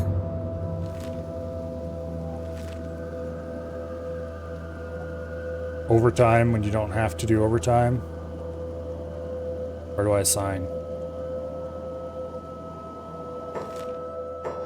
Even if it's on a holiday, screw it, I'll do it.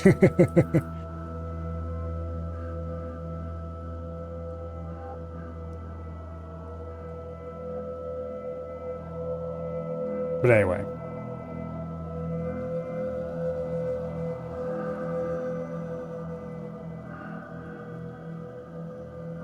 This reminds me of the old days of Kenshi when loading screens were particularly terrible.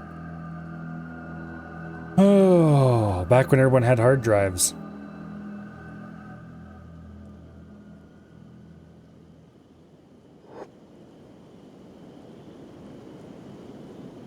Imagine these loading times, but worse. And more frequent somehow.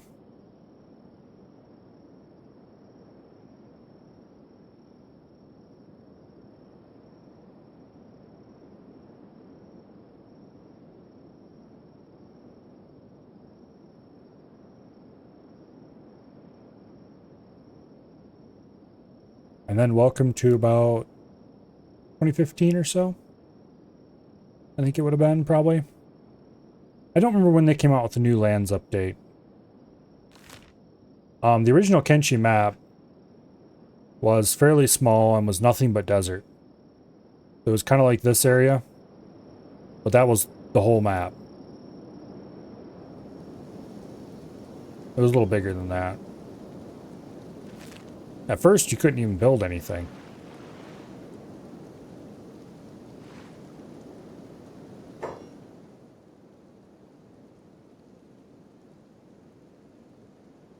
And then eventually they added building, which was really cool. But everything was built using the building components like you use to build structures now. Everything. And then also a lot of the buildings were much uglier looking than they are now. Walls were really simple. Looked like upright slabs of concrete. And tier 2 walls were just double thick upright slabs of concrete. Oh, welcome to Shark. Goodbye, Shark.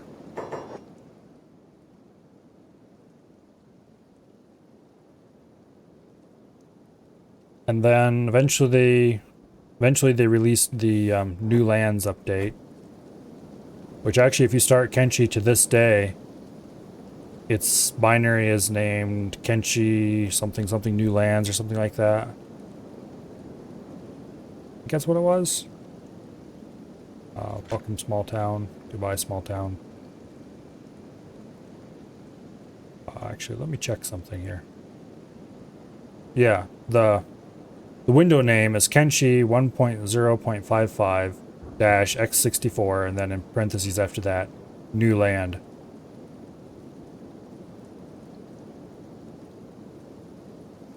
That's a really old holdover from when there was an old land and a new land version.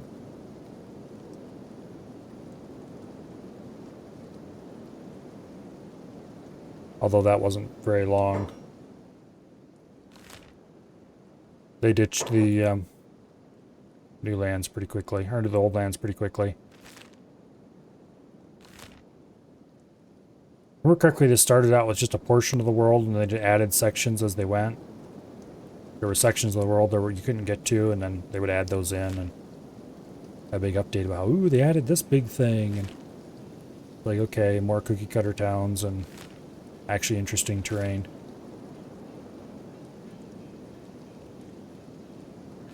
For as old of a game as this says, it looks pretty cool. Let's detour through the edge of the burning forest here, because I'm kind of curious what this place is like.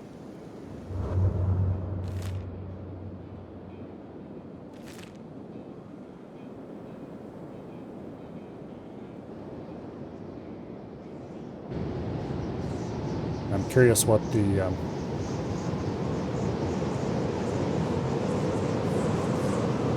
discovered farm ruined. Well, that doesn't sound inhospitable at all.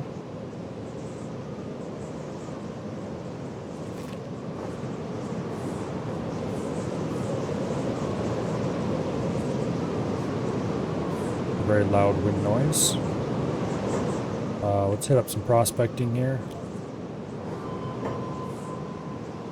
Swamp and arid. Okay, well, I was hoping it'd be green, but it's swamp, apparently. Where it's not arid.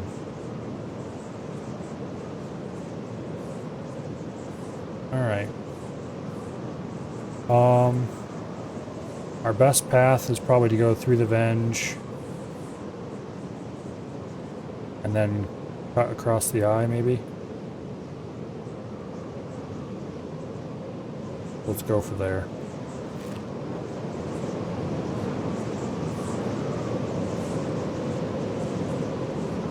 That is a large tree. And this place is very not friendly looking.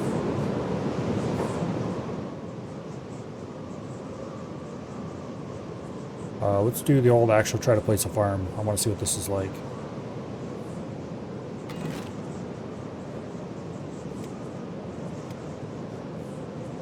Okay, it's swamp. Fertility is kind of low. We could grow rice wheat here if we wanted to. But no vegetables or anything else like that. Alright, that's what I wanted to know, I guess.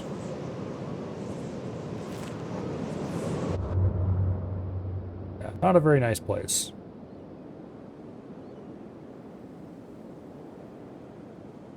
Vinci is pretty much just desert, desert, and more desert.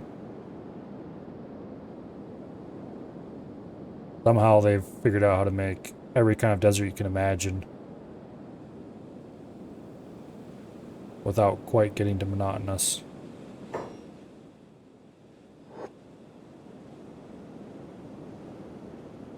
I'm not sure what those are.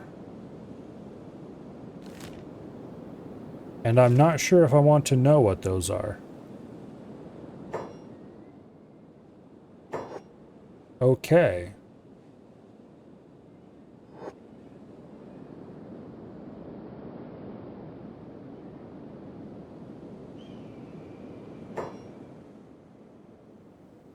That does not look very friendly. I wonder if that's supposed to be some kind of orbital power beam or something.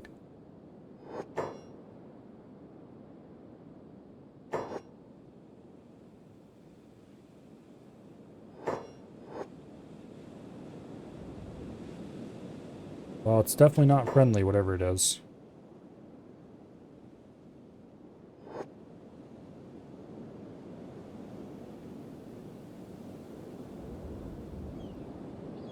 This place is definitely a blasted ruin.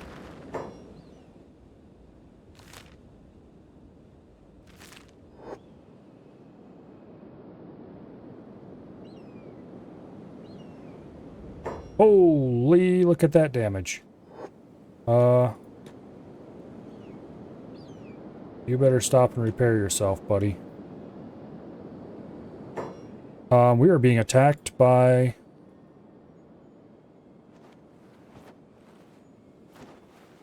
some kind of half-assed skeletons. We better run.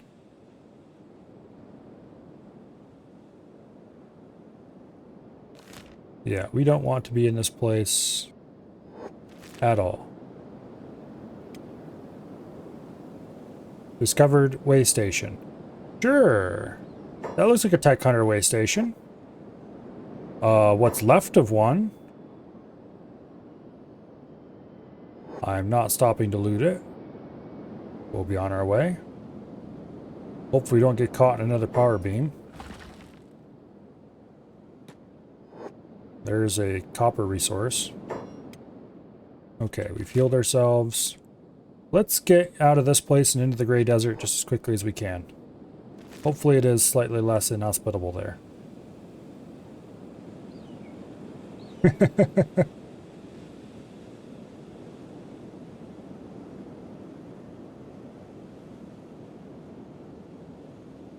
Yeah.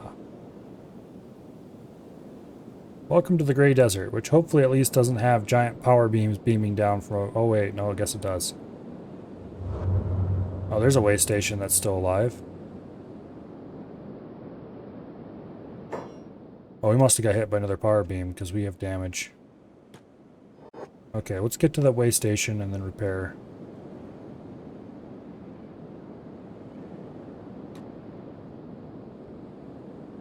The way station's at least mostly alive.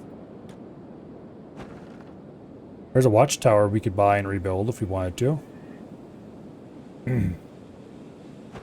There's a Tech Hunter mechanical shop, which would probably be happy to sell us the parts to rebuild the watchtower. Hello, Mr. Tech Hunter. You don't have anything that I'm actually interested in buying. So if I was interested in trying to set up base in this area, I would be very much more interested.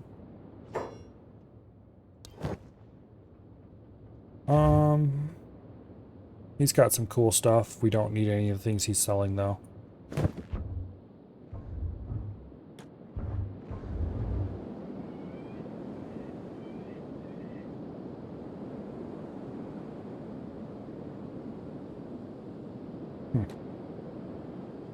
Anyway.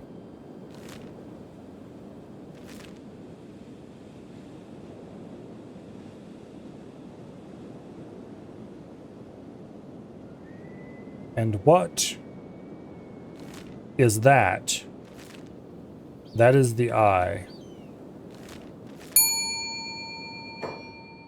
Okay. Need the CPUs or could I sell them to lighten up? I probably could sell them. I almost want to go into that storm to find out what's in the center of it. But I don't have anything that protects me from dust storms. I have things that provide acid protection, but no dust storm protection.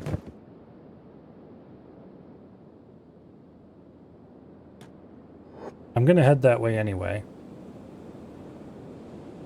But we're probably not going to go into it.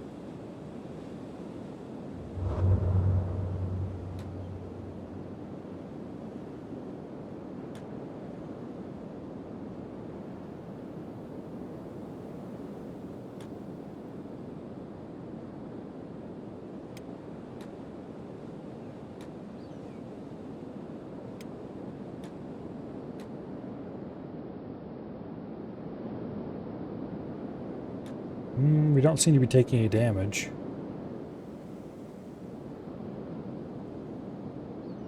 What in the world is this thing and why does it have sand swirling around it?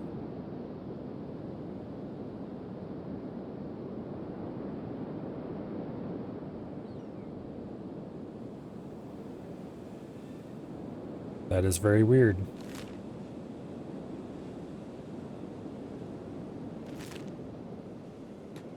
Okay.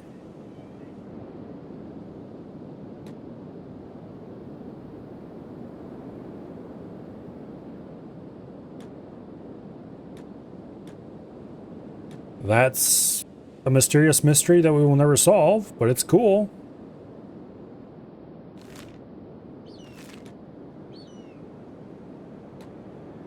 Too bad they didn't put any of that creativity into making cool cities.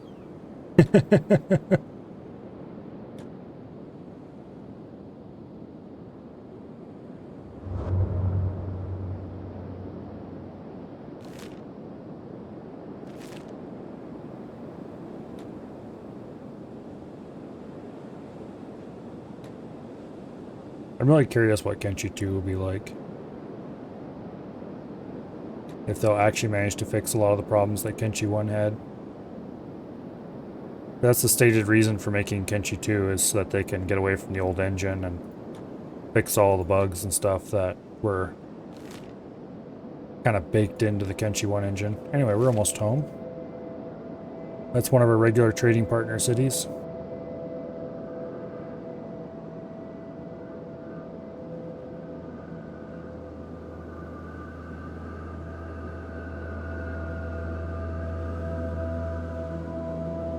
There's trade caravans and stuff waiting around to get in. So as soon as we open this door, we're going to open the floodgates to diplomacy.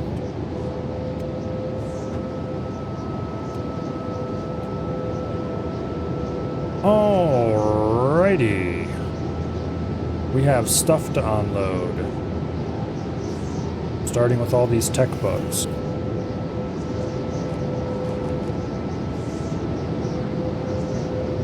Oh, we have a map of the Ashlands that we never actually used. We should use that. Now.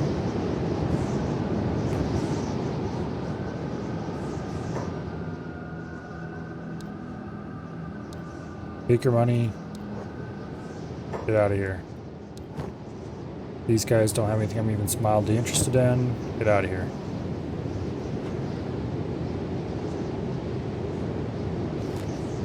I think those are the only two traders that were queued up. I should double check though. Yep. Alright.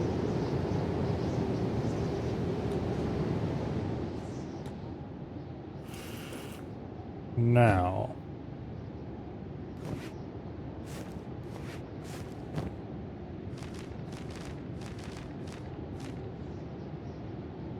We have 18 ancient science books. That is ridiculous. I am here for this, that's for sure. Okay, this is the one that contains my skeleton repair kits, of which we have a bunch. We'll keep one in our inventory for future use.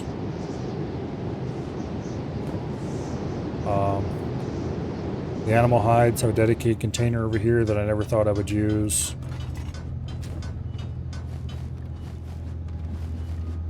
Okay. This backpack has nothing but food and stuff in it. Now let's put away all the medical supplies we got, which is a lot.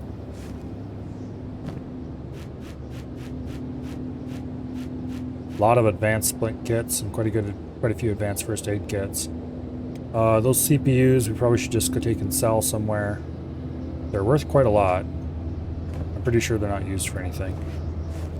Okay, there's nothing else in this bag except journey supplies. Yeah. Alright, let's put that back away where it belongs then.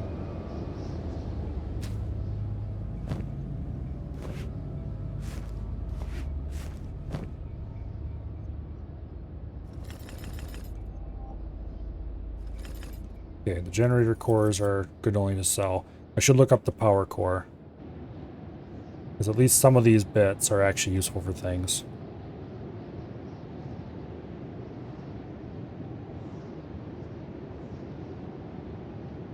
Okay, this is worth a decent amount of money for selling. What is the other item I want to look up? Capacitor. I'm pretty sure the capacitor is only used for sell.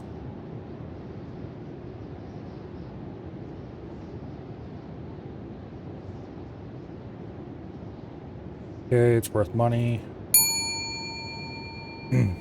Oh, thank you very much for the follow. MarvSX? I'm pretty sure I just mangled that. In any case, I greatly appreciate it. Alright. Well, that... I didn't look up the robotics components. I should do that. I think those are actually just for selling as well. Let me check. G. Robotics components. Trade good, yep. It is also used in crafting skeleton, artificial limbs and skeleton repair kits. Okay. So we do actually want to keep that. Oh wait, the motor is used for crafting robotics components.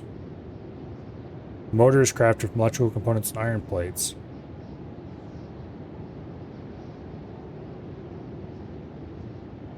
And it's used to make robotics components. The robotics components are used together with steel bars to make skeleton repair kits. Okay. So the motors are actually good for something. Shockingly enough. Alright. The animal claws aren't, though. Not that we're going to need to craft those things anytime soon. Mind you.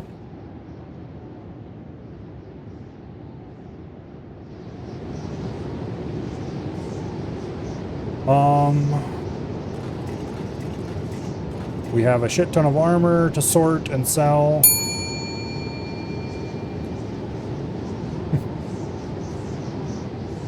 The X is silent, but other than that, oh, thank you very much.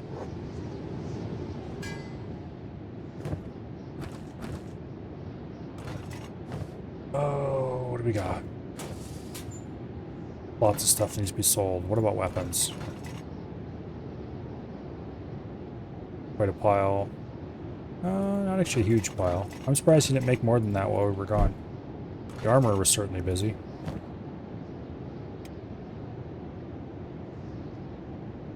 Let's try to sort this stuff. Specialist helmet we don't want. Masterwork leg plates, that's nice. Masterwork boots. Masterwork armor. Specialist helmets. Specialist boots. Masterwork helmet. Well, there's a full set of masterwork right there.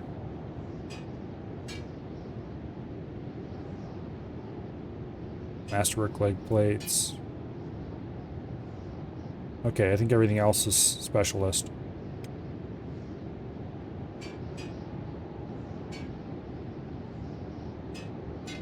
Okay.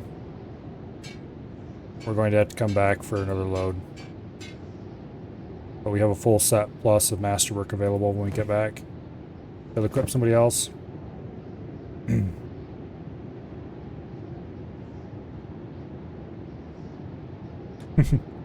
I add that to the fix-it list? Spam follow alerts?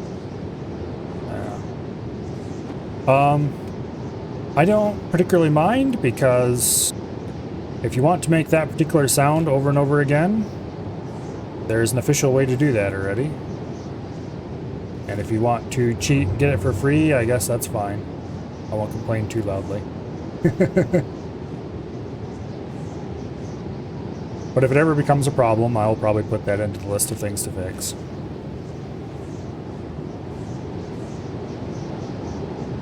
And that is something I can fix because all of my stream tech is custom.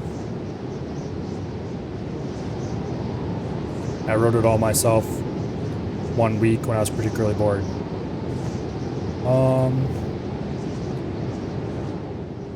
Let's talk to the weapons dealer here. He usually has the most money. And he very rapidly runs out of money. So let's go over here. The ranger shop. He usually has the second most amount of money. I already know both those blueprints.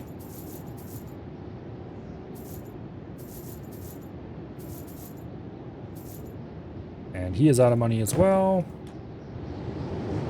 So let's go to the clothing shop before it closes, which actually it probably has just done so. Yes, it is. Darn.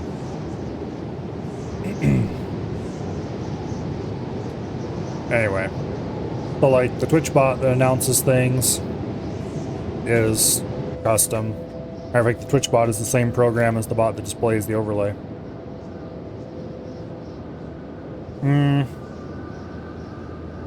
The bot is the same program that sends the messages to the overlay, I should say.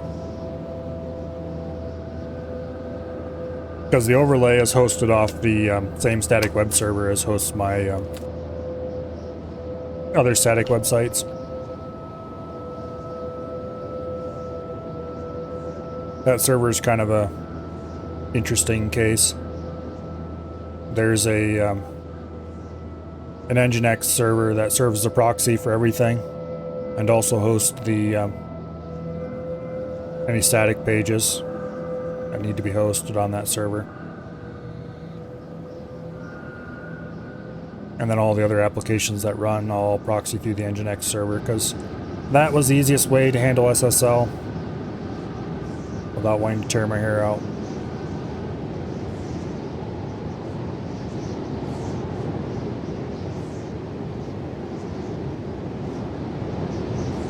Because I can just tell the Nginx server to talk to Cloudflare, and boom.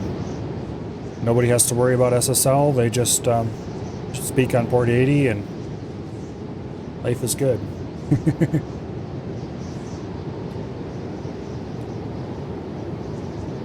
Not that there's much that runs in that server anyway.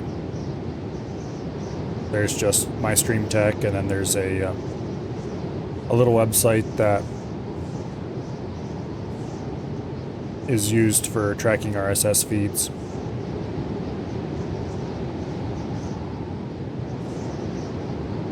That, as far as I know, I'm still the only user for.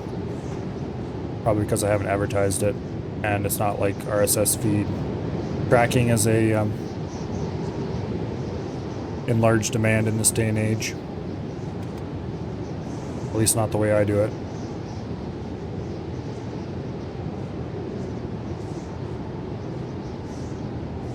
Well, eventually this shop will reopen.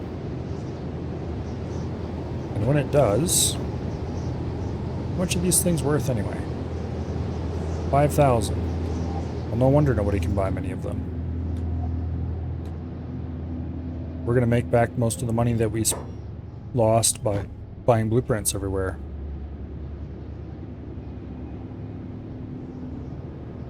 All those really expensive blueprints we bought on this trip.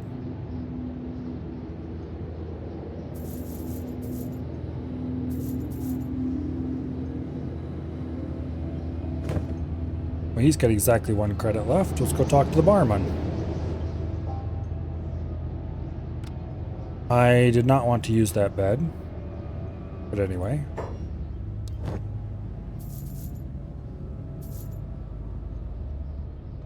And he's basically out of money.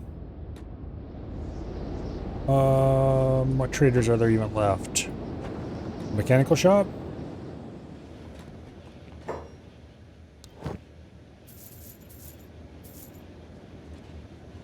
And he's out of money.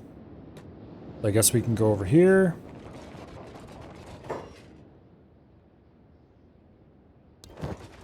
And he should probably be able to buy the rest of it. Yep. Finally.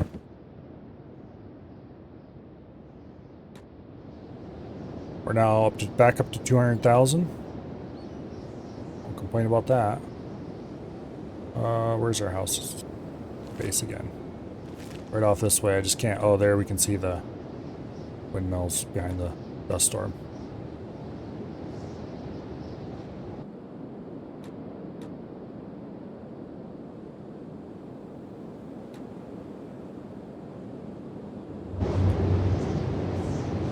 Okay, as soon as we open this door, I think there's another trader on the way. I don't see them on the map, so it probably should be safe to close the door again without having to worry about them arriving. Alright, let's keep loading ourselves up on weapons and armor that we want to sell. Anything that's not masterwork gets sold for armor.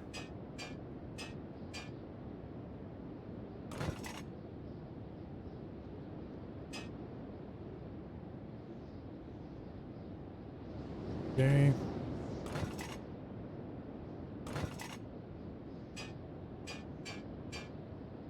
That pretty much fills our inventory. Hopefully there's enough. Well, we might can go to a different town, I guess. We'll take a couple of swords.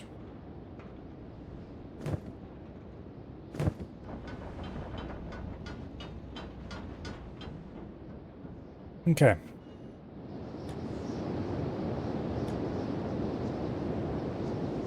Is there anything else I need to take care of before I leave? Oh yes, there is. Tech. Let's go up to tech level 5.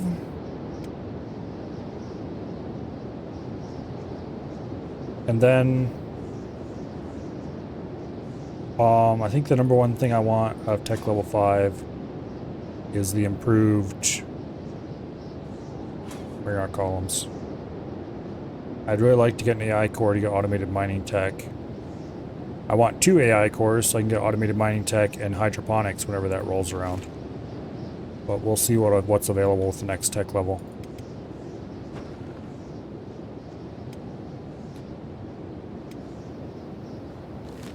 Let's go to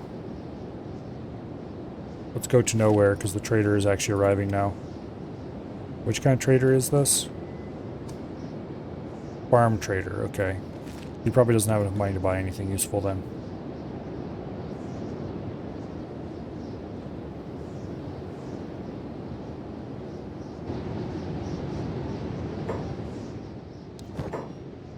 He's got a little bit of money. Not much, but you can buy a couple pieces of armor. He doesn't have anything for sale that I want. Yeah, no. We might be able to take another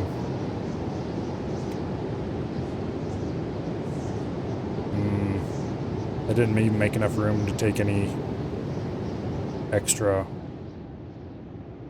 weapons. There's another Masterwork helmet. Another Masterwork boot.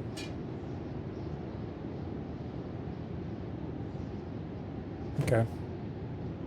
Let's go sell this stuff in... let's go back over here to Hang by Trader's Edge. Hopefully there's enough shops there that have money to buy it.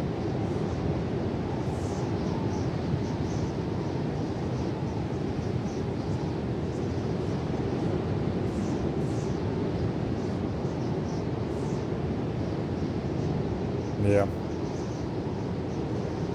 By the time we get back, we should have teched up. And then I'll have to decide what we want to spend our limited science books and engineering research on. Engineering research, I don't think we're going to have trouble. We have lots of that. It's the ancient science books that are going to be the limiting factor. Okay, weapon shops usually have money.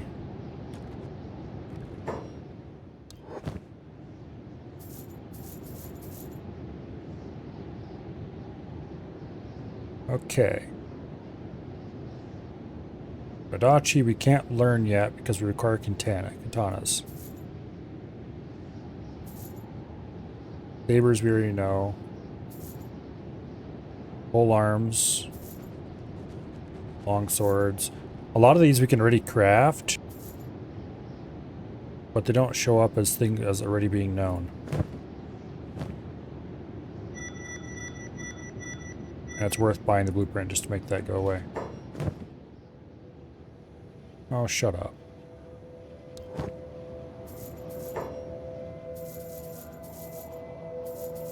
There. Now that we bought those blueprints, we can sell him all the stuff. And we can get out of his shop. He was complaining about us being inside of his shop after hours. Which I don't particularly care about. He can suck a lemon. Anyway, off we go. We have 6 hours worth of research left to do. So we might have to wait around a little bit once we get there.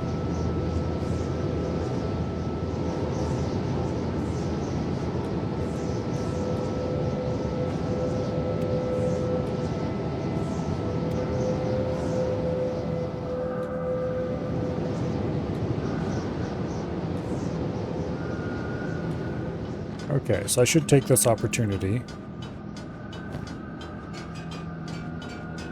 to move all the Masterwork Samurai armor pieces.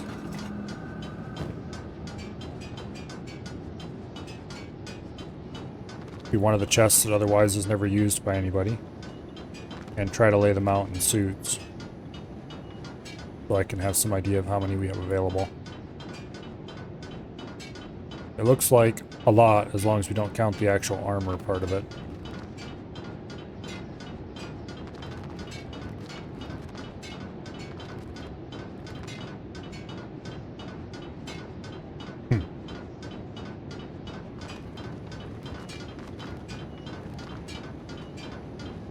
We have 4 complete suits, if only we had 4 complete sets of the actual armor.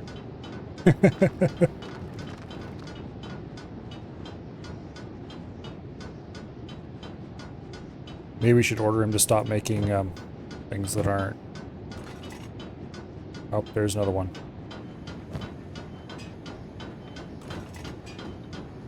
Boom. What is his level actually by now? 92. Nice. And what is the predicted 24% chance of being Masterwork, according to this? Okay. What about our weaponsmith, who we've left alone for quite a while as well? He is 92 as well. But since weapon level is restricted by your technology, bizarrely, where armor isn't, I don't know why weapons are limited by technology and armor is not. It just doesn't make a whole lot of sense.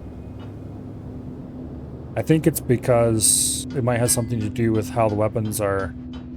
You can make the same weapon different materials, so you're making it different grades, but it's a weird inconsistency. Anyway, technology.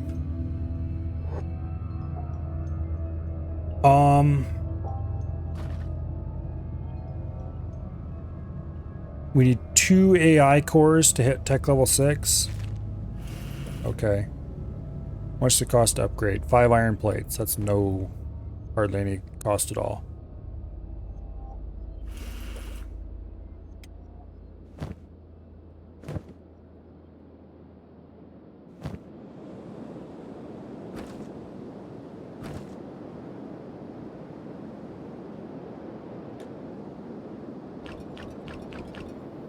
There we go.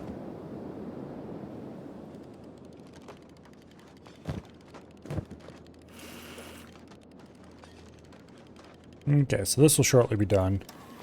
We can get Advanced Weaponsmithing 2 for 2 Ancient Science book. Advanced Weapon Grades 3, which unlocks Mark 1, which means we'll actually be able to make Mark 2. And Advanced Weapon Grades 4, so that's 4 science books, 7 science books, 9 science books. Don't know if we have enough for that. I think we do, actually. But that's going to take, like, all of our science books.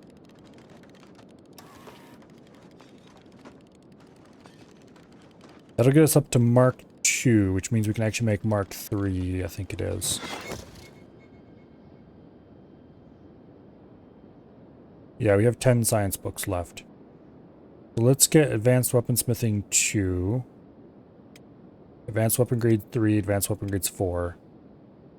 Goodbye, money, you'll be missed. Crossbow crafting only costs 1 engineering research, which we currently have a ton of, so we'll take that. Chain armor crafting, which I really kind of want, but that's 3 science books, so we can't get it. All this stuff, it costs things we can't afford right now. We might also get hashish production just because it requires 1 engineering research and nothing else. Hydroponics costs an AI core. And then we can start unlocking all the hydroponic stuff for even more ancient science books. Holy crap.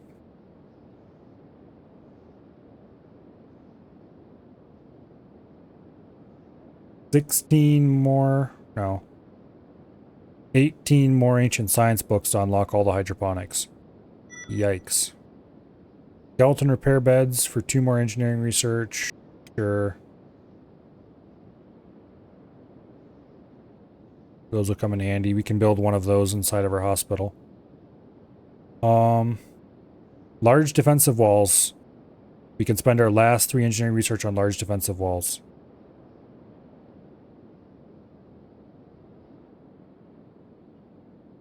I think that's a good idea, actually. Ooh, copper alloys.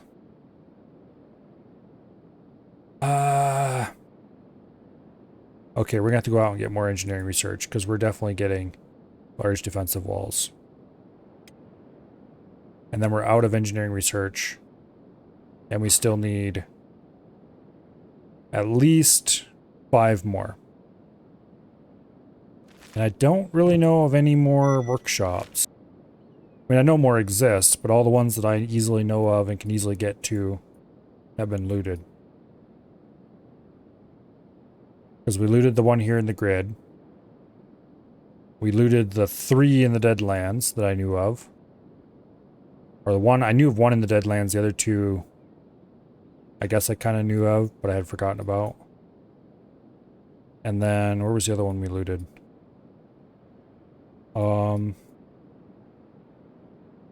There was another one I knew of somewhere that I looted.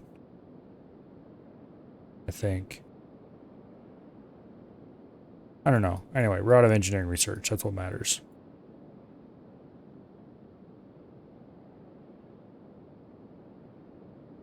We probably need to go out here in the Forbidden Isle and see if we can find an AI core. Maybe some engineering research. I don't know what's out there. But that'll be a task for tomorrow. For today, we're just going to keep doing cleanup around base.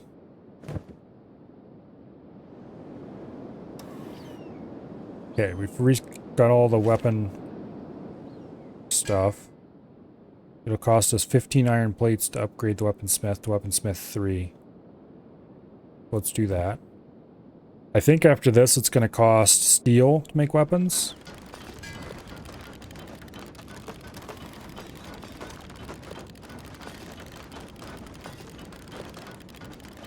And we should be able to, yeah, we can buy Mark II quality stuff now. So let's go ahead and put in an order for, we have a lot more stuff unlocked now. I think we're gonna keep making desert sabers because I just really like the desert saber. If I can find it in the damn list.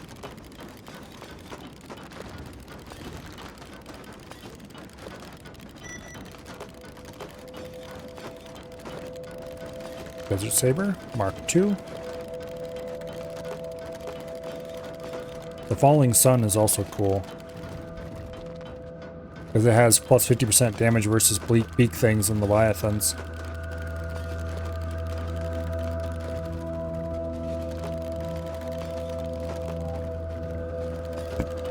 Which is pretty cool. But we'll make desert sabers for now. I just kind of irrationally like them, partially because they look cool.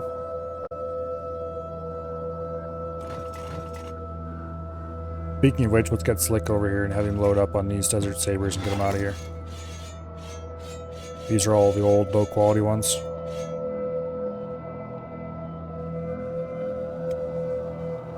We're going to be making new high quality ones using steel and fabric.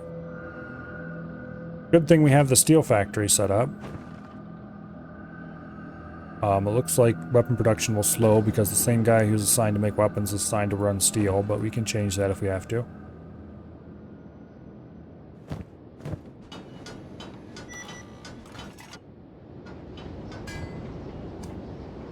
So it looks like we have a 75% chance to crit success. Predicted result, Mark II.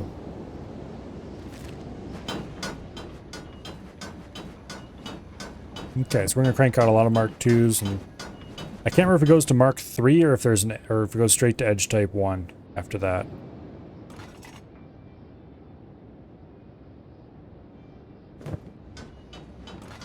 But anyway, we're going up a level.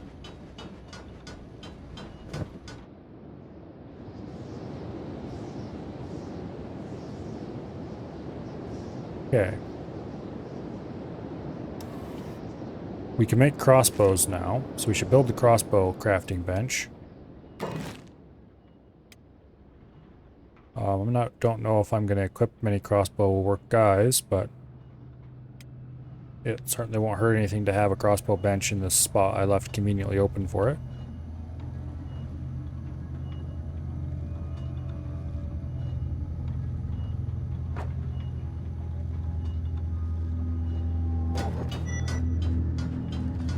Okay.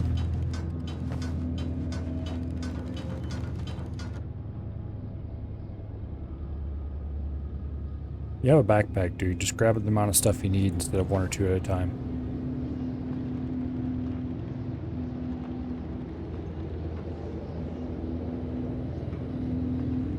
I remember they used to do that in an earlier version of the game. I don't know what changed. Okay, we can make a bunch of stuff here. Old World Bow, Mark I, Mark II, Eagle Cross. All the fun crossbows.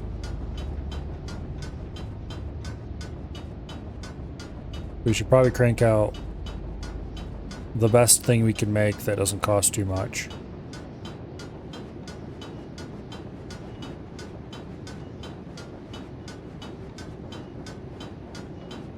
Just to train our crossbow maker. Okay, that takes steel and crossbow parts. Where are we gonna get those? Okay.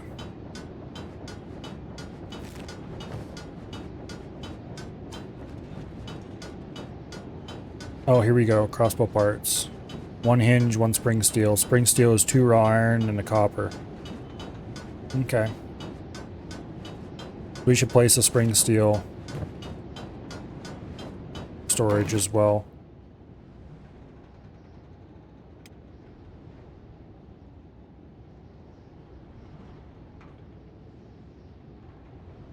Surely there is a storage for spring steel.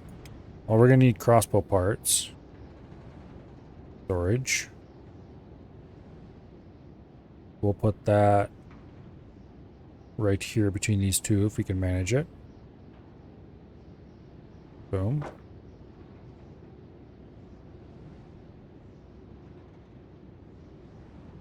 We already have a crossbow locker.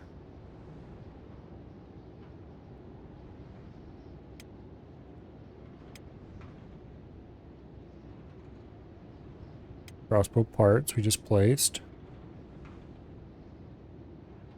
Is there no storage for spring steel? Really?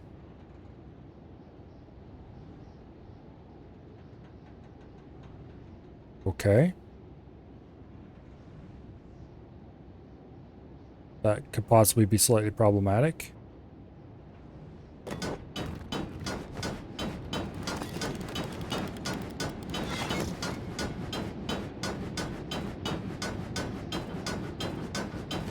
There's got to be a storage for spring steel. Maybe that goes into the crossbow part storage. Here, let's have him make a couple spring steel and see what happens. We'll make like 5 of them. Yeah, that's why you can make hinges here, because they're used to make crossbow parts.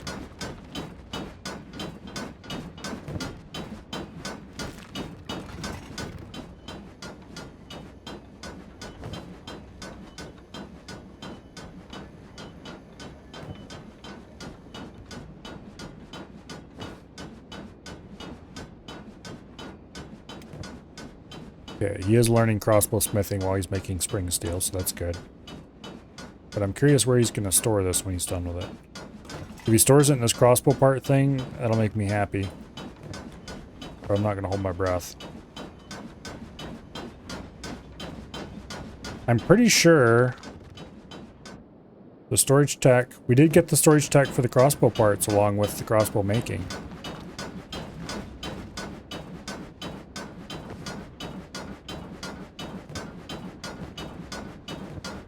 Yeah, okay, you put it in the crossbow part container here.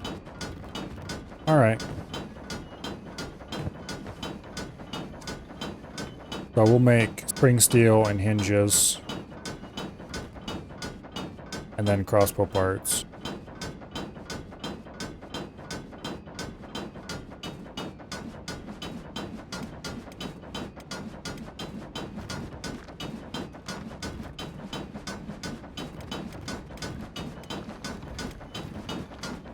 And that should be enough to make 5 crossbow parts.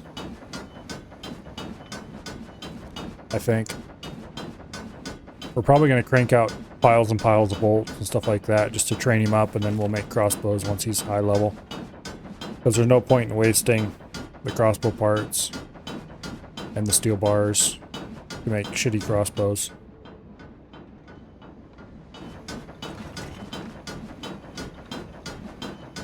This is a weird way to handle the storage, though. Not sure if I like it. Oh well, nobody asked me, I guess.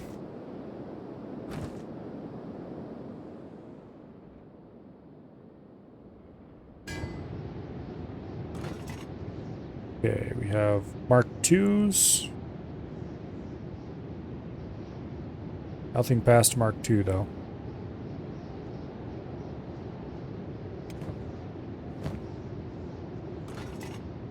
Let's trade in Slick's trusty old Mark I Desert Saber for a shiny, beautiful new Mark II.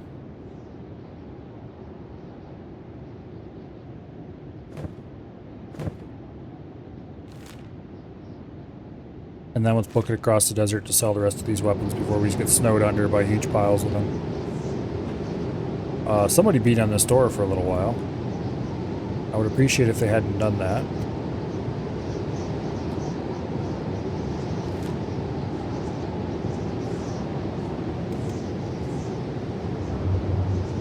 Yeah, I've noticed that for a while now. It's been saying that the stuff we've made by the renowned smith so-and-so. I wonder if it's tied to their skill level. It says masterful weapon crafted by the renowned smith. I think it's tied to the skill level of the smith, because even if you make a crappy product, it still says that. Which is interesting. You know, a relatively crappy product. We haven't made anything truly crappy in a while now.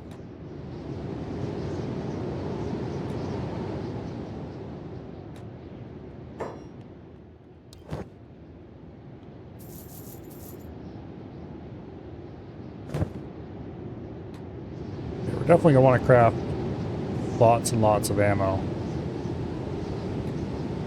in order to get our crossbow smith skill up. Because he's really behind. Everybody else has been smithing for a while now. Stout Hessian uniform. Black cloth shirt, we already know. Okay. Ragged half pants. I don't know why I bought that. Sneaky chain half pants. I swear we already knew that one. Padded cargo pants. Okay.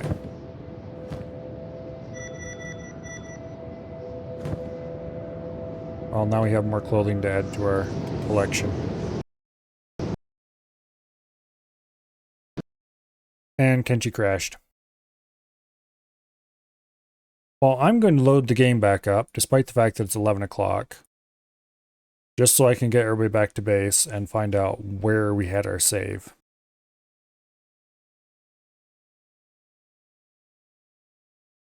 But after we get back to base, we're probably going to end it there.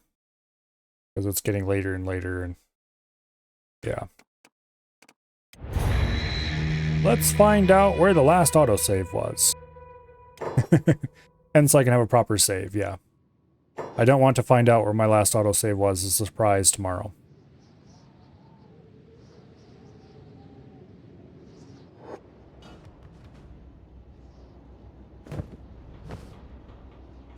Last autosave was when we were still messing around with learning how spring steel was made. And we hadn't placed the crossbow pieces just yet. I don't know if I actually want to put the crossbow parts in this gap or not.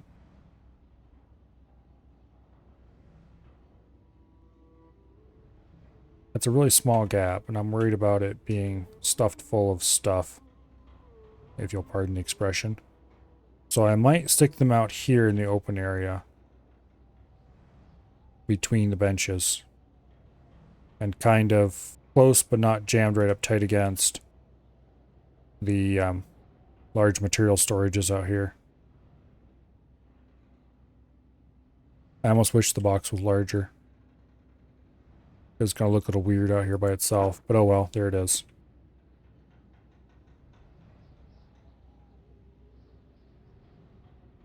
There. That way to be more accessible. Meanwhile, I'm going to order a whole load of regular bolts. Because that'll be the easiest way to train.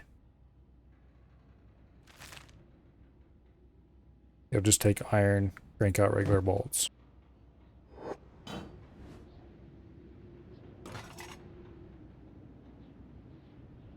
We'll fill our little storage with them. Flicks inventory is full. We do have Mark II available. So apparently it wasn't too long ago.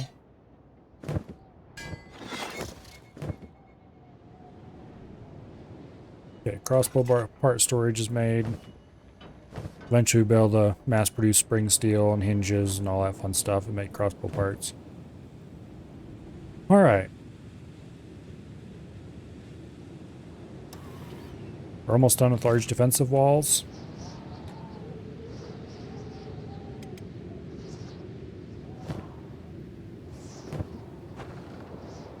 We are going to send Slick off on an expedition to town.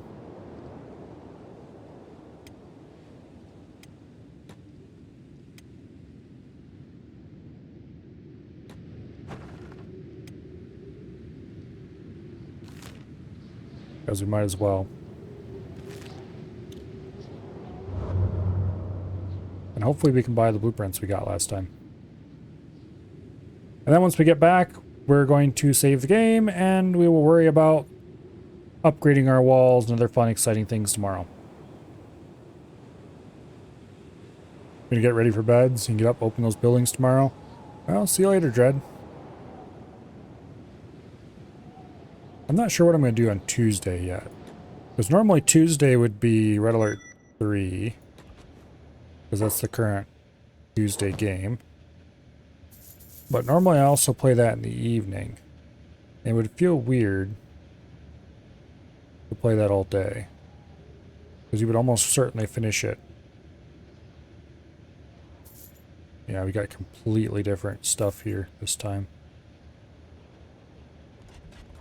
Like the monk robe, for example. Much less interesting blueprints.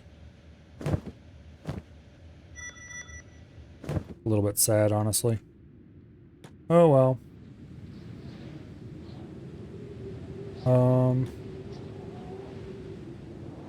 Let's stop in at the trader, see if he has enough money to buy anything useful.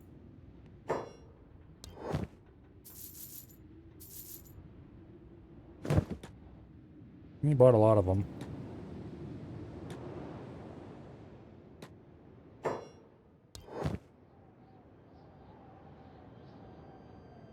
All stuff we already knew. Okay. Each of those Mark II swords is worth 5,000. That's a lot of money.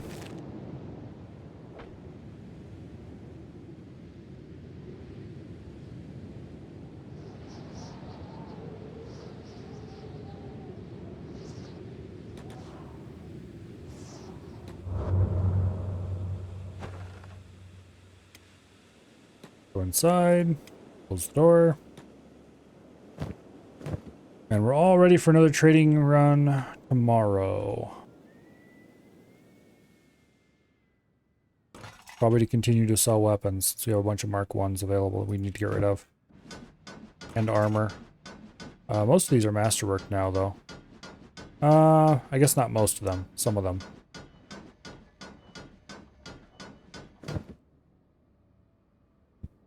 We need to do more combat training. Replace the walls with the new fancy walls. Speaking of which, I want to look to see what they at least look like.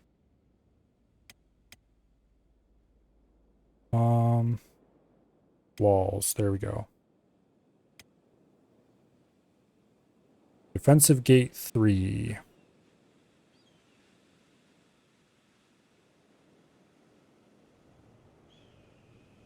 A little hard to see because they're all green, but they're not much taller than the existing walls, but they're much more impressive.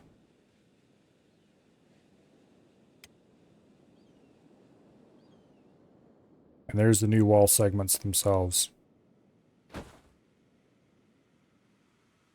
Also much more impressive. Together with their corresponding wall ramps.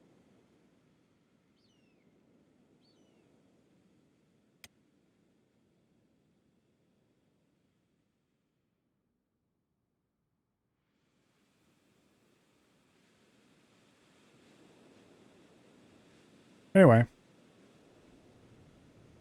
They're pretty cool. They're pretty giant. They're going to be a colossal pain in my ass when the time comes to get them to lay out over top of these hills smoothly. But that's a problem for tomorrow, Milo. Screw that guy. He can deal with it.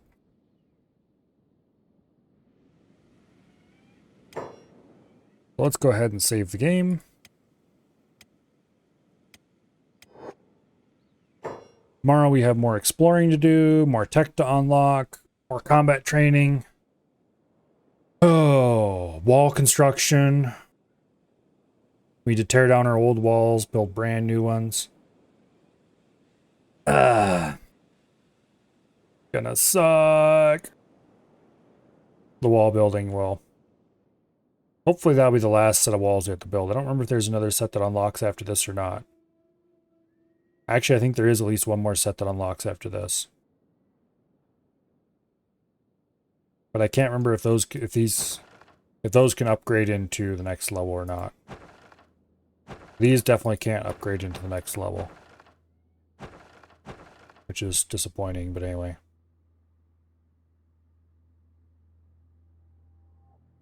Usually upgrading walls, even if you can, is a terrible idea because they'll look wonky. But anyway.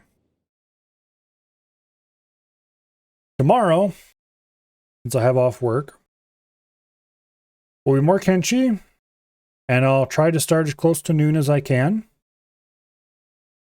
Usually I start an hour or two later, but sometimes I get started on time. It is known to happen once in a while. As for Tuesday, I don't know. I may laze around all day and just do the evening stream.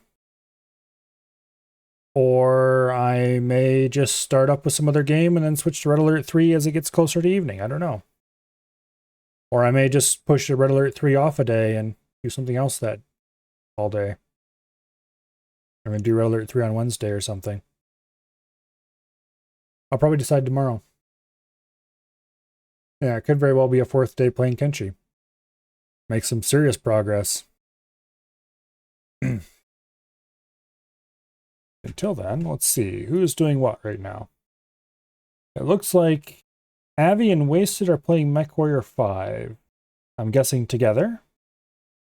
Yep, I hear Wasted on Avi's stream, so together.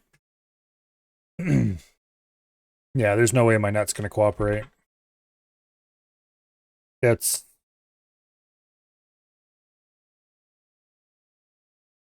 I have lost 32,836 frames today. Or 1.7%, according to OBS. That is absurd. So I definitely, as soon as this July 4th is done, I need to go yell very loudly at the ISP. Yeah. I think we're gonna raid Abby. Abby's a cool guy.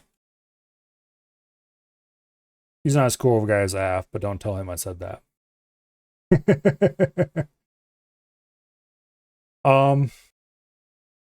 Yeah, more Kenshi tomorrow. And then we'll see from there. Till then, I hope you all have an awesome night. And I will see you all later. Night. And goodbye.